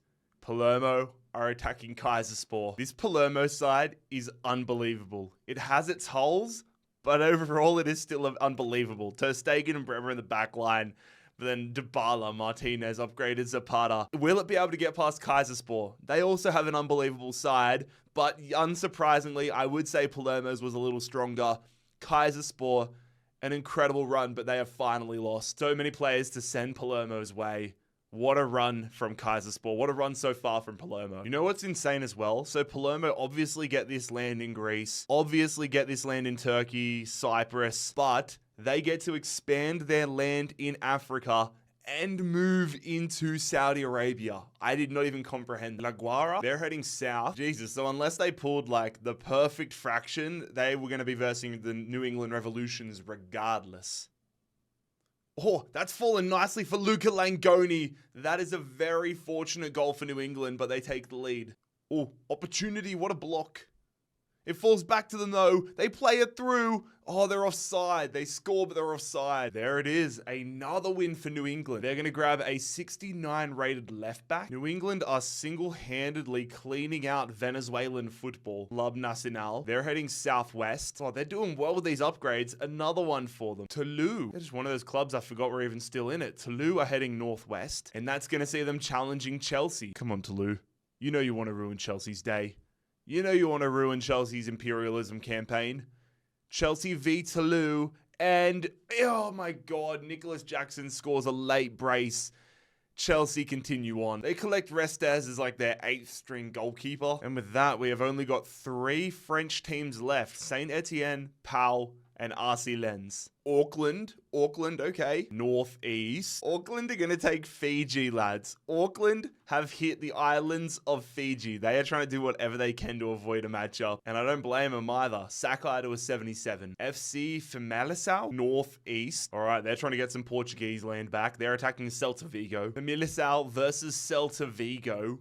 Celta Vigo, they've done all right. I don't think they're going to get anything too big from this if they end up winning, which they do. Luca de la Torre, former Fulham player, getting the winner. Actually, I take that back. Yusuf, whilst he's not an insane pickup, is going to get a starting spot for Celta Vigo. He's 76, and I think de la Torre was 72. Just like that, Celta Vigo taking more land in LAFC. LAFC heading east, a little south. Ooh, they're going to hit, that's Cuba, isn't it? They're going to hit Cuba. LAFC attacking Junior. Can they get Messi back? That could be... Okay, here we go. There are so many storylines to consider with this game as well. Obviously, you've got the angle of them getting Messi back, LAFC that is. If LAFC win this, they'll also get a +4 upgrade for Giroud to get him to a 95 for them directly hitting Cuba. And if Junior can win, they're not only going to get themselves a lot of space in the United States, they're also going to get into Korea and Japan. Giroud just scored that. Oh my god. Olivier Giroud just scored a banger. That's a straight red card for Junior. Yeah, it's a bad tackle. Studs up through the back. Straight red. Junior going to find something late. It is blocked. And that is going to be all she wrote. This is huge. I feel like I use that expression a lot in this series, calling a lot of things huge, but nah, this is one of the most consequential matches in the series. Messi now plays for LAFC. Olivier Giroud has now just gone up to a 95 because they took Cuba. They also get Miami and Southern Florida back. And LAFC have now hit South America. They have got themselves into Colombia and Venezuela. Derby County. We follow that up with Derby County. Derby are heading north a little east. They have a date with Chelsea. And the final +2 upgrade in England is on the line. Derby are still living off the glory days of beating Leicester. They got Ndidi in there. They got Jones in there. What are they going to do? Are they going to take down Chelsea? They are not. Chelsea, Jackson's really come back into form. So Ndidi goes to Chelsea and Cole Palmer goes up to a 9. Hertha Berlin, it has been a minute. They're heading basically directly south. Okay, not much to gain from this, but they're going to be versing Regensburg. They're both in the 2nd division, but their teams tell a completely different story. Just the one upgrade for Regensburg. Hertha Berlin, you can see it on the screen right now. How does this one pan out? It is only a penalty shootout win. Hertha Berlin dominate the stats, but it is a win nonetheless. Gotta laugh, the main man Jackson Irvine getting a red card there for Hertha Berlin, but they move on. Sao Paulo, northwest of Sao Paulo. Okay, 2 of the most famous teams in Brazil doing battle. Sao Paulo attacking Palmeiras. Sao Paulo, they fire at the near post and they take the lead before halftime. Palmeiras, can they find an equalizer? 1 minute to go. Long shot. Oh, they missed. That would have been unbelievable. Sao Paulo counting their blessings to winning this game. That would have been cooked, man. Sao Paulo getting an 82 rated goalkeeper for winning that. And they get their first win of Imperial. Preston North End. Hey, mate. Preston going north. They want Celtic. Preston want themselves a little bit of that Bruno Fernandes upgraded Aiden Morris action. Are they going to get it? Nope. They are the furthest thing from it. A 4-1 demolition job from Celtic. Then Whiteman joins the hoops. That is good night to Preston North End. Man City still just lingering. Suwon FC, northeast for them. Oh shit, Suwon are attacking Japan. They're attacking LAFC, but most importantly, they're attacking Japan, meaning they would get a +4 upgrade if they can get the win here. Messi comes back in. Olivier Giroud, 95. If this LAFC team goes down to Suwon, that would be incredible. It's almost does it was a late goal, but LAFC will move on. That will see them claim more land here in South Korea and also claim North Korea. No +4 though for Giroud. As much as I would have liked him to go to 99, they didn't directly attack North. Saint Etienne East. All right. I mean, they didn't really have many other choices, but Saint Etienne are attacking Bayer Leverkusen. Saint Etienne already do have one respectable scalping to their name where they took out Montpellier, they picked up Savigny. Unfortunately for them, though, Savigny is really the only bright spark, the only standout in their squad. They need him to have the game of his life if they want to beat Leverkusen. They do not. They send them to extra time, though. That's the thing. Savigny misses a penalty, though. Oh, I've put the mocker on the fella. He does end up on Leverkusen, though. And that is goodbye to yet another French team conquered by Leverkusen. Rapid, Northwest, upgrade. They move further into Romania. Not a bad strat. Oh, this is funny.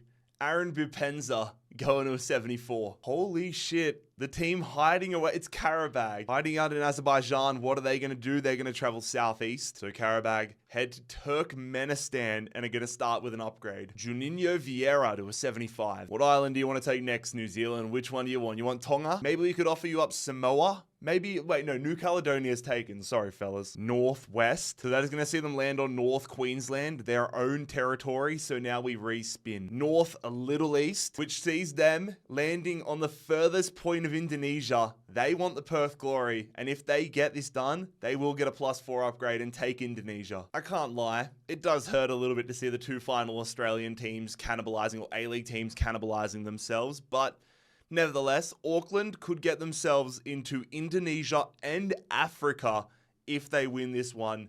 Perth would get themselves into Fiji, Papua New Guinea, and the North Island of New Zealand.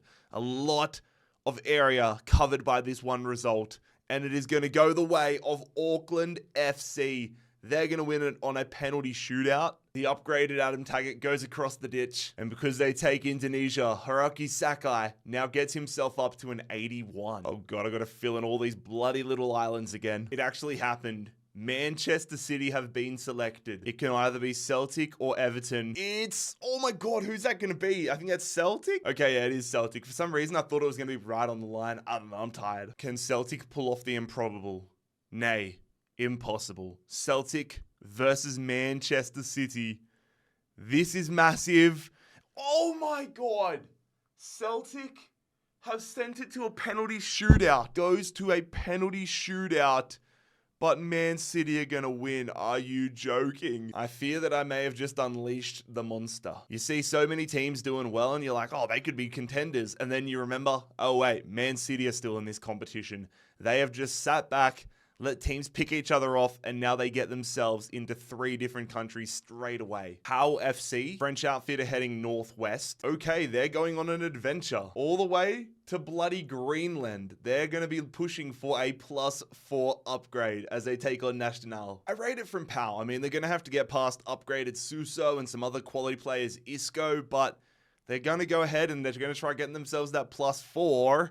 Unfortunately for them, it does not work. 3-2 to Nacional. Nacional do not need any more goals, but they are going to get themselves into France, which I'm sure they're pumped about. Oh shit, that means Lens are the final French team. Back to Uruguay with Danubio. They're going northeast, so another upgrade for them. They do share a border though with Atletico PR. FC Utrecht, the final Dutch team. Leverkusen or Chelsea, the choice is yours. Utrecht, I think they've chosen Chelsea. All right, will Utrecht keep Dutch football alive? This Chelsea side is nasty, man. They probably need a little more help in their defense. Their offense, though, is unbelievable. Taking on FC Utrecht, the 90 rated Cole Palmer. This one is an Utrecht win. Oh my God. Utrecht have won. Holy, okay. Well, Dutch football has survived and it is now thriving. FC Utrecht have just imperialized Chelsea. I cannot believe what I am witnessing. FC Utrecht, welcome to the show. Oh my God, they have this tiny little bit of land in the Netherlands. They punch out. Bang. Left hook into France. Bang. Little jab into Spain. Bang. Ducking and weaving into Ireland. Bang. Set up jab into Wales. Bang. And the big one, the knockout punch. Bang! Into England. America de Cali. They're going to be going south, which is going to get America de Cali an upgrade here in Colombia. Mosquera to a 75. Shanghai Port, basically south. Basically south means Shenzhen with a +2 upgrade on the line down here. Shanghai have got a stacked team. They've got more reserve strikers, backup strikers than you can poke a stick at. Shenzhen, only work they've done is Dugalich going up to a 74. So they could really do with a win right now.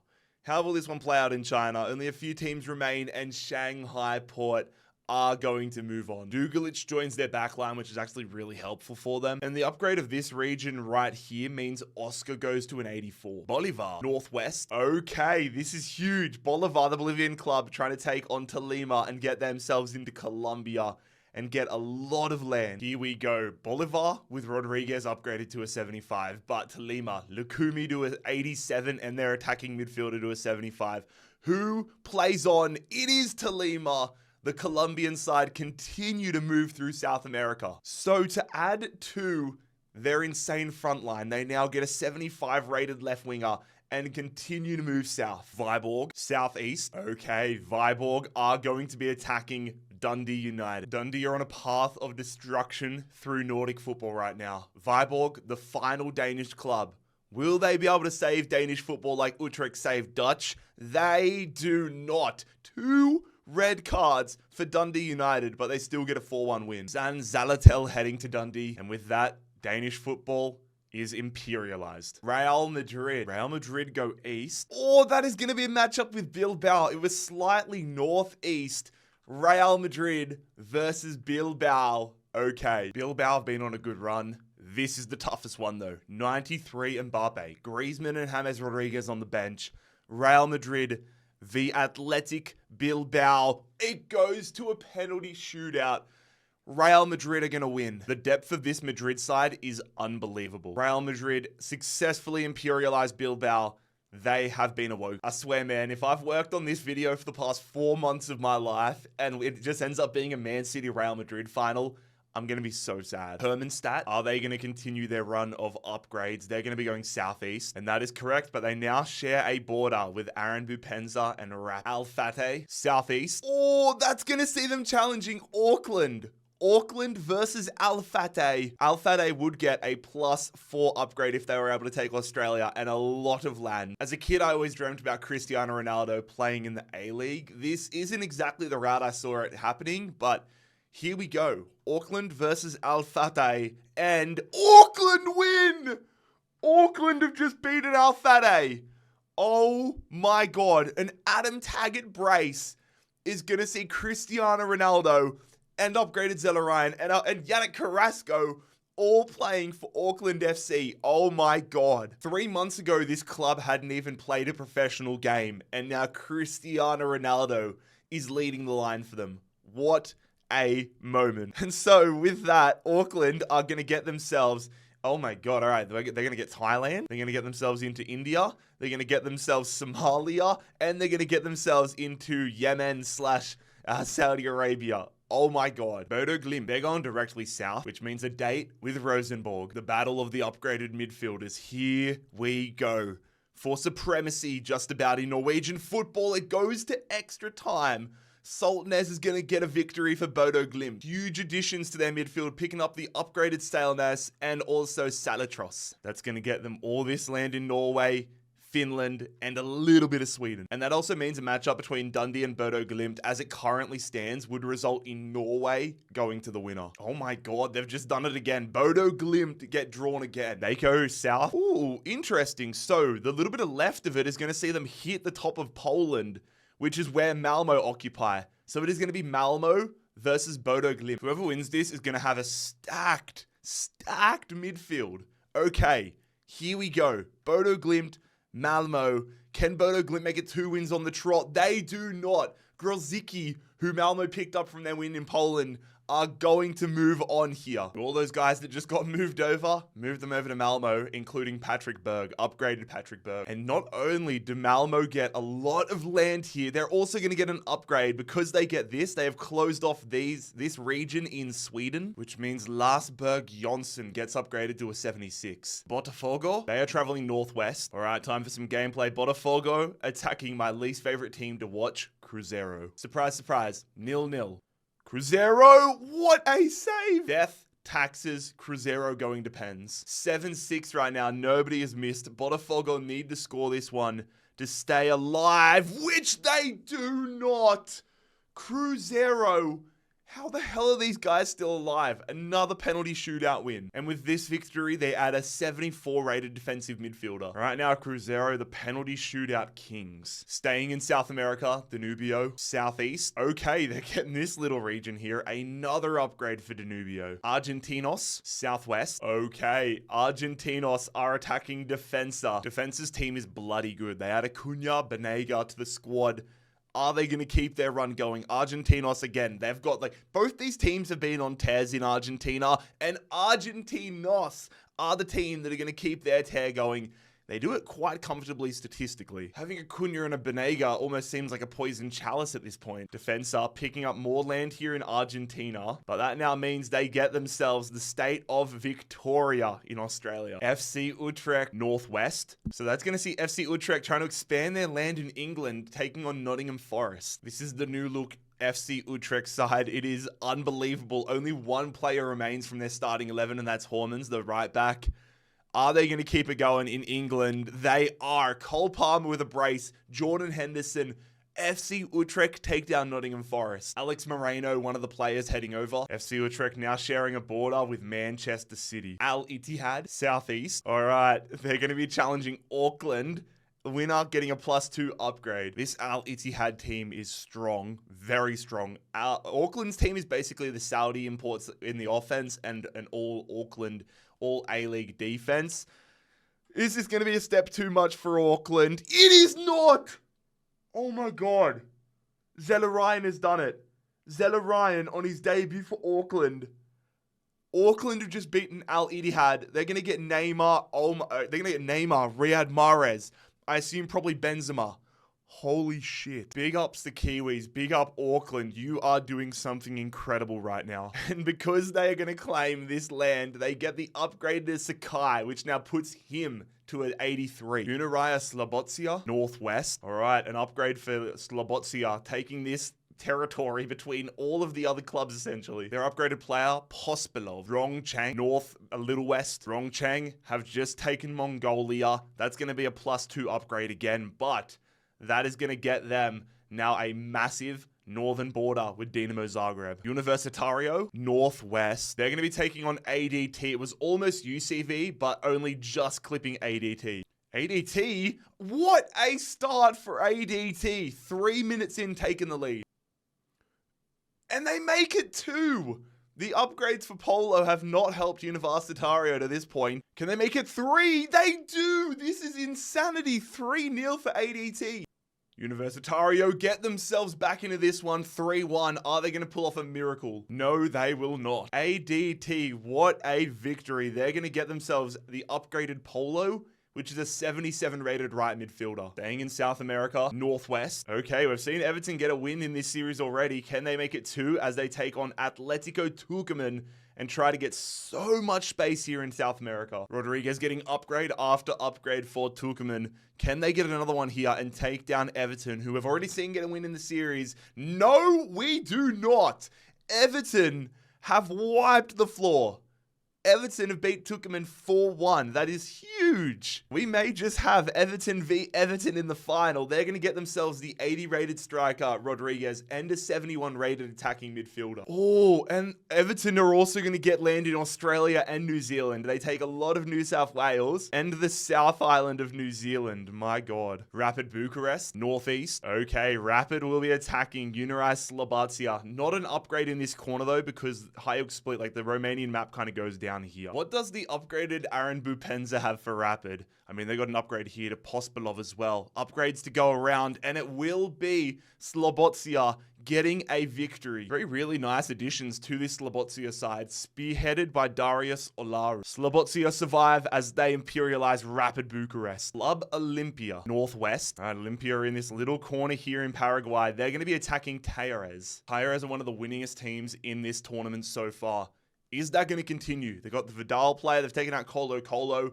Club Olympia's debut in the tournament sees them go out. It is a come-from-behind victory there for Talleres. Their latest addition, Oliveira, 73 rated goalkeeper. Similarly to how New England are running through Venezuela, Talleres is now starting to run through Paraguay. Oh, here we go again. Maybe not. That's actually a really, really beneficial spin for Cruzeiro because they're just going to clip the bottom of this region, but that gets them another upgrade, so it is a +4. Means their goalkeeper Reese goes up from a 76 to an 80. Bayer Leverkusen, they're going Northwest. Oh, it was almost an insane matchup with Utrecht, but instead Leverkusen are going to get themselves an upgrade. Florian Wirtz to a 90. That is dangerous. Sepsi goes Southwest. Sepsi challenged Slobocia. The upgraded Mino in the defensive midfield role. Is he going to be enough to help Sepsi get a victory? He is not. He is about to be a Unirai Slobocia player. Nice upgrade for Slobocia's midfield. They are going to imperialize Sepsi, getting a good mark in Romania. Leverkusen again. They go north, a little east. Okay. All right. It's happening. Leverkusen versus Utrecht with a lot of upgrades on the line. Okay, I'll figure that out once we figure out who wins. A super team is about to be created. Is it going to be going to Leverkusen or FC Utrecht? This could be a game-changing matchup. It is Utrecht! FC Utrecht have just beaten Bayer Leverkusen. Oh my God. They are the giant killers. Holy crap. I cannot wait to see this Utrecht team next time they play. But when it comes to upgrades, their highest rated player is Vasilios Barkaz. All right, let me replace the land and then figure out how many upgrades he's going to get. All right, 74 to 76 to 78 to 80 to 82 to 84 to 86 with these territories. Okay, I think that's it because Luxembourg, granted, they are surrounded, but they haven't hit it. So he goes up to an 86, but now Utrecht are going to be in Africa and they're going to be in southern Italy. My God, man. Vancouver. Been a minute. Oh my God. Vancouver are going west. I think I know what this means. So Vancouver head west. Yep. That's what I thought. Vancouver are attacking Dinamo Zagreb in Russia. A +4 upgrade if they can make that happen. 95 Petkovic. Dinamo Zagreb, are they going to find themselves moving into Canada or will the Whitecaps move into Russia? This is huge. It is Zagreb with a convincing 3-0 victory. And with that, some of America's best players are heading to Dinamo Zagreb. Well, Dinamo Zagreb, welcome to Canada. Welcome to North America. Welcome to the United States. Philadelphia, the Union are traveling southwest, which is going to see them attacking the Chicago Fire with a +4 upgrade on the line as well. The result of this matchup has consequences in every single part of the world, essentially. The Union versus the Chicago Fire How does this one pan out? It is a win. Illaramendi wins it for the Chicago Fire. Holy shit. Emil Forsberg and about 6 or 7 other players heading to the Fire. So Kuipers will go up to an 84 after getting these 2 regions. They take all this land in Canada. I've got to go fill those islands out again. They get themselves into South America, into Africa, and of course they already have their land in Spain. Unbelievable. Napoli. I kind of forgot they were in the competition. They're going to be traveling north, which means a matchup with Hajduk Split. Funniest storyline in all of this is that if Napoli end up winning this game, 99 Osimhen will be returning to Napoli.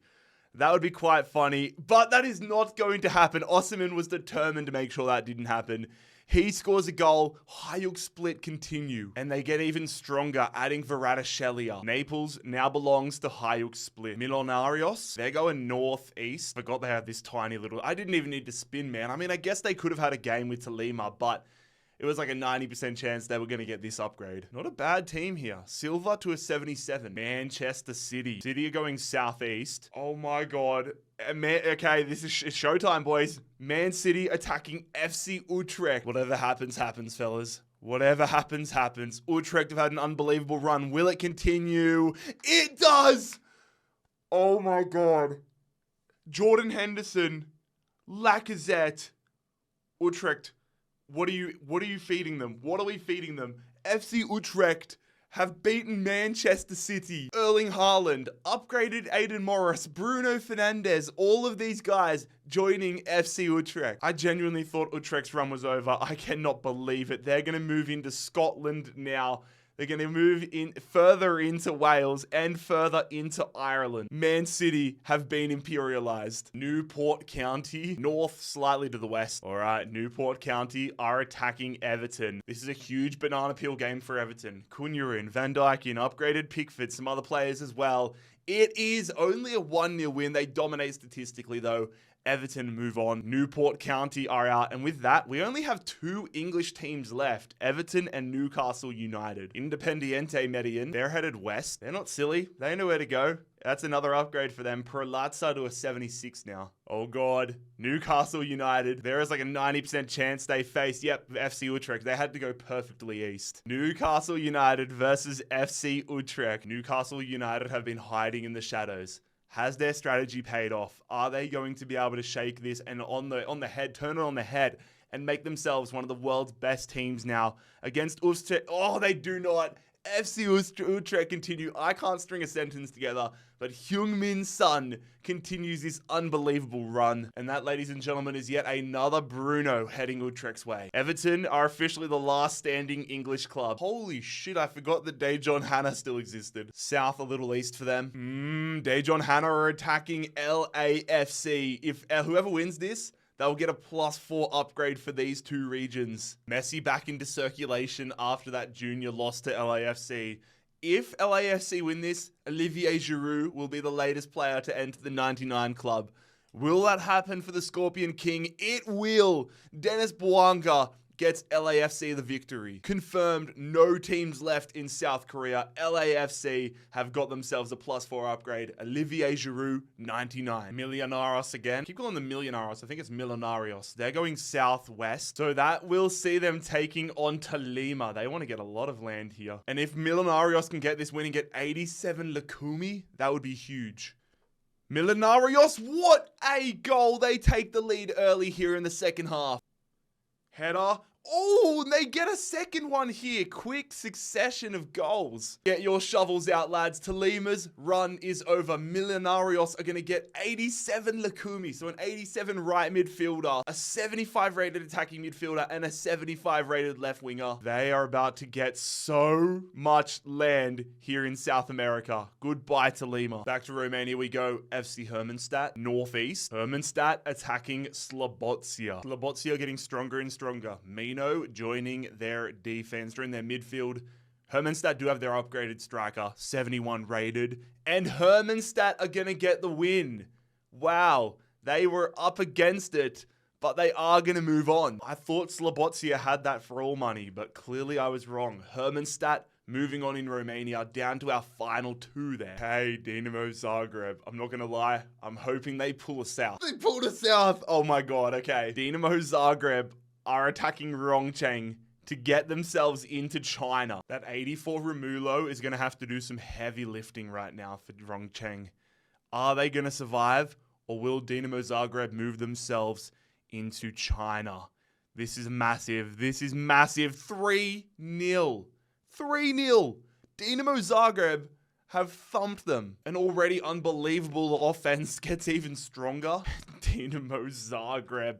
Oh, get ready for a whole lot of blue on the map right now. They move into China. No Chinese team. Oh, wait, no, Shanghai Port. Shanghai Port, the last Chinese team. Everton from Chile. Almost directly north for them. All right, getting the purple line out. They're going to be attacking the strongest. Everton coming off the back of a massive win against Tucumán. Is that going to help them get past the strongest, who should be the strongest, but they are the weakest right now? Everton's run continues. They pick up a 70 rated keeper. Telling you lads, I'm calling it. It's going to be an Everton versus Everton final. New England, northeast for the Revs. That will result in another upgrade for them. Gil now to us 87. Al Tawun, they're heading northeast. So it's going to be Al Tawun versus Palermo. All right, here we go, fellas. Palermo trying to continue pushing through Saudi Arabia. Al Tawun trying to shock the world.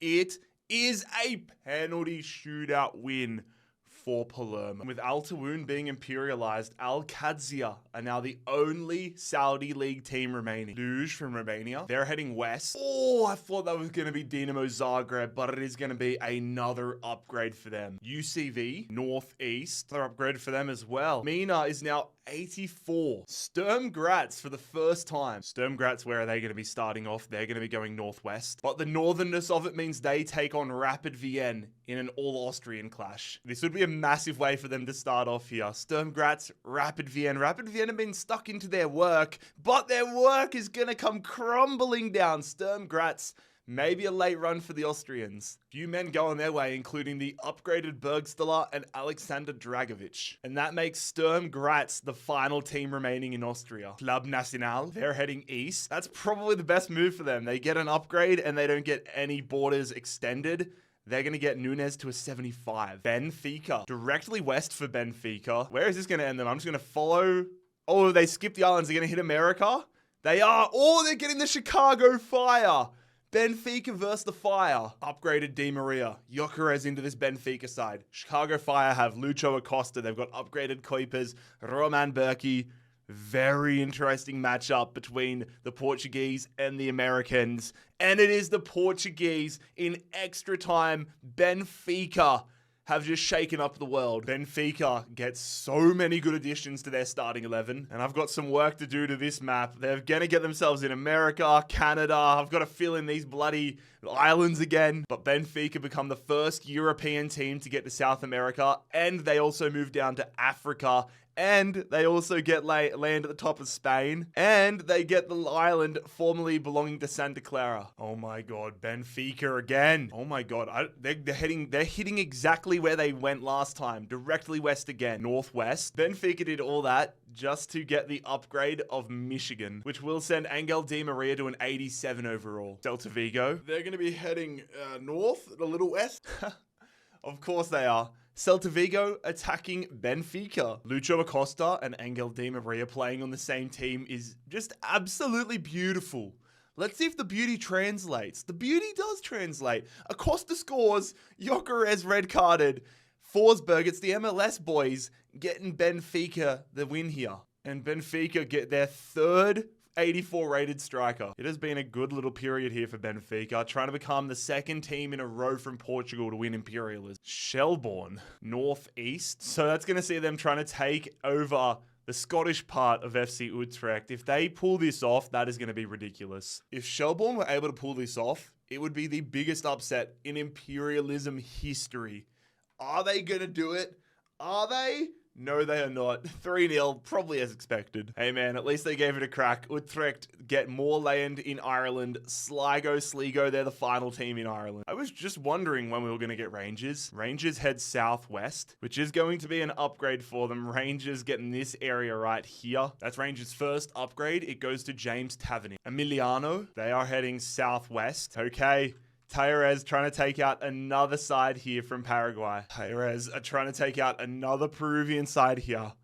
Will Emiliano be able to stop it? Will they be able to stop the run? No, they will not. Another win for Talleres. And another tiny little bit of land here in Paraguay for Talleres. Club Nacional, the final Paraguayan team in the tournament. Udinese, they're going northeast, so they are going to be attacking Victoria Pleasant. Victoria Pleasant, can they keep it going here, or will Udinese be able to snag Harry Kane, Undav, and all of them? They will keep the run going. Alexis Sanchez heading to Victoria Pleasant. They're getting another bit of firepower. And Victoria Pleasant heading south. Shanghai, they're going northeast, so they will be attacking LAFC. And the big thing, if they win, because they're hitting, okay, they are attacking the North Korean side of it, so that would be an automatic +4 if they won. But whoever wins this will get South Korea, so a +4 from taking South Korea,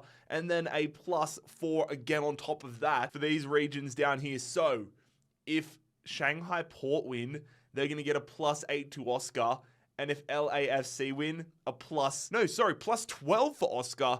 If Shanghai win, if LA win, then a +8. That 99 Olivier Giroud is just absolutely ridiculous. Messi there, Royce. I know Dennis Bouanga is going to be the next man upgraded if they get the job done, which they do.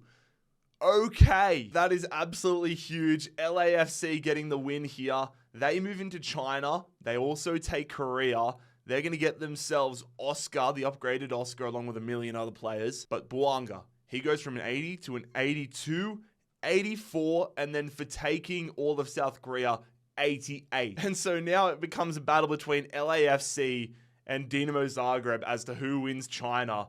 And honestly, it's going to take a lot for that match to even happen. Cruzeiro, I already know what this is going to be. This is going to be Benfica. Confirmed, Cruzeiro attacking Benfica. Again, huge ramifications. 2, 4, 6, a +10 upgrade for the winner. Lucho Acosta through to Gyökeres. Follow-up. He gets the follow-up. And Gyökeres gives Benfica the lead. Di Maria goes to Iago Aspas. Iago Aspas, his first game as a Benfica player, has surely just secured the win. And there it is. Benfica's purple patch continues. They're going to pick up so many quality players here from Cruzeiro. Probably good for their reserve. But the most important thing as Benfica move deeper into Brazil, +10 upgrades is going to send Angel Di Maria to a 97 overall. And that's going to get them more land here in Africa, which I've only just realized. LDU Quito, southwest for them. Okay, they're going to be attacking Millonarios here. Quito do have the 75 rated defensive midfielder after their win against IDV, but Millonarios, that win last time, 87 rated Lukumi,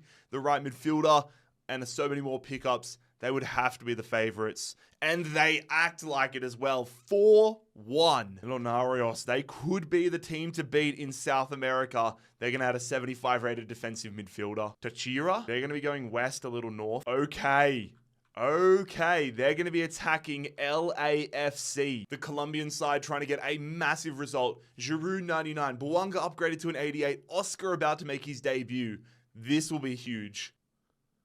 Oscar to Royce. Royce to Giroud. Olivier Giroud, 99. Giroud gives FC the lead. Can LAFC put a exclamation mark on this result? They do. Marco Royce in the 92nd minute will secure the victory for LA. They didn't dominate as much as I expected to, but they got the win, which I guess is what they want in the end. And LAFC are going to move further south into Colombia. God, the wheel is loving these South American teams right now. Southeast for Huancayo. Okay, they are going to be trying to get into Chile. They are attacking Everton. Everton getting that win last time. 80 rated striker was Rodriguez. Transfers over to Ramos now. Is that going to help them move on in this tournament? It will. He doesn't score the goals, But Everton are going to continue this very impressive run they've been on. So Everton are going to pick up a 72 rated goalkeeper, a 69 rated left midfielder, and they're going to get Perez Garcia, who's gone up to a 73. From a land perspective, this now sends them up into Peru. All right, staying in Chile, Palestino. Southeast, Palestino, that could have been a game against Everton quite easily, but Palestino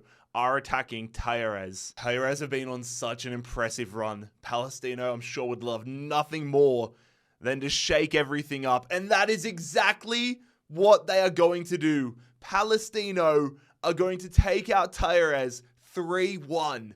Oh my God. All right, I have got some sorting out to do when it comes to getting player overall sorted out. But Palestino go from being stuck in this tiny little bit of Chile to now having all of this land throughout South America. Talleres fall to the hands of Palestino. RC Lens. I'm pretty sure I don't even have to spin the wheel right now. Yep, nope. RC Lens completely surrounded here by FC Utrecht. I feel like we haven't seen any RC Lens in this entire video, have we? I've been recording for a very, very, very long time, so I don't remember every single game of the tournament, but RC Lens, FC Utrecht. How does this pan out? It is a win for RC Lens. Remember the name, RC Lens have just beaten FC Utrecht. Oh my God. An 89th minute Frankowski winner, and the world order has just changed. RC Lens, backs against the wall.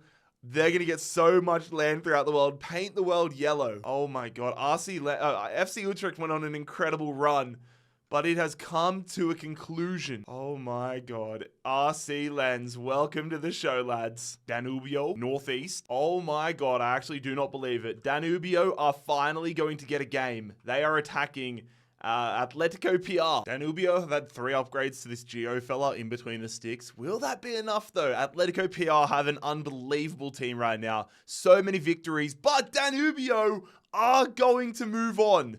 The Uruguayan side, they win. That is actually massive. They're going to get themselves out of Uruguay, and they're going to get some massive pickups spearheaded by the 84 rated center back that started at Internacional. There we go. Is that the first Uruguayan club to get a win today? I think so. FC Hermannstadt. They are heading south a little east. Ooh.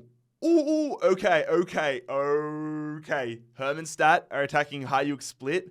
A +6 upgrade also on the line. All right, I'm back. It's the next day, but I'm ready for this matchup. My squads may or may not have reset last night, and I may or may not have had to spend 6 hours updating every squad again with all the transfers and all the upgrades, and I may or may not have had a mental breakdown whilst doing so, but we are ready. Hajduk Split going to keep on winning in this one. Taking on Hermannstadt, they do it 3-0. Yes, they're going to get Aaron Bupenza or Laro, those guys, but the biggest thing is now the upgrades they get. Rakitic going from an 88 to a 90, 92, 94 overall with that victory. And that now means Cluj are the final team in Romania. Huachipato, they are heading west, so we're going to spin off their New Zealand location. Actually, no, we don't need to, because they were higher up when they hit their original New Zealand location. Now they hit Everton on the South Island because their original location is down lower. So it's going to be an all Chilean affair. The South Island of New Zealand on the line, and all of New South Wales on the line. And okay, this is going to be a big one in Chile. Cruzeiro might have been imperialized, but their spirit lives on with these two teams. That was horrible. And well, it didn't get any better in the next half an hour. Penalties it is. Ooh, early save there for Huachipato. That was a great save. And they take the lead. Oh, Huachipato, that's a stinker of a penalty. Now it's down to sudden death, and it's been turned. If Everton can save this one, then they will. And it's Montes, the upgraded Montes. He scores it.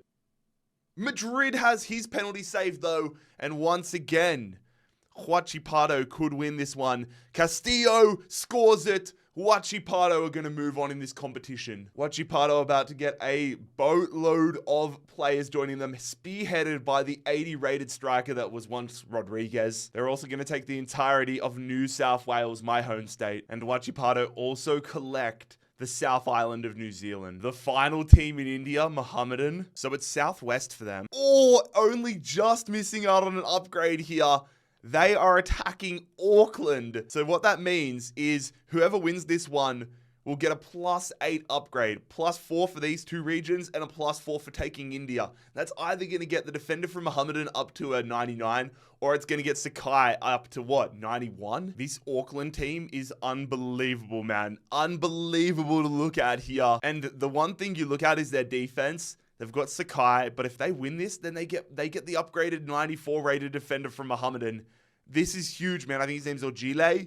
This is huge, and it's going to happen. Unsurprisingly, Cristiano Ronaldo scores the goal. Auckland FC might be the real deal. I mean, holy crap. They get 94 rated Florent Ogier into their squad, and Auckland have just taken full control of India here.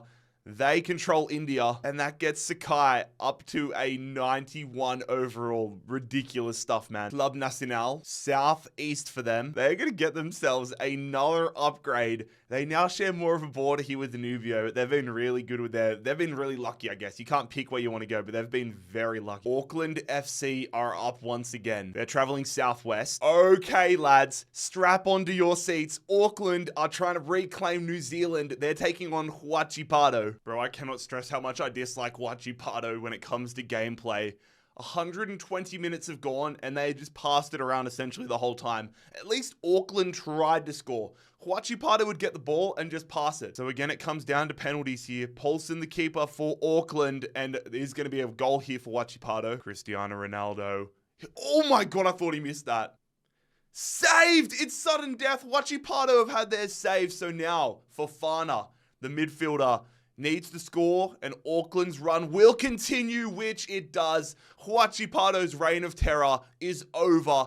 Auckland win on penalties. Okay, fellas, so let me quickly tell you, Auckland are about to get a 92 rated center midfielder. They get a lot of upgrades, but the one that actually will make it into their starting 11, Montez. He transfers over, 92 rated center midfielder, but because they have claimed the country of New Zealand, Sakai now goes to a 95 overall. Auckland also claimed New South Wales, meaning is just between Auckland and Argentinos for Australia. They get themselves New Caledonia, and quite interestingly, Auckland are going to get themselves down into Chile and up through South America right now. Auckland FC are massive. Holy shit. When you look at the world map, Auckland basically own so much land south of the equator. Luge. This is the last Romanian team. Are we about to see Romanian football fall? They're traveling south. Okay, fellas. It is Cluj attacking Hajduk Split with 4 more upgrades on the line. That's a +8 on the line. Whoever wins this will not win the entire country of Romania, though, because Dinamo Zagreb do have land here in the northeast. A win here for Split would see them become the first team in the tournament to have 2 players enter the 99 club.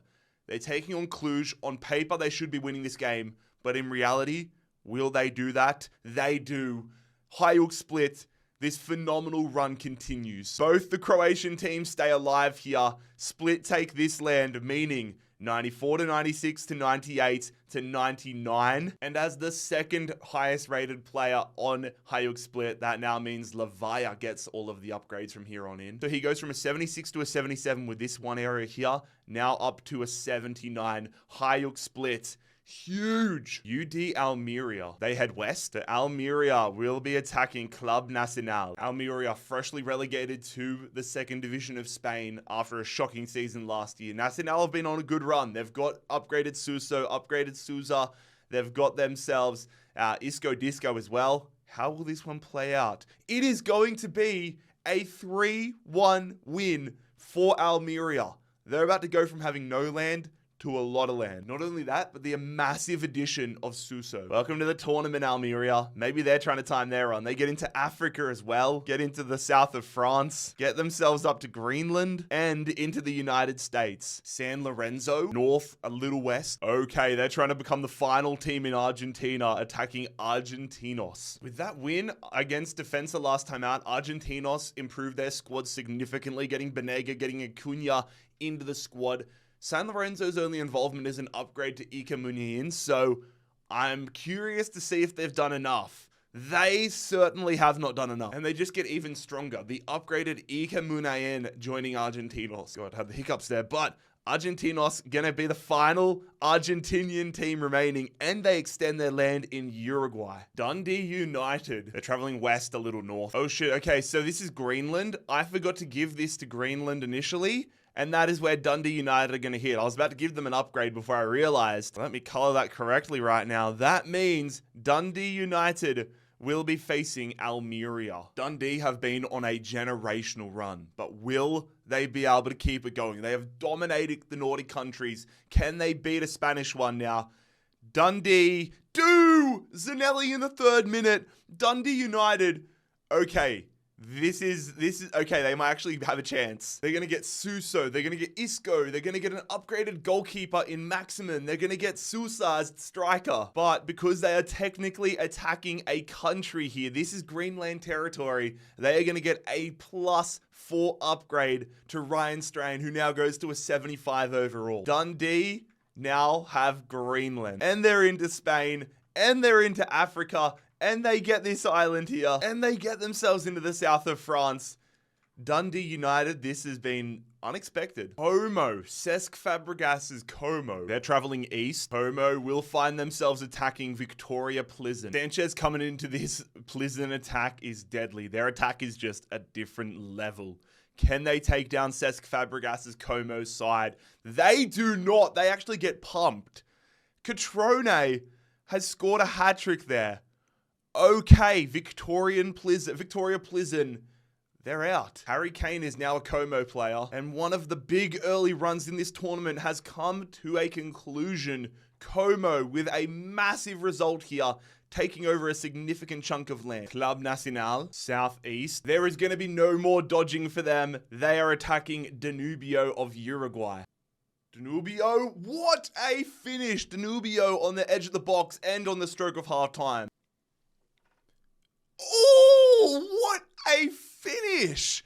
On the volley, Danubio make it 2. Danubio looked unbelievable. So now on top of already having that 84 rated center back, they're going to get Nunes, a 77 rated center back. All of the upgrades Club Nacional have done, they've faltered. They conceded 2, they upgrade their center back, and Danubio now move into Paraguay. Staying in South America, it's UCV. They're heading east a little south. Okay, they're going to clip the bottom of Millonarios here, trying to get a huge chunk of land into Colombia. I mean, this is my first time looking at Paredes getting upgraded to an 87 after that Tolima win. This is the reincarnation of Lukumi.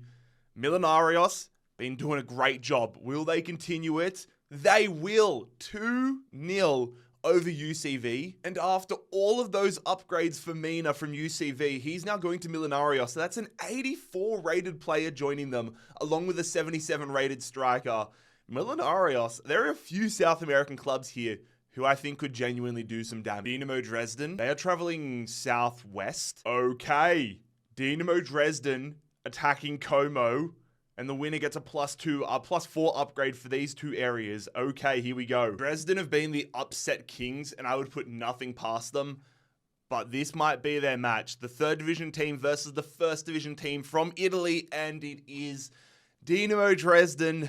They've made it further than I expected, but it's all over. And now all of the former Czech League players are reunited at Como. Como move up into Poland here, and they're going to get a +4 upgrade. And that upgrade goes to Sergi Roberto, the former Barcelona man, now to an 83. Carabobo, the final Venezuelan team, they're heading about as west as you can go.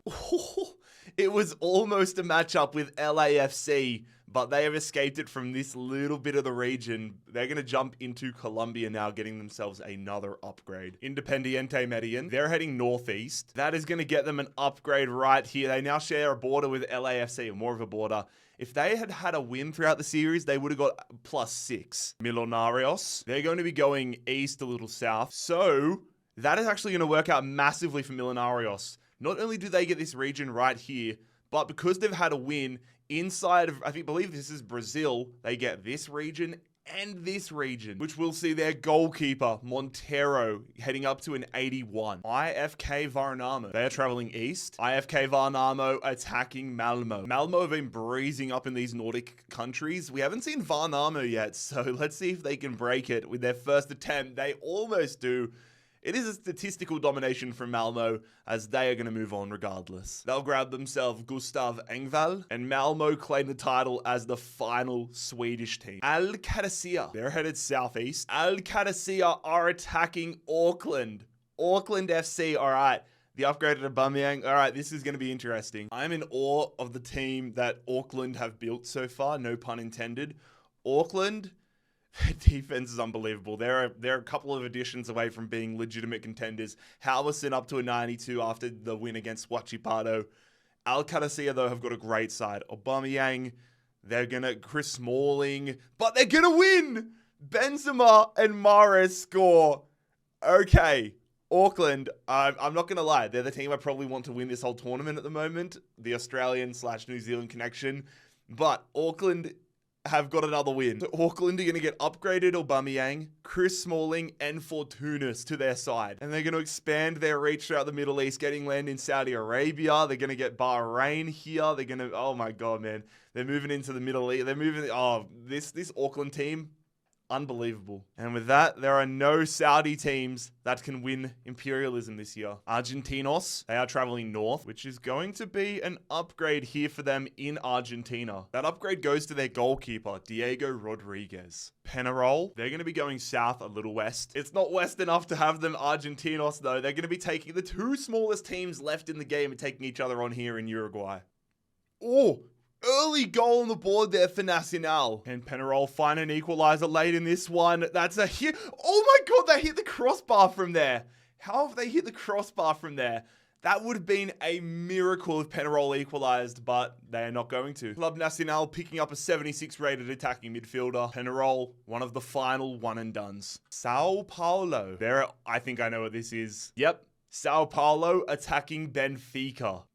Oh, what a great ball. And the upgraded Kuipers is going to give Benfica the lead in the 71st minute. Benfica move on. I've got to say, though, Sao Paulo are probably the better side for most of the game. Probably better, isn't good enough, though. There we go. Benfica moving further south here in South America. Sao Paulo, one and done. Actually, wait, no. Sao Paulo had a win before, didn't they? They got that goalkeeper. Big of the Devils. Benfica are up again. This time they actually chose to be up, though. They're heading northwest, and that is actually going to see Benfica getting themselves into Iceland here. Benfica into Iceland. That puts Di Maria into the 99 club. Kieba heading directly north. Okay. Kieba taking on Millenarios, a +2 upgrade on the line, but some really high-rated players as well, and essentially the most land in South America. Millenarios, they get an 84 rated striker, Montero up to an 81. They are on a heater right now. Kieba's been really strong, to be fair, though, in this competition, but it's over for them. Castro is going to get the winning goal for Millenarios. And it only gets better for Millenarios. Montero, the goalkeeper, goes to an 83 with this region. And from beating Kieba, they now get themselves an 83 rated right back. They might be the team to beat now in South America, especially if they can pick up that 84 rated defender off Danube. Holy shit, I never thought the day would come. Minnesota United. How are they? They've just been chilling up in north. They're just going to go south now, but they've been chilling. Are they going to keep chilling? Nope. Far from it. They're about to enter the belly of the beast, attacking Benfica. Imagine the scenes if Minnesota United just burst onto the scene, collect themselves Angel Di Maria, and rescue a lot of the former MLS players. That would be something. Is it going to happen? I kind of hope it does. It does! Oh my God. Minnesota United are going to beat Benfica and pick up 99 rated Angel Di Maria. Holy shit, they're bringing the boys home. I don't think a team has timed their run any better in rebuild history than Minnesota United just have. Okay, they've been chilling up in Minnesota the entire video, but now they take the majority of America. They take a large chunk of Canada. They're going to take Iceland. They're going to get themselves into Brazil. They're going to get themselves into Africa. Holy crap, this is going to take a while. Rangers, they're heading directly east. Oh, so that is going to see Rangers attacking RC Lens. Are we about to see our second Minnesota-esque changing of power in a row? RC Lens, unbelievable team. against Rangers. They do not. It is a demolition job here from RC Lens. This team is just way too good. The upgraded James Tavernier joins RC Lens. RC Lens collecting this territory, but also collecting a +4 upgrade. That will go probably in the position they need at least. Goalkeeper, Bryce Samba to an 86. Hoffenheim. Hoffenheim heading south a little west. So Hoffenheim trying to imperialize Como. A battle between Bundesliga and Serie A. Who moves on in these late stages? It is Como, Harry Kane, a last-minute winner. Oliver Baumann heading to Como between the sticks. With that, Hertha Berlin are the final German team. Nashville heading west. They probably need this. They haven't had a game yet, but they're going to get another upgrade for Hani Mukhtar. Real Madrid. They're heading southwest. Oh my God. Kylian Mbappe, with this spin, is now going to get himself to 95 overall. Nope, I'm wrong. 97 overall because they get this territory as well. Thought RC Lens could get that, but they can't physically get that. America de Cali. The Colombians heading southeast. All right, they're coming for what I consider to be the kings of Colombia.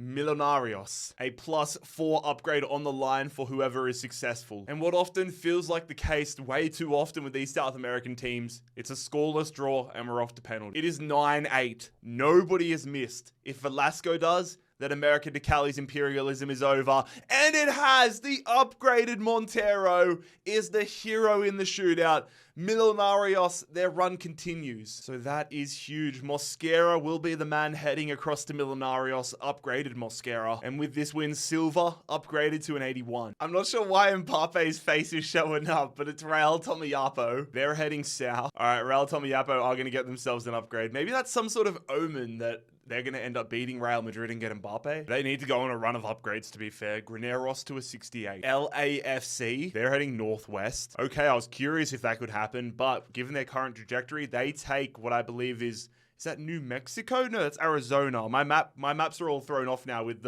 every border breaking down. I think that's Arizona. Regardless, that means Boanga now moves to a 9. SK Sturm Graz. They're heading northwest, so it will be Sturm Graz attacking Como right here. Oh shit, before we do that, one thing I've just realized, I didn't give Como what I believe is the Czech Republic. That's where the border goes. Nobody else in there. All right, I owe Como some upgrades. So Sergi Roberto is going to go from an 83 to an 85, 87, 89, 90, 93, 95, and then because they've taken the whole of the Czech Republic, a 99. Sergi Roberto into the 99 club. I apologize to any Sturm Graz fans watching the video right now. You probably hate me because that has made life a million times more difficult for you.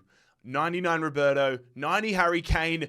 Bloody hell, Roberto's the man that wins it for them. They left it late though. But I'm sure all Como fans care about is they got the job done.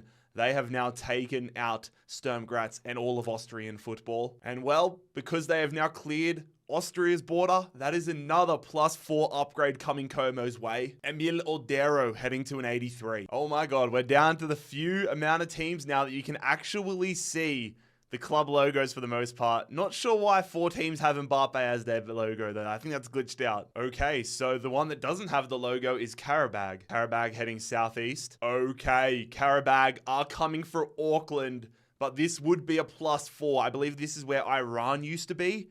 Karabag coming for Iran and Auckland. I think this is the first time that maybe ever that New Zealand and Azerbaijan have fought off in anything. They're Auckland adding Chris Smalling, Aubameyang on the bench. Is that going to get them through? It is. Cristiano Ronaldo with a brace. Auckland win again. Auckland get themselves into Azerbaijan and also Turkmenistan. They now share a border though with Dinamo Zagreb. Palestino, they are heading northeast. Okay, Palestino are attacking Danubio. And I can confirm there are a lot of upgrades on the line for the winner. I think that's going to be a common theme over the rest of the video. A lot of upgrades still available. Danubio have benefited from defense. Like, you look at the defense compared to the offense, it is night and day. Meanwhile, Palestino have benefited everywhere. They've got a really balanced squad. I don't know who to predict on this one. Okay, I didn't know which way this was going to go. To be fair, I feel like I never do. But Danubio are going to continue moving on here. Palestino are out. So the Uruguayans are making a great run of this. They're going to get a million times stronger. They take down Palestino, get all of those upgrades, but now their goalkeeper, who was already upgraded to 77, goes to a 79, an 81, 83, 85, 87, 89, 91. Hayuk Split. Split are heading west a little south of it. So that'll extend Split's land here in Croatia, putting Levatsa, the striker, to an 81. Nashville, northeast. That is going to see them... Okay, it's going to see them attacking Dundee United. An upgrade on the line, but a lot of talent as well. We're at the pointy end of the competition, fellas. Mukhtar with all of his upgrades. Dundee United, having just added Suso, Isco, all these guys to their squad. Strain getting updated again.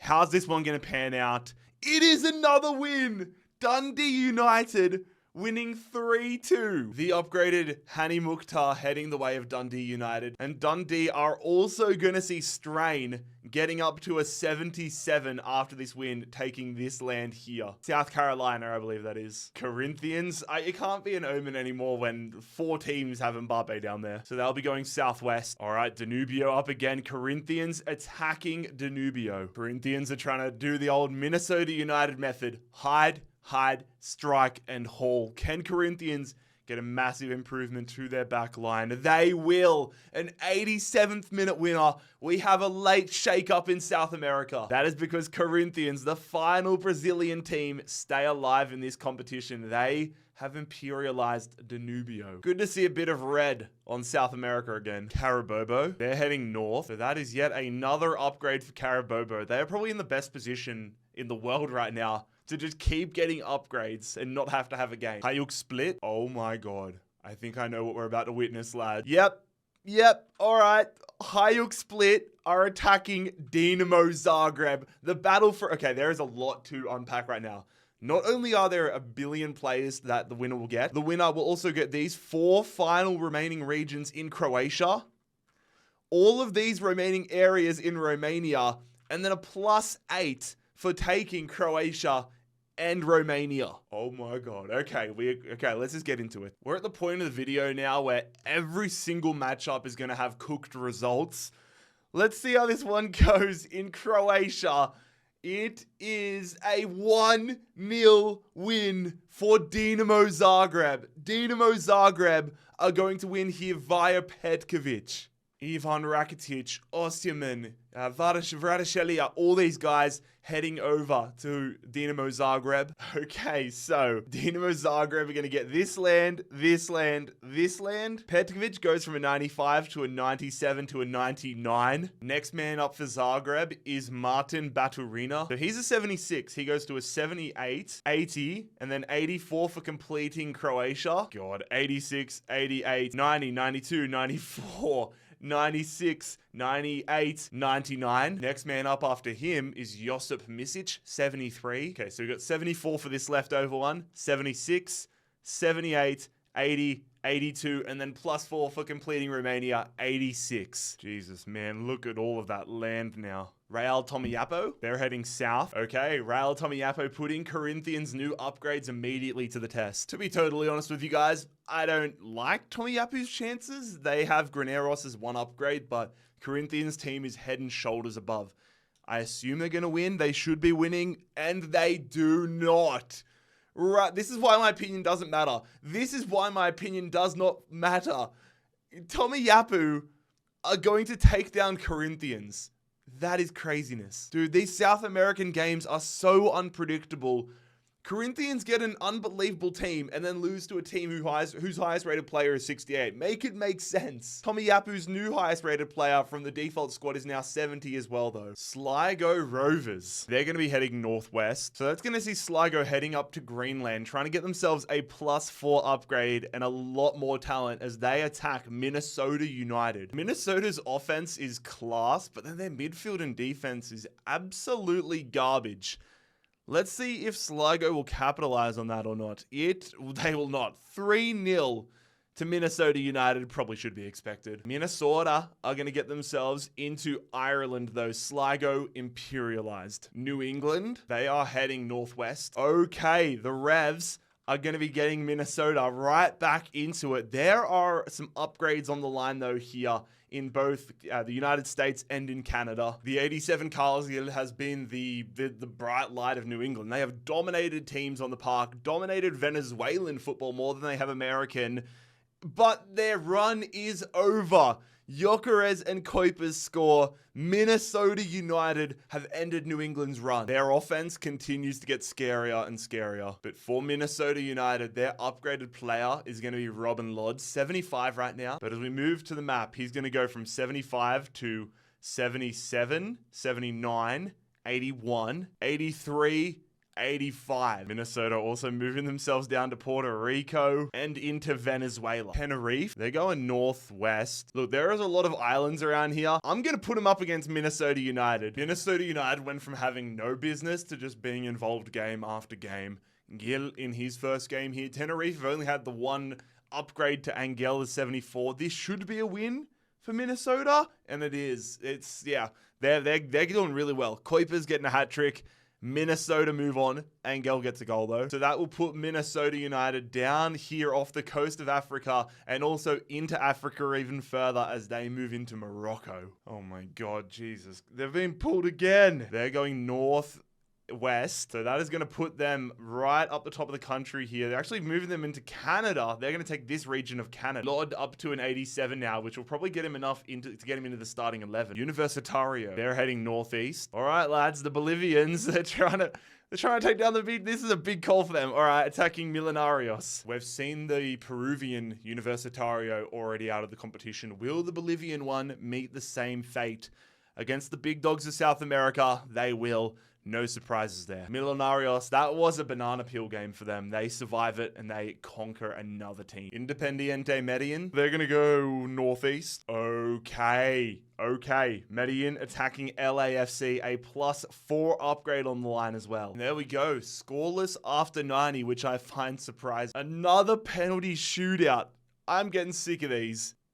Hugo Lloris is going to make a huge save early on in the penalty shootout, and Oscar is going to give LAFC the lead. But Carlos Vela has his saved.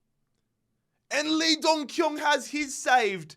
If Hugo Lloris doesn't save this, then Independiente Medellin are going to get one of the biggest upsets of the tournament. Fori, Lloris, LAFC have been imperialized. I do not believe it. For the second time in this tournament, Messi's team is going to get imperialized. Independiente, all right, they're going to get all the equivalents. They're going to get a 99 rated striker, 88 rated left winger, all of that. I'll take care of all of that. But LAFC, oh my God. They're also going to get a +4 upgrade. Prolazza, the defensive midfielder, now an 82. They get themselves Mexico, into the United States, Florida, Cuba, the Bahamas, and they get themselves as well into China, Japan, Korea. Oh my God, Independiente Medellin out of nowhere. Everton are heading east. I think this is a date with Lens. That is correct. Everton are challenging Lens. A lot of upgrades from this one. The winner will get all these upgrades here, all these upgrades in Ireland, and +8 for winning Wales and for winning England. One thing I know for certain, we're going to have a 99 rated goalkeeper, either Jordan Pickford or Samba from RC Lens. One of them is about to get absolutely blown out of the water. Lens or Everton. Everton have won 2-0. The Toffees might just be the new favourites to win Imperialism. Everton take down RC Lens 2-0. I do not believe it. It's been a rough period in real life for Everton, but this might have just given them something to smile about. Everton with one of the best teams in the world right now. Okay, so we're getting a lot of the world painted blue right now for Everton. They're getting themselves down into Africa, every part of Europe essentially. Okay, Pickford right now is 85, so he goes 87, 89, 91, 93, 95, 97, 99. Next up after that is James Tarkowski. Tarkowski goes 82, 84, 86, 88, 90, 92, 90, 94, 96, 98, and then 99 for getting Wales, but 3 left over after that. So then next up is Jarrad Branthwaite. So he goes up to an 82 for the rest of that Wales upgrade, and then up to an 86 for them claiming England.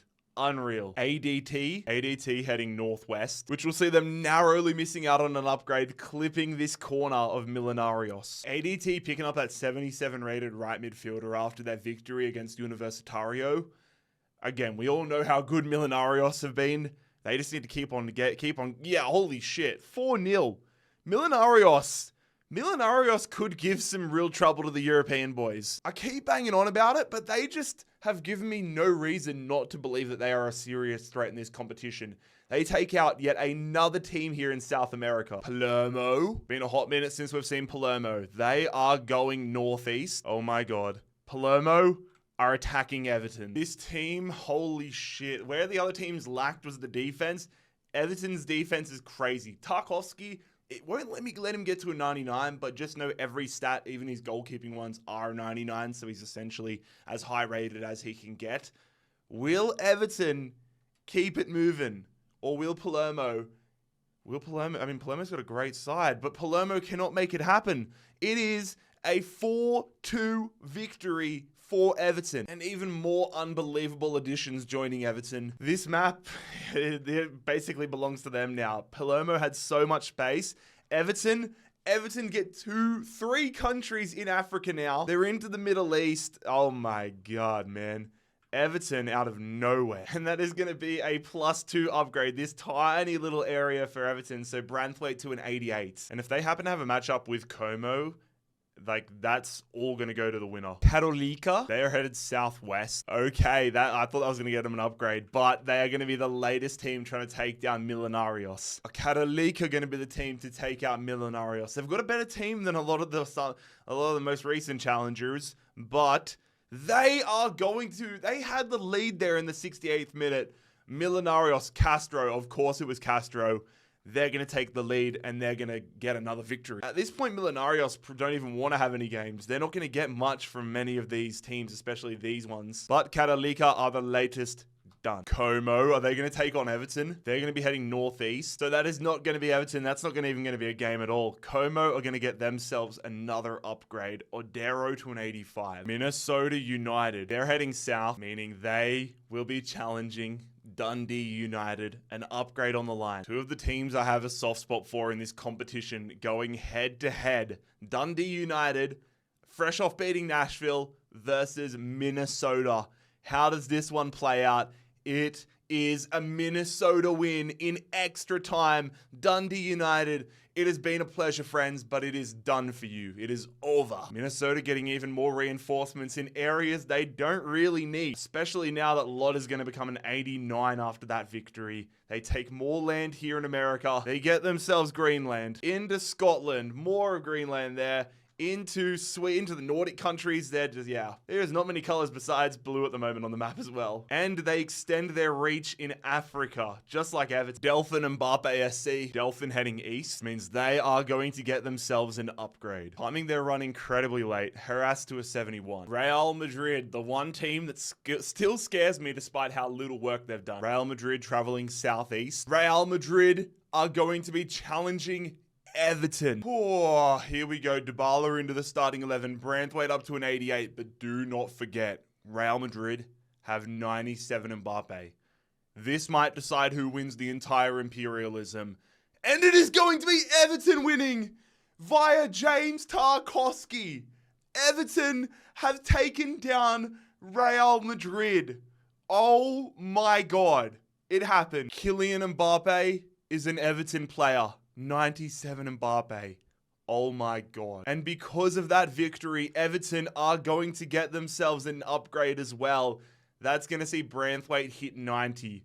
I do not believe it, man. Moreirense, we're staying in Spain/Portugal. They're going to be going south. It was a little bit to the west, but it doesn't matter. They're going to get themselves an up. They're getting their first upgrade of the entire series. Maracas to a 75. Delphin heading southeast. So we are going to have a matchup here. Delphin attacking Deportivo Cuenca to become the last team in Ecuador and gets an upgrade. Oh my god, they scored that. I've been dead silent because some of the opportunities that these teams have both missed. I fully expected this to be a 0-0 draw, but in the 113th minute, it's Cuenca taking the lead. I actually can't believe we saw a game with a goal. Delphin you're out of here. Cuenca are going to be the final team remaining in Ecuador, getting the 71 rated goalkeeper. Cuenca are going to get their first upgrade though, and that will go the way of their right midfielder Mancinelli, 73 overall now. Carabobo FC. They'll be traveling southeast, and that is going to be yet another upgrade from Carabobo. They are dodging Medellin. They are dodging Minnesota so hard right now. Cuenca, northeast. Okay, they're going to be taking on Millonarios. This one's actually huge. So many upgrades on the line for the winner. Cuenca getting to put their new upgrades right to the test. 74 Mancinelli, 74 Piedra. Millonarios are a different gravy, man. Millonarios, if they win this, could have the best team in the game, which they do.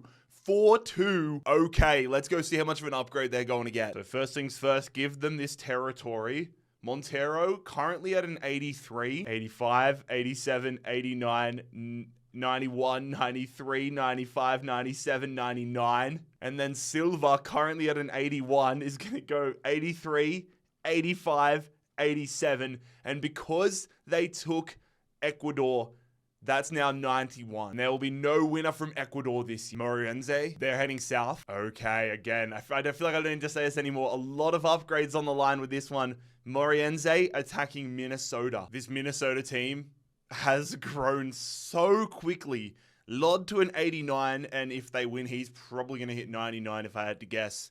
Against Moreirense, they've taken down some big dogs, but their run is going to end. It is an Isco Disco in America's North. Isco scoring a winner for United. Minnesota are going to imperialize Moreirense, and okay, so first, they're going to claim Portugal, so I'm going to automatically give the +4. That puts Lod to a 93. So now 93 to 95 to 97 to 99. And the next next on Minnesota United, the Finnish GOAT, Teemu Pukki. So Pukki goes from a 73 to a 75, 77, 79, 81. Hertha Berlin. Hertha heading southeast. Okay, this is going to be a really hotly contested matchup. Hertha Berlin attacking Como. Milodero into the starting lineup now for Hertha Berlin with his upgrades. Can't forget, into the lineup for Como. Can't forget Hertha Berlin though. Gregor Kobel, Openda up top. They have been doing bits throughout Germany, and they are going to continue doing bits. Hertha Berlin have imperialized Como. After all of the moves, Harry Kane ends back up in the Bundesliga. Hertha Berlin potentially going to make a late charge at this imperialism crown. Carabobo West. It is finally going to be a game for Carabobo. They will be attacking Medellin with all of their new upgrades and a lot of Colombia to gain. Carabobo have been dodging teams and just upgrading their left back. Is that going to pay off for them? They're coming up against the reincarnations of Messi, 99 Giroud, so many good players that are at Medellin. Is it going to matter? It will. It is going to be Medellin.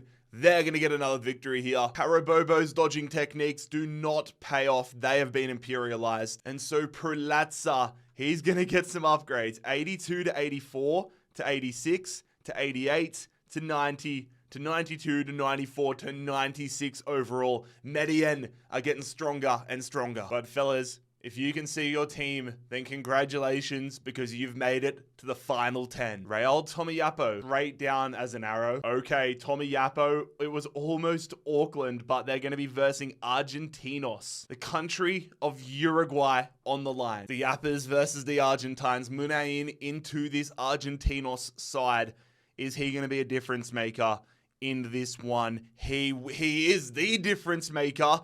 Munain is going to get the winner for Argentinos over Tomiyapo, 84 rated centre back. There is a lot of players moving across now and getting upgraded. But most importantly here for Argentinos, Rodriguez goes from a 77 to a 79, 81, 83, 85, 87, 91, 93, 95, 97, 99. And then on top of that, Oroz is the next man up. He gets a +4 for the country of Uruguay, now to a 77. I'm pretty sure with this, all 9 teams remaining are blue. How the hell has that happened? Malmo, west, a little south. Okay, Malmo are going to be challenging Minnesota United. Again, a lot of upgrades on the line. The battle of the light blues. Malmo definitely a lot weaker than Minnesota. Can they pull something out of the hat? They cannot. It is again a dominating victory from Minnesota. Teemu Pukki's gonna go 83, 85, 87, 89, 91, 94, 93, 95, and then to a 99 because they get Sweden. I can't count right now. I'm running on fumes. But Pukki is now 99 overall. Hertha Berlin. Berlin heading southeast. All right, Hertha Berlin will be attacking Dinamo Zagreb. Dinamo Zagreb have the most 99 rated players in the entire game. Their team is ridiculous. Their defense could use some help, but their offense is unbelievable.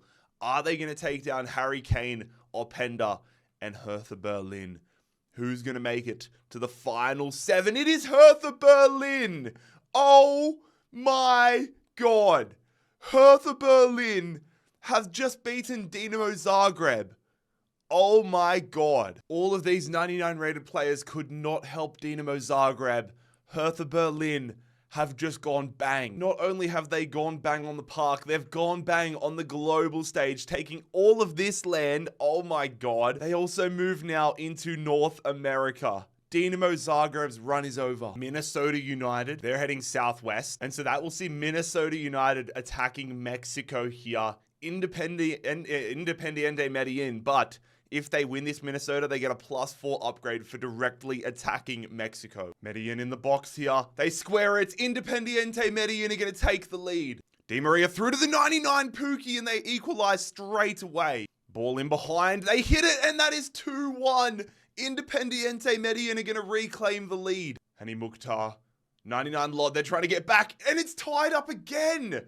They only score when they've conceded. And there we go, one of the games of the series heads to extra time. Can Minnesota United score something in the 120th minute? Lucho Acosta, that man right there, is going to do absolutely nothing with it. And we are heading to a penalty shootout. Here we go. Who's going to be the difference maker? Berkey in goal is going to get scored on. Iago Aspas off the bench for Minnesota. In off the post. Lima versus Berkey. Keeper goes the wrong way. Holstenberg, the defender, one of the weak spots of this side, still scores. Are they going to keep it going? Oh, Berkey almost makes the save. The upgraded Suso is going to score. Garcia v Berkey. Berkey stays rooted to the spot. Pucho Hernandez, former Columbus crewman, is going to keep this one tied up. We are now at sudden death, ladies and gentlemen. Forey versus Berkey. Dinks it!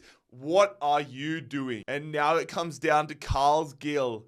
This should be to win it, but it is to keep Minnesota alive, which he does. Aja versus Berkey. Berkey goes the wrong way. 99 Lod. The Minnesota man, 99 Lod versus Shao scores. Who's going to be the first to blink here? Ortiz, that's a rocket. Shao off the bench.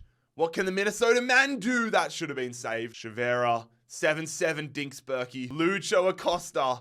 My man Lucho Acosta is going to keep Minnesota alive. He might be onto the penalty. Goalkeeper shootout here soon. Again, straight down the middle. It's the New Zealander, Boxall, versus the keeper. Oh my God, that should be the game. 9-9. Moreno, Berkey. It's 10-9 now. The defender, Tingaja, is going to score. I think we're onto the goalkeepers. We are. It's goalkeeper versus goalkeeper. Chow, saved by Berkey.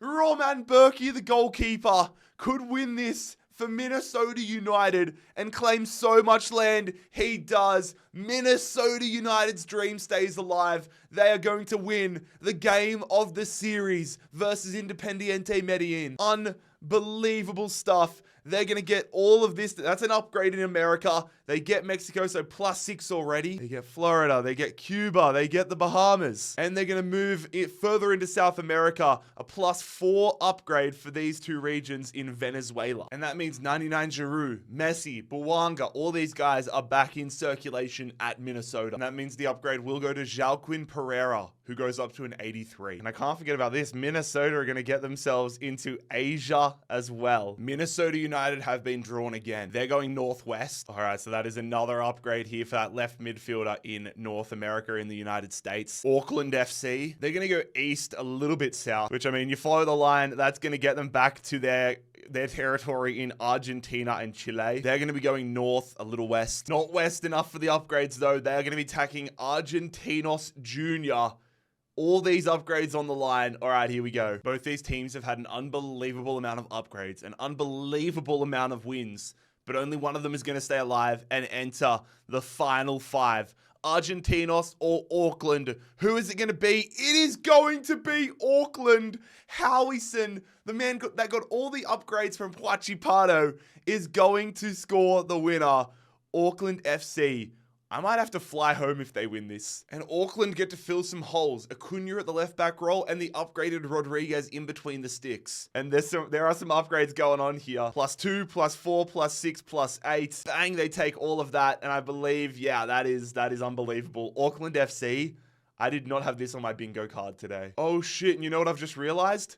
Auckland, because Argentinos were in Victoria, Auckland have just got a +2 upgrade for Tasmania, but they've also got a +4 for claiming all of Australia finally. So that is a +16. So Sakai has definitely entered the 99 club now. Minnesota United up again. North, a little west. Minnesota aren't stupid, man. They know they've got space to work in America. That is another upgrade for Minnesota. Millenarios, they're heading southwest. All right. This is, okay, Millenarios versus Auckland FC. And again, somebody else is going to hit 99 after this match. Is it going to be a Millenarios player or an Auckland player?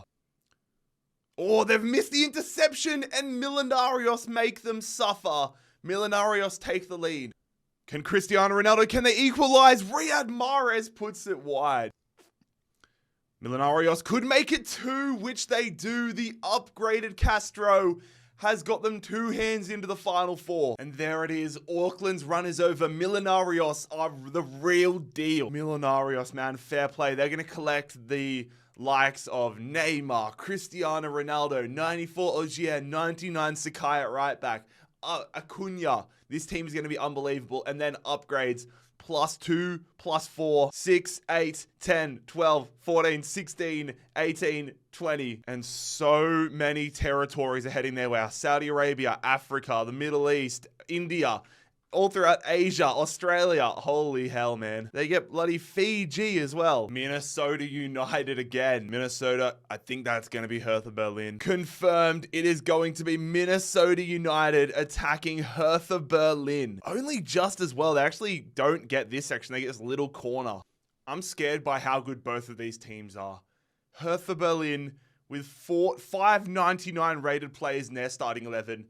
Minnesota have 299 strikers in Teemu Pukki and Olivier Giroud.